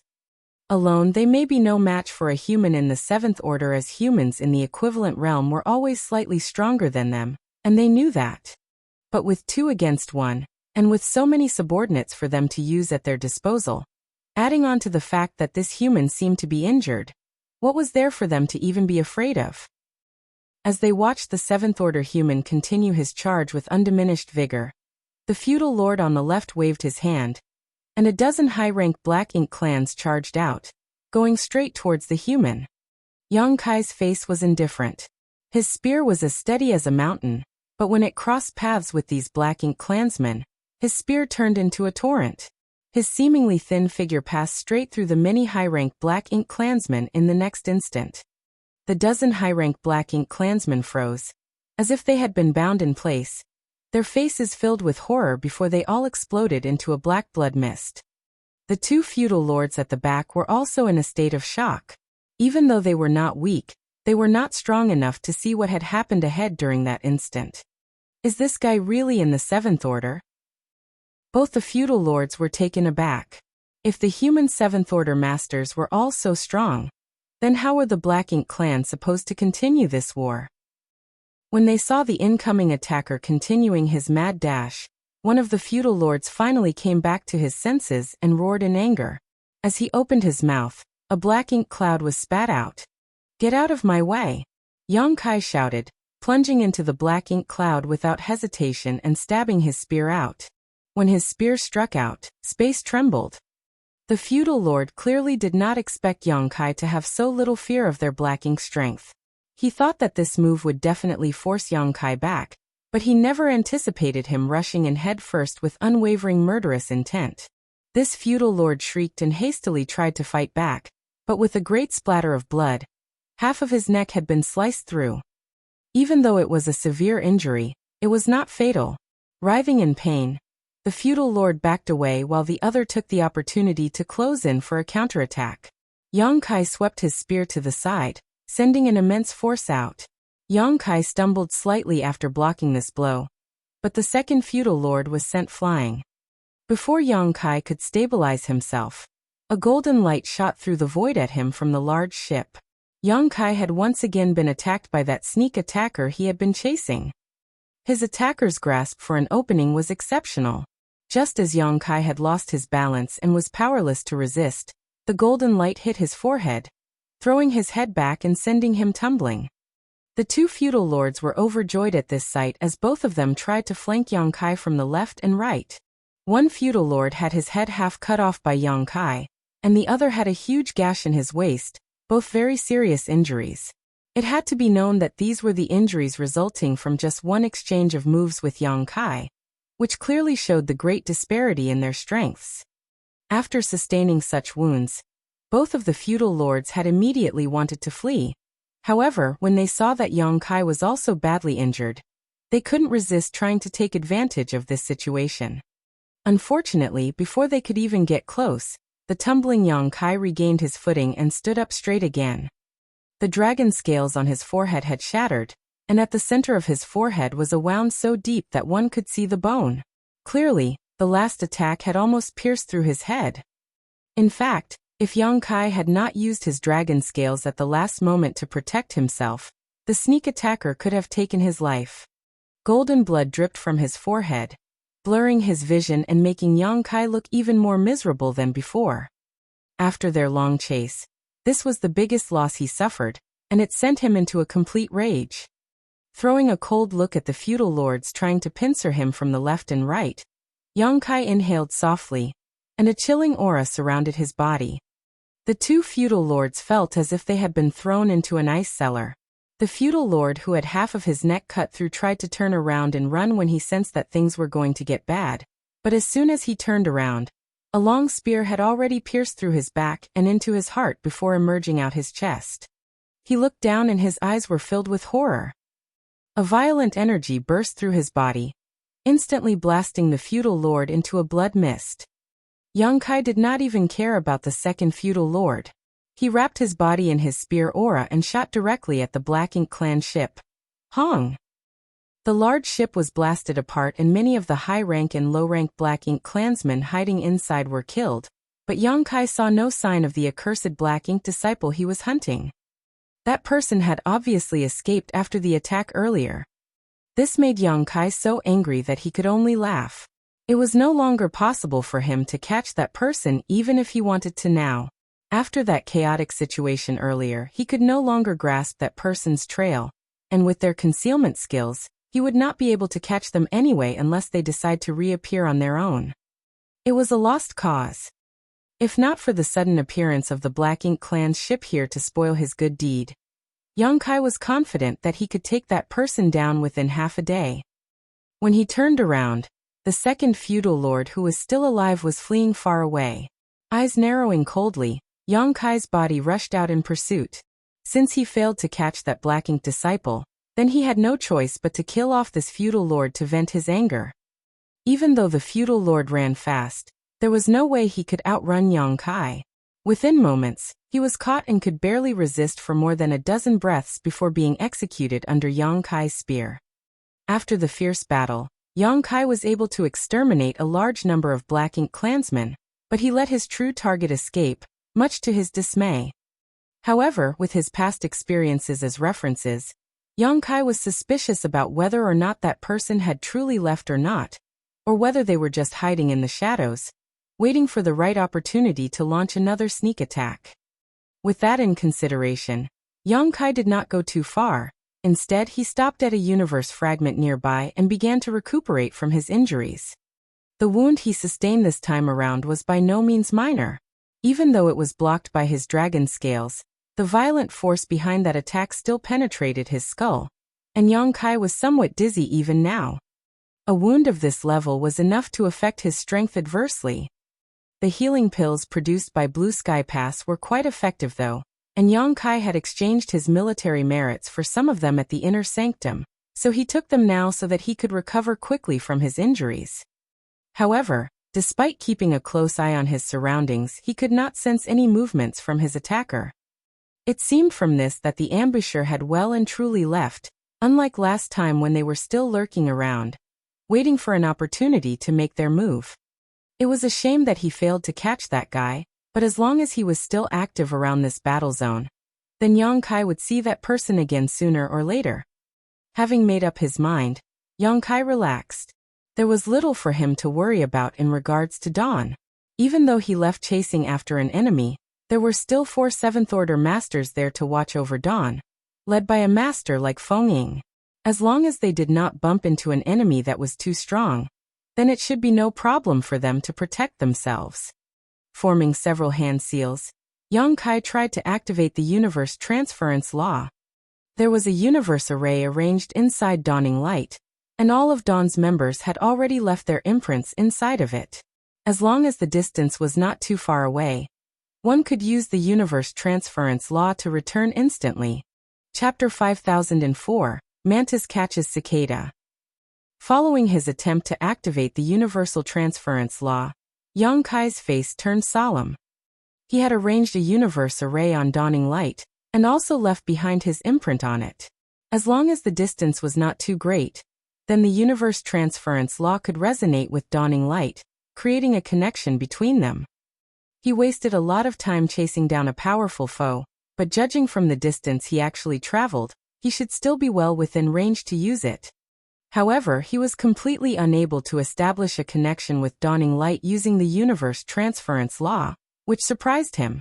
There was only one possibility for such an occurrence, and that was that the universe array on Dawning Light had been damaged, rendering the universe transference law ineffective.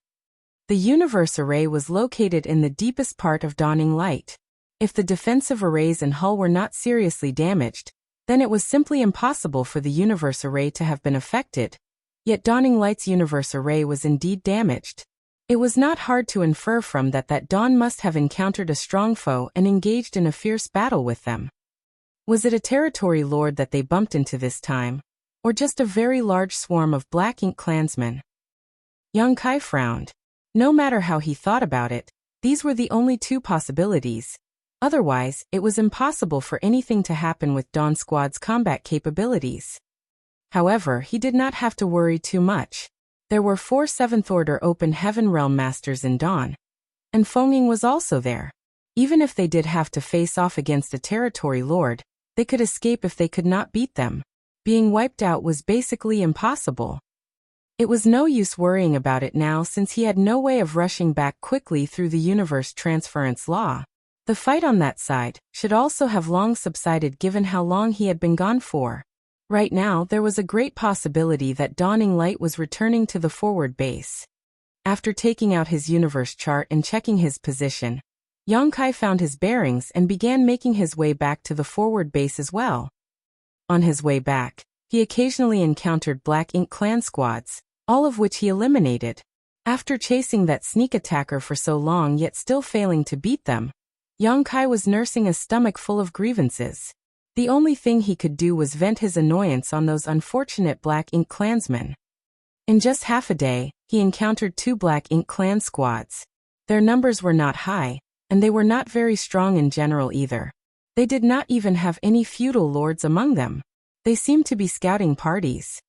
However, since they bumped into Yang Kai, there was naturally no other fate for them except death.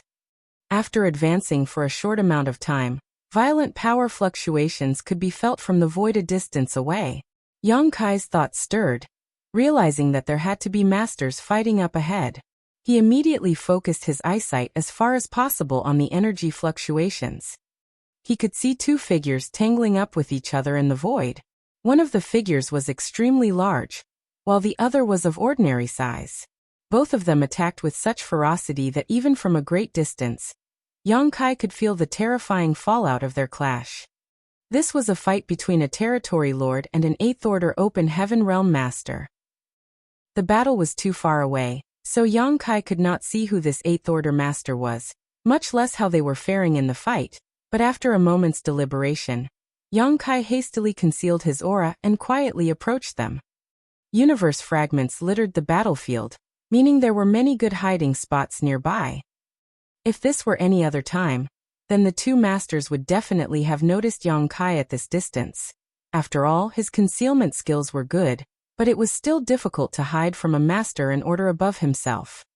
However, both the Territory Lord and the 8th Order Human Master were preoccupied with their fight, so how could they have any time to pay attention to their surroundings? Yang Kai easily reached a spot 1,000 kilometers away from the battlefield, and hid behind a small universe fragment. Then he gathered in his aura as much as he could. If one were not paying attention, then one would miss his existence even if they were looking directly at him. After a careful glance, Yang Kai quickly looked away again, not daring to stare too long. Masters such as the Territory Lord and the Human 8th Order Division Commander were extremely sensitive to the gazes of others, and one could easily reveal their whereabouts if they were not careful. With that quick glance, Yang Kai realized that he did not recognize who the 8th Order Master was. There were 4 8th Order Division Commanders standing guard in the 4th Forward Base. Of them, Yang Kai had met Chahu and also knew Luan, but he did not know this man, which meant that this was either Xie Xiaoping or Su Boliang. Whoever it was, this division commander lived up to his name, as he had an absolute advantage over the Territory Lord, who could hardly catch his breath under the former's relentless assault. Yang Kai was amazed by this fight. Under the premise that one was in the same order, due to the difference in accumulation of cultivation experiences, humans were slightly stronger on average compared to Black Ink clansmen. However, the higher the order, the smaller that gap between them became. Upon becoming old ancestors and royal lords, the gap was almost negligible. Any Black Ink clan royal lords had amassed thousands, if not tens of thousands of years of cultivation, making them no less experienced than any human race-old ancestor.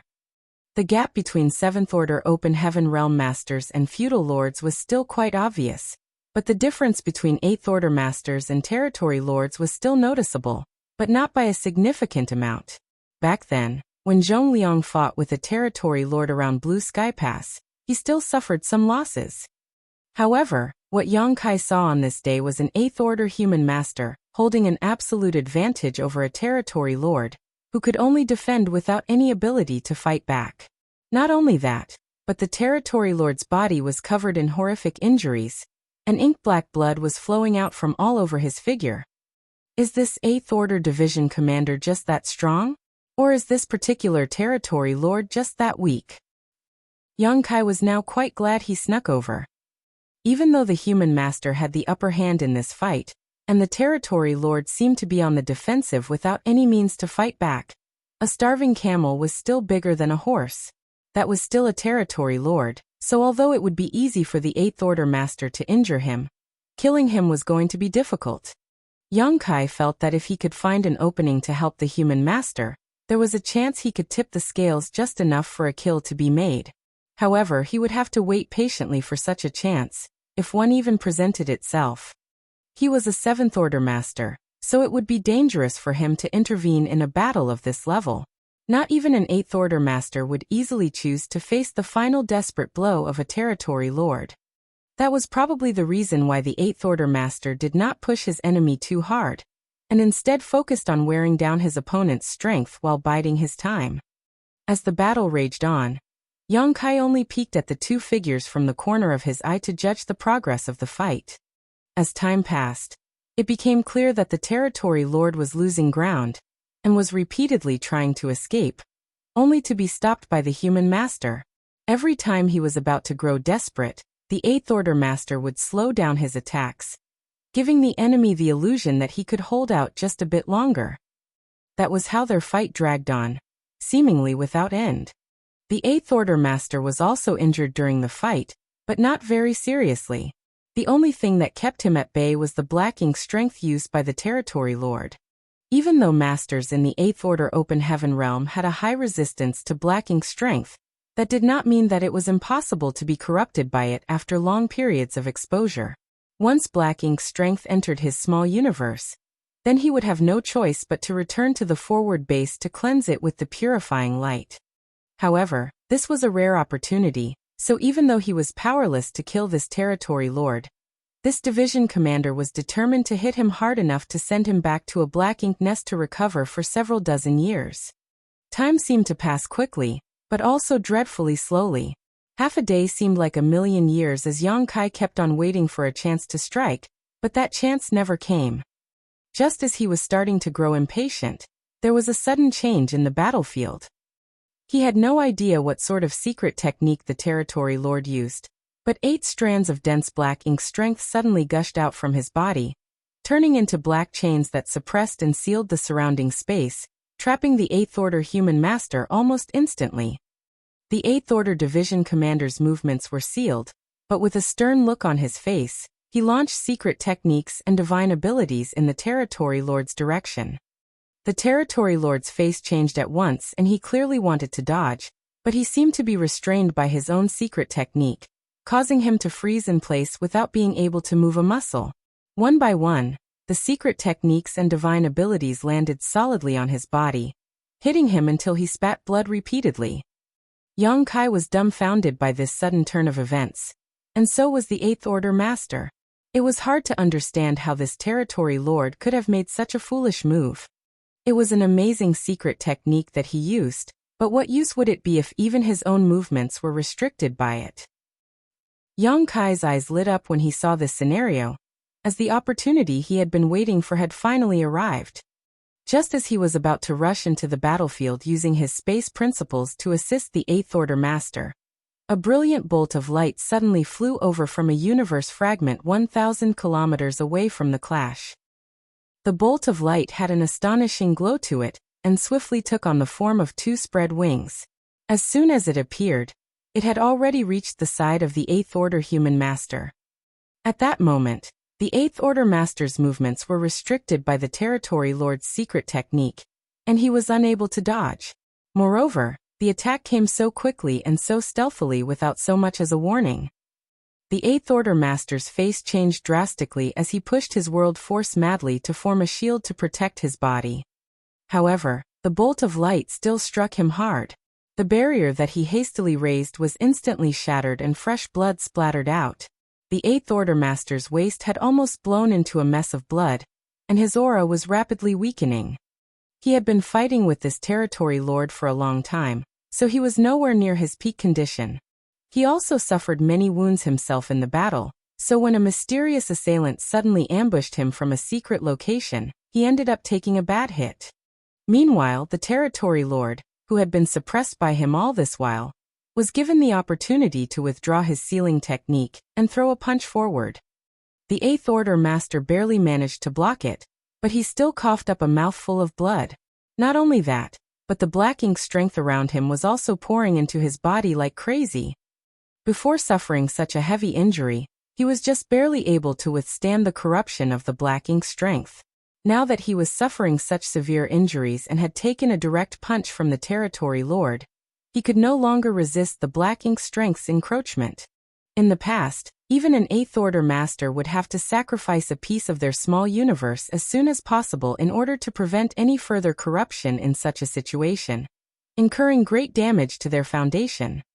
However, there was a purifying black ink battleship on standby at the forward base now which had purifying light sealed in it. As long as he was able to return while keeping his sanity, everything would be fine. So rather than break away from the battlefield immediately, the Eighth Order master clasped his hands together before slashing his arms down like a sword at the Territory Lord. The Territory Lord did not expect his enemy to be so brutal as to try and kill him even at the expense of his own foundation. He was planning to ride the wave of victory and advance, but when he saw the human's arms come down, he immediately shrieked and turned tail in order to escape. Chapter 5005 Headbutt. The force of his arm slash turned into an amazing sword wave that cut into the black ink Territory Lord's back, causing blood to spurt out from his large body through a gash deep enough to see bone. However, the Territory Lord was able to take the opportunity to escape far away. The Eighth Order master was about to give chase, but then his brow suddenly knitted together into a frown as he felt a throbbed pain in his back. This was the result of being targeted by a strong hostile intent. The intent was well concealed but clearly a warning that if he really did try and pursue the Territory Lord, he would be met with force. The Eighth Order master's face turned ugly. Naturally, he could dismiss this little threat if he were in peak condition. In top form, he would surely try to hunt down that Territory Lord and kill him no matter what. However, after a long fight, he had already exerted a tremendous amount of strength, and was also heavily injured after suffering that sneak attack. Not only that, his small universe was being corrupted by black ink strength, so if this dragged on, his entire small universe might become tainted. Then, even as an Eighth Order Open Heaven Realm Master, he would lose himself and degenerate into a black ink disciple. That was a result that he could not accept no matter what. He could accept dying in battle, but there was no way he would allow himself to turn into a black ink disciple and become one of the black ink clan's weapons. So, even though he understood the sneak attacker's intentions, and also knew that a powerful attack like the one he had been struck with earlier would not show up again, he did not dare to take that gamble.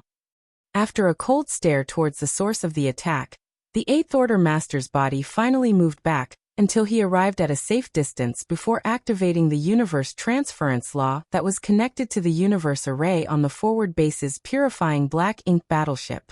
A short while later, a whirling pattern of a grand array appeared underneath his feet, and as the light rose to the air, the man disappeared. Yang Kai, who had been hiding in the shadows, felt both a little regretful and pleasantly surprised when the intense battlefield regained its calm. He felt regretful that the Territory Lord was able to escape. Opportunities to kill a Territory Lord were rare to come by. If that person hiding in the shadows had not interfered, he would only have had to jump out and join forces with the Eighth Order Master, and there would have likely been able to kill that Territory Lord. As to his pleasant surprise, The target that he had lost earlier had resurfaced again, and was now just a short distance away from him. Yang Kai had no idea when this person arrived here, and he was not even sure whether this person had noticed his existence or not. If not for that sudden attack earlier, Yang Kai would not have known that person was here. That definitely had to be the Black Ink disciple from Divine Feather Paradise.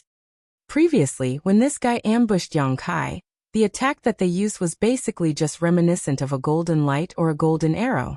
However, when this person was ambushing the 8th Order Master, their attack took the form of a pair of unfurled wings. Yang Kai had seen the power behind that attack, and guessed that even a 7th Order Black Ink disciple would be unable to use such a powerful attack repeatedly. Using such an attack even once would probably put a huge burden on them. Moreover, Yang Kai was also able to injure that person while he was chasing after them not long ago, and there was obviously no way those injuries would have healed in such a short amount of time.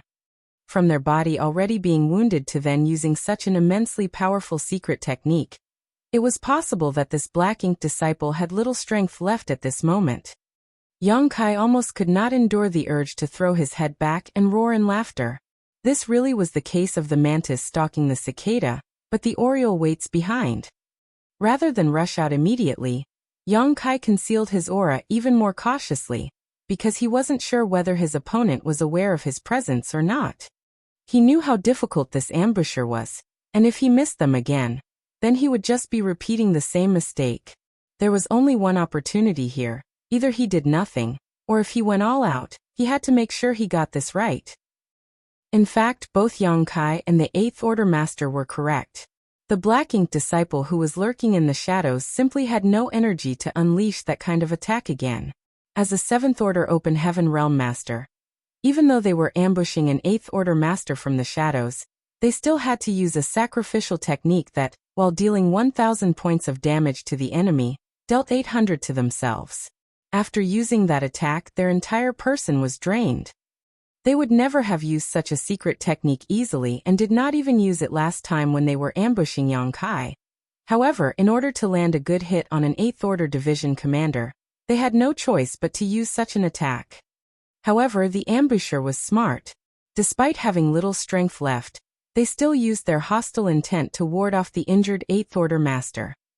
Only after confirming that the division commander had gone far away did they put down their longbow and lay limp on the ground, struggling to stuff some spirit pills into their mouth and refine them in order to restore some strength.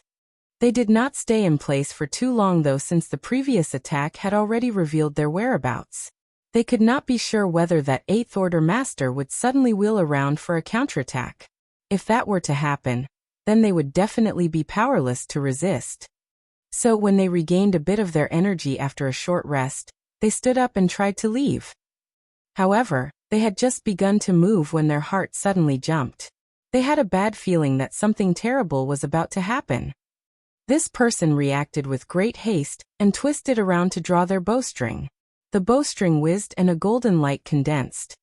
At the same time, their body rose as they leapt backwards. From the corner of their eye, they saw a figure appearing nearby, seemingly out of nowhere. The golden light struck that person in the chest and sent fresh blood bursting out, but the target did not stop and continued charging towards them. At the same time, a profound power spread out, locking the local space down. The Black Ink disciple was shocked. After being tangled up with Yang Kai for many days, there was no way that they could not recognize his appearance. Only, this Black Ink disciple could not understand how this guy actually appeared here. From how the current situation was developing, this person had clearly been here for a long time, just waiting for the moment they relaxed to strike. Having seen his instantaneous movement before, there was no way they didn't know Yang Kai was proficient in the Tao of space. Now that the space around them had been locked down, it had to be this person's doing. In the time it took for them to think through this, Yang Kai had already crashed into them. Instantly, the Black Ink disciple's bones cracked as if they had been struck by an entire universe world. It was not known how many bones broke at that moment, but they were seeing stars and a mist of blood had been spat out from their mouth. In an instant, their aura weakened considerably. Despite being pursued by Yang Kai for so many days, they had never been this close before, So the black ink disciple knew that life or death was at stake here. At once, they circulated the power of their small universe and swung their bow down at Yang Kai. Yang Kai completely ignored this attack and instead wrapped his arms around the person, holding them tight in his arms and grinning, "Bastard, eat this." Saying so, he slammed his head down. Headbutting someone at this distance was the most effective way to deal damage. The reason he did so was that Yang Kai did not want any distance to build up between him and this person at all. After having seen what this guy was capable of, Yang Kai knew well that if he were to let them escape his grasp, they might escape again. With a thunderous bang, Yang Kai's vision went dark, and the black ink disciple's head was thrown back, revealing the face which had been hidden under the hood the whole time in full view of Yang Kai. It was shameful to think about it, but even after facing off against this black ink disciple for so long, Yang Kai had not seen their face until now. As their long hair flew up, a round face came into Yang Kai's view. It seemed like the face of a young girl, cute with a bit of baby fat remaining. A girl? Yang Kai was taken aback. That was when he noticed the full and elastic feeling which was pressing up against his chest. However, soon enough, he tossed gender concerns to the wind. So what if she was a woman? There was no differentiation between a man and a woman on the battlefield. Craning his head back, Yang Kai delivered another devastating headbutt. The black ink disciple's forehead was all red and tears were flowing out from the corners of her eyes. With Yang Kai's dragonkin body, his physical body was incredibly strong, yet the impact was still enough to black out his vision. So nothing need be said about its effect on the black ink disciple. After 2 headbutts, her consciousness was shaken, and she almost passed out. Seeing this, Yang Kai quickly activated Purifying Light in order to disperse the black ink strength in her body. The reason why he rushed forward to grab her like this was because he planned to do this all along. Yang Kai never thought about killing her. All this while, Yang Kai had wanted to capture her alive, so that he could cleanse the black ink's strength from her body. After all, if such a powerful 7th Order master could be saved, she would be of great help to the human race. If he merely wanted to kill her, then Yang Kai could have easily killed her from afar by sending a powerful divine ability against her. However, before Yang Kai's Purifying Light could come out, the black ink disciple in his arms, who looked like she was about to pass out, suddenly bent her knee and slammed it upwards. With a grunt, Yang Kai's face went white. Taking advantage of this opportunity, the black ink disciple freed an arm and sent 2 fingers right at Yang Kai's eyes. In the nick of time, Yang Kai turned his head, but he could still feel her fingers scraping away a layer of skin from his cheek.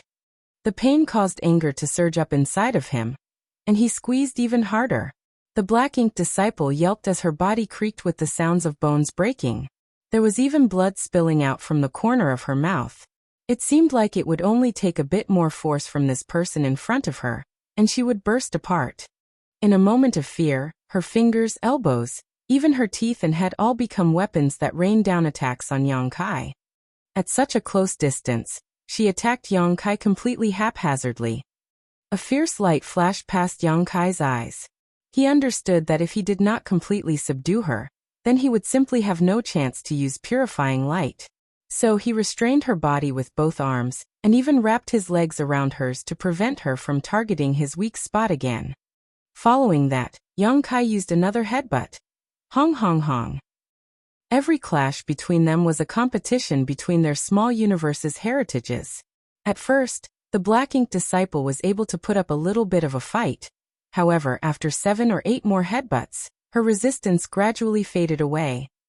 Her close-quarter combat strength wasn't bad, but everything was relative, not to mention the fact that Yang Kai had practically restrained all of her movements at this moment, stifling her options. Moreover, she was already exhausted after that sneak attack on the 8th Order human master. The amount of energy she could restore from her brief respite was limited, while Yang Kai was almost at full strength. It was obvious who had the advantage in this comparison. Blood splattered out as Yang Kai's headbutts turned the black ink disciple's forehead into a bloody mess. As he watched the black ink disciple's eyes go white as she fell unconscious, Yang Kai finally stopped. He shook his head to dispel the dizziness gripping his body before sighing. Young Kai felt even more exhausted from this than if he were to face an 8th Order master.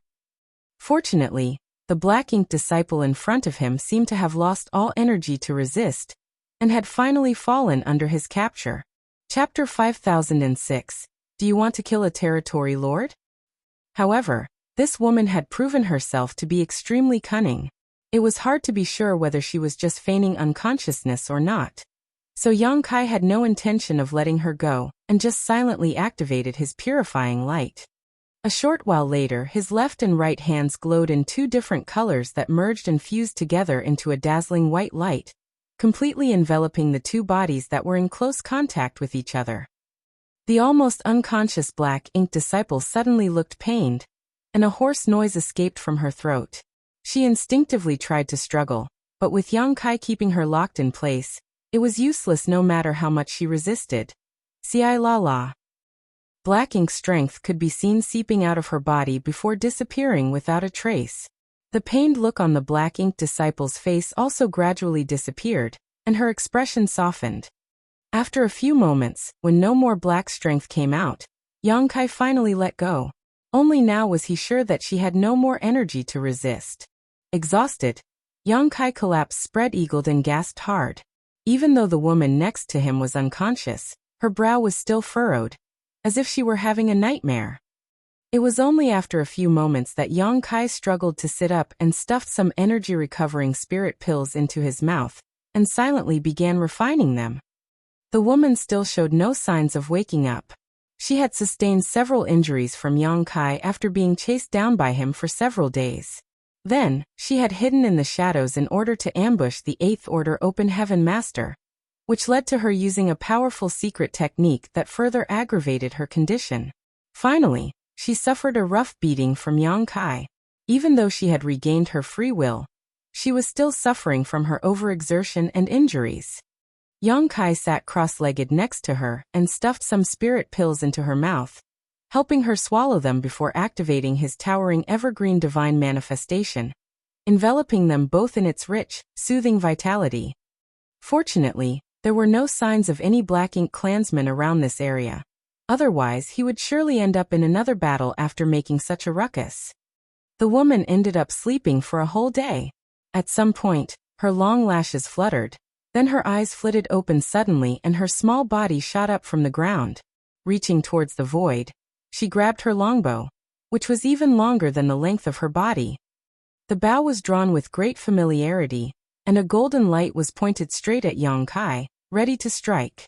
Yang Kai remained seated on the ground without moving, not even trying to defend himself. He just looked up at her with a compassionate expression and comforted. "No need to be nervous." The young woman looked steadily at him for a moment, then her expression changed slightly as she finally remembered what happened before she fell unconscious, and she could not help but frown. Lowering her bow, she asked with some surprise, "Senior brother saved me?" Yang Kai smiled and nodded. Even though these were her own experiences that she remembered so vividly, the woman still found it hard to believe. "How was senior brother able to save me? What sort of technique did you use?" Since time immemorial, humans had no means to restore order from chaos after one was corrupted of Black Ink strength and degenerated into a Black Ink disciple. As soon as one was turned from then on, they would stand on opposing sides from the human race. The only thing they could do then was to face them in a life-or-death fight on the battlefield. Many others had either died at the hands of the Black Ink disciples, or turned into weapons against their own people by the Black Ink clan. This had been the painful reality for the human race since the beginning of the war. But now, what she experienced was a sure sign that the human race possessed some heaven-defying method that could rescue Black Ink disciples. Despite her great mental strength, she still could not hide her shock. Yang Kai smiled. "I have a secret technique that can purify and dispel Black Ink strength." The young woman pondered for a moment. "That white light?" "Indeed." The woman nodded, seemingly having an epiphany. "No wonder." Yang Kai looked at her in confusion. The young woman explained, "During the war 10 years ago, one thing that struck the Black Ink clan as odd was the fact that there were essentially no new Black Ink clan disciples who were converted after a certain point in time. The Black Ink clan suspected that we humans had obtained some sort of countermeasure against Black Ink's strength, but they were never able to figure out what it was. Obviously, that would be the secret technique that senior brother wielded. Yang Kai nodded. That is correct. The young woman had a solemn look for a moment. Then she put away her bow and cupped her fist. Bai thanked senior brother for his life-saving grace. Only then did Yang Kai learn her name. He stood up and cupped his fist in return. Don't mention it. And my name is Yang Kai. And also, I'm no senior brother. I've only just advanced to the 7th order not long ago. In terms of seniority, I think you might be my martial aunt. Bai shook her head. You are in the 7th order, and your abilities surpass mine, so you should be referred to as senior brother. While speaking up to this point, Bai recalled the days when she was fighting with Yang Kai in that deadly chase and asked in disbelief, Senior brother has only just advanced to the 7th order. Yang Kai nodded.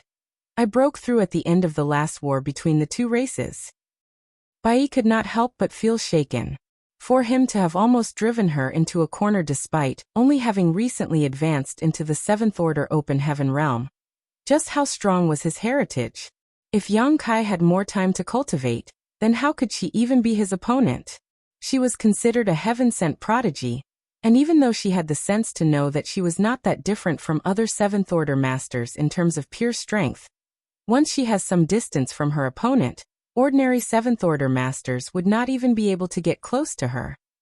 However, after repeated tussles with Yang Kai, she finally understood that there were always people beyond people, heavens beyond the heavens. Senio, junior sister Bai, is your body all right? Yang Kai asked out of concern. Since she insisted on calling him senior brother, so be it. Only then did Bai take the time to examine herself. After a moment she responded, Nothing serious. I overexerted myself a lot, and will need to restore my energy. Has senior brother helped me recover from my injuries? She remembered her wounds well, and even though some of her injuries would recover while she was unconscious, there was no way they would heal so quickly.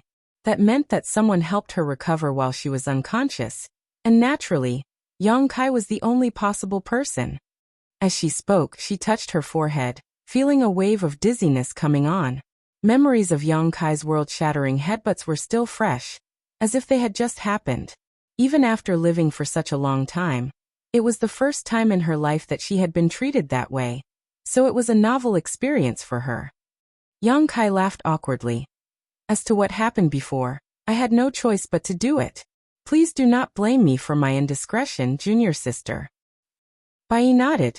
I understand. Senior brother was merely trying to save me, not to kill me. Otherwise, there was no need to go so far. Only during that time, I've caused a lot of trouble for senior brother. My apologies. Saying so, a look of remorse appeared on her face. Yang Kai sighed. Once corrupted and transformed by Black Ink strength, only the Black Ink clan is supreme. It is not your fault. And since junior sister is fine, let us head back. There is a forward base nearby. Junior sister should know about it. Yes, Bai nodded, but she did not move. Instead, she had a slightly hesitant look on her face. Yang Kai looked at her in confusion. Is junior sister feeling unwell? Bai shook her head and suddenly looked straight at him. Senior brother, do you want to kill a territory lord? Yang Kai raised a brow. Junior sister, what do you mean? Bai explained. Usually, as you and I are both only 7th order, we would definitely be no match for a territory lord. However, there is a good opportunity at hand now. If we do this right, then there's a good chance we'll be able to pull it off. Yang Kai understood what she meant. Junior sister is referring to the territory lord who escaped earlier. Bai nodded. That was Zhu Feng territory lord who served under Menxia royal lord. I used to be his Black Ink disciple. He and Su Bo Liang, division commander Su, were engaged in a particularly brutal fight.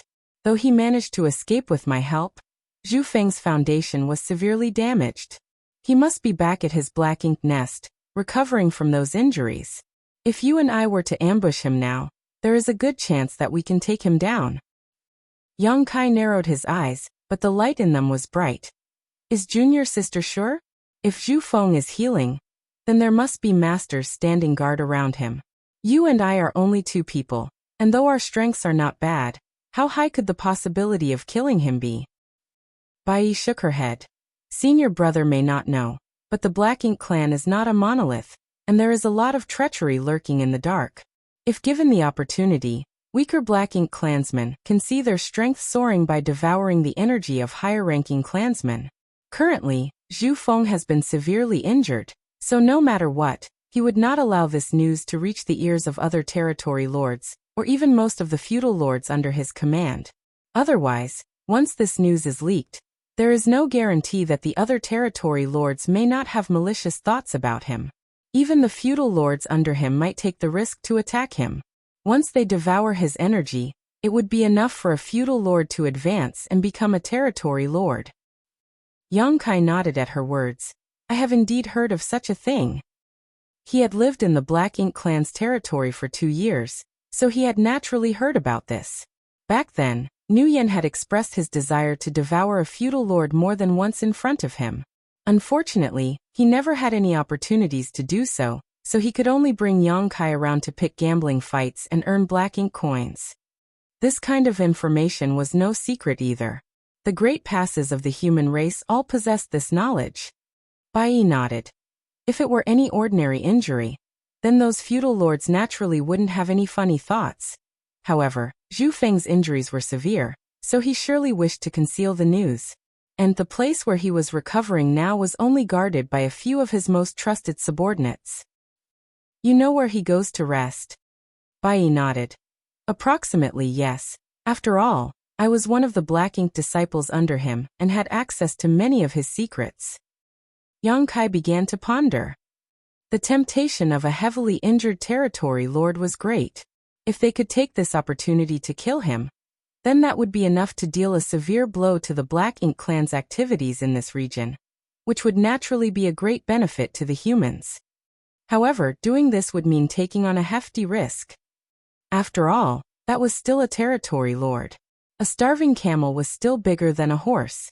The desperate measures one could bring out when facing death were not to be underestimated, not to mention the fact that the territory lord had his trusted subordinates by his side, protecting him. Even if they did succeed, there would still be a battle to be had during their escape. Senior brother, this opportunity is not to be missed. If we wait any longer and Zhu Feng manages to make any sort of recovery, it will become impossible to succeed. Bai quickly tried to persuade Yang Kai when she saw his hesitance. Yang Kai glanced at her and finally made up his mind, nodding. Very well. I will join forces with junior sister to kill Zhu Feng. Seeing him agree, Bai finally smiled. Senior brother definitely won't regret this.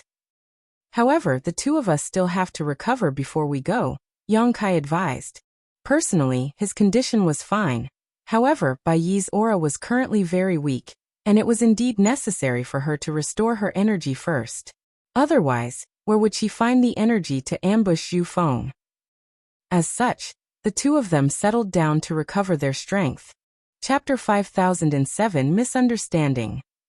A sneak attack on a territory lord came with very large risks, but if successful, it would become a severe blow to the top powers of the Black Ink clan in this region of the battlefield. A clear benefit to Blue Sky Pass. Speed was paramount in war, and Yang Kai had no time to seek help from others either. Moreover, something like this was better done with smaller numbers. A few days later, Yang Kai and Bai Yi, who had almost fully recovered, rose to their feet and headed off under Bai Yi's lead. There had been a delay of a few days, but that was unavoidable. However, this amount of time did not matter in the face of their plans, as Zhu Feng was severely injured by Division Commander Su Boliang during their fight, which had damaged his foundation. A lot of time would be required for Zhu Feng to recover, so a few short days would not make any difference. During their journey, the two of them discussed their plan, taking care of every detail, and finally drew up a general outline of what they were going to do. There were bound to be variables when they finally put their plan into action, but that would be left up to their improvisation abilities then. For Yang Kai, the reason why he agreed to take this risk with Bai Yi was because it was truly a rare opportunity to come by. Secondly, Bai Yi had been following Zhu Feng for many years and knew his habits well. Third was because of his own proficiency in the Tao of space that would allow him to find an opening to escape if things did not go to plan. It should be impossible for a heavily injured territory lord to try and stop him if he was determined to flee. They encountered nothing special along the way as Yang Kai followed Bai Yi forward. They did not even encounter a single squad of Black Ink clansmen. The reason for this was not that all of the Black Ink clan had already withdrawn from this war zone, but that Bai Yi had avoided these Black Ink clansmen and prevented any encounters with them. The only target of this trip was Zhu Feng. Naturally, killing a territory lord would be far more beneficial to them than killing off some small fry. Occasionally, Yang Kai observed a strange light flickering in Bai Yi's eyes, so she had obviously cultivated some sort of profound eye secret technique. He had his own eye techniques, but the two eye secret techniques he inherited from myriad demons heaven were best for seeing through illusions and trapping others, so both lacked the long-range detection and surveillance abilities of Bai Yi's eye technique. When compared, these eye secret techniques all had their own strengths and weaknesses. After flying for 2 days, Bai Yi's body swayed when they approached a certain universe fragment, then she landed on it. Yang Kai followed closely behind. "We're almost there," Bai Yi said. Yang Kai nodded. "Then let's begin." Saying so, he took a deep breath and the small universe in his body shook violently. Fresh blood spilled from the corners of Yang Kai's lips after a grunt. At the same time, his aura was suppressed, turning extremely weak. In such a state, anyone oblivious to what was going on would surely believe that he was heavily injured. If they were to ambush Zhu Feng, then they had to present themselves as weak in order to numb his sense of danger. "Please excuse me, senior brother." As she spoke, Bai Yi formed a set of hand seals before hitting Yang Kai with a secret technique. In the next moment, golden chains appeared, binding him firmly. Yang Kai struggled a bit, but found that this sealing technique was quite sturdy. Even with his strength, it would be extremely difficult if he were really caught by such a technique. If he were to be hit by such a technique during a fight, then he would basically just have to wait for death. "Let's go." Yang Kai nodded at Bai Yi, signaling that everything was in order. Bai Yi nodded and grabbed Yang Kai by the arm before taking to the skies. In this way it seemed like Bai Yi had captured Yang Kai. According to Bai Yi, it was absolutely impossible for Zhu Feng to return to his own territory after incurring such severe injuries, as it would make it impossible to conceal his current state. If that were to happen, the troops under him would surely become distracted, and there was a great possibility that the ambitious ones among them would start to have thoughts about stirring up trouble. So he had no choice but to hide in a secret nest in order to recuperate. Due to having followed him for so many years, and also being one of the Black Ink disciples under his command, Bai Yi knew the location of his hidden nest like the back of her hand. However, they could not be sure as to whether Zhu Feng was in that nest. If he was, then they could carry out their plan as they had drawn up. If not, they had no choice but to give up. There was nothing left to do, but leave it up to chance. Bai Yi would not dare to make a guarantee that her guess was right either. In fact, basically every territory lord, even some feudal lords, had their own secret Black Ink nests that they prepared as a place to heal when they became seriously injured. Zhu Feng's nest was actually situated inside a sealed world. There were countless sealed worlds in the Black Ink battlefield, and no one knew how these sealed worlds came to be. Every now and then, the entrance of a sealed world would be discovered. Whether it be the humans or the Black Ink clan, there was much to gain inside these sealed worlds. Bai Yi had no idea when Zhu Feng had settled down in that sealed world, but she had followed him in and out of it several dozen years ago, so she knew where it was. Half a day later, Bai Yi stopped at a certain place in the void. On the surface, there was nothing out of the ordinary here, but Yang Kai could vaguely sense a hint of space principles pulsing in the void. In other words, this was where the entrance to the sealed world was located. Yang Kai was bound by Bai Yi's secret technique, so his perception was not too clear.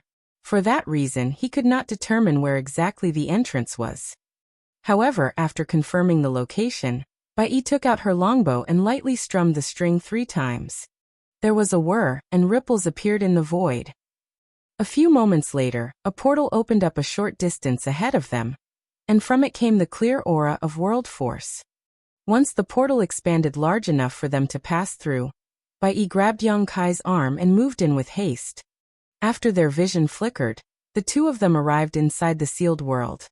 Before Yang Kai could even take in the sights of this sealed world though, he felt a huge surge of force coming over from the side. Shocked, he circulated his strength instinctively to resist, but he quickly remembered that he was bound by Bai Yi's secret technique, so how could he still have any strength left to struggle? Fortunately, Bai Yi's reaction was also miraculously quick. With a twist of her hand, she moved Yang Kai behind her while quickly sweeping to the side at the same time. However, their ambushers had caught them off guard. The attack was so sudden that even though Bai Yi could react in time, they were still hit by the aftershock. With a grunt, both she and Yang Kai rolled into a heap. She quickly rose to her feet and knelt down on one knee. Like a cheetah ready to pounce on its prey, she held her longbow in front of herself and kept a wary eye on the tall figures at the front. Behind her, Yang Kai spat out a mouthful of blood. During that ambush earlier, Yang Kai was completely unable to defend himself. Though it was merely the aftershock, it was still enough to injure him. Bai Yi moved slightly, clearly concerned about Yang Kai's injuries. Yang Kai reached out secretly to tap her on the waist, indicating that he was fine. What is the meaning of this? Bai Yi asked in a cold voice as she glared up at a feudal lord. Earlier, it was he who ambushed them, causing Yang Kai to sustain damage. There were two other feudal lords standing by the first side. Each one of them was tall and imposing, looking Bai Yi up and down with mischief in their eyes. As he observed the situation, Yang Kai had the feeling that what they encountered was not exactly what they expected. His initial plan with Bai Yi was to have her offer him up to Zhu Feng. After all, Yang Kai was a 7th Order Open Heaven Realm Master. Even if Zhu Feng was a territory lord, he would surely be moved by this opportunity. He would surely wish to convert Yang Kai with black ink strength then, and turn him into one of his black ink disciples. Once Zhu Feng did so, it would give Yang Kai and Bai Yi the opportunity to stir up trouble. Even if they were unable to kill Zhu Feng, it would surely add to his injuries.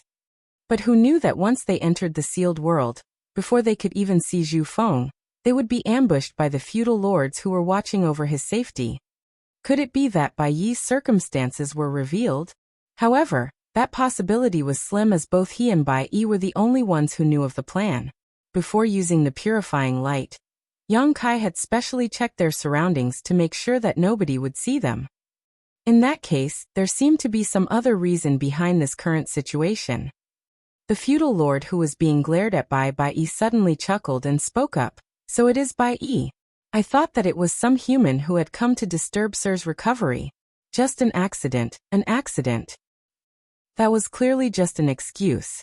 The sealed world's portal was equipped with a spirit array, which made it impossible to open unless the proper technique was used. The feudal lords inside naturally knew Bai Yi's identity if they were willing to open the portal and let her in, but they still tried to attack her, which made it obvious that they had done it on purpose. There was no such thing as an accident here. However, the feudal lord did have a sense of proportion when he attacked, and did not go all out. At the most, Bai Yi would have to suffer a bit of pain. They would not actually kill or severely injure her. After all, Bai Yi was one of the Black Ink disciples under Zhu Feng Territory Lord's command, and she was clearly highly valued by him. They were still counting on Bai Yi's efforts in order to down their enemies in this war zone. If they really did kill or severely injure her, then they would have no way of explaining it to Zhu Feng. So once the first attack failed, the feudal lord immediately put on a smiling face. When he heard this, Yang Kai breathed a sigh of relief. It seemed like Zhu Feng really was hiding in this sealed world to heal.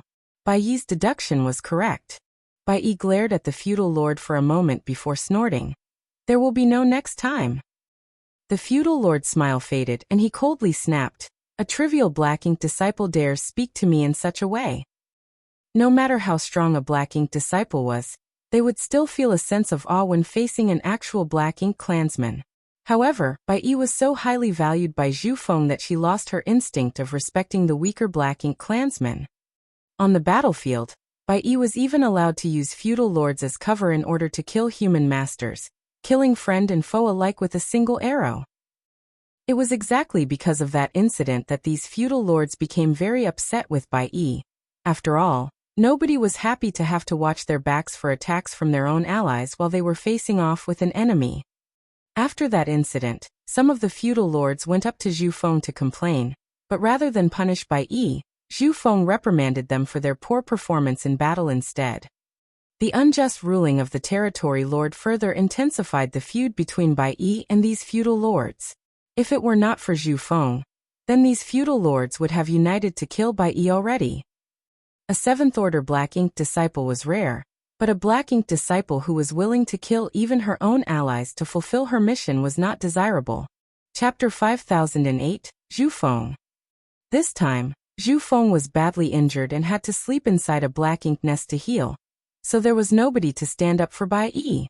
These feudal lords who had long been sour at the state of affairs would naturally want to teach Bai Yi a lesson and make her understand who her betters were.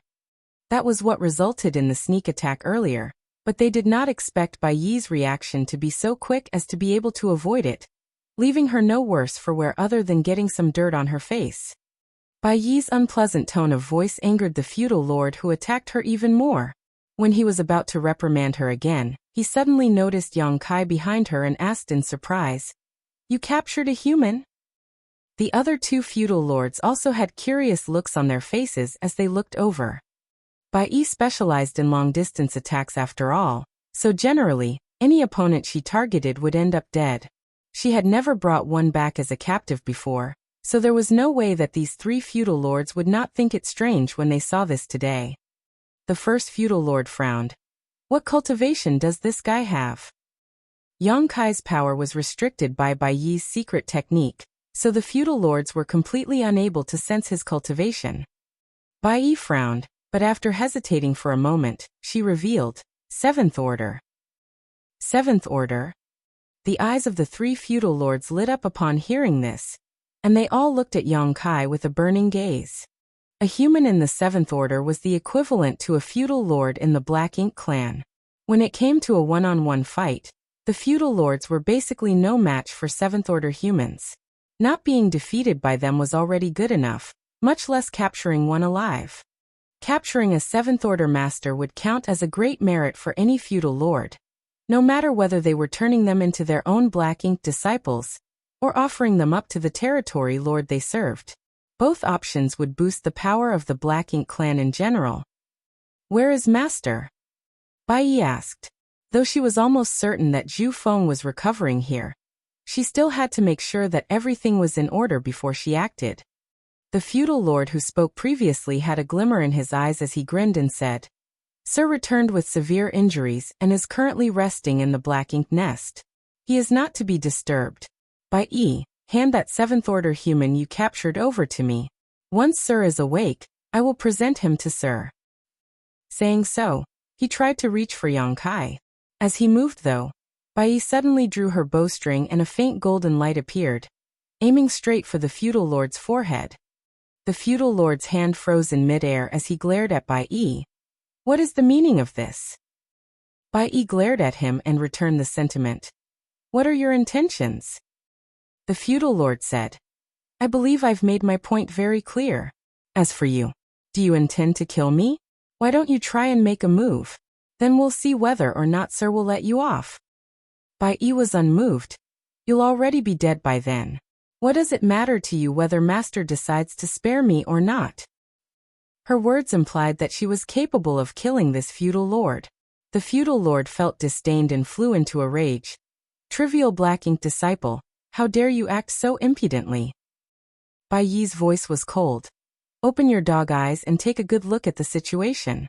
Do you really think you can snatch the credit for my merits? Yang Kai, who had been behind Bai Yi this whole time, felt a mixture of both a headache and anxiety piling on in this situation. They had known that things would definitely not go exactly according to their plans, so they were ready to improvise a bit. However, neither of them expected to be provoked by these feudal lords before they could even see Zhu Feng. The feudal lords in front of them were clearly intent on snatching away Bai Yi's achievement. For a 7th order human to be captured alive meant that Zhu Feng would have a new 7th order Black Ink disciple under his command, which was a great merit. Naturally, the feudal lords were all eager to take the credit for themselves. Normally, they would be capable of doing such a thing. However, Zhu Feng was currently asleep in the black ink nest in order to recuperate, and was completely oblivious to the world outside. They just had to snatch Yang Kai away and force Bai Yi out of this sealed world, and the credit would be all theirs. This gave Yang Kai a headache. Moreover, the presence of black ink strength inside this sealed world made him anxious. Even though it was not very dense, it was still black ink strength. Anyone inside this sealed world would constantly be exposed to black ink strength. Yang Kai was fine as he carried a world spring, so even if black ink strength did encroach into his body, it would be suppressed perfectly, rendering it harmless. However, Bai Yi was different. Once her small universe was corrupted to a certain extent, she would turn back into a black ink disciple. Yet at this moment, she did not dare to use any of her power to resist the encroachment of the black ink strength either, for if she chose to do so, then it would inevitably arouse the suspicions of the feudal lords in front of her. As she tangled with the feudal lords, she could only allow the black ink strength to infiltrate her body. Yang Kai had no idea how long she could hold out in this situation, but it would not be long. Once Bai Yi became a black ink disciple again, not only would their plans be ruined, he would fall into danger. It was clear that Bai Yi understood this too. So, even though she would normally compromise when the feudal lords tried to bully and suppress her, she was exceptionally firm today, which made the feudal lords very angry. With just a few words, a storm began gathering. As she gripped her bow tight, Bai Yi looked up in a certain direction where a huge flower bud-like object stood. The flower bud seemed to have a life of its own, and as it breathed in and out, black ink strength emerged from it, spreading out in all directions. That flower bud was the source of the black ink strength that filled this sealed world. A black ink nest. Yang Kai had lived in the Black Ink clan's territory for 2 years, and followed Nu Yen to many feudal lords' territories. He had seen many black ink nests, so this was not an unfamiliar sight. Black ink nests were where new black ink clansmen were born, as well as the very foundation of their existence, which meant they were critical to the Black Ink clan. Usually, black ink nests could only be found in large enough territories controlled by powerful masters. Nu Yen, the high-ranked black ink clansman Yang Kai had followed around, not only did he not have his own territory, but he did not have his own black ink nest. Naturally, one would not have the right to possess such things without the appropriate power and status. Zhu Feng was a territory lord, so it was not difficult for him to get a black ink nest and set it up in this place. After the shocking battle with Su Bo Liang, Zhu Feng was severely injured and immediately returned to this place, entering the black ink nest so that he could enter a deep sleep to heal. This was confirmed through the words of the feudal lords. So, as Bai Yi looked over in that direction, she grabbed Yang Kai and rushed towards the black ink nest. "I will offer the captive myself. You don't have to concern yourselves with him."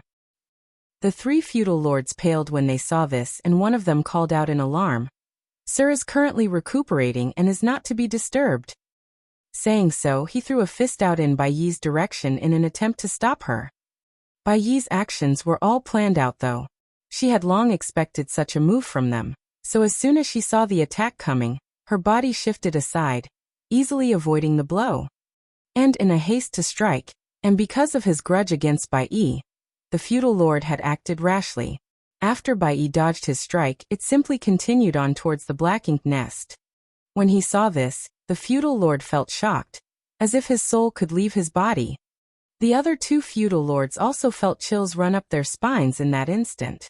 Everyone watched in horror as the huge power of his punch struck the black ink nest. Hong! The 3 feudal lords felt like this punch had struck them, rather than the black ink nest. They could feel their hearts clenching and cold sweat was now dripping down their foreheads.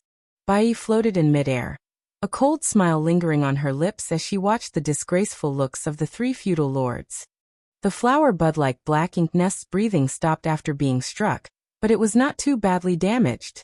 Of course, a tidal wave of black ink strength was released after the violent impact. The dormant aura inside of the black ink nest quickly awoke, followed by a powerful divine sense that swept through the entire sealed world that held a strong sense of alarm and unease. Zhu Feng was in a state of trepidation at the moment. He was deep asleep and borrowing the black ink nest's power to recover.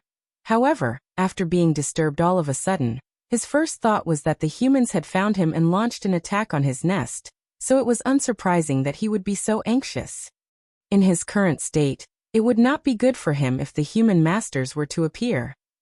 After his divine sense swept over the sealed world though, Zhu Feng realized that things were not as he thought they were. The three feudal lords who were watching over the sealed world were all on one knee, shaking with pale faces. Meanwhile, his most capable subordinate, the human Bai Yi, was floating in the air, looking down at the three of them with a sneer on her face. Looking at the situation and considering the attack that struck his black ink nest earlier, Zhu Feng instantly understood what happened. If he were at full strength, then he would not have let anyone who disturbed his healing live. But he was still recovering from his injuries right now and had to rely on these loyal subordinates to guard him. So it was not advisable for him to cause a fuss in case he lost the trust of his men. After forcing down the anger welling up inside of him, Zhu Feng shouted in a majestic voice, "What is the meaning of this?" Yang Kai, who was being carried by Bai Yi, raised his brow at that. Though Zhu Feng's voice sounded extremely imposing, it could not hide the weakness hidden within. It could be seen that Zhu Feng was indeed very badly injured during the fight with Su Boliang, especially when he tried to run away at the end. The might of Su Boliang's final slash almost cut his entire back open. That attack from Su Boliang must have damaged Zhu Feng's foundation. The three kneeling feudal lords remained silent. It was hard for them to explain the situation as there was no way they could say that they tried to cause trouble for Bai Yi and snatch her merit, which ended with them accidentally hitting the black ink nest and disturbing Zhu Feng's recovery. If they did tell him that, then there was no need for them to show their faces in front of Zhu Feng anymore in the future. "Have you all gone mute?" Zhu Feng became even more annoyed when he saw this, so he called one of them up by name. "Bai Yi, speak." The faces of the three feudal lords turned ashen at once. Bai Yi said in a crisp voice, "Master, I have captured a seventh-order human, but these three feudal lords did not feel assured about him and had intentions of trying to test him. However, they did not expect to accidentally disturb Master's rest. Please forgive them." At these words, the three feudal lords kneeling on the ground were all stunned. They thought that Bai Yi would try to add insult to injury here, but here she was trying to stand up for them, which did not make any sense.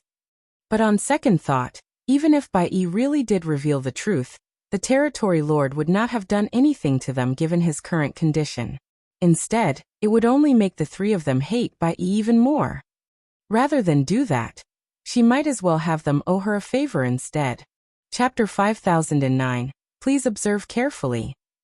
With such thoughts in mind, rather than feel grateful to Bai Yi, the three feudal lords became even more resentful towards her. Because this would only make their territory lord think that Bai Yi was being considerate, and that they were being petty.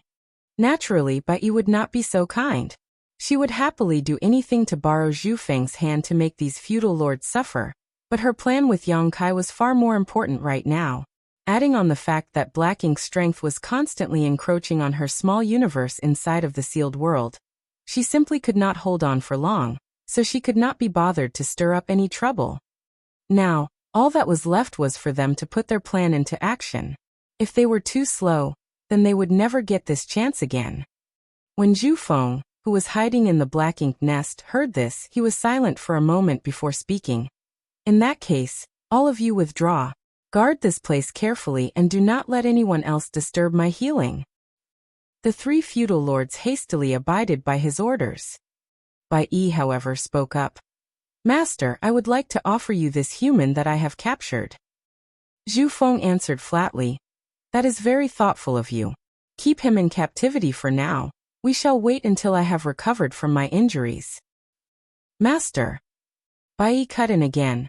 "This human is strong and has a high position on the enemy side. He should know what means the humans have been using in recent years to resist the corruption of black ink strength. If it is convenient for Master, please convert him first and ask him for the answer. In this way, the other territory lords will also not be able to take advantage of this opportunity to snatch away your rightful merits." Zhu Feng was badly injured and in a hurry to recover, so he was a little annoyed at having Bai Yi object to his orders. However, after hearing her words, he began to ponder. Bai Yi was right. It was true that the Black Ink clan had been extremely curious about what mysterious means the humans had been using to resist the corruption of Black Ink's strength during these recent years. Xie himself had personally ordered the territory lords under him to figure out the truth of the matter. However, the Black Ink clan had been unable to capture a single human recently, thus they were never able to figure anything out. Since the last war, the human that Bai Yi captured could be said to be the very first, and he was even in the Seventh Order Open Heaven realm. Indeed, humans in the Seventh Order held high positions in their race. It was enough for one to become a squad leader, or even a battalion commander. There was a good chance that a human like this would know something. If he could squeeze the answer to that mystery out of this human, then it would be a great merit indeed. Zhu Feng's injuries were severe, and even with the Black Ink Nest's help, it would still take him a year and a half just to stabilize himself. By that time, another territory lord might have already discovered the answer. To lay aside merits that were in front of his eyes without taking them, and let another territory lord profit, Zhu Feng would naturally be unwilling. There was merely a short pause before Zhu Feng made up his mind. Bring him inside. Yes, Bai Yi answered reverently. Then, under the envious and resentful eyes of the three feudal lords, she flew straight towards the Black Ink Nest. The closer she got to the Black Ink Nest, the denser the Black Ink's strength became. Yang Kai, who was dragged along, could faintly sense her situation, and felt concerned for her. He had no idea how much longer Bai Yi could hold out, but it was obviously not much longer. So this battle had to be a quick one. Only then would they be able to resolve the situation before Bai Yi turned into a Black Ink disciple again. Fortunately, though there were changes in their plan, the general progression of it was going smoothly. Below the huge flower bud-like Black Ink nest was a rootstock-like tunnel that was connected to the ground. The root looked like flesh, yet not, and it was exuding an extremely sinister aura. Bai Yi entered the opening below the Black Ink nest with Yang Kai in tow, and walked up through the rootstock-like passage. A short while later, they arrived in a large and spacious area. Even though Yang Kai had seen Black Ink nests many times before from a distance, this was the first time he had ever been inside of one, so he observed his surroundings carefully. The space inside was filled with such rich Black Ink strength that it was practically liquid. It was tumbling and surging in the space, and seemed to be flowing towards a certain point under an invisible force that was fervently devouring it. At the source of the pull was a huge figure who was sitting down cross-legged. The man had a majestic and imposing figure, but there was a weakness enveloping him that could not be concealed. Who else could this figure be if not Zhu Feng, who had escaped with dire injuries? When the two of them entered, the Black Ink strength permeating the hall was pouring into Zhu Feng's large body. Master!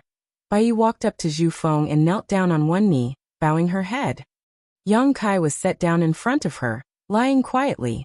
As their eyes met, Yang Kai's chest tightened because he could see a darkness looming in Bai Yi's pupils. In less than half a cup of tea's time since they entered the sealed world, Bai Yi was nearing her limit. Once the Black Ink strength fully seized her small universe, she would surely transform into a Black Ink disciple once again. So this is the human that you captured? Zhu Feng lowered his head and looked down on them, his huge figure exerting intense pressure. Yes. Bai Yi trembled, seemingly intimidated by Zhu Feng's might. However, Yang Kai knew that it was just her struggling to maintain the clarity of her mind. This human is in the Seventh Order? Zhu Feng asked another question. Yang Kai was about to curse this guy's mother for blabbering nonstop instead of converting him directly. Hateful. There is no doubt about it, Bai Yi answered. Zhu Feng naturally did not doubt her. As his Black Ink disciple, Bai Yi could not hide anything from him, so he was willing to trust what Bai Yi said to be true. Even if he were suspicious of the feudal lords under him, he would definitely not doubt his own Black Ink disciple. Even though Black Ink disciples had low status within the Black Ink clan, they at least had no need to worry about their loyalty. You did well. Zhu Feng praised Bai Yi with a tender look on his face. Previously, It was Bai Yi's arrow that came out at the key moment that hurt Su Bo Liang, which allowed him to escape from the division commander by creating an opening. It was merely my duty. Bai Yi's head hung low, and the hair in front of her forehead cast a shadow over her face that blocked the light in her eyes. Zhu Feng nodded lightly. Without further ado, he spat out a mouthful of dense black ink strength in Yang Kai's direction, which flowed incessantly like a living creature, burrowing into Yang Kai's 7 orifices and pores. Yang Kai struggled, but to no avail. Soon he became still. A short while later, Zhu Feng stopped. However, after spitting out that mouthful of black ink strength, his aura had clearly weakened a little. Converting a 7th-order human seemed to have been burdensome on his current state. Zhu Feng raised his hand slightly and ordered, "Untie him." Since he had been converted into a black ink disciple, Yang Kai was on his side now. Obeying his order, Bai Yi released the sealing secret technique around Yang Kai's body. In fact, she was going to do so even without Zhu Feng's order. "Master." Yang Kai was well versed in disguising himself as a black ink disciple, and he naturally knew how he should present himself at this moment. "Now tell me, what means are the humans using in order to resist the corruption of black ink strength? Why is it that our black ink clan has been unable to gain a single black ink disciple after such a long time?" Zhu Feng looked apathetically at Yang Kai. Yang Kai answered respectfully, "That is the latest secret technique researched by the human race. This subordinate has also cultivated it. If it is convenient, then this subordinate is willing to demonstrate it for Master to see." Zhu Feng was surprised.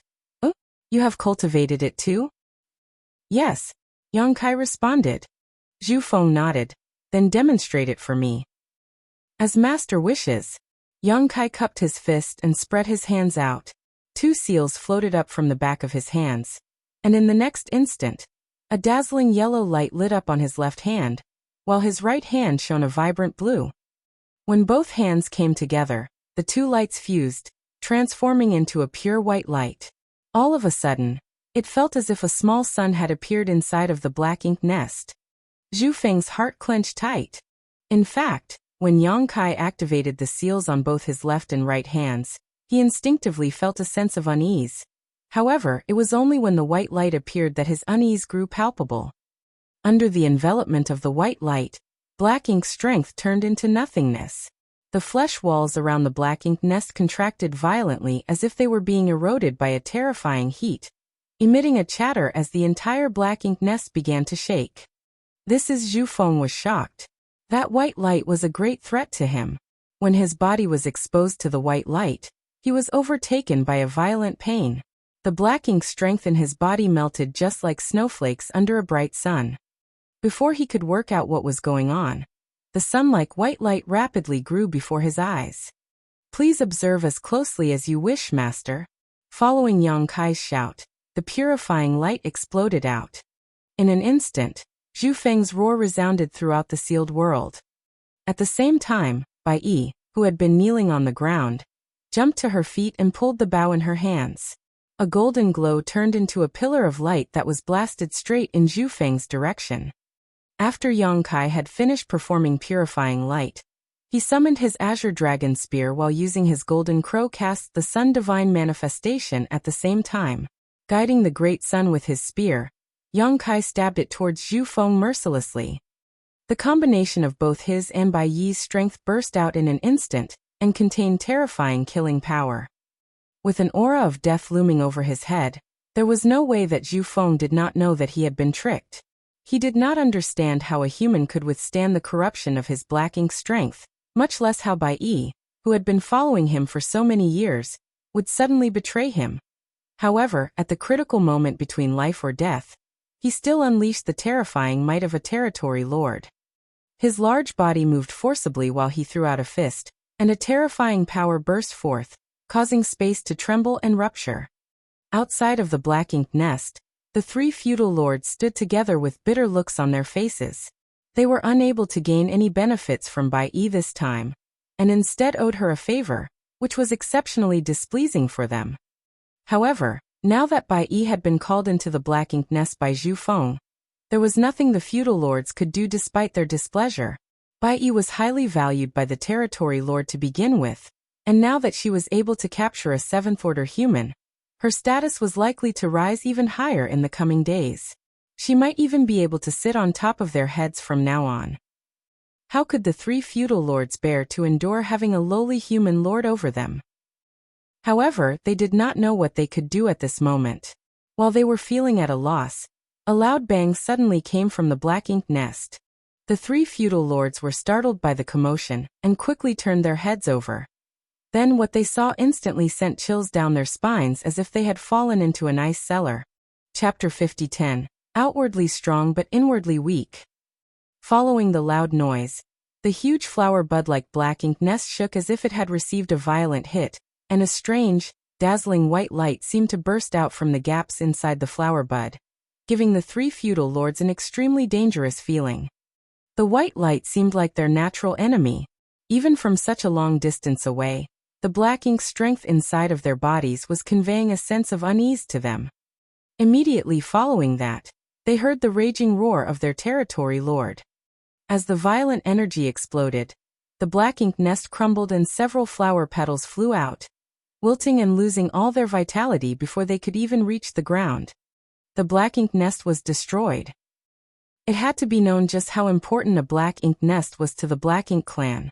The one here had been quietly brought over after much effort and expense from Zhu Feng. Now its destruction was an immense loss for him. All three of the feudal lords were terrified. They simply had no idea what had happened at their territory lord's side for such a thing to happen. However, it happened after Bai Yi brought the human into the black ink nest, so it was obvious that this had something to do with her. Before they could figure out what happened, two figures flew out from the remains of the black ink nest. While racing towards the black ink nest, the three feudal lords looked over and discovered that the two figures were Bai Yi and the human that she had captured. They were both in a terrible state and were tumbling through the air while coughing up blood. It was clear that they were both wounded. Inside the crumbling black ink nest, Zhu Feng roared in rage, "Traitor! How dare you defy this lord's will?" The roar could be heard all throughout the sealed world. When a territory lord unleashed their anger, worlds trembled. Following his roar, a large figure rose from the destroyed black ink nest. It was Zhu Feng. Only he was clearly in bad shape at this moment. His aura was strong at times but weak at others, a sign that he had been seriously injured. In fact, he was badly injured by Su Boliang to begin with, and had yet to recover since escaping back into this sealed world before falling for Yang Kai and Bai Yi's ploy. Suffering purifying light, Golden Crow cast the sun, and Bai Yi's arrow technique, yet not dying on the spot, was already proof enough of how immense this man's heritage was, but it would still inevitably compound his injuries. At this moment, Zhu Feng could not even bring out half of his peak strength. Yang Kai finally understood what the phrase, "even a starving camel was larger than a horse," meant. Originally in their plan, if they failed to kill Zhu Feng with their initial attack, it would still at least be able to take half of his life. As long as they could cripple him and leave him half dead, then with their combined strength, the two of them would have a good chance of winning the subsequent battle. However, Zhu Feng's strength was beyond their expectation. Though their surprise attack hit him hard, it did not achieve their desired effect, and they had already exposed themselves. They could only charge forward now, as there was no turning back. Either their enemy died here, or they did. Anger tumbled inside Zhu Feng's chest. Compared to being attacked by Yang Kai, he was even angrier at Bai Yi's betrayal. Bai Yi had been following him for many years, and had rendered many meritorious deeds for him. Just days ago, if it were not for Bai Yi helping him from the shadows, he would not have been able to escape from Su Boliang's grasp. Moreover, Bai Yi was truly very strong, and Zhu Feng had treated her very well over the years, valuing her much more than the feudal lords under his command.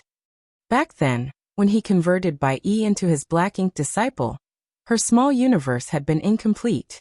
Generally, every black ink disciple's small universe was damaged as a result of them giving up on parts of it in order to save themselves when black ink's strength invaded their bodies once or even several times before they were converted into black ink disciples.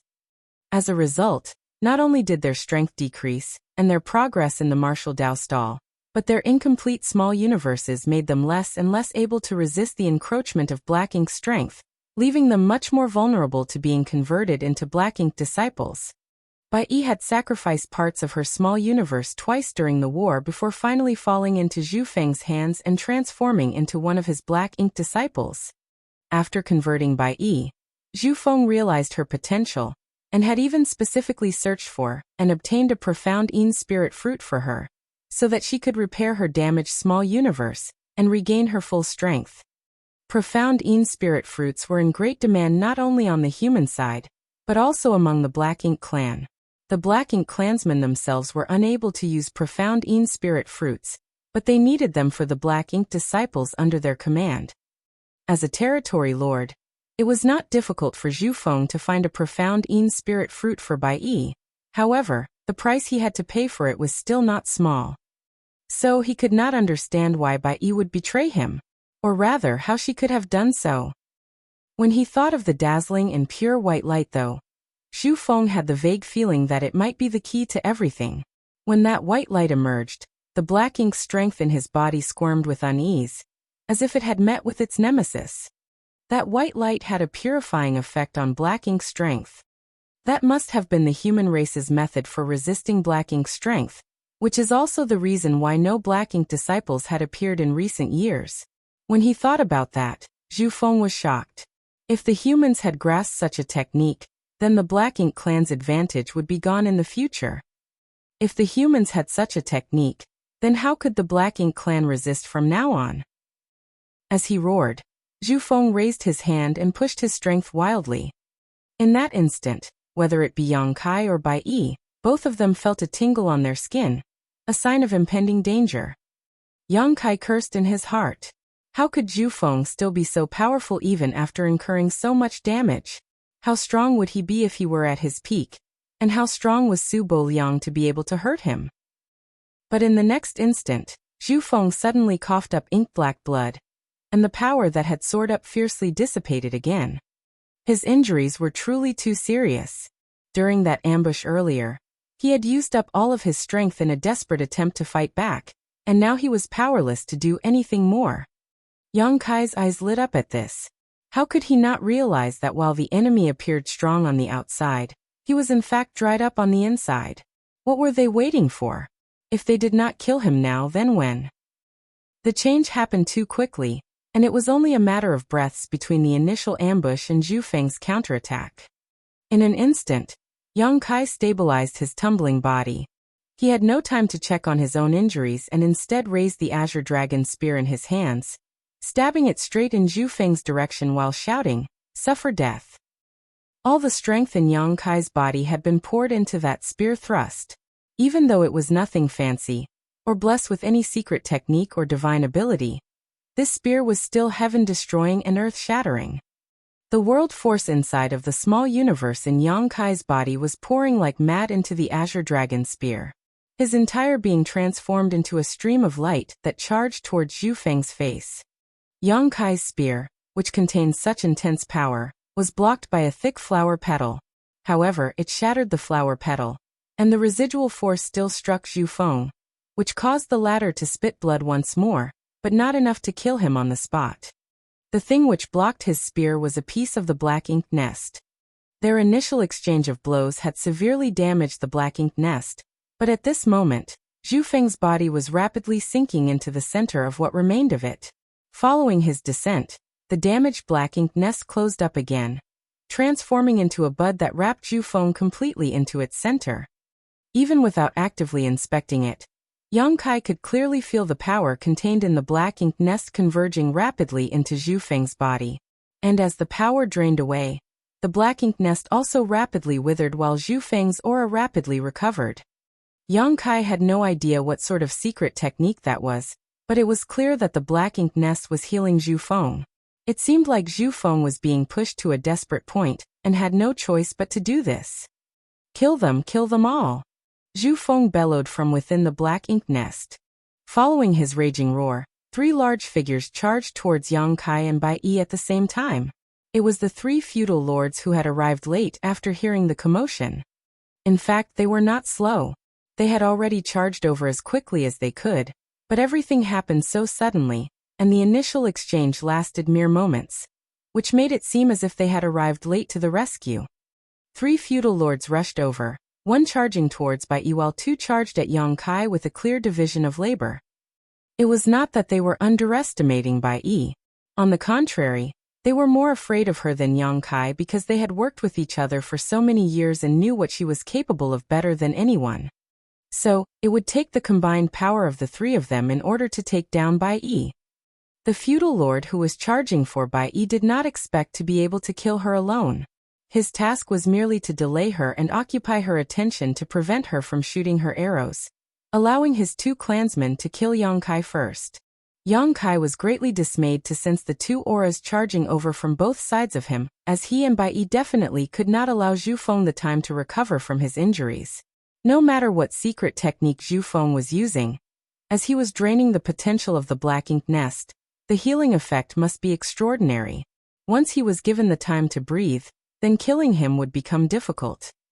However, with 2 feudal lords coming at him, he could not just ignore them either. Thus, Yang Kai turned around hastily and thrust his spear towards the 2 feudal lords. In the next instant, Yang Kai grunted and could not stop his body from flying back several thousand meters. Even the hand holding his spear was trembling slightly. Under normal circumstances, Yang Kai would naturally not fear facing 2 feudal lords together. However, whether it be him or Bai Yi, the counterattack from Zhu Feng during their ambush hurt them, so in this exchange, his injuries were enough to affect his performance. However, he still did not eat too much of a loss after clashing with the enemy. The 2 feudal lords were similarly sent skidding back a dozen steps, and a long cut could be seen on the waist of one of them. The wounded feudal lord could not help but feel shocked when he looked down at himself. He thought that 2 feudal lords joining hands would definitely be able to take down their injured opponent, but how could they have anticipated that this opponent's strength was not below Bai Yi's? In fact, this man could prove to be even more difficult to deal with than Bai Yi. If he had not dodged quickly enough just now, that spear would have stabbed right through him. The wounded feudal lord was still gawking at his own injury when his comrade next to him paled and shouted, "He's coming, don't get distracted." Looking up, the feudal lord saw the spear of the 7th-order human who was forced back piercing at them again, suffused with intense killing intent. The 2 feudal lords immediately separated from each other and began to counterattack. After just several breaths of time though, they were both secretly wailing inside. This 7th-order human was simply insane, fighting desperately with no regard for his own life as soon as he came at them, as if he meant to take them down even if it meant his own death. Under such a fierce assault, even the 2 feudal lords who had worked together for many years were put into a desperate situation. In just a few moments, all 3 of them were bruised and battered. Chapter 50:11 Joining forces to kill the enemy. Within the sealed world, following Zhu Feng's envelopment by the bud-like black ink nest, the battlefield was split into 2, one side being Yang Kai facing off against 2 feudal lords on his own, and the other side being Bai Yi alone with the other feudal lord.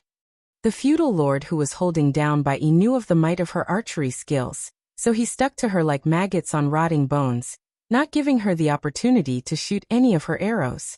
As long as they were in the same order, if Bai Yi could put some distance between her and her enemy, then nobody could be her opponent. At this moment, this feudal lord was wailing in anguish inside. Even though he knew all this while that Bai Yi was strong, it was not until he truly faced off with her that he realized that he had underestimated her all this while. Even in close quarters, and with her already being injured from their territory lord's counterattack, he was still a little lacking compared to her. He was both shocked and enraged by this. If things continued like this, he would not be able to last even half of a cup of tea's time, and his fate would be in jeopardy. Suddenly, Bai Yi drew her longbow, and a golden light emerged. Shocked, the feudal lord quickly lunged over and threw a fierce punch in her direction. He had not expected his fist to do anything to Bai Yi, but she seemed unprepared for his punch, and it sent her flying, fresh blood spewing from her mouth. Rather than be pleased with his success, the feudal lord was shocked and exclaimed, "Not good." As he quickly looked back, a golden light had already broken through the barrier of space and hit one of the other feudal lords square in the chest, piercing through to the other side. Following the pained roar from the wounded feudal lord, A fierce force exploded a hole in his chest. Bai Yi's arrow was not aimed at him, but rather at his companion who was engaged in battle with the other human. This feudal lord could not understand why Bai Yi would act in such a way, preferring to take a direct hit from him in order to help take pressure off the other human. However, before he could figure that out, his nerves suddenly clenched, and a great sense of crisis shrouded him. When he looked up in haste, he was mortified by what he saw. Bai Yi, who had gained distance from him, was aiming her bow at him with a golden light that was pointed straight between his brow.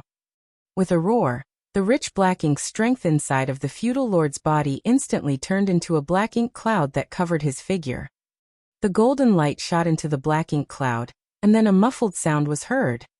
At the same time, after receiving assistance from Bai Yi, who had heavily injured one of the feudal lords with her arrow, much pressure was alleviated from Yang Kai's side. Originally, 2 feudal lords joining hands was enough to put up a fight with him, but now that one of them was severely injured, cracks immediately began showing in their defense. Naturally, Yang Kai would not miss such a good opportunity. The azure dragon spear transformed into a towering spear shadow. As he moved, the spear shadow passed through the center of the 2 feudal lords' large bodies. Chi. Following the sound, the head of the feudal lord who had been injured burst open, filling the air with his blood. His headless body swayed a few times before falling to the ground. The remaining feudal lord was also battered and bruised, and when he saw his companion die just like that, he became frightened and tried to flee. The space around him suddenly turned viscous, making each step excruciatingly difficult. A murderous intent hit him from behind, and he felt a slight pain in his back while his body shook. When he looked down, he saw that a spear had pierced through his body. Horror filled his eyes and he reached out to grip the tip of the spear, hoping to pull it out of himself. However, in the next moment, a violent shockwave was released from the spear. In an instant, the feudal lord's 5 viscera and 6 organs turned to ash, and his entire body burst apart. Ink-black blood and gore showered down on Yang Kai, covering him in filth. It was not an easy task, killing a feudal lord, especially with 2 of them joining forces. It was enough for them to put up a fight against Yang Kai. Even if Yang Kai was able to kill them off in the end, it would surely cost him and waste a lot of time. However, with Bai Yi's help, Yang Kai was able to kill the first feudal lord without much difficulty, and when the other feudal lord became timid and tried to flee, it gave him a good opportunity to strike. Without stopping, Yang Kai pulled back his spear, and turned around to see Bai Yi floating pale-faced in the air a short distance away, fresh blood staining the corners of her mouth and her chest. Her longbow was drawn slightly, pointing into the black ink cloud. There was still the aura of one feudal lord inside of the black ink cloud. The last feudal lord was wounded by Bai Yi and did not dare to fight her in the open, so he had no choice but to hide away in the black ink cloud to drag things out. Due to the interference of the black ink cloud, Bai Yi was unable to pinpoint his position exactly, so she merely kept her bow drawn as a deterrent. Body shifting, Yang Kai dove straight into the black ink cloud. In the next moment, the feudal lord's howl emanated from the black ink cloud, and the sound of them clashing could be heard from within. World force and black ink strength collided together like a violent storm. Another dozen breaths of time passed before the noise subsided. Yang Kai shot out of the black ink cloud with ink-black blood dripping from his spear. The aura of the feudal lord inside of the black ink cloud had been extinguished. It was clear that he had been killed. In a flash he appeared next to Bai Yi, stabbing his spear into the ground. Yang Kai's left and right hands glowed in 2 different colors. "Ignore me, hurry and kill Zhu Feng." Bai Yi put down her longbow and mustered with difficulty. "It will be too late if we delay any longer." Yang Kai ignored her and said indifferently, "I don't want to have to fight you again." As his hands joined together, the 2 colored lights transformed into a dazzling white light that enveloped Bai Yi. At this moment, Bai Yi's pale face was already covered in a layer of black ink strength. Flashes of black even appeared in her eyes occasionally, a clear sign that she had been invaded. In fact, she had been enduring the corruption of black ink strength since they entered this sealed world. By the time they were facing Zhu Feng, she had almost reached her limit on the amount of corruption she could endure, and was about to turn into a black ink disciple. She held on desperately to the last shred of clarity in her senses, and only then was she able to keep herself sane. When Yang Kai activated purifying light in front of Zhu Feng, it was able to deal heavy damage to the latter, but at the same time, it also helped Bai Yi to dispel some of the black ink strength inside of her small universe, alleviating the pressure on her. However, the purifying light was not directed at her that time, so it was unable to dispel all of the black ink strength. After that, the two of them were wounded by Zhu Feng's counterattack, and then fought with 3 feudal lords, further worsening her condition. If Yang Kai did not help her cleanse the black ink strength in her small universe now, then it would take less than half an incense stick of time before she would turn back into a black ink disciple. Yang Kai could not let that happen, otherwise if he were surrounded and attacked by both Bai Yi and Zhu Feng at the same time, even he would have to flee for his life. As purifying light enveloped her, Bai Yi let out a slight grunt as the black ink strength escaped from her body before turning into nothing, and the struggling look on her face gradually disappeared. Several breaths later, Bai Yi opened her eyes, which had regained their clarity, and nodded lightly at Yang Kai. Her aura was still weak, obviously a sign of how severe her injuries were. Yang Kai picked up his azure dragon spear once more, and turned around to look at the black ink nest, which had closed up tight. Bai Yi stepped forward and stood shoulder to shoulder with him. The two figures, one tall and one short, were both battered and bruised, but their gazes were as determined as ever. "Kill!" Yang Kai shouted as his body flickered. By the time he reappeared, he was already above the black ink nest, descending like a meteor while pouring his strength into the azure dragon spear. A great sun emerged, and the sound of a golden crow's cry echoed across the sealed world.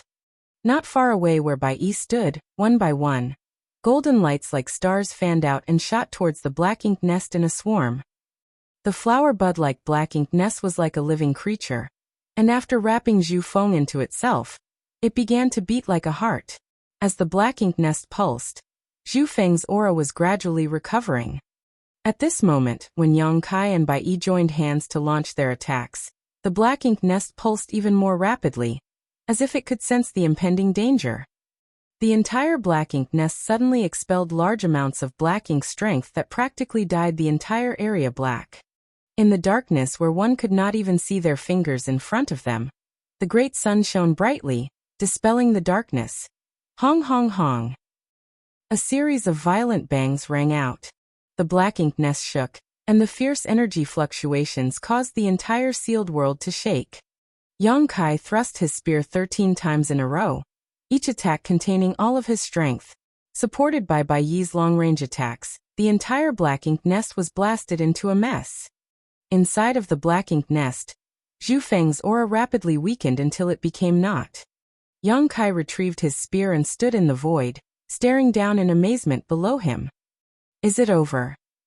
It was simply unbelievable, but as far as his divine sense could tell, Zhu Feng's aura had indeed become so weak that it was practically a candle in the wind that was about to die out at any moment. Turning his head to look at Bai Yi, he saw that Bai Yi was similarly astonished, obviously not expecting such a situation. But on second thought, this was not so strange. Zhu Feng had already suffered a huge loss from Su Boliang that forced him to run all the way here in order to recover. Then, he was also struck by the purifying light.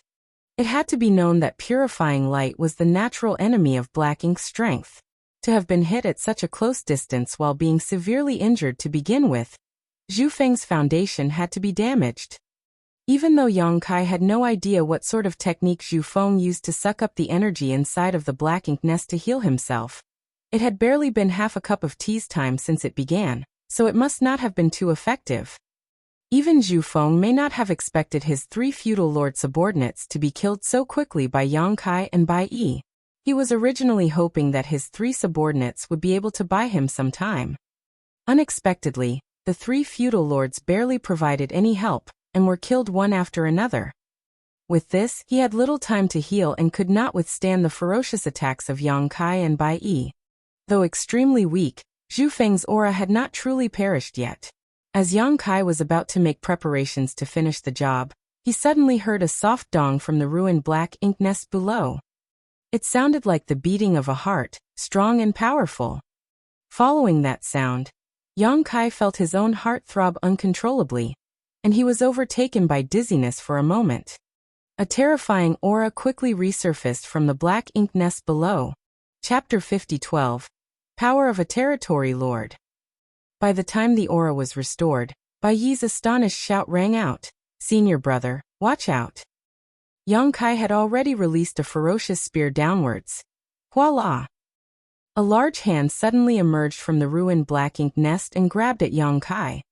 The Azure Dragon spear's sharpness was unparalleled, and with Yang Kai pouring all his strength into it, it appeared even more unstoppable. The might of the spear pierced right through the hand, bringing ink-black blood out of it. However, the hand did not flinch in the slightest and clenched fiercely. With nowhere to escape, Yang Kai was shocked to find that he could not avoid the hand. In a moment of distraction, he and his spear were caught. A terrifying force struck his body and all his bones creaked, forming countless cracks. He tried his best to shake his spear and pushed all the world force in his small universe, blowing a hole into the palm of the large hand.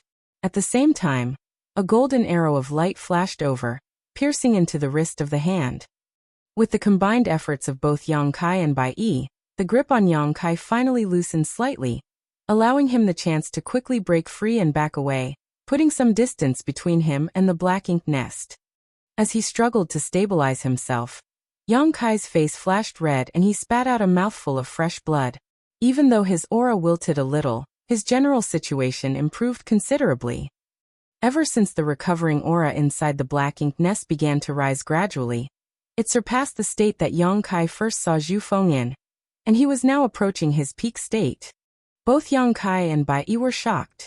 However, the rising power soon reached a plateau. Though it was powerful, it was not enough to cause them to lose hope.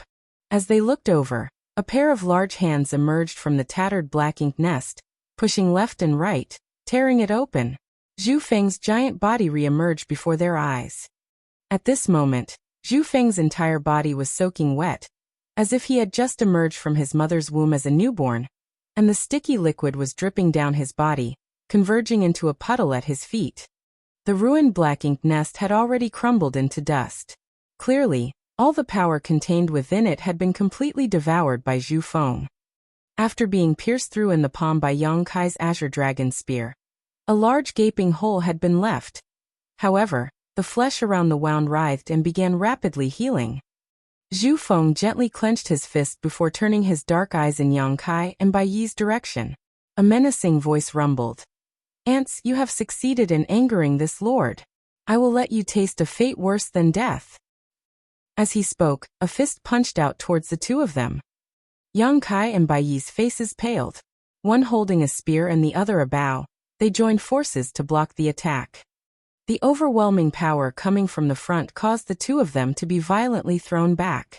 Bai Yi's petite body tumbled through the air as her bones audibly cracked. Even though Yang Kai had a sturdy physique, he still received the blow badly. It felt like his 5 viscera and 6 organs were all knocked out of place as he was blown backwards to a mountain more than a dozen kilometers away, embedding deeply into it and spitting out a mouthful of fresh blood as his face turned as pale as a sheet of paper. It was merely one punch, but it enlightened Yang Kai to the enormous disparity between Zhu Feng and himself. This guy had used some kind of secret technique in order to squeeze out the power of the black ink nest and rapidly heal himself, allowing him to return to almost peak condition. Even if Yang Kai and Bai Yi were at their peaks, they still may not have been able to resist such an opponent, much less in their current state. Yang Kai and Bai Yi were already bruised and battered from their previous encounters, greatly reducing their strength. In just a single exchange, the two of them suffered a huge loss. In such a dangerous situation though, Yang Kai's fighting spirit soared rather than withered. Even though his face was pale, his eyes were frighteningly bright. He had no idea what sort of secret technique it was that Zhu Feng used to restore his energy, but the stronger the secret technique, the greater the backlash. That was common sense. In other words, there was no way Zhu Feng could maintain this state for long. As long as he and Bai Yi could hold out, when the backlash of Zhu Feng's technique hit him, his might would crumble on its own. The two of them understood this in theory, but would they be able to hold on until then? Perhaps the two of them would be killed by Zhu Feng before that. However, this was a rare opportunity. Moreover, Yang Kai had already performed purifying light in front of Zhu Feng. Zhongliang had warned him to never use purifying light in front of the Black Ink clan, but if he did, he had to kill all the witnesses so that word of the technique would not leak out. If the Black Ink clan knew about Yang Kai and his means to resist Black Ink's strength, he would surely become a target. When that time came, the humans would no longer allow him to leave Blue Sky Pass for his own safety. So no matter the cost, Yang Kai felt that he had to fight. It would be for the best if he could kill Zhu Feng, but if that was truly impossible, then he would have to take Bai Yi with him and escape. As for whether or not they could successfully flee, he could only do his best and leave the rest up to fate. As these thoughts flashed through his mind, Yang Kai freed himself from the mountain, and with a flare of space principles, he arrived before Bai Yi in one step. At the same time, Zhu Feng threw a punch at Bai Yi while she was still shaken and powerless to resist. She was certainly powerful and fought well in her previous exchanges with Yang Kai, making him expend a lot of effort to take her down. However, she did not have Yang Kai's powerful heritage in the end, much less a world spring to stabilize and protect her small universe. Not only did Zhu Feng's punch send her flying, but it also shook her small universe badly, leaving her strength in disarray. She was still dizzy, so she was simply unable to defend herself. Zhu Feng seemed to hate Bai Yi even more for her betrayal, so he planned to take care of her first before going after Yang Kai.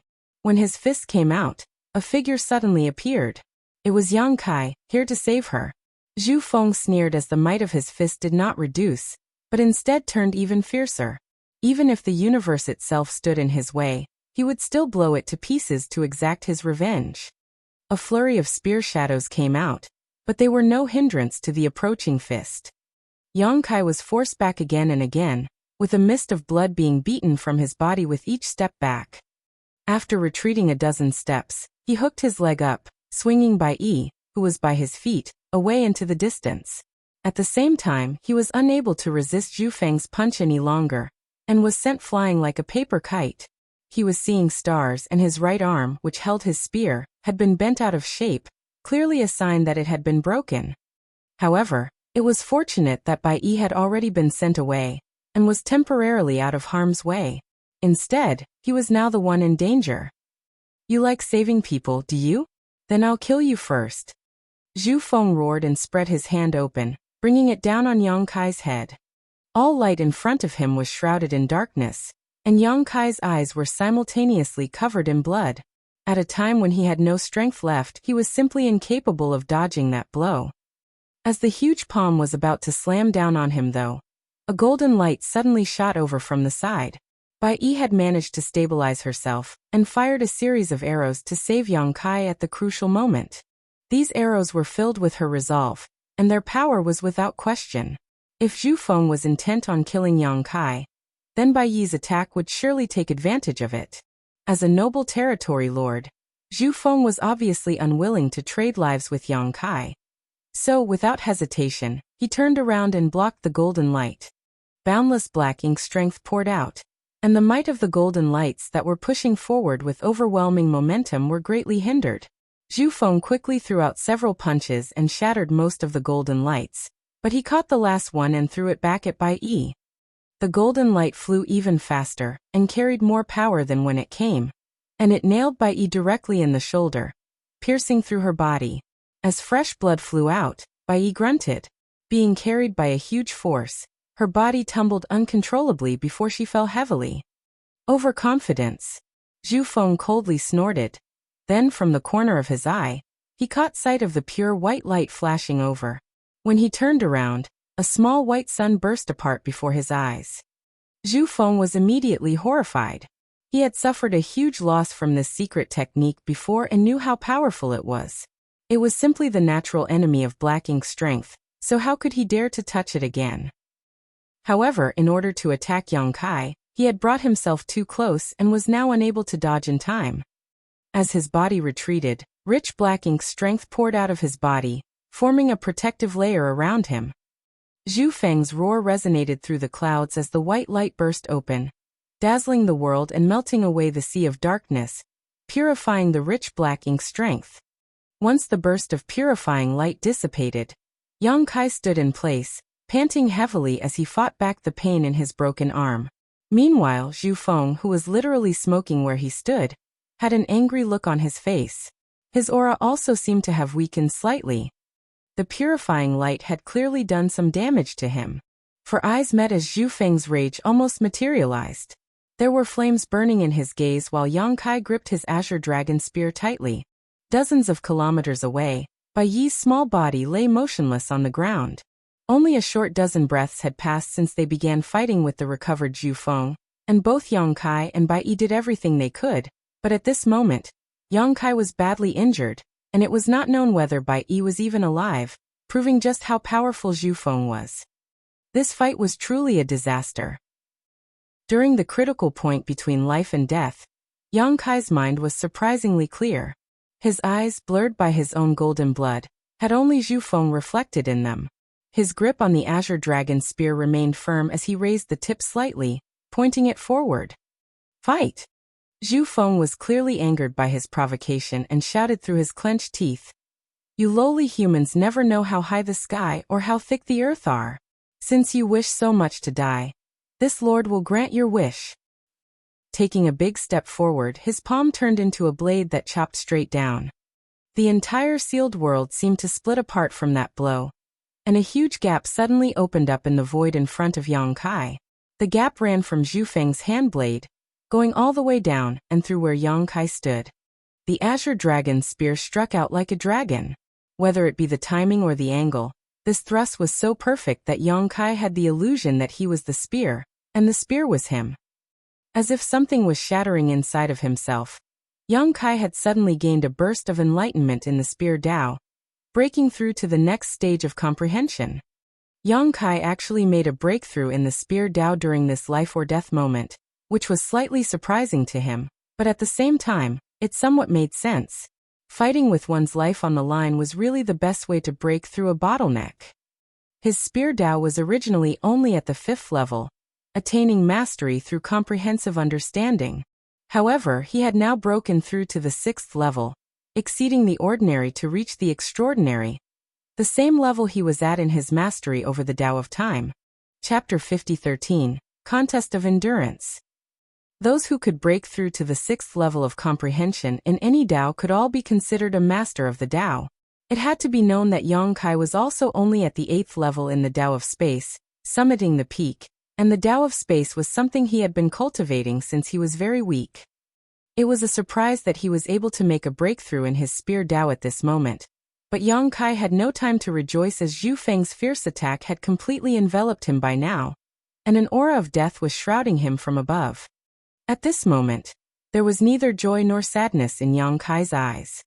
Boundless black ink strength unleashed itself wantonly while fresh blood spurted out. Two figures passed each other. The hand which Yang Kai held his spear with was trembling violently, and the pain in his chest was almost unbearable. When he looked down, he found a large wound cutting from his shoulder all the way to his waist.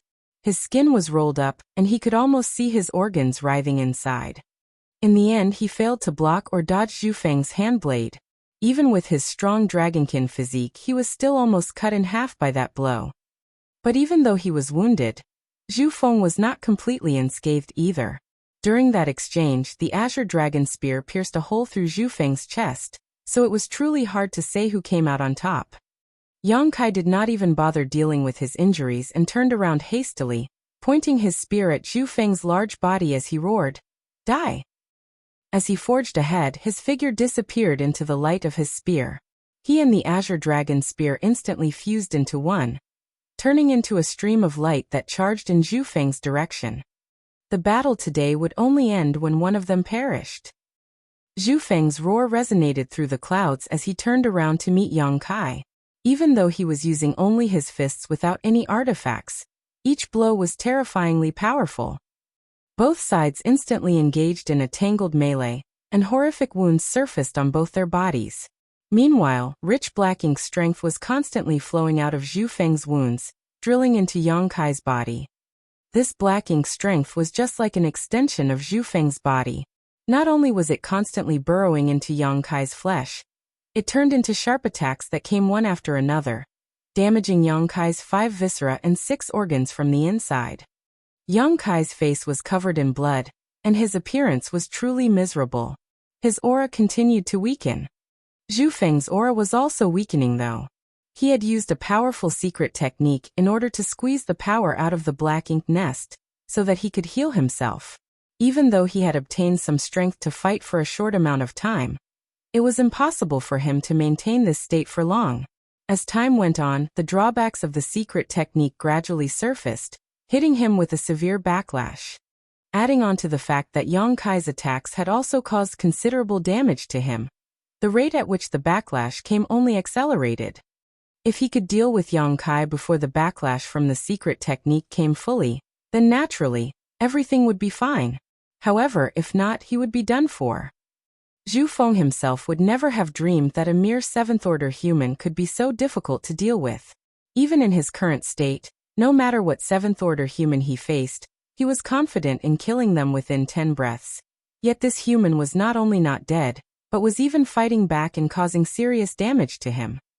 This was a great humiliation to Zhu Feng's noble status as a territory lord, and his attacks only grew fiercer as a result. Both sides were weakening, but in comparison, Yang Kai's situation was worse. If things were to continue this way, then it would not take long for Zhu Feng to kill him. It was clear that Zhu Feng realized this too, as he did not give him any room to breathe, continuing this exchange of damage with Yang Kai. Yang Kai retreated again and again. Blood was churning in his throat as he squeezed out the power of his small universe over and over again to put up a desperate fight to the death. However, his resistance was too weak in the face of the enemy's imposing strength. The time he spent exchanging blows with Zhu Feng was not long, but it was clear that the world force inside of his small universe was about to dry up. Such a situation had never happened before since Yang Kai advanced to the open heaven realm. The heritage of his small universe was far greater than that of his peers. In fact, if the battle was not too fierce, then no matter what, the power in his small universe would never dry up. However, once a small universe ran empty, there would be no world force to use, and his open heaven realm cultivation would become a mere decoration. Even though Yang Kai still had a trump card up his sleeve, it was his last one. Once he played that card, he had to decide the fight, otherwise, both he and Bai Yi would die here today. So, without a suitable opportunity, and before he had reached a truly desperate point, Yang Kai would never play his final card. He had a mind to use purifying light again, but with the intensity of their fight, the short delay he would need to condense enough purifying light would simply become an opportunity for Zhu Feng to take advantage of. In the face of Zhu Feng's frenzied attack, Yang Kai could only struggle to hold on and wait for the right opportunity. All of a sudden, as he stabbed out with Azure Dragon's spear, it was caught in Zhu Feng's grasp, causing the latter to grin ferociously and roar, "Die, ant!" Clenching his other fist, he threw a punch at Yang Kai. The huge fist rapidly expanded before Yang Kai's eyes, carrying with it a heaven-destroying, earth-shattering power. Yang Kai hurriedly gave up his spear and crossed his arms in front of himself to protect his body. However, a golden light suddenly came from the side at that moment, appearing between Yang Kai and Zhu Feng. Shining faintly, Bai Yi's small figure was revealed from inside of the golden light. This was obviously Bai Yi's movement technique. When Yang Kai was chasing her, he realized that she could change places with the golden light that she shot, similar to his instantaneous movement. Such a technique was not exactly the same as instantaneous movement, but it was still extremely profound. It was by relying on that amazing movement technique that she was able to escape from Yang Kai's grasp again and again. Previously, when Bai Yi was wounded by Zhu Feng's attack, she lay several dozen kilometers away, and whether she was alive or dead was unknown. Yang Kai was so focused on fighting Zhu Feng that he did not even have the time to check on her condition. However, he never would have thought that she would use her special movement technique here to come between the two of them. Yang Kai's pupils shrank as he called out in alarm, "No!" He knew how strong Zhu Feng's attacks were. Relying on his sturdy dragonkin physique, he could still barely resist until now. But if a punch like that were to hit Bai Yi, she would surely die. Yang Kai had no idea why Bai Yi would appear at this moment, but it was clear that she wanted to use her own body as a shield to absorb the unstoppable blow for him.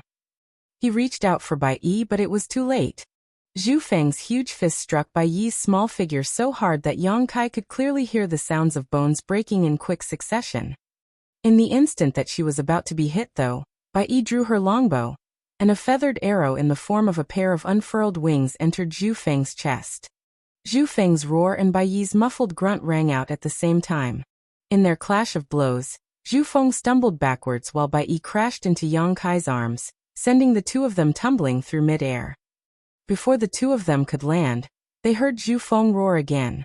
The azure dragon spear that he had snatched from Yang Kai turned into a beam of light that was shooting straight for Yang Kai and Bai Yi, reaching them almost instantly.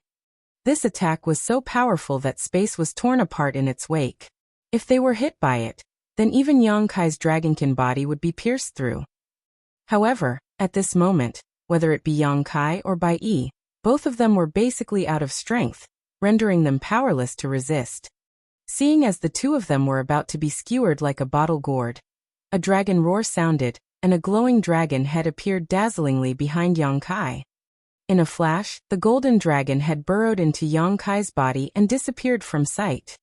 Following that, there was a crackling sound as a 20,000-meter behemoth appeared out of nowhere within the sealed world. Dragon pressure filled the air. The grand dragon curled up, wrapping Bai Yi in its body. The azure dragon spear plunged directly into the dragon's belly and disappeared completely. At the wound, dragon scales flew out, and the violent pain that took the great dragon caused it to throw back its head and let out a mournful roar. Yang Kai suffered a terrible wound, but Bai Yi's life was saved. The grand dragon suddenly turned around, and its giant dragon eyes glared in Zhu Feng's direction. In the next instant, the dragon swayed and its ferocious dragon head lunged at Zhu Feng. At first, Zhu Feng was taken aback when he felt the terrifying dragon pressure. Even the pain from the wound that Bai Yi just gave him had been forgotten. Even though the Black Ink clan knew of the existence of the Dragon Clan, they had essentially never encountered them on the Black Ink battlefield. However, they had heard of a grand dragon showing itself during their attack on the humans at Blue Sky Pass. However, Zhu Feng was not present during that battle, so he was not able to see it for himself. He did not expect to be able to see it today. That meant that this human was no human, but rather a grand dragon that appeared in the Blue Sky Theater. Faced with the charge of a grand dragon, Zhu Feng roared and faced it head-on. His figure seemed so large and tall in the eyes of ordinary humans. However, he was as small as an ant in the face of this grand dragon. Still, one's strength had never been determined by their size alone. Zhu Feng felt that he was currently strong enough to slaughter this grand dragon, so he did not falter. However, when they clashed, Zhu Feng realized he had underestimated his opponent. A terrifying force descended upon him, and Zhu Feng lasted merely an instant before he was pinned down on the ground by a huge dragon claw. A massive crater spanning several dozen kilometers appeared in the ground, with many deep cracks expanding out from it. Zhu Feng was unable to resist his opponent's fierce power. Zhu Feng was furious. If he were not wounded, then he would naturally be able to withstand this amount of raw force. However, after the many injuries he suffered during the previous fight, and the peak he had reached by using that sacrificial secret technique also dissipating, his strength was rapidly weakening, which allowed him to be held down on the ground in disgrace. He struggled hard, trying to free himself from the confines of the dragon claw. However, the grand dragon's head dropped slightly and it opened its terrifyingly large mouth, spewing out a mouthful of dragon breath that enveloped Zhu Feng. The dragon breath cut through Zhu Feng's body and opened wounds all over his figure like a torrent of blades, causing ink-black blood to splash out. With a raging roar, Zhu Feng threw his fist out, hitting the giant dragon with fierce power. In a flash, dragon scales were sent flying into the air as a horrible gouge appeared on the giant dragon that would not recover for a long time. It was now a competition to see who could outlast the other. There was a look of pain in the grand dragon's eyes, as well as a small hint of hesitation. However, those eyes soon turned resolute. A round bead suddenly appeared in the midst of the dragon breath that was constantly being spewed out. The round bead, wrapped in dragon breath, did not move very fast. It could even be described as exceptionally slow as it gradually pressed down on Zhu Feng, who was pinned to the ground. Chapter 50:14 Dragon Bead. Zhu Feng, who had not panicked even when he had been pinned to the ground by the Grand Dragon, instinctively felt a sense of fear rise in him the moment he saw the round bead. The round bead that was pressing down on him gave off an extremely dangerous feeling, one that was no mere illusion, but a real threat to his life. Without hesitation, Zhu Feng instantly directed his frenzied attacks at the Grand Dragon's body to the round bead instead. In the next moment, something happened that shocked Zhu Feng. No matter what attacks he threw at the round bead, he could not make it budge in the slightest, let alone stop its descent. It seemed like an instant, but also like millions of years. When the round bead landed on Zhu Feng, his chest instantly caved in, and a spurt of ink-black blood was forced out of his throat uncontrollably. Violent power rampaged through his limbs and bones, weaving through his body and wreaking havoc within. At the same time, the Grand Dragon also roared in pain. Its 20,000-meter body suddenly shrank and Yang Kai returned to human form, drawing back the round bead into his mouth at the same time with a strong suction force. Without the dragon claw to keep him down, Zhu Feng was free again. Enduring the pain ravaging his body, he suddenly threw out a punch. Yang Kai, who was still dizzy and unable to stabilize himself, was unprepared for this punch and was sent flying, spitting out a mouthful of golden blood as he tumbled through the air, his aura becoming extremely weak. At this moment, Yang Kai was nearing complete exhaustion, not to mention the fact that he had squeezed every last drop of the heritage out of his small universe. As for the round bead that he had spat out earlier, that was his own dragon bead. Back then, in the depths of the shattered heaven, in the divine spirit ancestral land, when Yang Kai progressed from a mere dragonkin into a true grand dragon, a dragon bead was condensed in his body, crystallized from the dragon bloodline's essence and his divine dragon source. It was the symbol of a grand dragon. Only grand dragons were capable of creating a true dragon bead. This bead was the same as the monster cores found in monster beasts. A monster core was the foundation of a monster beast, and the dragon bead was the foundation of a dragon. Nonetheless, a dragon bead was more concentrated than a monster core in terms of both power and purity. When a monster beast encountered a powerful enemy, it would unleash its monster core and use it to attack or defend, as could those from the dragon clan. This was a simple attack, but an immensely powerful one. However, it did have its drawbacks. Once done, the user would be taking a huge risk, whether it be for a monster core or a dragon bead.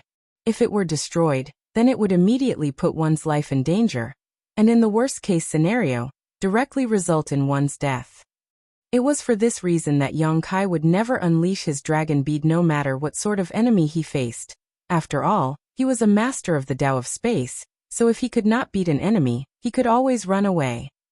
This time, however, he was truly forced into a desperate situation. The secret of the purifying light had already been exposed to Zhu Feng. If possible, Yang Kai naturally had to kill him here to avoid future problems. The power inside of his small universe had dried up, so now the only power he had left to use was that of his dragon vein. Faced with a strong foe like Zhu Feng, unleashing his dragon bead was the strongest card Yang Kai could play. Indeed, the dragon bead was able to injure Zhu Feng heavily. Even his chest had been caved in. However, Zhu Feng's flurry of attacks had also left cracks on Yang Kai's dragon bead, and almost broke it apart on the spot. What's more, that was the final trump card Yang Kai had. With his dragon bead damaged, Yang Kai could not even maintain his dragon form. He had exhausted his options and no longer had the power to fight. In this match, he and Bai Yi were defeated. Zhu Feng was heavily injured, but he was still not dead. The only thing Yang Kai could do now was hurry and bring Bai Yi away from here. Only, he had no idea whether he would have that opportunity.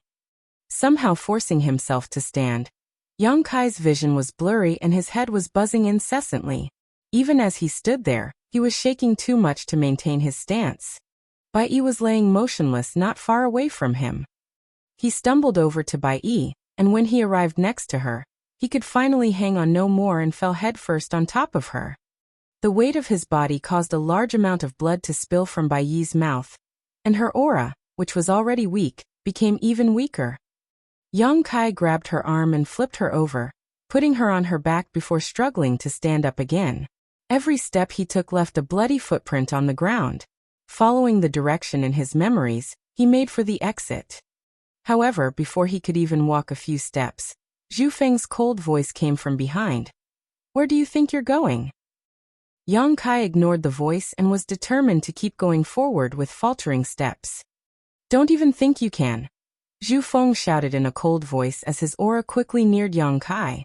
He clearly had the intention to stop him from escaping, but before he could even finish speaking, he began coughing violently as a large amount of ink-black blood spilled from his throat. As the blood came out, his aura rapidly deflated and became incredibly weak, almost disappearing in the blink of an eye. The coughing sounds became even fiercer as large mouthfuls of blood poured out continuously. Yang Kai stopped in his tracks and turned back to look. From his blurred vision, he could faintly see Zhu Feng's miserable appearance. At this moment, Zhu Feng was down on one knee not far away from them. Ink-black face covering his face, almost pooling like a river at his feet. There were even bloody arrows squirting out from the wounds all throughout his body. It was clear that he could no longer suppress his wounds. "Ha ha!" Yang Kai wanted to laugh, but the sound that came out of his throat was hoarse like a wheeze. He was truly reaching his limit. He thought that the only thing left for him to do now was escape, but who knew that the situation could change so unpredictably? The roles of predator and prey swapped almost in an instant. The backlash from Zhu Feng's secret technique had finally manifested in full. This was the moment Yang Kai had been waiting for since he began the fight with Zhu Feng. In fact, Zhu Feng's aura had been constantly weakening all this while. Otherwise, there was no way that Yang Kai could have held on for so long. Even so, Yang Kai had still paid an immense price to force this stalemate. At the very last moment, Yang Kai even unleashed his dragon bead, but it was damaged and left him powerless to continue fighting. On the other hand, Zhu Feng still had energy remaining.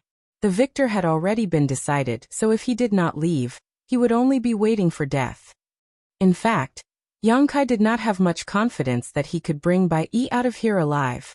He could only try and leave the rest to fate. At the critical moment though, the heavens smiled down on him as Zhu Feng finally fell. Perhaps it was not just luck. Bai Yi's desperate strike, Yang Kai's desperate attempt to summon his dragon bead, all of those compounded and accelerated the onset of the backlash of Zhu Feng's secret technique. Zhu Feng's secret technique was very powerful, but now it seemed that the backlash he had to endure was just as terrifying. At this moment, of the three living beings in this sealed world, Bai Yi's aura was the weakest. After taking Zhu Feng's blow for Yang Kai, she was now in a comatose state. Zhu Feng's aura was almost non-existent as well, but it was still just slightly stronger than Bai Yi's. Clearly, he was unable to bear the backlash of the secret technique in his current state. In the end, it was the hobbling Yang Kai with his strength at the brink of being fully drained that had the strongest aura present.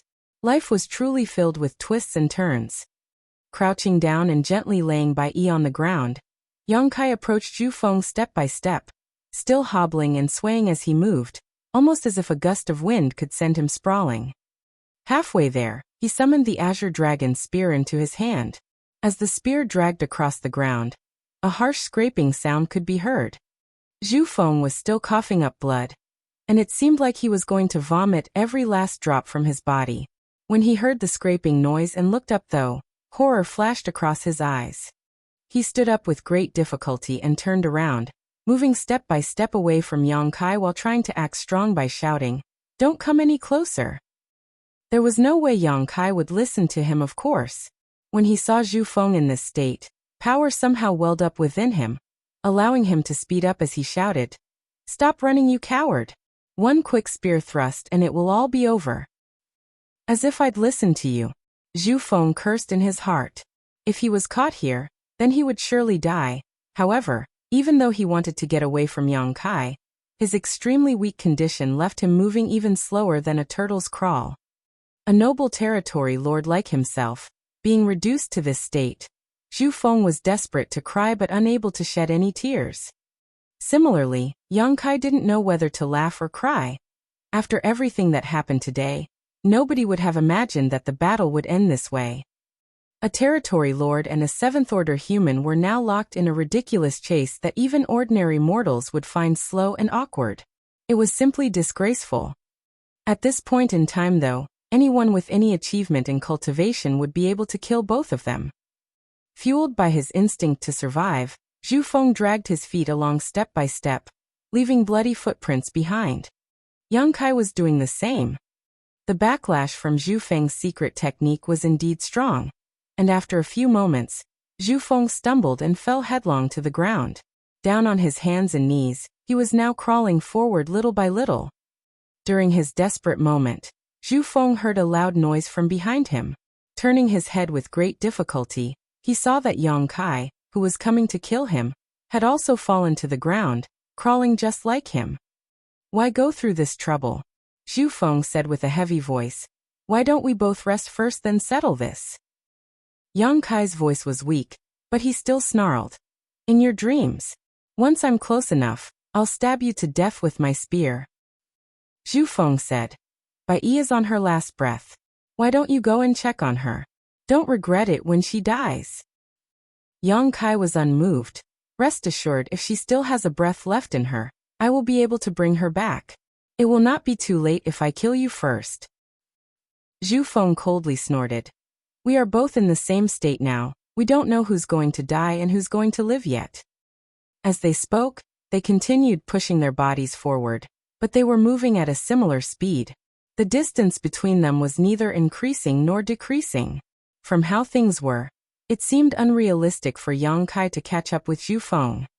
Realizing this, Yang Kai suddenly stopped and stared ahead. Zhu Feng's heart clenched. Even though he had no idea what Yang Kai was up to, he had a bad premonition about this, and the speed at which he crawled increased. A short moment later, Yang Kai grinned. "I win." Saying so, the portal of his small universe suddenly opened up in front of him, and in the next instant, a figure instantly rushed out. It was an elderly man holding a sharp blade in his hand. He was dazed when he first emerged, seemingly a bit dizzy, but soon he found his target and charged at Zhu Feng with sword drawn. Zhu Feng was stunned. Frankly, even after fighting with the humans for all these years, he had never met such a weak one before. The humans on the Black Ink battlefield were all at least in the Fifth Order Open Heaven realm, but this old man who appeared out of nowhere was not even in the Open Heaven realm. This is the Emperor realm. As a territory lord, Zhu Feng naturally knew much about humans. He knew that the Open Heaven realm for the humans was separated into 9 orders, and under the Open Heaven realm existed many other realms, the most immediate of them being the Emperor realm. Chapter 50:15. Ants kill an elephant. Zhu Feng had heard of Emperor realm humans, but he had never seen one with his own eyes. After all, an Emperor realm human would simply be incapable of staying alive on the Black Ink battlefield. Yet he saw one today. If it were any normal day, a simple glance from Zhu Feng would have been enough to cause such a weak ant to explode and die. However, he was now heavily injured and suffering from severe backlash from his secret technique. He was completely devoid of the might that a territory lord should have. So much so that even the appearance of an Emperor realm human was life-threatening to him. And it was clear that this Emperor realm human had been brought out from Yang Kai's small universe. The elderly man had clearly received orders from Yang Kai, and as soon as he appeared, he did not hesitate to brandish his sword in Zhu Feng's direction. Zhu Feng's face paled. Barely squeezing out a last breath, he spat out a mouthful of ink-black aura that headed straight for the elderly man. The aura was extremely thin, and it was quite apparent that Zhu Feng could not muster any more black ink strength from his body. However, the elderly man did not care. He protected his body with his strength and moved through the ink-black aura, slashing down and unleashing a sword wave. His sword struck Zhu Feng's huge neck. There was a deep wound there to begin with, so under the power of the sword, the wound instantly widened, going so deep that one could almost see bone. Fresh blood squirted out from the aggravated wound in an instant. After that one strike, the elderly man immediately backed away. Forming a hand seal, he tapped his own body a couple of times then, without a word, he fell limp to the ground. Before passing out, the elderly man looked in Yang Kai's direction, speaking with difficulty. "Ancestor, I've done all I could." Yang Kai nodded lightly. Zhu Feng, however, could not help but laugh loudly. "Even an ant thinks he can kill me? You'll need more than one for that." Even though the elderly man's sword had inflicted a serious wound on him, it was indeed not enough to kill him. The wound, horrible as it may seem, was merely a flesh wound to a territory lord. The only regretful thing was that after the ant slashed down at him, he had sealed his strength and forced himself unconscious. Otherwise, with his Emperor Realm cultivation, he would simply be unable to withstand the corruption of the black ink strength. It would only take a few breaths before he transformed into a black ink disciple, and when that time came, he would become a weapon for Zhu Feng to use against Yang Kai. However, if Yang Kai dared to bring him out from his small universe, he must have realized this possibility and would naturally not allow it to happen. The elderly man's self-imposed seal must have been ordered by Yang Kai in advance. Zhu Feng half wheezed and half laughed, but only for a moment because he soon saw Yang Kai looking at him with mockery and pity. Instantly thinking of something, he drew a breath of cold air and muttered, "You still have more helpers?" Yang Kai snorted, "I have thousands of them. Just lie down and accept death." Saying so, the portal to his small universe suddenly opened again, and another person came out of it. Just like the elderly man from before, this man had also only reached the Emperor Realm. In fact, he was not even as powerful as the elderly man from before. Just like before, as soon as this man appeared, he charged at Zhu Feng and slashed his sword down fiercely right at the wound on his neck, immediately widening the gash, leaving a mark on his collarbone. After getting one hit in, the man backed away and sealed himself like his predecessor, instantly falling unconscious on the ground. Then, from the portal of the small universe, another man emerged. Zhu Feng cried out in terror and crawled forward on his hands and knees. He was truly feeling the threat of death now. One Emperor Realm human was nothing to him, even two did not matter. However, if they kept coming one after another, sooner or later he would die. With enough numbers on their side, even ants could kill an elephant. Zhu Feng had always laughed when he heard this saying in the past, but he was now experiencing it for himself. Sadly, he was the elephant that was being bitten to death by these ants. One by one, humans poured out from the small universe, all of them in the Emperor Realm, and all of them only having one chance to attack, yet all of them struck at the same spot. Zhu Feng's wound grew worse with each hit, and his neck was soon almost severed. When the fifth person emerged from Yang Kai's small universe, Zhu Feng's head instantly separated from his body when his sword came down, rolling far away. From the wound on his neck, only a small amount of ink-black blood gushed out. Clearly, the blood in Zhu Feng's body had almost dried up already. The last cut that killed Zhu Feng came from a young man in the Third Order Emperor Realm. He was slightly surprised to have finished the deed in one hit, but he quickly imposed a seal upon himself. Before falling unconscious, he cupped his fist at Yang Kai. "Fortunately, I did not fail my mission." With that, he fell headlong to the ground. Zhu Feng had been beheaded, and he could not be any more dead than this, but his eyes still blinked with unwillingness. To a territory lord such as himself, the only worthy opponents in this world were the Eighth Order or Ninth Open humans. Yet, the demise of someone like him came under the combined strength of a few Emperor Realm humans. The light in Zhu Feng's gaze gradually dissipated and eventually, he died with his eyes wide open. Yang Kai was panting heavily. Rolling on his back, he lay with his limbs spread on the ground. His victory had come with much difficulty in this battle. Neither he nor Bai Yi could have expected Zhu Feng to have a secret technique that would allow him to recover so quickly. They had almost fallen into a desperate situation with one mistake. Now Bai Yi was heavily injured and unconscious. He himself was also badly injured, with cracks having formed on his dragon bead, which was an unbelievable price to pay for this victory. Zhu Feng was saved by his secret technique, but it also became his demise. Fortunately, the backlash of his secret technique broke out in full force at the critical moment. Otherwise, Yang Kai felt that he may not have been able to escape with his life.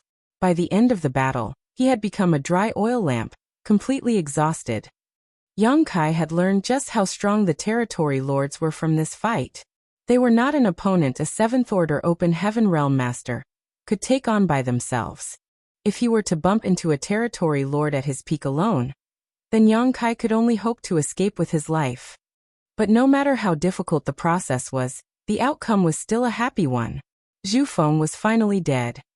On the black ink battlefield, the winner was the king, the loser was the villain. There was nothing more to be said. After consuming a healing spirit pill, Yang Kai silently refined it, and after a full cup of tea's time, he finally struggled to his feet. He was still dizzy and his small universe was still empty. If one were to look into his small universe at this moment, one would see that the world inside had gone gray and dull. Naturally, it was because he had consumed too much of his strength, and that consumption could only be slowly restored later. Now though, the most important thing was to safely bring everyone back. Step by step, he walked up to the unconscious Emperor Realm cultivators, and took them into his small universe. These Emperor Realm cultivators had all come from the 7 Stars sect inside of his small universe. The first elderly man to emerge was Sect Master Shang Guanji.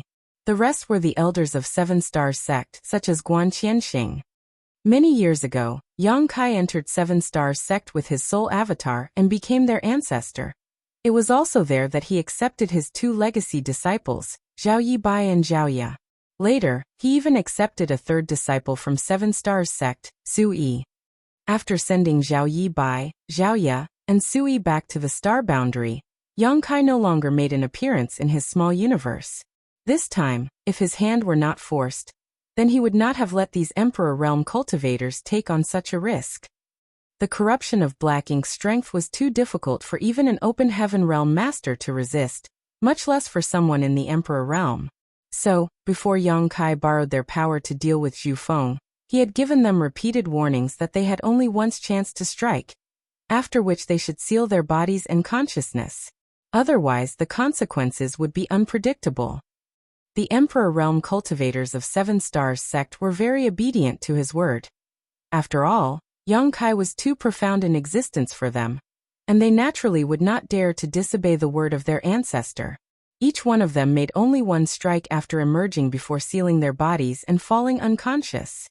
This proved to be the right choice. By now, these Emperor Realm cultivators had already been corrupted by the black ink strength to their cores and transformed into black ink disciples. Only they were all unconscious, otherwise they would have attacked Yang Kai. Soon, Yang Kai arrived at the young man who appeared last. It was this youth who laid down a great achievement, delivering the final blow that decapitated Zhu Feng. The face of this youth looked vaguely familiar to him. Yang Kai thought for a moment before recognizing this guy as Mao Fei Ping. He was slightly surprised.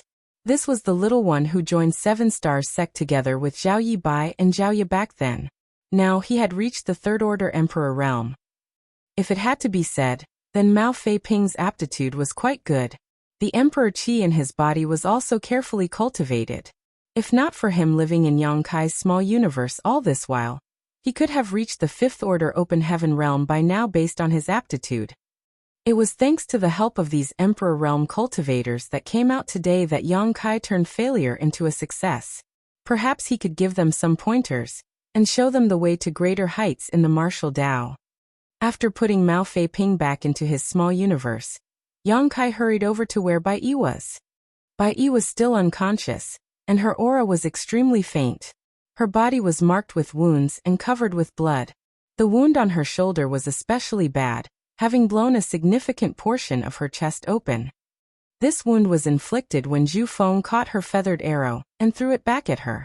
Then she sacrificed herself to act as a shield, protecting Yang Kai and sustaining a direct hit from Zhu Feng that broke a great number of the bones in her body. These wounds were almost fatal, even for a 7th Order master like Bai Yi. If she did not receive help, then she could die here. She had been unconscious all this while, and she had also long been corrupted by black ink strength. Just like the Emperor Realm cultivators from before, she had turned into a black ink disciple. Yang Kai first used purifying light in order to dispel the black ink strength inside of her small universe. Only then did he use his towering evergreen divine manifestation. The illusory phantom of the immortal tree immediately appeared behind Yang Kai's back, its branches dropping down, forming a half circle of protection, allowing rich vitality to flow out and envelop Bai Yi. Yang Kai then took out some spirit pills and pried open Bai Yi's mouth, pouring them in, and then using his power to help her refine them. Even though the sealed world was filled with black ink strength, It was relatively safe. After all, this was Zhu Feng's hidden base, so there was no worry about them being disturbed by anyone else. With a combination of spirit pills and towering evergreen, Bai Yi gradually recovered her vitality, and the wounds on her body also began to heal. It was the same for Yang Kai. The rate of his recovery was even greater than Bai Yi's since he had a dragon physique, so his restoration abilities had always been stronger than average. However, while physical wounds were easy to heal, and the world force of his small universe could also be replenished, the damage to his dragon bead would surely give him a headache for some time to come. Chapter 50:16 Heart Knot. Yang Kai's dragon bead was hidden under his maw, and when he looked inside now, he could clearly see the tiny cracks covering its surface, and its luster had also dulled. Unleashing his dragon bead did succeed in causing great damage to Zhu Feng, but Zhu Feng's counterattack also led to his dragon bead being damaged. This was also the reason why Yang Kai would not dare to simply bring out his dragon bead. Once it was brought out, its power was indeed awe-inspiring, but the dangers were equally immense. Once the dragon bead was destroyed, his life would immediately be put in danger. It was fortunate that the worst-case scenario did not happen. However, now that his dragon bead had been damaged, Yang Kai had a vague feeling that he would not be able to use his dragon transformation anytime soon, much less assume his grand dragon form. He had spent some time in the Dragon Clan's Crystal Palace inside the Divine Spirit's ancestral land. During his seclusion there, following the refinement of his bloodline purity, Yang Kai had also awakened some of his Dragon Clan inheritance, and knew that once a dragon bead was damaged, it was extremely difficult to repair. It had to be gently nurtured with the power of one's own dragon vein, and it was a slow process that could not be rushed. So while the problem with his dragon bead was not a big one for Yang Kai right now, it was by no means small either. Since he could only rely on his own dragon vein's power to repair it though, there was no point in feeling anxious. As the towering evergreen divine manifestation continued to do its job, Yang Kai inhaled a mountain of open heaven pills before taking out a set of resources to silently refine and replenish his depleted world force. After 2 or 3 days of this, Bai Yi's lashes suddenly fluttered, and she opened her eyes with a slightly labored grunt. "You're awake?" Noticing her movements, Yang Kai quickly opened his eyes to check on her. Bai Yi's injuries were serious, and even though Yang Kai had already helped her recover from some of them, he was only an external aid in the end. It was good news that she had woken up on her own. Now she could recover much faster if she focused on healing herself. Bai Yi still looked disoriented, but she soon remembered what happened before she fell unconscious and was startled. "Where is this? Where's Zhu Feng?" Yang Kai explained. "We are still in Zhu Feng's hideout, and he's dead." Saying so, he pointed to the side. Bai Yi turned her head around, and saw Zhu Feng's large body lying on the ground a short distance away, his head separated from it. The eyes on his large head had widened into circles as they stared straight in their direction, almost as if he wanted to stare them down even in death. Bai Yi could not help but feel shocked that Zhu Feng actually died. Before falling unconscious, Zhu Feng's power was still close to its peak. Even though he had also been hurt through the combined efforts of Yang Kai and herself, a territory lord was still not an entity that 2 7th-order masters could hope to compete with.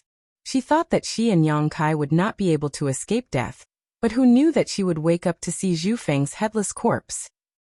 She had no idea what happened after she fell unconscious, but she knew that it had to have been an astonishing battle. "Senior brother saved me?" Bai Yi asked. Yang Kai could not help but laugh. "There is no one here besides you and me. Naturally, it was I who saved you." Bai Yi had a complicated look in her eyes before she sighed. "There was no need to save me."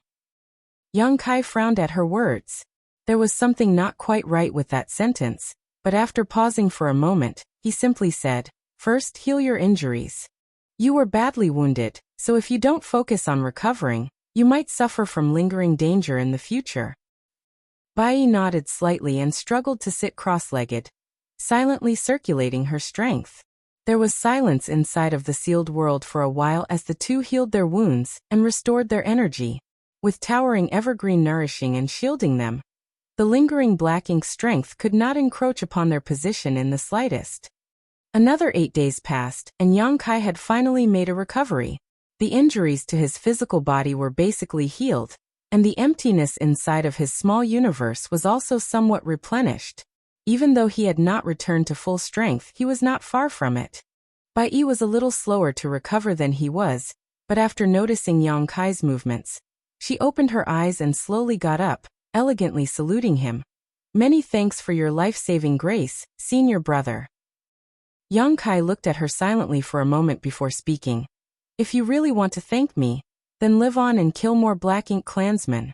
You are strong, so it would be a great loss to the human race if you were to fall here." Bai Yi pursed her lips and nodded.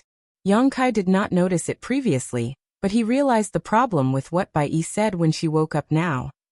Bai Yi clearly had a death wish. Perhaps she was determined to die when she stood in front of Yang Kai and blocked Zhu Feng's ferocious blow for him. Yang Kai had treated many Black Ink disciples, so he had seen this condition before. The hands of these Black Ink disciples were all stained with the blood of their own people. To Black Ink disciples, the Black Ink clan was supreme, and they would follow any order given to them without question, even if it meant murdering their own people. After being saved by Yang Kai, these events became something of a trauma for them. It had to be known that those whom they killed used to be the allies whom they fought side by side with, so it was likely that these experiences would continue to haunt them for a long, long time. This was particularly true for Bai Yi. With her incredible archery skills and her powerful Seventh Order Open Heaven Realm cultivation, even Yang Kai suffered 3 serious losses at her hands, so how could ordinary cultivators even hope to survive when facing her? Yang Kai had no idea how many humans had died at Bai Yi's hands, but he knew that it was far more than just 1 or 2. It was exactly for that reason that Bai Yi desired to die.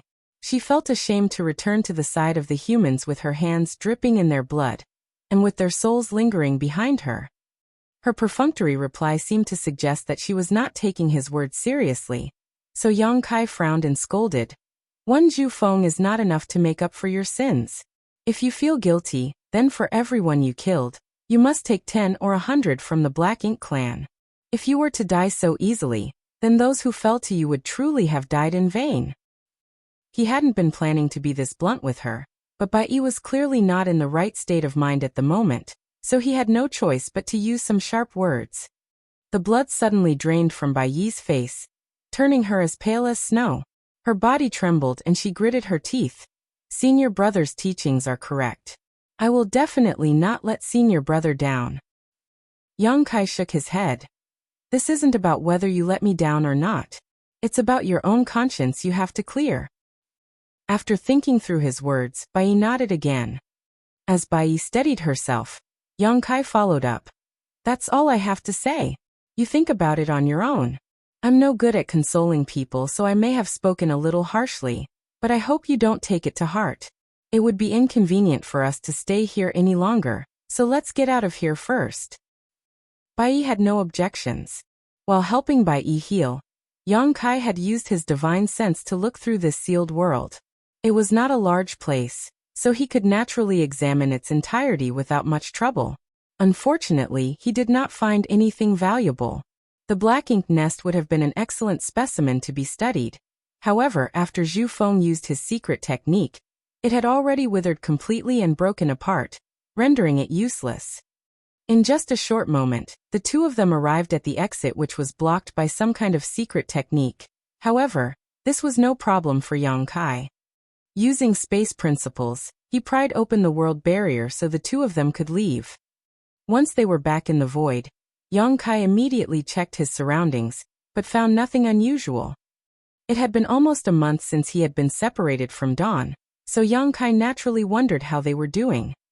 Back then, Yang Kai had run off chasing Bai Yi. As a result, he ended up on a tumultuous ride that delayed him until now. However, there was no need for Yang Kai to worry too much about Dawn. Even without him, there were still 4 Seventh Order Masters to take charge. And Dawning Light was a far stronger warship than normal. As long as they did not bump into a territory lord, they would basically be fine. However, the last time that Yang Kai tried to use the universe transference law, he was surprisingly unable to connect with the universe array on Dawning Light, which left him a bit puzzled. He had no idea what happened. Once again, Yang Kai used the universe transference law in the silent void. This time, the universe transference law was able to resonate with the universe array on dawning light. In other words, as long as he was willing, he could return that instant. However, though he could return, he couldn't. So after confirming that he could connect with dawning light, Yang Kai dismissed the technique and turned to her. Let's go. After saying that, he led the way while Bai followed in a somewhat depressed manner. Even though neither of them was in peak condition, they were not existences with whom ordinary 7th Order Open Heaven Realm Masters could compete to begin with, so they did not even bother trying to hide themselves. They had even killed a territory lord, so they were eager to meet some Black Ink clansmen along the way to satisfy their appetites. Unfortunately, they had an uneventful journey back. It was as if the Black Ink clansmen in this region had all been ruthlessly killed off. Not even a single human was seen either. Yang Kai found this very strange, as when he was pursuing Bai Yi, he would still occasionally bump into human or Black Ink clan squads.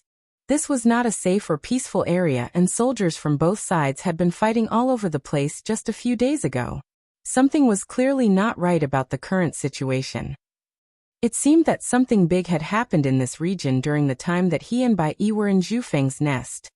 Realizing this, Yang Kai increased his speed. A few days later, the asteroid where the 4th forward base was located came into view, and Yang Kai led Bai Yi straight towards it. There were naturally human masters who stopped them in order to question them, only allowing them to pass after Yang Kai identified himself. Yang Kai flew straight over to Dawn Squad's camp, and a figure rushed out from within one of the huts a moment later. It was Feng Ying. Feng Ying's eyes lit up the moment she saw Yang Kai, and she breathed a sigh of relief. Squad leader, you finally returned. They were naturally a bit worried when Yang Kai did not show his face for so long. They had no idea whether something had happened to him. As Yang Kai was a special member of the human race, then the loss they would be incurring would be far greater than the loss of an 8th Order Master if he were to die. Yang Kai nodded and looked at her surprised. Are you hurt? Feng Ying's aura showed some signs of instability, which was a clear sign that she had been injured. It's nothing major, Feng Ying smiled casually. Their conversation drew the attention of even more of Dawn's members. One by one, they all came out of retreat, and were all overjoyed to see Yang Kai. But although all 35 of Dawn's members were present, most of them were injured, especially the 7th Order Masters who seemed to be in serious condition. Yang Kai was shocked at this sight. Wondering what Dawn had encountered in his absence, he could not help but ask, was there some kind of great battle with the Black Ink clan? Chapter 50-17, Beginning and End. With Dawn Squad's heritage and the capabilities of the warship, Dawning Light, they could easily crush any small group of Black Ink clansmen that they bumped into. However, that the squad's members all had injuries proved that they had experienced a fierce battle. Perhaps they had bumped into some big army from the Black Ink clan. Shin Ao answered, we were unlucky and ran into a territory lord. Territory lord? Yang Kai frowned slightly. What happened? Shin Ao quickly gave him a rundown of what happened then. When Yang Kai left to chase after Bai Yi, they stayed behind to clean up the battlefield. Then when they followed the direction Yang Kai left in, they failed to find any traces of him and had to give up. There was a universe array set up on Dawning Light, so Yang Kai need only use the universe transference law to return safely anytime he wished to. And with Yang Kai himself being exceptionally strong, as well as a master of the Tao of Space, his life should not be in danger even if he were to run into a territory lord. So Dawn didn't need to worry much about him. Dawning Light continued to roam the resource zone and hunt down Black Ink clansmen as they waited for Yang Kai. Unfortunately, they inadvertently ran into a territory lord. Naturally, Dawn was manned with elites, so they had a back-and-forth fight with the territory lord for a time, and that was how their injuries came about. The battle had also left many of Dawning Light's arrays damaged. Even though the territory lord was fierce, Dawn was not defenseless, so it was difficult for even a territory lord to try to eliminate them. At the critical moment, Su Bo Liang appeared and engaged the territory lord. Every one of Dawn's members were injured, and even Dawning Light had sustained serious damage. Naturally, they couldn't stay on the battlefield anymore, and could only return to the forward base first. As for the outcome of the battle between Su Bo-liang and the Territory Lord, they had no idea.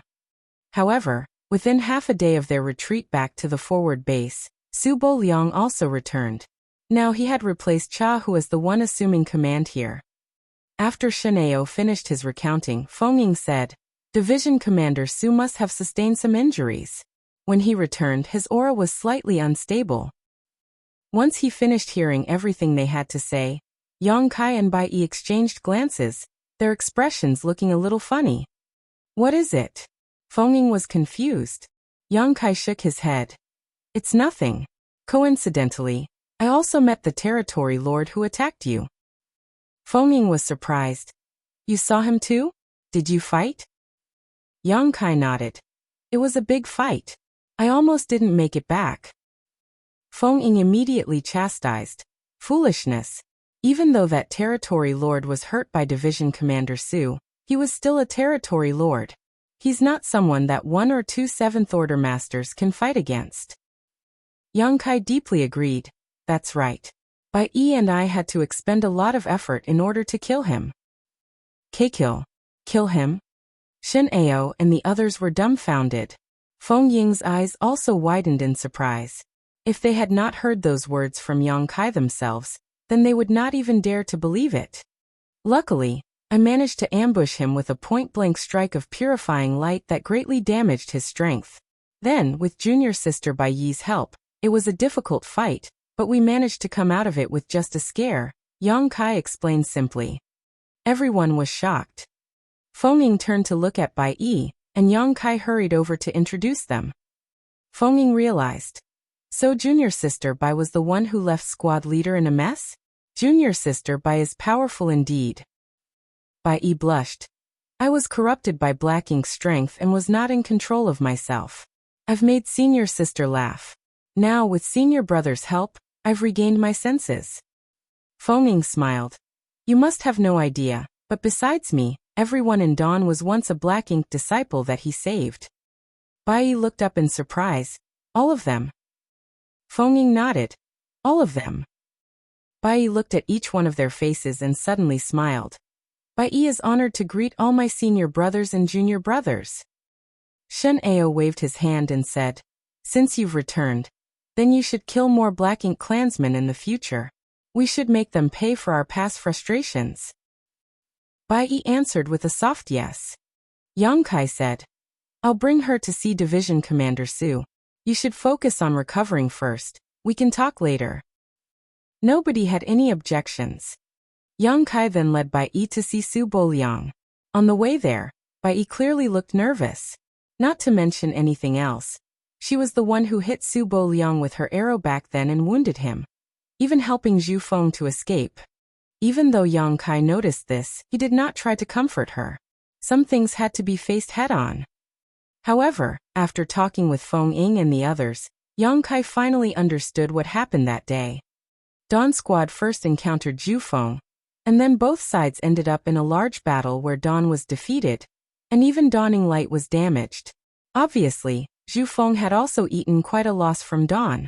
Afterwards, Su Bo-liang appeared and Zhu Feng was heavily injured during their fight. During the critical moment, Bai Yi ambushed him with an arrow which gave Zhu Feng the opportunity to escape. Following that, Su Bo-liang retreated, and Yang Kai managed to take down Bai Yi. Under her suggestion, the two of them then headed to Zhu Feng's hidden nest. Now there was no way that Yang Kai did not understand why he failed to connect with the universe array on Dawning Light when he used universe transference law that day. It was obviously because of the damage that Dawning Light sustained.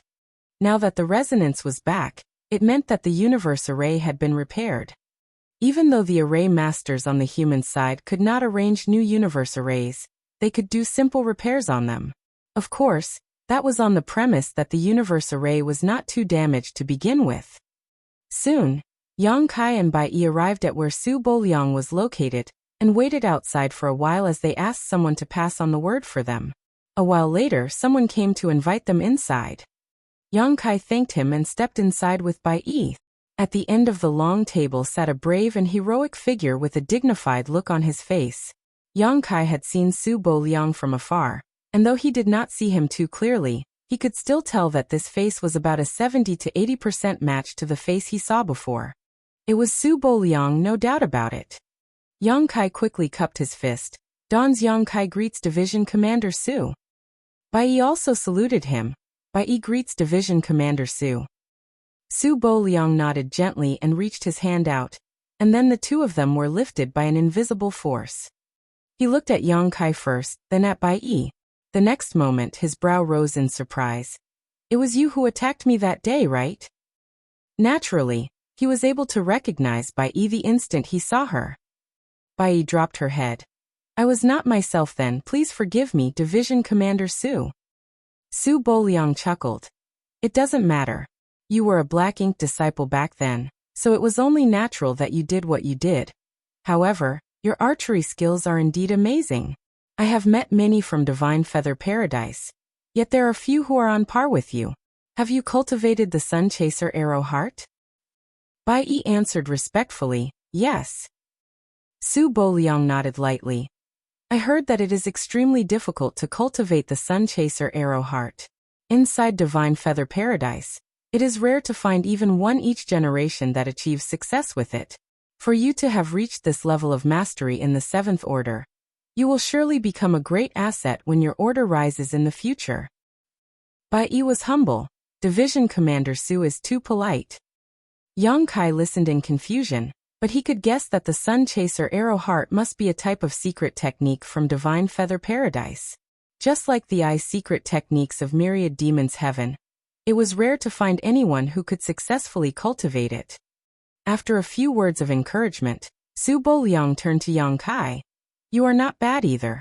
Saving a 7th Order Open Heaven Realm Master is no small merit. On that topic, were you also hiding nearby on that day? Yang Kai was a little embarrassed. Please forgive me, Division Commander Su. I was so determined to capture Junior Sister Bai that I did not help, worrying that I would disturb the grass and alert the snake. Su Boliang nodded lightly. You made the right decision. It's good that you have your own considerations, but it was also a shame that Zhu Feng was allowed to escape. We were just about to speak to Division Commander about that. Yang Kai cupped his fist. After capturing Junior Sister Bai, this junior received critical intelligence from her, and was able to infiltrate Zhu Feng's hidden nest. While he was trying to recover, we were able to kill him, as well as 3 of his subordinated feudal lords. Su Boliang was surprised. You were able to kill Zhu Feng? He had fought with Zhu Feng and knew just how powerful that guy was. Even though Zhu Feng was heavily injured, he was still not an easy target to take down, much less with 3 of his subordinated feudal lords present. Yes. Su Boliang looked slightly spirited. How did you kill him? Tell me in detail. Yang Kai pondered for a moment before starting his account from when he and Bai Yi entered the nest, disguised themselves as Black Ink disciples to get close to Zhu Feng, and then used purifying light to deal a heavy blow to him. Then, Zhu Feng used a secret technique to recover his strength while his 3 subordinated feudal lords came forward to buy time for him. The fight ended quickly, and after dealing with the 3 feudal lords, they laid down a flurry of attacks on the Black Ink nest. As a result, Zhu Feng used some kind of sacrificial secret technique to rapidly recover. Yang Kai described their desperate fight at the end in great detail. Su Boliang's expression kept on changing as he listened. Even though Yang Kai and Bai Yi now stood before him unharmed, suggesting that the fight was less risky than it led on, he could almost feel just how perilous it had been. If the 2 of them were less fortunate that day, they would have died there. When he heard that Zhu Feng was actually killed by the combined efforts of 5 Emperor Realm cultivators who beheaded him, Su Boliang also didn't know whether to laugh or cry. For a territory lord like Zhu Feng to die in such a manner was truly sad. Nobody would have expected that Emperor Realm cultivators would actually be able to achieve such a great feat on the Black Ink battlefield. However, if all had to be said, then Zhu Feng's death was not only the result of Yang Kai and Bai Yi's efforts. It had to also be attributed to his fights with Don and Su Boliang. Yang Kai and Bai Yi knew that they had only picked up a bargain at the end. So the Black Ink clan can actually use Black Ink nests to recover rapidly. I have never heard of such a thing before. This is a very important piece of information you've brought back. This knowledge may be able to reduce unnecessary casualties on our side in the future.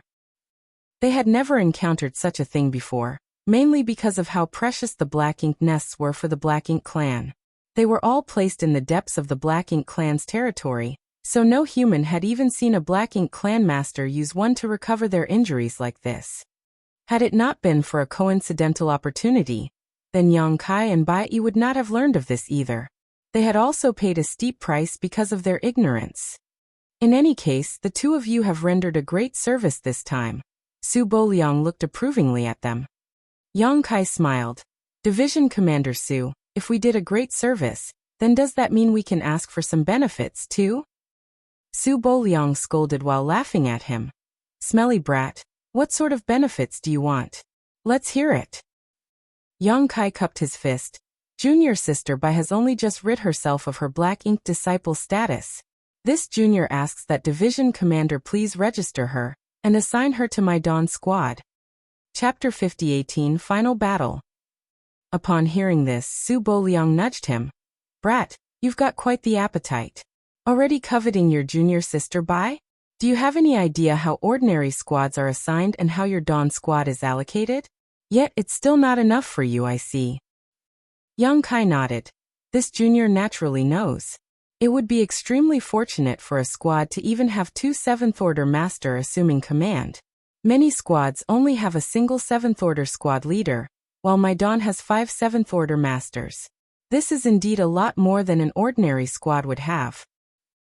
Su Boliang was brusque. It's good that you know. Yang Kai cupped his fist. The military merits that Dawn has accumulated until now more than justifies this kind of distribution. If we include the merit of killing Zhu Feng, which happened with the combined efforts of this junior and junior sister Bai, then we have far surpassed what should be required. Su Boliang nodded. That is true. Seeing that he did not object to what he said, Yang Kai struck while the iron was hot. Since its inception, Dawn has been a special operations squad. If those in Blue Sky Pass were to be described as a spear, then Dawn would be the tip of its blade. And the sharper the tip, the easier it would be for us to take down our foes. So, the stronger Dawn is, then the more it would benefit Blue Sky Pass. What does Division Commander think? That's a crooked argument. Su Boliang snickered again with laughter. However, after pondering for a moment, he nodded. And so be it.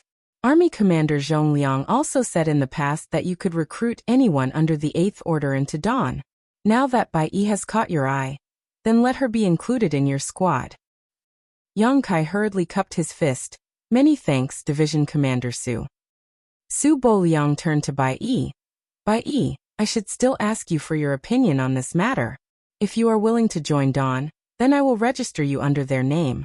Otherwise, you can also go to a different squad. With your abilities, you are definitely qualified to become a squad leader yourself. There is no need to put yourself under this little brat. Bai Yi bowed elegantly to him. This junior is willing to be at senior brother Yang's disposal. Very well. Su Boliang nodded lightly and immediately registered Bai Yi, also noting Yang Kai and her military merits. A short while later, the two of them left Su Boliang's office and returned to Dawn's camp. When they found out that Bai Yi had joined Dawn, everyone was overjoyed. They had not experienced Bai Yi's strength for themselves, but anyone who could escape repeatedly while being chased by Yang Kai could not be weak. What was more, Bai Yi was also a disciple of Divine Feather Paradise. Her joining Dawn would bring their long-range fighting capabilities to a new level. They believed that with her archery skills, they would surely have an even easier time when they encountered the Black Ink clan in the future. After arranging a place for Bai Yi to stay, she was told to meditate and recover since her injuries had yet to heal. After all, Zhu Feng's nest was not exactly suited to proper healing. As Yang Kai was about to return to his own place of rest, Feng Ying came over. After allowing her inside, the two of them took their seats and Yang Kai asked, "What is it, Martial Ant?" Feng Ying hesitated for a moment before speaking. "You are already in the 7th Order now. You and I are in the same order, so there's no need to call me Martial Ant anymore." Yang Kai laughed. "Then what should I call you? Senior Sister?" Fengning nodded. That will do. You see, you call Bai Yi junior sister Bai, and I also call her junior sister Bai, yet you call me martial aunt. It's a bit confusing. Yang Kai was silent. He had also noticed this, and it was indeed a mess. For us cultivators, age has never been a criterion for how we address one another. Our strength is. If you were from a cave heaven or paradise, then that would be fine, but you are not, so there is no need to stick to the rules of seniority. Then we will do as senior sister says. Yang Kai nodded. Fengning smiled. That's more like it. Is that why senior sister is here? Fengning shook her head. No. I have some other business. Yang Kai looked serious. Please speak, senior sister. Fengning explained. It's like this, a new area with rich resources has been discovered near the forward base that used to be occupied by the Black Ink clan. However, our people have the upper hand now and are pushing the battle line there little by little. The Black Ink clan seems unwilling to give up that area, so they have gathered a lot of forces to hold the line. Most of the people from this forward base have gathered there already, and some days ago, I heard from Division Commander Su that both the Black Ink clan and the humans intend to settle things there. In that case, it would become the final battle here, and if the humans were to win, then we would fully occupy the resources in that area. Yang Kai finally understood. No wonder we didn't see any of our people or any Black Ink clansmen on the way back. So they have all gathered there, have they? Fengning nodded. On top of its strategic importance, it's also a good place to gain merits. It is only natural that the division commanders don't want to miss it. Even if we do get to seize that area, Blue Sky Pass would only be able to mine it for several dozen years at most before we will have to retreat. However, being able to mine for several dozen years is still enough to provide the inner sanctum with a great surplus of cultivation resources. Indeed, Yang Kai nodded. Has the fight there started already? Fengning said. The skirmishes have never stopped, but the real battle has not begun yet. Still, it will not be long till it happens. What the division commanders were afraid of were the several territory lords standing guard in this area.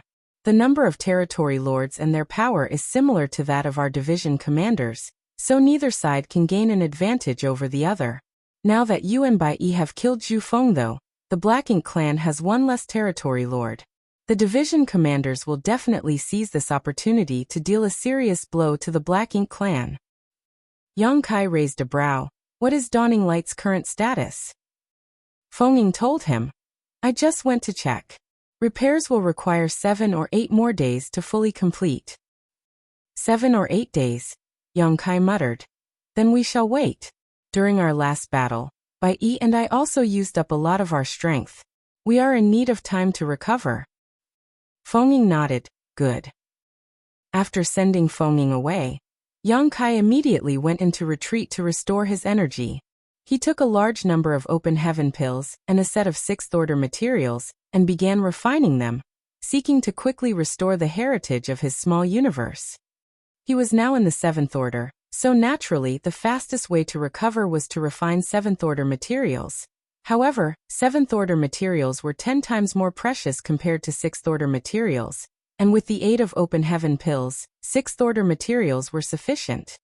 Moreover, the many living beings he was rearing in his small universe were constantly providing him with more world force. Yang Kai had a lot of resources on hand, but any amount of resources was not easy to come by in this Black Ink battlefield, so he had to use them sparingly. After a few days, Yang Kai pushed open the door to his room, feeling refreshed. Inside Dawn's camp, Dawning Light hovered quietly in midair as Fengning led the squad up and down the deck, examining its condition. When she saw Yang Kai's reappearance, Fengning peered out of the deck and waved at him. Yang Kai flew over and looked around. How is it? Fengning nodded. All the damaged arrays have been repaired and the squad has just about recovered. We are ready to sortie. Yang Kai nodded and looked down towards Bai Yi's room. Seeing the door closed, he said, Call Bai Yi. She can continue restoring herself on the way. I will go and inform Division Commander Su of our departure.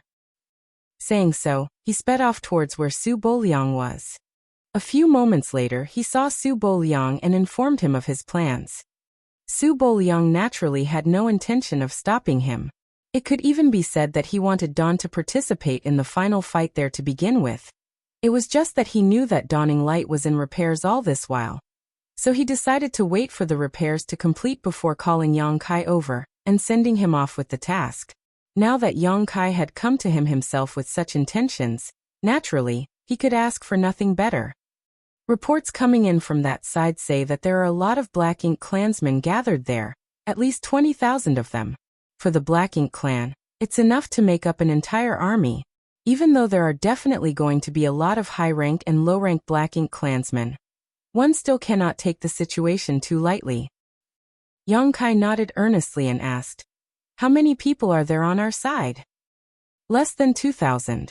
Su Boliang gave a concise answer. 2,000 versus 20,000, that was 10 times the difference. These numbers could not be compared at all. However, Yang Kai knew that it was impossible for the humans to deploy any more troops than this. In the entirety of Menxia Royal Lord's territory, the humans occupied 4 resource harvesting areas. If they had to assign 2,000 men in each of these areas, then 4 areas would require 8,000 soldiers combined. That was an entire army from Blue Sky Pass. Naturally, Blue Sky Pass could not send out so many clansmen to capture the resource harvesting areas, as they still needed to retain most of their strength around the Great Pass itself in case something went wrong. However, all 2,000 of the humans here were in the 5th Order Open Heaven realm and above, and they could depend on the might of their warships to further boost their strength. On the other hand, nobody could say how many of the weak low-rank Black Ink clansmen there were mixed into the Black Ink clan's 20,000-strong army. So despite the disparity in numbers, it was difficult to say which side would win in this battle. The only way to know was to fight. Dawn is strong, so if you perform well, you can play a decisive role on a battlefield like this. However, I have one order for you. Yang Kai said with a serious face, "Please speak, Division Commander Su. You are not allowed to use purifying light on the battlefield." Yang Kai nodded. "I understand." On a battlefield of such scale, it was impossible to slaughter every last Black Ink clansman. If he were to use purifying light, then it would surely alert the Black Ink clan. When that time came, there was a high chance that his existence would be exposed. After a short hesitation, Yang Kai added, "What if there are people that need to be treated?" Su Boliang said, "We have the purifying Black Ink battleship at the forward base, and everyone has already left behind their imprint.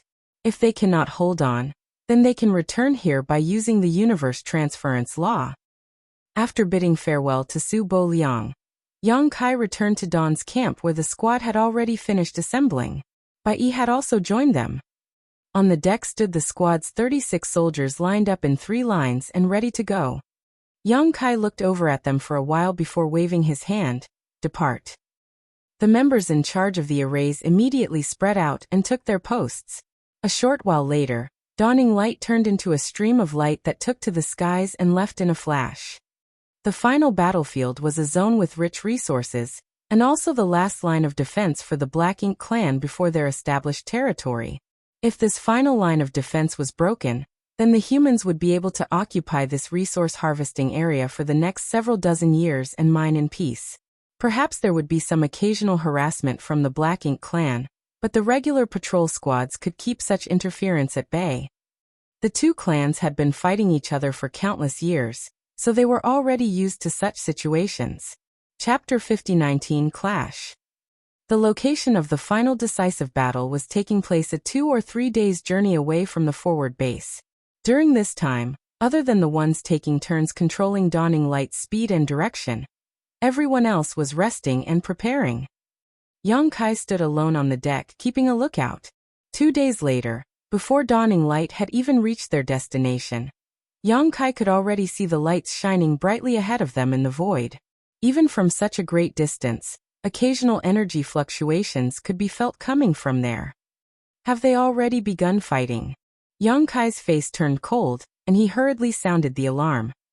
The cabin door opened and one by one, figures emerged onto the deck like a school of fish, gazing out at the war that was going on in full swing up ahead. The decisive battle had indeed begun, but as they grew closer to it, Yang Kai realized that it must not have been long since the fight began, because the Black Ink Clan's army was still in formation, and there were not many casualties. It seemed like hostilities had broken out about an hour ago. It could be said that Dawning Light had arrived just in time. Looking over, they could see human warships shuttling through the large battlefield, unleashing powerful bursts of bright light towards the Black Ink Clan's lines. These were clearly the abilities of the offensive arrays installed on the warships. Rarely would a cultivator leave the shelter of a warship.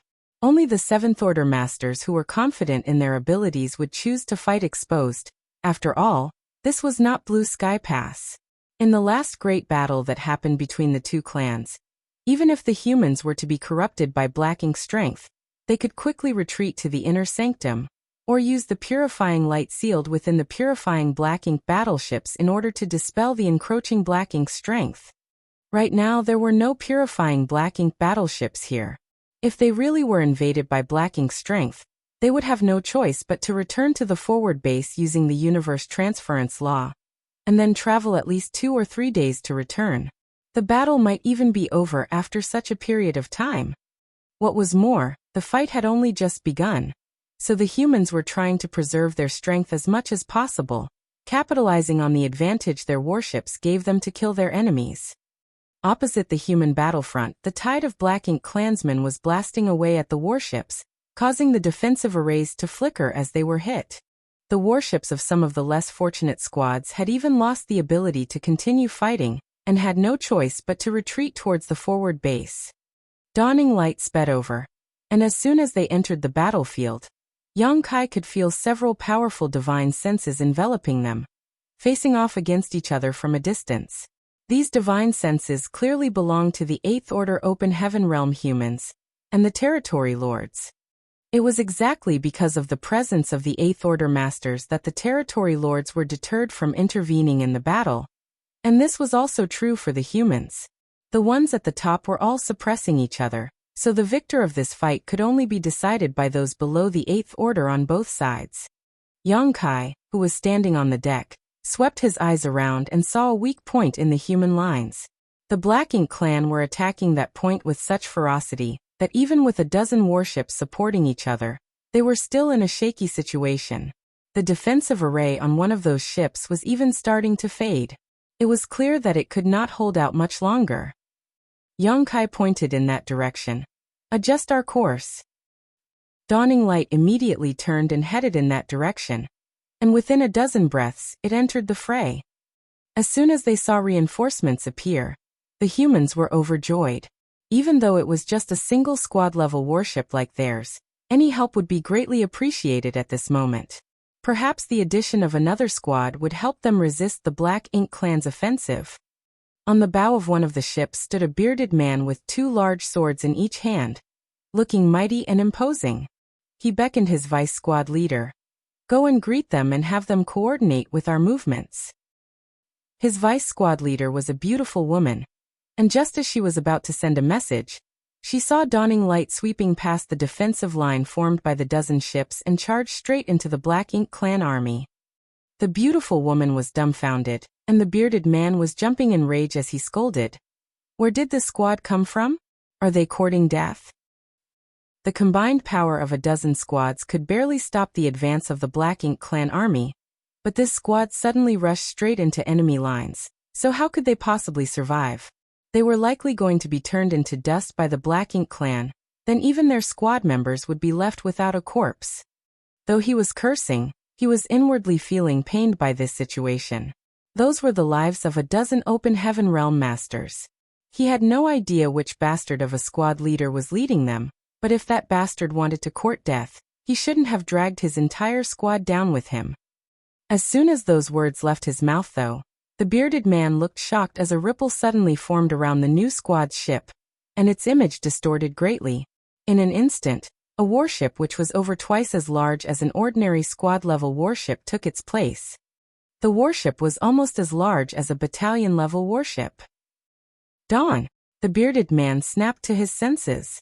Dawn was the only squad which possessed a warship with such features in Blue Sky Pass, and he had also seen Dawning Light in repairs back at the forward base with his own eyes. He deeply coveted the capabilities of this unique warship. The beautiful vice squad leader asked curiously, "Are they Dawn?"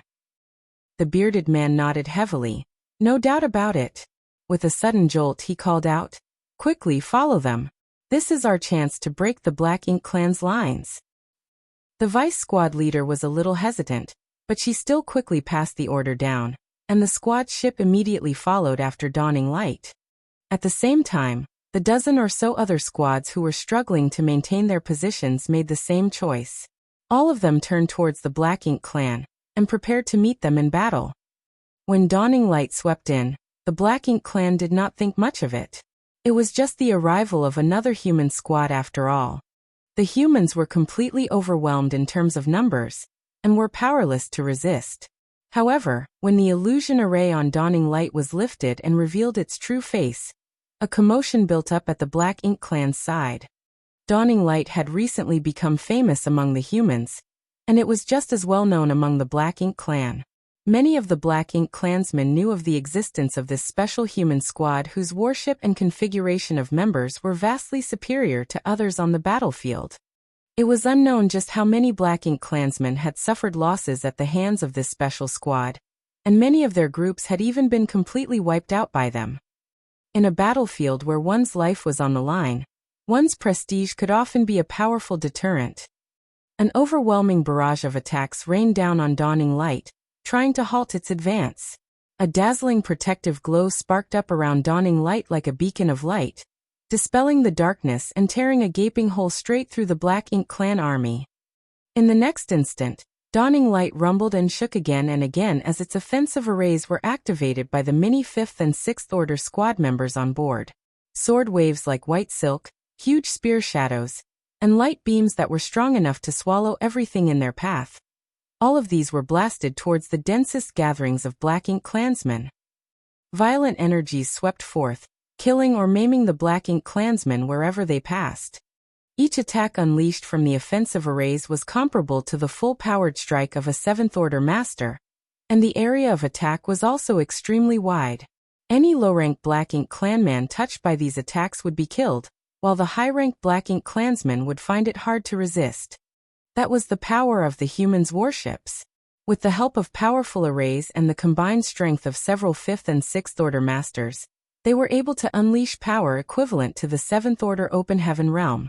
And as long as the warship they were on was not damaged, they did not have to worry about being corrupted by Black Ink strength. With just one salvo, dawning light demonstrated power that greatly surpassed ordinary squad-level warships. Before the Black Ink Clansmen that survived could even catch their breaths, another dozen squads sailed over on their ships, following closely behind dawning light while different colored lights blossomed from each of them. Naturally, the offensive arrays on these large ships were not as rich and varied as those on dawning light. After all, their numbers were incomparable to Dawn, so even if they had more arrays installed, there would be no one to power them, which would just be a waste. However, they had the advantage in numbers. Even if each ship carried just 2 offensive arrays, with a dozen or so ships it would mean almost 30 attacks. These were the attacks comparable to 37th Order Open Heaven Realm Masters striking at full power. More of the Black Ink Clan who had yet to catch their breaths were felled, and many of their feudal lords were also severely injured by this wave of attacks. A hole immediately appeared in the Black Ink Clan's army that kept on growing in size. Everywhere that dawning light went, a clear path was cut into the Black Ink Clan's defense line like a hot knife through butter. Squad leader, the defensive array team won't be able to hold up any longer, Feng Ying suddenly warned. It was thrilling for dawning light to charge into the fight like this, but the defensive needs of such a maneuver were too high. Though the defensive array was not damaged, the squad members in charge of powering it were expending too much energy. They had to maintain the protective shield at all times. Otherwise, dawning light would be damaged if it were hit directly. In less than a few dozen breaths, the squad members in rotation were all pale-faced. Even without Feng Ying's warning, Yang Kai had also noticed this as the protective barrier around dawning light had dimmed a lot.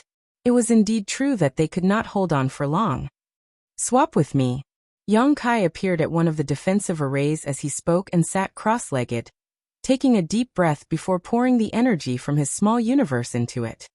In the next instant, the shield, which had been on the verge of collapse, glowed brightly again, instantly exploding dazzlingly like a rising sun. Shen Ao and the others were astonished. The strength of a defensive array was proportional to the depth of heritage of the one presiding over it.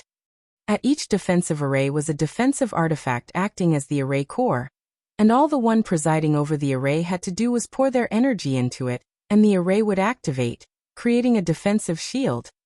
Normally, each defensive array would require the combined efforts of at least 3 members to operate. After all, the cultivation of these members were either at the 5th order or the 6th order. This was the only way they could ensure that their defenses remained sturdy. Now, Yang Kai's power alone fueled the arrays to greater heights than before. The attacks that came from all directions barely made a ripple on the light barrier before dispersing without a trace. One could see just how rich Yang Kai's heritage was from this. Chapter 50-20 Tear through the line of defense. The various arrays laid out on Dawning Light were the most advanced that Blue Sky Pass could produce. Usually, if the defensive arrays could bring out 70% of their power under the combined efforts of several squad members, then with Yang Kai personally powering the array, 100% of its effect burst out all at once. In terms of its protective power, it was naturally different from before. The difference of 30% almost doubled the shield's strength. Feng had originally been worried that Dawning Light would not be able to hold on for long, but when she saw the attacks causing only a ripple as they hit the light barrier before becoming completely useless, she swiftly shouted, "Charge through!" Hearing this, the squad member in charge of steering the ship maneuvered Dawning Light, so that it could crash straight through the Black Ink clan army, moving in whichever direction had the most enemies. In an instant, Dawning Light cut a swath of destruction wherever it passed. The Black Ink clansmen who were unable to dodge in time had all their bones shattered when they were hit by the large warship, while those who reacted quickly enough to dodge were still annihilated by the glowing lights coming from the offensive arrays. The other dozen or so warships were following closely behind Dawning Light, and a barrage of powerful attacks was fired from them in all directions. A deep gash soon appeared in the Black Ink clan's line of defense. Once Dawning Light reached the other end of the enemy army, it quickly turned around and crashed back into it again. With dawn taking point, the dozen other squad-level warships spread out like wings that proceeded into another deadly charge.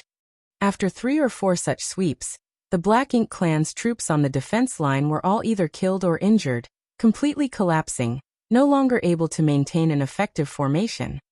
On the warship where the bearded man was, the beautiful vice squad leader muttered in awe, "Dawning Light is so powerful." The bearded man licked his lips and chuckled. "You have no idea, the arrays on the Dawning Light are all top of the line. The array cores are also the top of the top, whether it be the offensive or the defensive artifacts. Otherwise, how could they be this powerful? Heh, there even seems to be a universe array aboard Dawning Light, as well as a stock of purifying light." The beautiful woman knitted her brow and grumbled. "Aren't the army commanders a bit too biased? What, was Dawn born from the real mother, and we were raised by the stepmother?" The bearded man raised his hand and smacked her on the head. "Don't talk nonsense." The beautiful woman covered her head, aggrieved. The bearded man told her, "The army commanders are in charge of the 4 army regiments, and all the soldiers under their command are their lifeblood. They won't do something like play favorites. All the modifications on Dawning Light were commissioned for military merits." The beautiful woman was astonished. How many military merits would that cost? The bearded man was a little deflated. "I quietly asked the junior brother at the merit hall last time, and he told me that the military merits that Dawn Squad's leader obtained on the last battle was..." He casually named a figure before continuing. "After commissioning Dawning Light's construction, all those military merits were spent, and that was just his own. Senior sister Feng Ying's military merits were also basically exhausted as well." The beautiful woman looked even more shocked. They really are generous, spending so many of their military merits on Dawning Light. The bearded man grinned. "You have to admire their boldness, but Dawning Light has now become an extraordinary weapon. After this battle, they may not be able to earn back all the military merits that they spent, but 30 or 40% shouldn't be a problem. If they just fight a few more battles like this, then they would definitely be able to earn everything back and more. The beautiful woman pouted. If we had as many military merits, then we could do the same. But we don't. The bearded man guffawed. So we should follow Dawning Light. They eat the meat, but for us to have a share of some of the soup is still very good. Then the bearded man's face suddenly turned solemn. The Black Ink Clan's line of defense has been broken, so we'll soon be facing their main force head-on. Remember, if you get corrupted by Black Ink's strength, head for Dawning Light. They have purifying light. The beautiful woman nodded heavily. I understand. Open the array. The bearded man shouted. Then he raised his hand, summoning his large wolf fang mace, a horrible-looking club that was covered in spikes. A gap was opened in the ship's shield, and both the bearded man and his beautiful subordinate rushed out at once, charging straight for the Black Ink Clan. The wolf fang mace swung down hard, and the few Black Ink clansmen who were unable to dodge it were smashed into a mist of blood at once. The bearded man laughed heartily. Ha ha ha, Black Ink Clan brats, come and have a taste of your grandfather's big rod. The beautiful woman glared at him in disgust. One after another black flowers bloomed from the tip of her sword as she stabbed towards the Black Ink clansmen who were fleeing in front of her. As the sword flowers faded, the Black Ink clansmen fell to pieces. The ship they were from followed closely behind them while the offensive arrays continued unleashing their power. Clearly, this squad had been together for a long time, allowing the two Seventh Order masters and the ship to work in perfect harmony. This was not the only ship that was doing so. The rest of the dozen ships were also the same.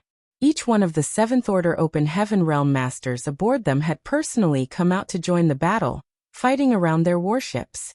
This way of fighting was undoubtedly safer. Even if they were to encounter a strong enemy, they would still have the chance to return to their warships so that they could recover. However, the number of Seventh Order Open Heaven Realm Masters in each of these squads was not high. There were basically only 2 on each ship. On the other hand, Dawning Light, which was leading the pack, had 5 Seventh Order Masters rush out at once. Whether it was Yongkai or Fenging, once they attacked, even feudal lords would find it hard to defend themselves. On the deck of Dawning Light, there was even a small figure standing at the bow while a small gap had been opened up in the barrier in front of her. The figure was holding a powerful bow with its string pulled taut, a golden light at her fingertips. With a whiz, a bolt of golden light flashed, and every time it did, a feudal lord would either be severely injured or would be felled directly. Bai Yi, who came from Divine Feather Paradise and cultivated the Sun Chaser Arrow Heart, had achieved the 8th level of mastery in the archery Dao, so every arrow released from her fingertips was all but unstoppable. With Dawning Light at the center, any feudal lord who caught her eye within a 100-kilometer radius would either take a severe hit from her or be taken out entirely. There was no third possibility. The power of such an archer on such a battlefield was simply too great. Moreover, she never focused on any Black Ink clansmen below the feudal lords, only those above them. Originally, the Black Ink clan had a huge advantage in this particular line of defense, pinning down a dozen human squads and forcing them back slowly. However, after Dawn's arrival, the tide was instantly turned. Not only did the humans gain the ability to fight back, they had successfully thrown the Black Ink clan soldiers into chaos. In the midst of the intense battle, a bloodied Seventh Order Open Heaven Realm Master suddenly rushed towards Dawning Light, a flash of unnatural black chi lingering about his pale face. This Seventh Order human had obviously been invaded by Black Ink strength. Bai Yi immediately pointed her arrow at him, and the Seventh Order Open Heaven Realm Master was instantly frozen in place, not daring to move. Fortunately, Bai Yi quickly realized the situation and stepped aside, shouting, "Get in quickly!" The Seventh Order Master cupped his fist. Thanks are not enough for this kindness. In a flash, he dashed through the gap in the protective barrier and entered Dawning Light. At once, a member of Dawn came to lead him to a space array on the deck. As a light flashed, the Seventh Order Master's figure disappeared. A few moments later, the light reappeared, and the man re-emerged on the space array. Even though he was still looking a little tired, the Black Ink strength covering his face had disappeared. The bearded man was not the only one who knew that there was purifying light sealed aboard Dawning Light. Previously, while Dawning Light was undergoing repairs at the forward base, the Seventh Order squad leaders had basically all come over to see it, and all of them were in great admiration of its capabilities. However, this was a warship that Yang Kai and Feng Ying spent an enormous amount of military merits to modify, so no one else could emulate it no matter how much they envied it. It was not that Inner Sanctum was unwilling to do this for others, only that the cost of such a customization was so high that Blue Sky Pass was unable to bear it for every squad, so they could only use military merits as a stopgap measure. What was more, the average squad's makeup was also lacking quite a bit when compared to Dawn, so they did not require this level of modification. To put it mildly, even if Dawning Light were given to another squad, it would be difficult for them to even operate it properly. Anyone who had visited Dawning Light naturally knew that there was purifying light sealed on it. Now, if anyone were to be corrupted by Black Ink's strength on this battlefield, their best choice was to seek help from Dawning Light. Otherwise, they would have to head back to the forward base using the universe transference law. The Seventh Order Master cupped his fist again in thanks before rushing out of Dawning Light, going back to slaughtering more enemies. On the battlefield, even the slightest mishap could trigger a chain reaction of changes. Here, Black Ink Clan's defensive line had collapsed with Dawn's entrance, and this collapse was now rapidly spreading throughout the battlefield. It had been less than an hour since Dawn entered the fray, but almost all of the Black Ink clansmen on this defensive line had been annihilated. Those who were still alive were either fleeing or had fled long ago. Yang Kai did not stop there though, leading the Seventh Order Masters and Dawning Light under him towards the nearest Black Ink Clan army. A dozen warships followed in their wake. With Dawning Light at the front, the dozen warships quickly plunged into the Black Ink Clan's army like a sharp blade. Immediately, another commotion broke out. In the void above the battlefield, powerful divine senses were confronting each other from a distance.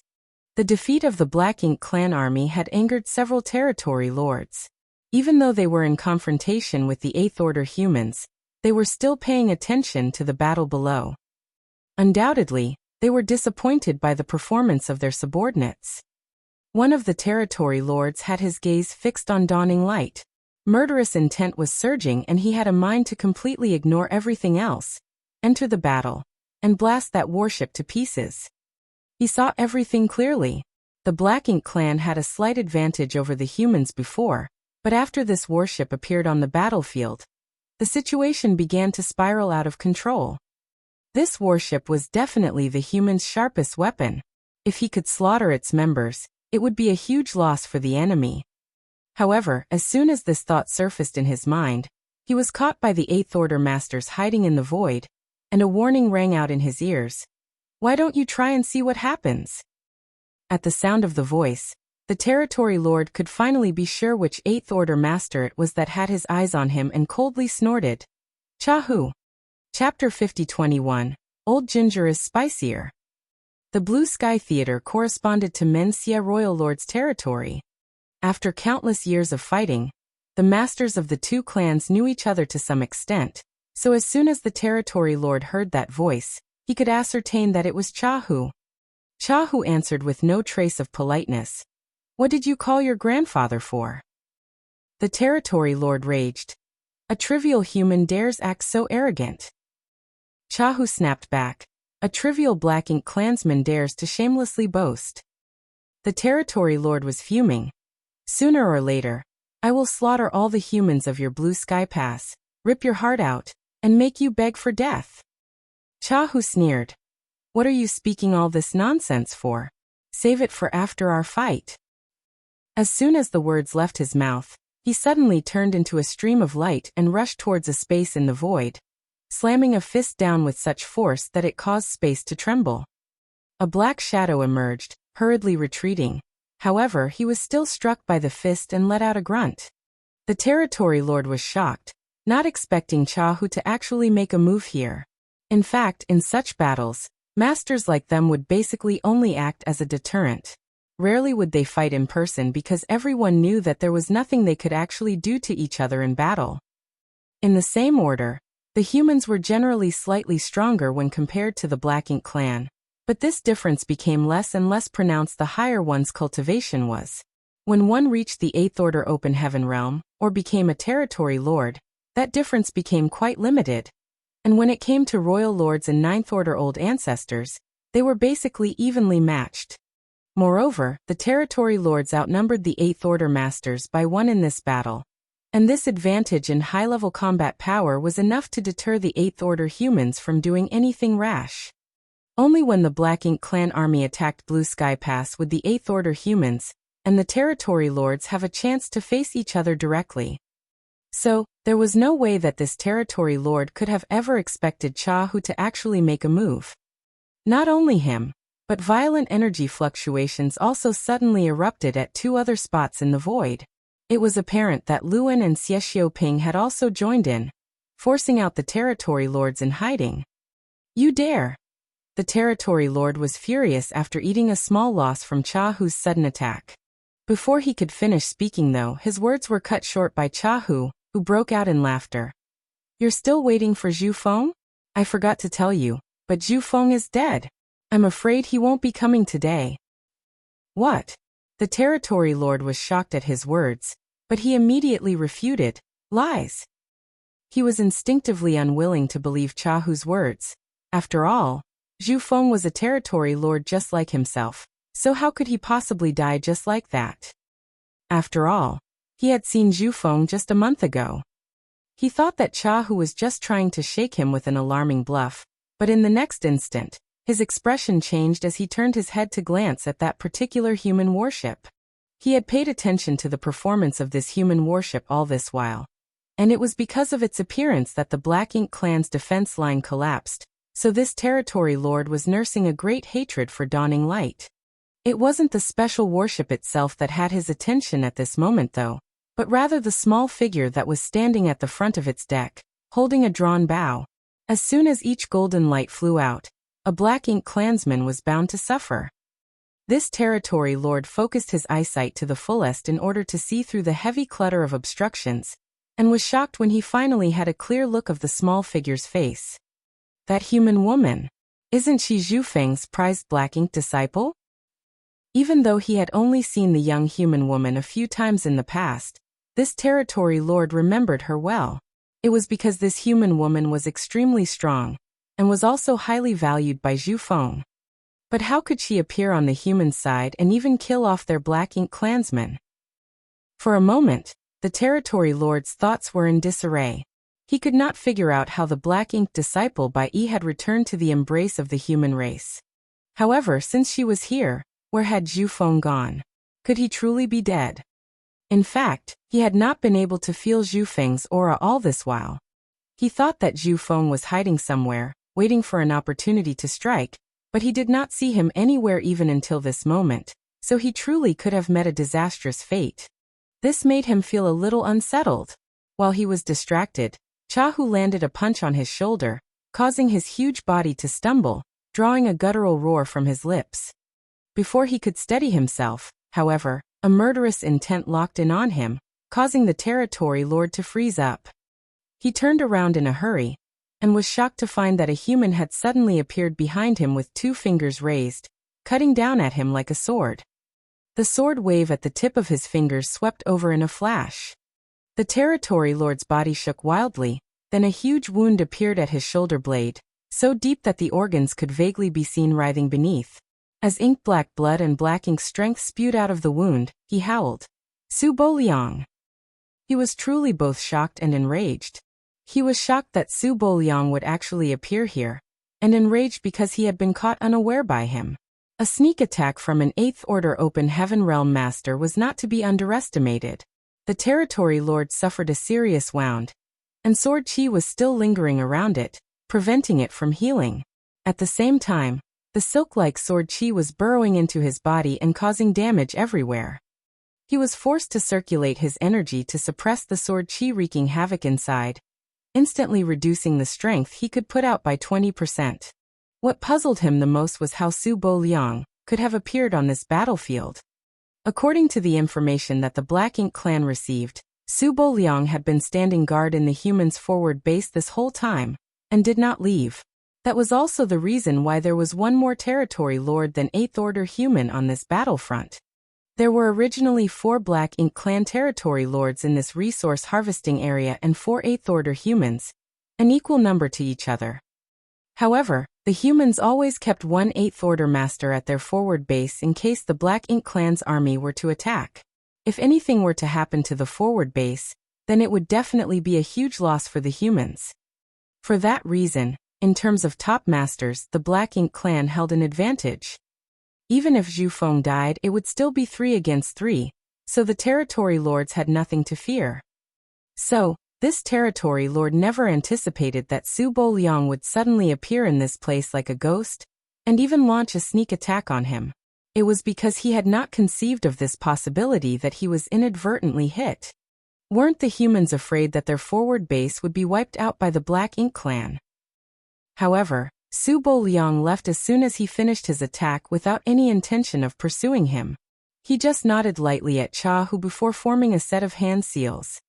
Soon, a light appeared below Su Liang's feet, and by the time the glow faded, he was already gone. Naturally, it was the universe transference law that he just performed, allowing him to return to the forward base through the universe array of the purifying Black Ink battleship that was moored there.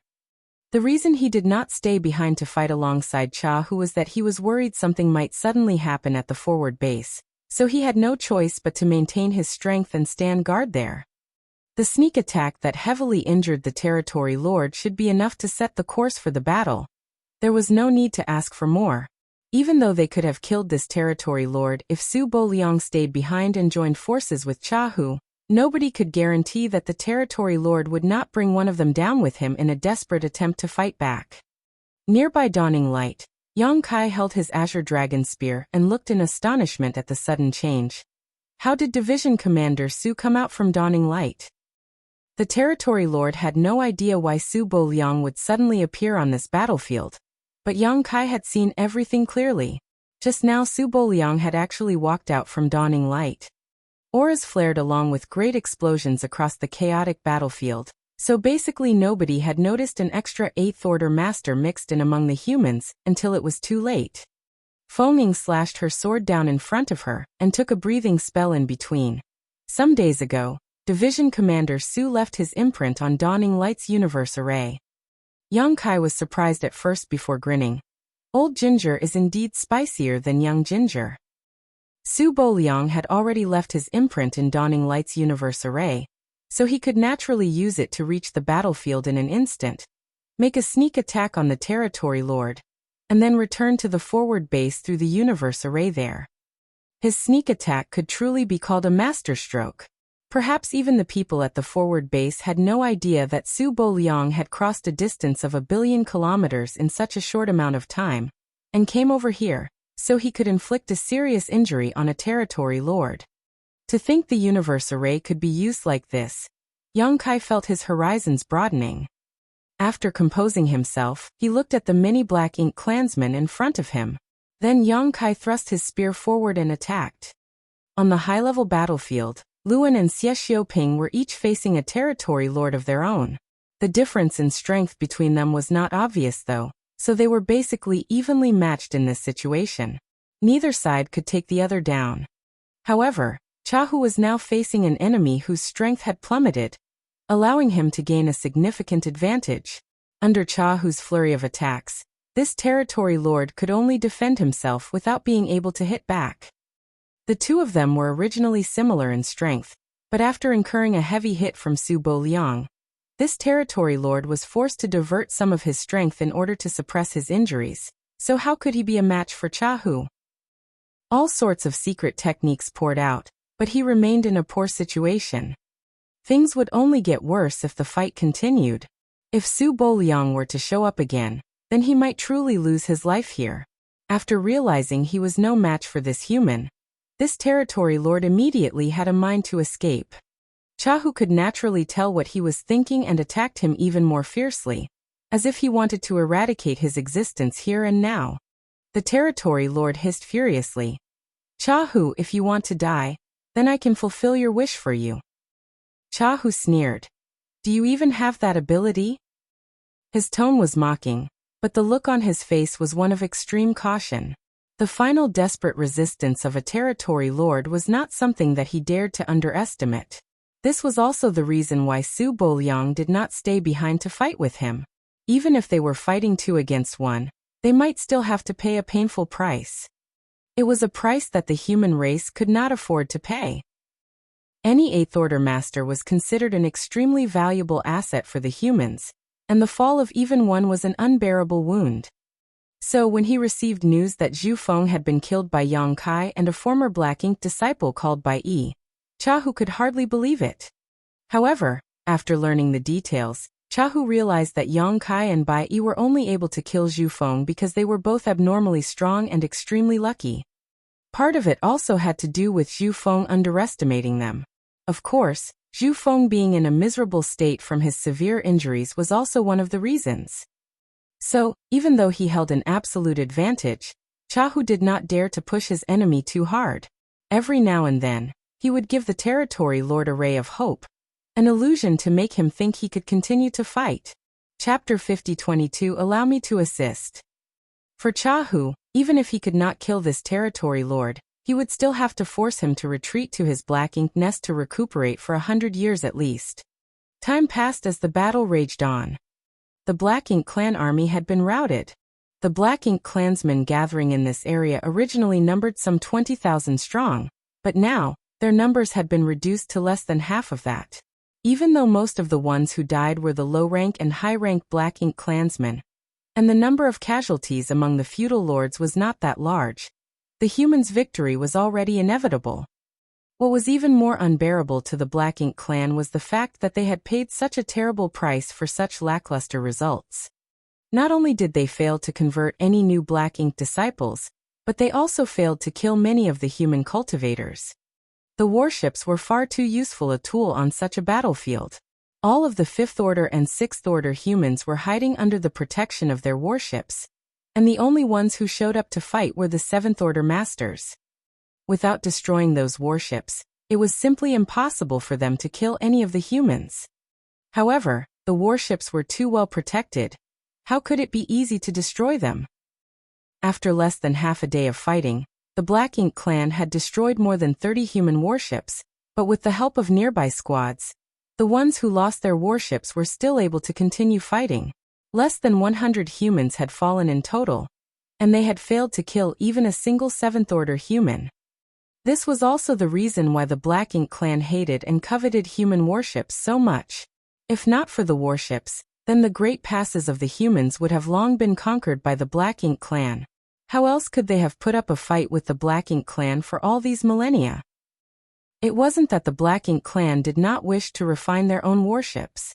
If the Black Ink clan had their own warships, then the low-rank and high-rank Black Ink clansmen would be able to exert far more strength than they could currently. The Black Ink clan had been working tirelessly towards this goal for countless years. However, the humans had always been extremely prudent on matters concerning the refinement of warships. All of the artifact refiners who were involved in the creation of warships were never allowed on the battlefield, and they were also carefully protected at all times. So the Black Ink clan was strong in will but weak in strength even if they did wish to convert a few artifact refining grandmasters into Black Ink disciples. To this day, the Black Ink clan still did not possess warships of their own. They were able to refine some ordinary flight-type artifacts, but those were only useful for transportation and not for battle.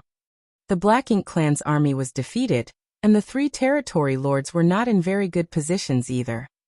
Naturally, there was no need to mention Cha Hu's opponent, who could barely hold out against the former's assault. Xie Xiaoping and Luan's opponents were able to go back and forth with them, but they were still powerless to turn the situation in their favor, and had no choice but to watch as their army was destroyed. With Cha Hu leading him on, whether intentionally or not, several large wounds were added to the Black Ink clan territory lord's body, each one of them deep enough that it exposed bone. Black Ink blood was flowing out of those wounds, and his aura was no longer at its peak. Seeing that it was only a matter of time until his army was wiped out, this territory lord had no desire to remain any longer. He struck out a fierce blow while forcibly enduring an attack from Cha Hu, forcing him back and giving himself an opening to escape. However, at that moment, a hostile aura suddenly locked onto him, and a blazing light shot towards him like lightning from a certain spot in the void. The Territory Lord could not help but feel his skin tightening, and as he turned his head in horror, his eyes caught sight of an attack resembling a pair of wings rapidly expanding in front of him. On Dawning Light's deck, Bai Yi's eyes shone with a strange light as the Territory Lord's figure was reflected in them. She slowly lowered her bow and panted heavily, her face looking as pale as a sheet of paper. Clearly, she was the one responsible for the sudden attack. Although she had not left the warship like Yang Kai and the other Seventh Order Masters, and simply stood at Dawning Light's bow, supporting them with her skillful archery, there were still at least a dozen feudal lords who had died by her hands after half a day of battle, and with the support of her arrows, Yang Kai and the others were able to slaughter their own opponents without fear. Bai Yi might have been one person, but her inclusion still increased Dawn's overall strength by more than 10%. Prolonged use of archery techniques was a huge drain on Bai Yi's strength, especially her last attack, which was clearly an extremely powerful secret technique that was far more exhausting than her previous strikes. Even Su Boliang was caught unprepared by this attack and was wounded by it, so there was simply no way that the heavily wounded Territory Lord would be able to resist when he was taken off guard. The unfurled wings sank into the Territory Lord's chest in an instant. He howled, his voice containing unconcealable fury as his already weak aura dropped by another 20%. It was at this moment that he finally understood why Zhu Feng valued this human black ink disciple so much. Indeed, this woman had abilities that were unlike others, and were thus worth looking at in a different light. Even though he could want nothing more than to slaughter this woman who ambushed him right here, and now to vent his anger, the Territory Lord knew that escaping from was more important. So after he had been hit, he did not slow down and rather sped up as he rapidly fled towards the rear. Suddenly a figure appeared in front of him, blocking his path.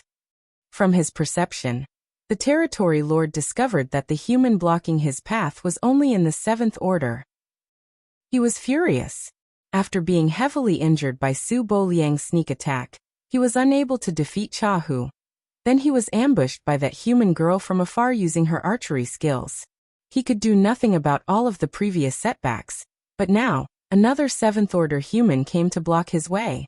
Truly, did anyone and everyone have the guts to come and provoke him now? The Territory Lord spread out his palm and rich black ink strength gathered into a huge ink-black hand seal in an instant, which he brought down fiercely at the arrogant man. Chahu, who was giving chase closely behind the Territory Lord, paled and called out in alarm, "Yang Kai, dodge!" He didn't expect Yang Kai to run here from the battlefield below during this critical moment either, and even blocked the Territory Lord from escaping. Right now the Territory Lord was like a feral animal, so even he had to be careful when facing him, much less a Seventh Order Master like Yang Kai. If Yang Kai were to be met with some sudden misfortune, then how was Chahu going to explain to the army commanders and old ancestor when he returned? In a panic, a layer of blood mist burst out from Chahu's body. It was clear that he was burning his blood essence to speed himself up, trying to stop the strike of the Territory Lord before it hit Yang Kai. However, how could he move faster than the Territory Lord's attack? Faced with this blow, Yang Kai did not even try to dodge it, and just formed a set of hand seals. With a serious expression he shouted, "Division Commander Cha, allow me to assist." Following the formation of the hand seals, a golden crow cried and a great sun rose into the sky. Following closely behind the great sun, a full moon rose, bathing the world in its icy moonlight. As he manipulated space principles, the sun and moon began circling and time principles spread out. A mysterious energy wove together as the sun and moon rapidly spun. When sun and moon came together, they transformed into a kind of kaleidoscope that spiraled straight towards the oncoming Territory Lord. At that moment, whether it was the Territory Lord or Chahu behind him, they could feel time and space being disrupted, and their minds could not help but freeze for an instant. Even though it was only a brief moment, both the Territory Lord and Chahu still looked shocked. The next moment, the sun and moon divine will smashed into the Territory Lord's body. There was no violent burst of energy, but instead, The territory lord felt as if he had just experienced the passing of millions of years in an instant. His aura rapidly weakened and fine cracks had even begun forming on his skin. A strange glow could be seen vaguely beneath those cracks, obstructing the healing of his wounds, and also causing his blood to flow out ceaselessly. At the same time, the territory lord's fierce attack made contact with Yang Kai's body. The sound of bones breaking could be heard in short succession as Yang Kai was sent tumbling out like an arrow released from a taut bow, unable to stop himself as blood constantly spilled from his mouth. Wah!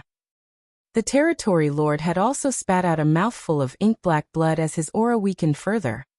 Chahu had already appeared like a ghost above his head and pressed his palm down, shouting in a cold voice, "Die!" The territory lord looked terrified. Not even bothering to suppress his wounds, he used everything he had to raise his hand and launched a counterattack. The fierce power had already been released from Chahu's hand though, and the territory lord's head was blasted open with a loud bang.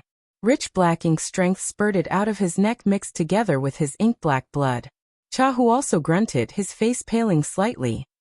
He had killed the territory lord, but that last desperate strike made before his opponent's death still caused his vitality to tumble, and his small universe to be disturbed.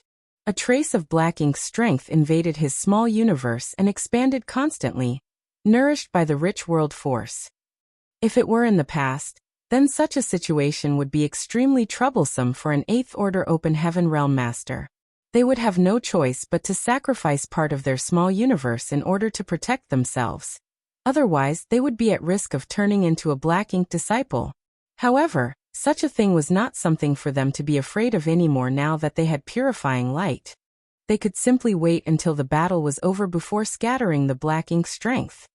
To be honest, neither Chahu nor Su Bo Liang, who had ambushed the territory lord earlier, had any intentions of taking the latter's life when they fought him earlier. Otherwise, Su Bo Liang would not have returned immediately to the forward base as soon as his sneak attack landed. It would have been completely possible for him to stay behind and join hands with Chahu to kill the enemy. That was because the two of them knew that even if they joined forces, they may not have the chance to kill off this territory lord, and even if they did manage to succeed, the price they would have to pay would not be small. Their best option was to simply deal a heavy blow to him. However, at the critical moment, Bai Yi and Yang Kai's actions made it possible to kill this territory lord. Whether it be Bai Yi's arrow or Yang Kai's secret technique, both of them were far more powerful than what 7th Order humans could normally produce, knocking down the territory lord's momentum again and again, further worsening his injuries.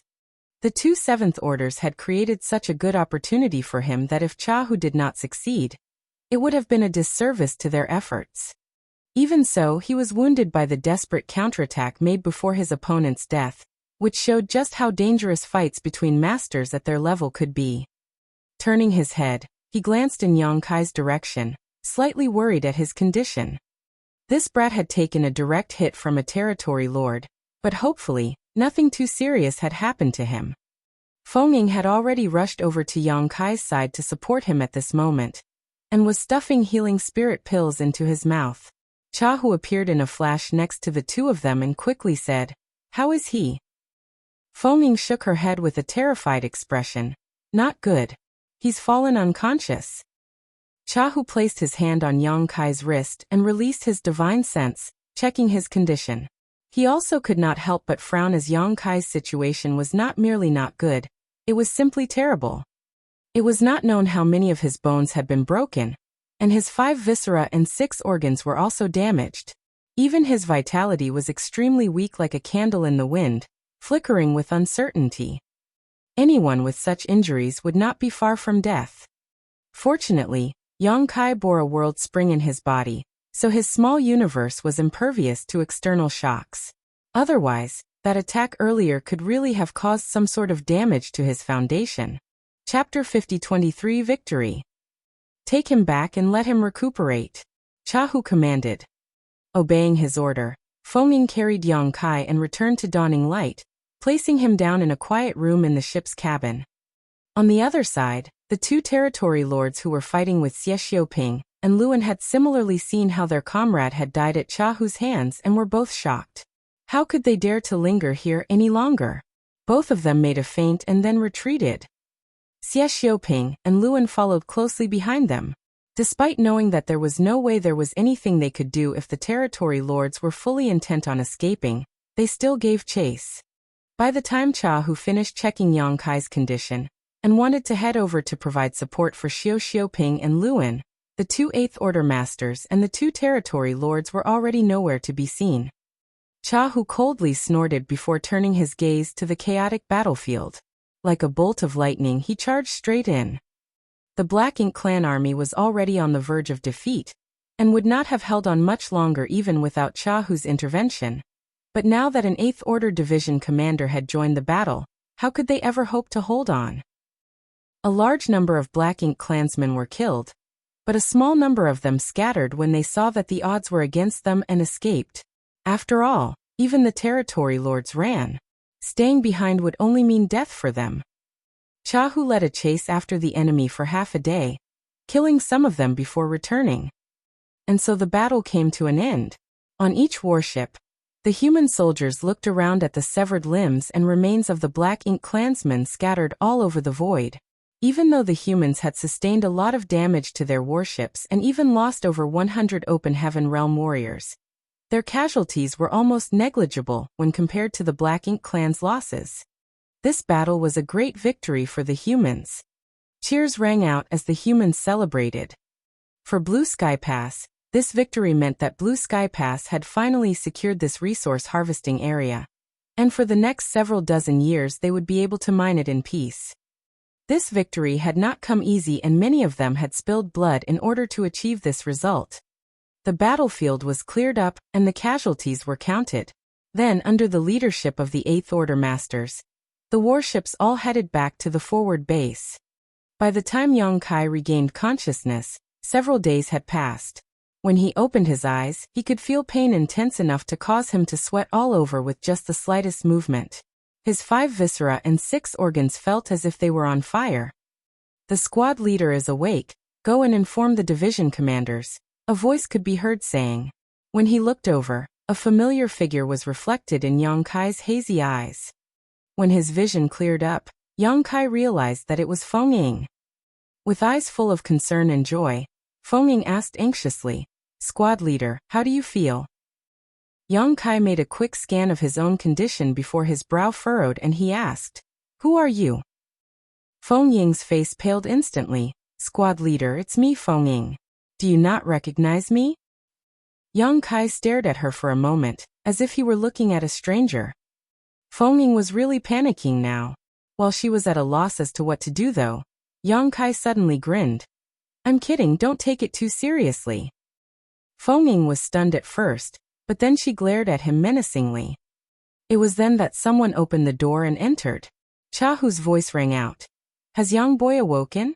He had obviously rushed over as soon as he heard the news. Yang Kai struggled to get up, but Chahu pressed him back down with his hand. "Your injuries are not light, so you better lie still. How do you feel?" Feng Ying snorted before answering in a disgruntled tone. "He should be fine. He even has the strength to joke around with me." Puzzled, Chahu pressed his hand on Yang Kai's wrist and scanned his body. After a while he retracted his hand and said with some surprise, as expected of someone with a dragon vein, "Your vitality is as strong as expected." In fact, Yang Kai's vitality had been faint, almost non-existent, when he received the fierce blow from the territory lord that injured him so badly that he fell unconscious. He was in a state that was not far away from death. If any other Seventh Order Master were to sustain such injuries, there would have been at least a 70% chance that they would not have survived.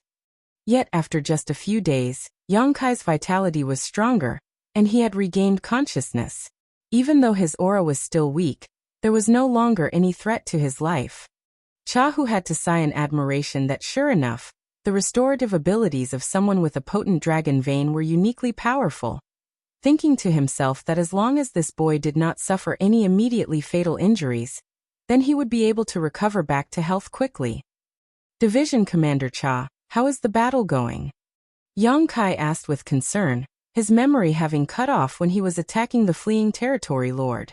He had no idea what happened after that. Chahu explained, The Black Ink clan only had 4 territory lords in this region.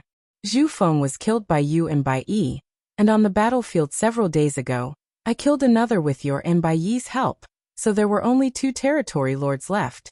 What other outcome could there be? They all fled after that, and we had almost annihilated all of the Black Ink clansmen that were left. We won. Yang Kai breathed a sigh of relief. That's good to hear. Even though he had expected this result, it was still heartening to hear it with his own ears.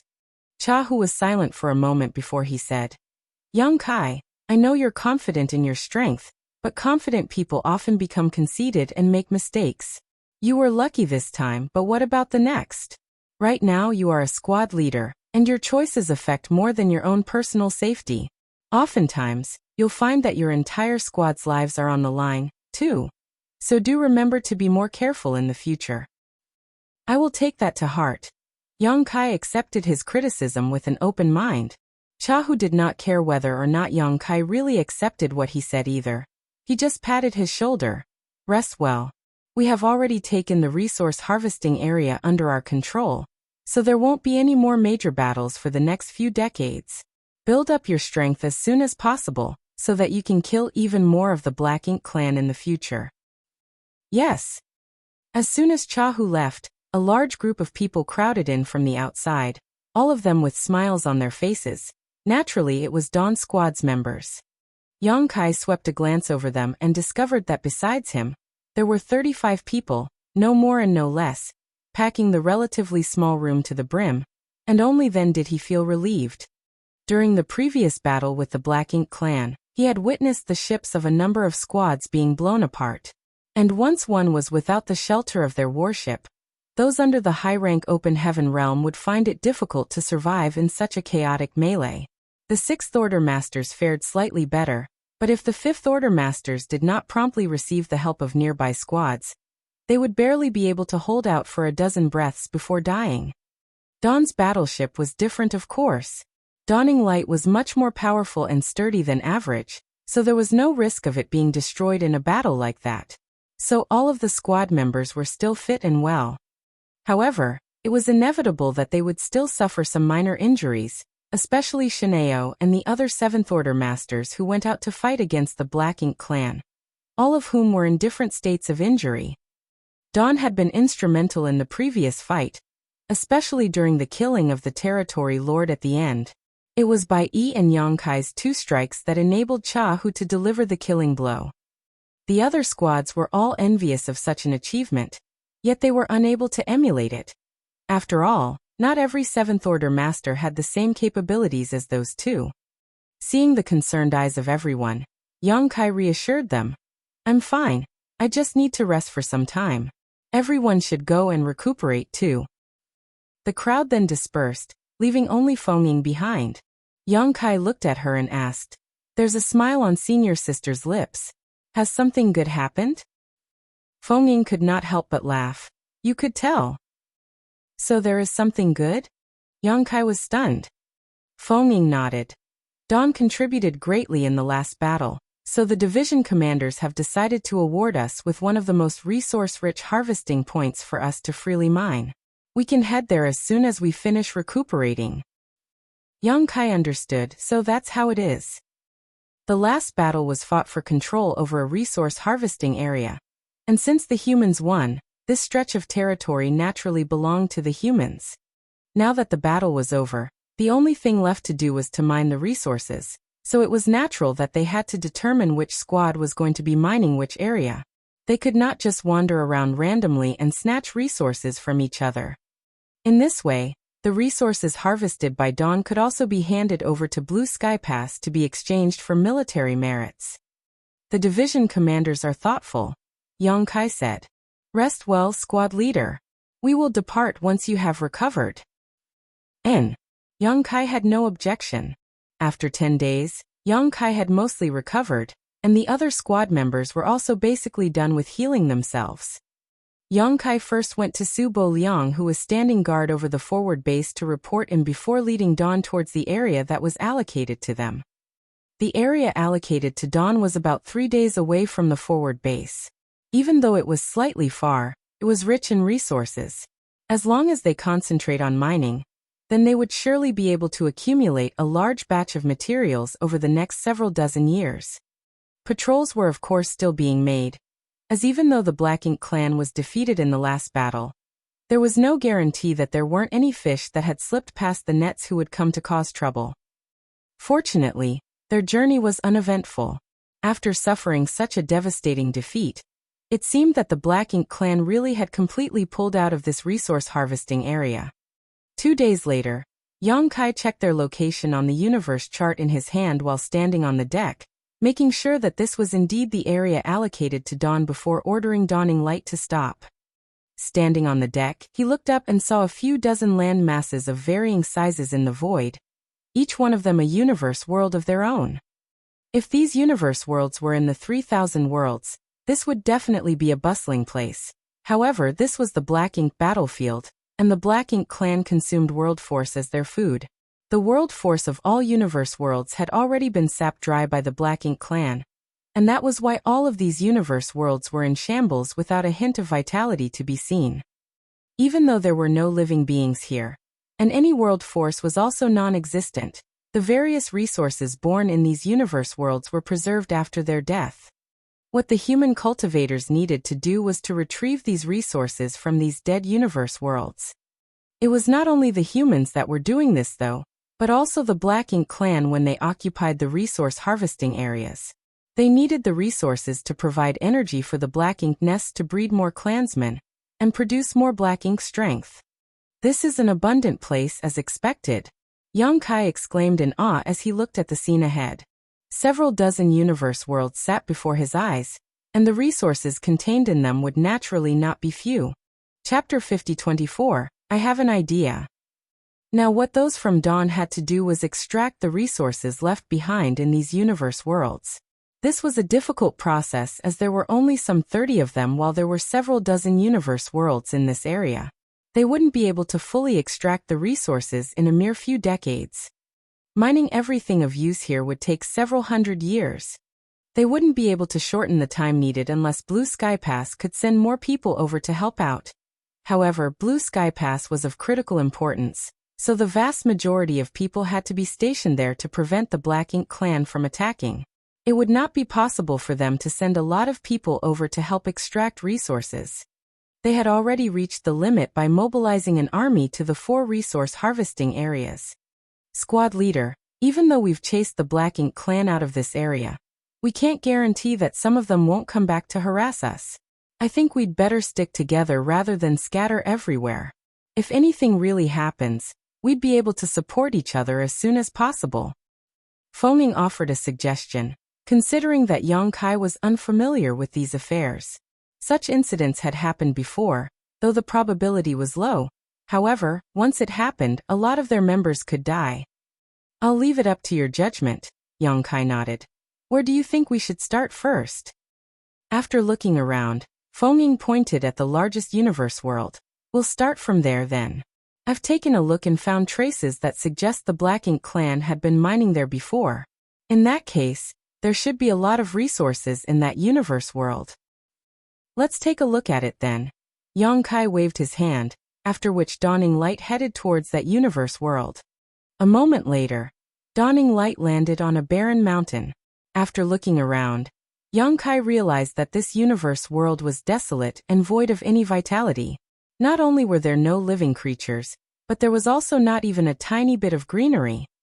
The world force of the universe worlds on the Black Ink battlefield had been sucked dry by the Black Ink clan. A universe world without world force was like a tree without roots or a river without a source. It was expected that they wouldn't survive. There were indeed some traces in this place which suggested that the Black Ink clan had extracted resources here before. A lot of the places appeared shattered in this universe world. The site reminded Yang Kai of the Black Prison. The Black Prison was also full of materials, but they were all hidden in ore stars. Many people were required to mine black stones from the ore stars, and use the world force to melt the black stones in order to extract various materials. Most of the time, even though a person exerted themselves, there still wouldn't be a single thing inside a piece of black stone. Even if there was a reward, the order of the material they would get depended on their luck. Extracting materials in the Black Prison was just like gambling. If one was lucky, they could easily obtain a 6th order, 7th order, or even 8th order material. If one was unlucky, there wouldn't be anything for them at all. Previously, in order to deal with the royal lord trapped in the Black Prison, all the cave heavens and paradises joined forces and mobilized a lot of manpower. They spent 100 years mining out all the ore stars in Black Territory in order to crack the super-array's suppression, so that they could have a final battle against the royal lord. The materials obtained during that period of time were simply incalculable. Those materials had all fallen into the hands of those from Voidland and High Heaven Palace.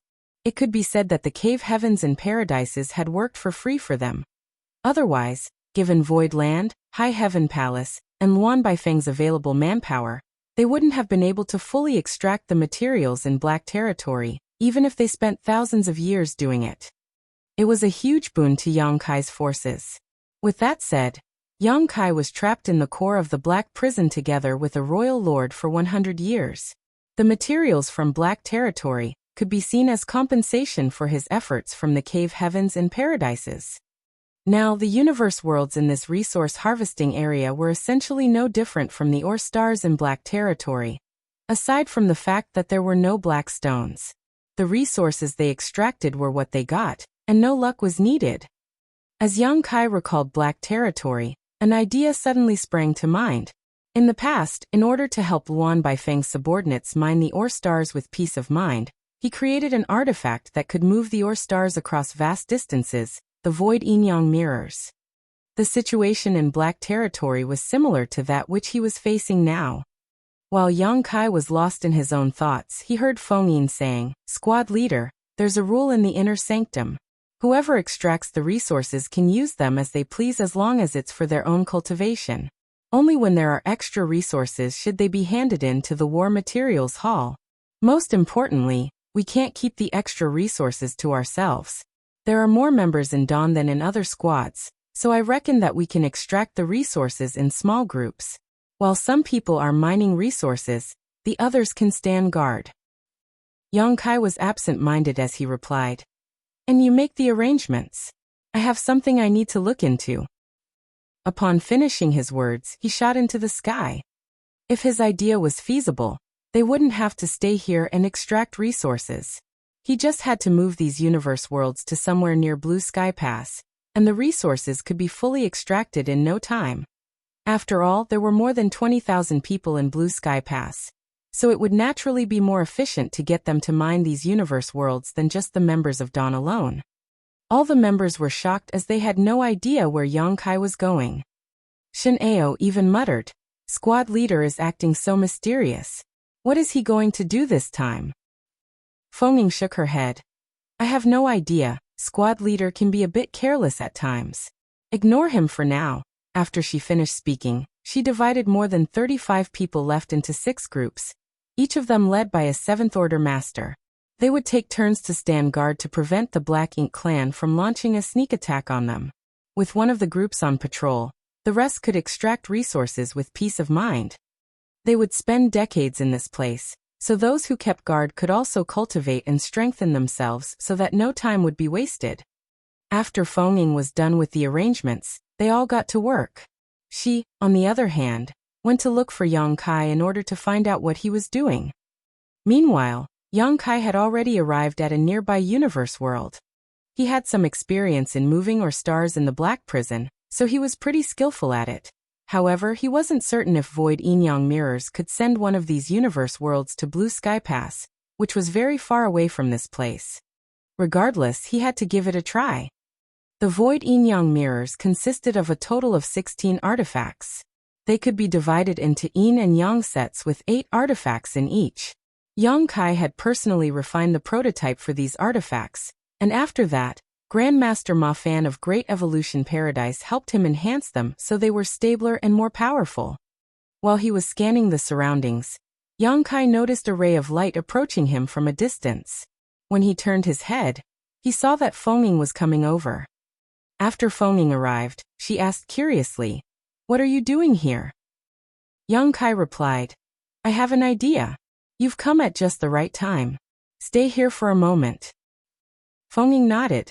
It was then that Yang Kai fished out 8 artifacts of Void Yang mirrors and started setting them up. 2 hours later, he was done with arranging the artifacts. Feng Ying's expression became increasingly solemn as she observed his actions. Although she had no idea what Yang Kai was doing, the 8 artifacts he scattered around the universe world seemed to have created some kind of spatial lock around it. It was apparent that something big was about to happen. The next instant, Yang Kai abruptly appeared in front of her. Just stand here and monitor the situation. I need to head back to the inner sanctum. Huh? Feng Ying was shocked. Why are you going back to the inner sanctum? For something good. Yang Kai kept her in suspense. If this works, we won't have to stay here to extract resources. After he finished speaking, he performed a hand seal and activated the universe transference law. Just when Feng Ying was ready to ask more questions, the array had already appeared beneath Yang Kai. He was engulfed in a dazzling light, and when the light dissipated, he was nowhere to be found. Feng Ying couldn't help but shake her head as she had no idea what Yang Kai was up to. This was the best chance to mine resources, and any wasted time would result in fewer resources for them. Nevertheless, she knew that Yang Kai wouldn't act for no reason, so she decided to wait patiently. However, she didn't understand why he said they wouldn't have to mine resources if he succeeded. If they didn't do anything, would the resources just float into their pockets? In the meantime, Yang Kai's figure appeared in the prototype purifying black ink battleship in Blue Sky Pass. The other great passes only had 4 purifying black ink battleships respectively, stationed with their eastern, southern, western, and northern armies. Only Blue Sky Pass had 5 battleships. That was because the prototype of the purifying black ink battleship was created in this place. The purifying black ink battleships produced later were all modeled on the first. There were 4 resource harvesting areas now, and each had a purifying black ink battleship. The first purifying black ink battleship stayed in the inner sanctum, so Yang Kai could use it to move around easily. After stepping out of the battleship, Yang Kai headed straight to the Western Army headquarters. Zhongliang was handling work-related affairs when he saw Yang Kai land nearby and asked in shock, "Brat, what are you doing here? Aren't you supposed to be in the 4th forward base?" As he spoke, his expression changed slightly. Has something happened over there? Yang Kai was surprised and asked, "Haven't you received any information from there, Army Commander?" Zhongliang replied, "Of course I have. Last I heard you all successfully occupied that place." Yang Kai nodded. "Indeed. They're extracting resources over there right now." Zhongliang let out a sigh of relief. "You scared me. I thought something had happened. Since you've occupied the area, aren't you supposed to be mining it? Why did you come back?" Yang Kai replied, "I can't explain it clearly now. Please accompany me out of the inner sanctum, Army Commander. If this matter is successful, it will be of great benefit to us all." Zhongliang arched his brow. "What do you mean?" Yang Kai shook his head. "It won't be useful to talk about it if it fails. However, if it succeeds, you'll be able to observe it in person." "How do you even have the nerve to act mysterious in front of me?" Zhongliang snorted and rose from the chair. Fine. I'll go with you." If it had been someone else speaking, Zhongliang would have made him explain everything first. As an army commander, he was swamped with work, so he didn't have any time to waste. However, considering the shocking achievements Yang Kai had made over the years, and the fact that the death of 2 territory lords at the 4th forward base had something to do with him, he decided to be a bit more patient. Soon they left Blue Sky Pass and arrived at the void on the outside. Zhongliang looked around and frowned. "What do you want me to see? You can show me now." "Please give me a moment, Army Commander," Yang Kai replied, then started setting up the void mirrors.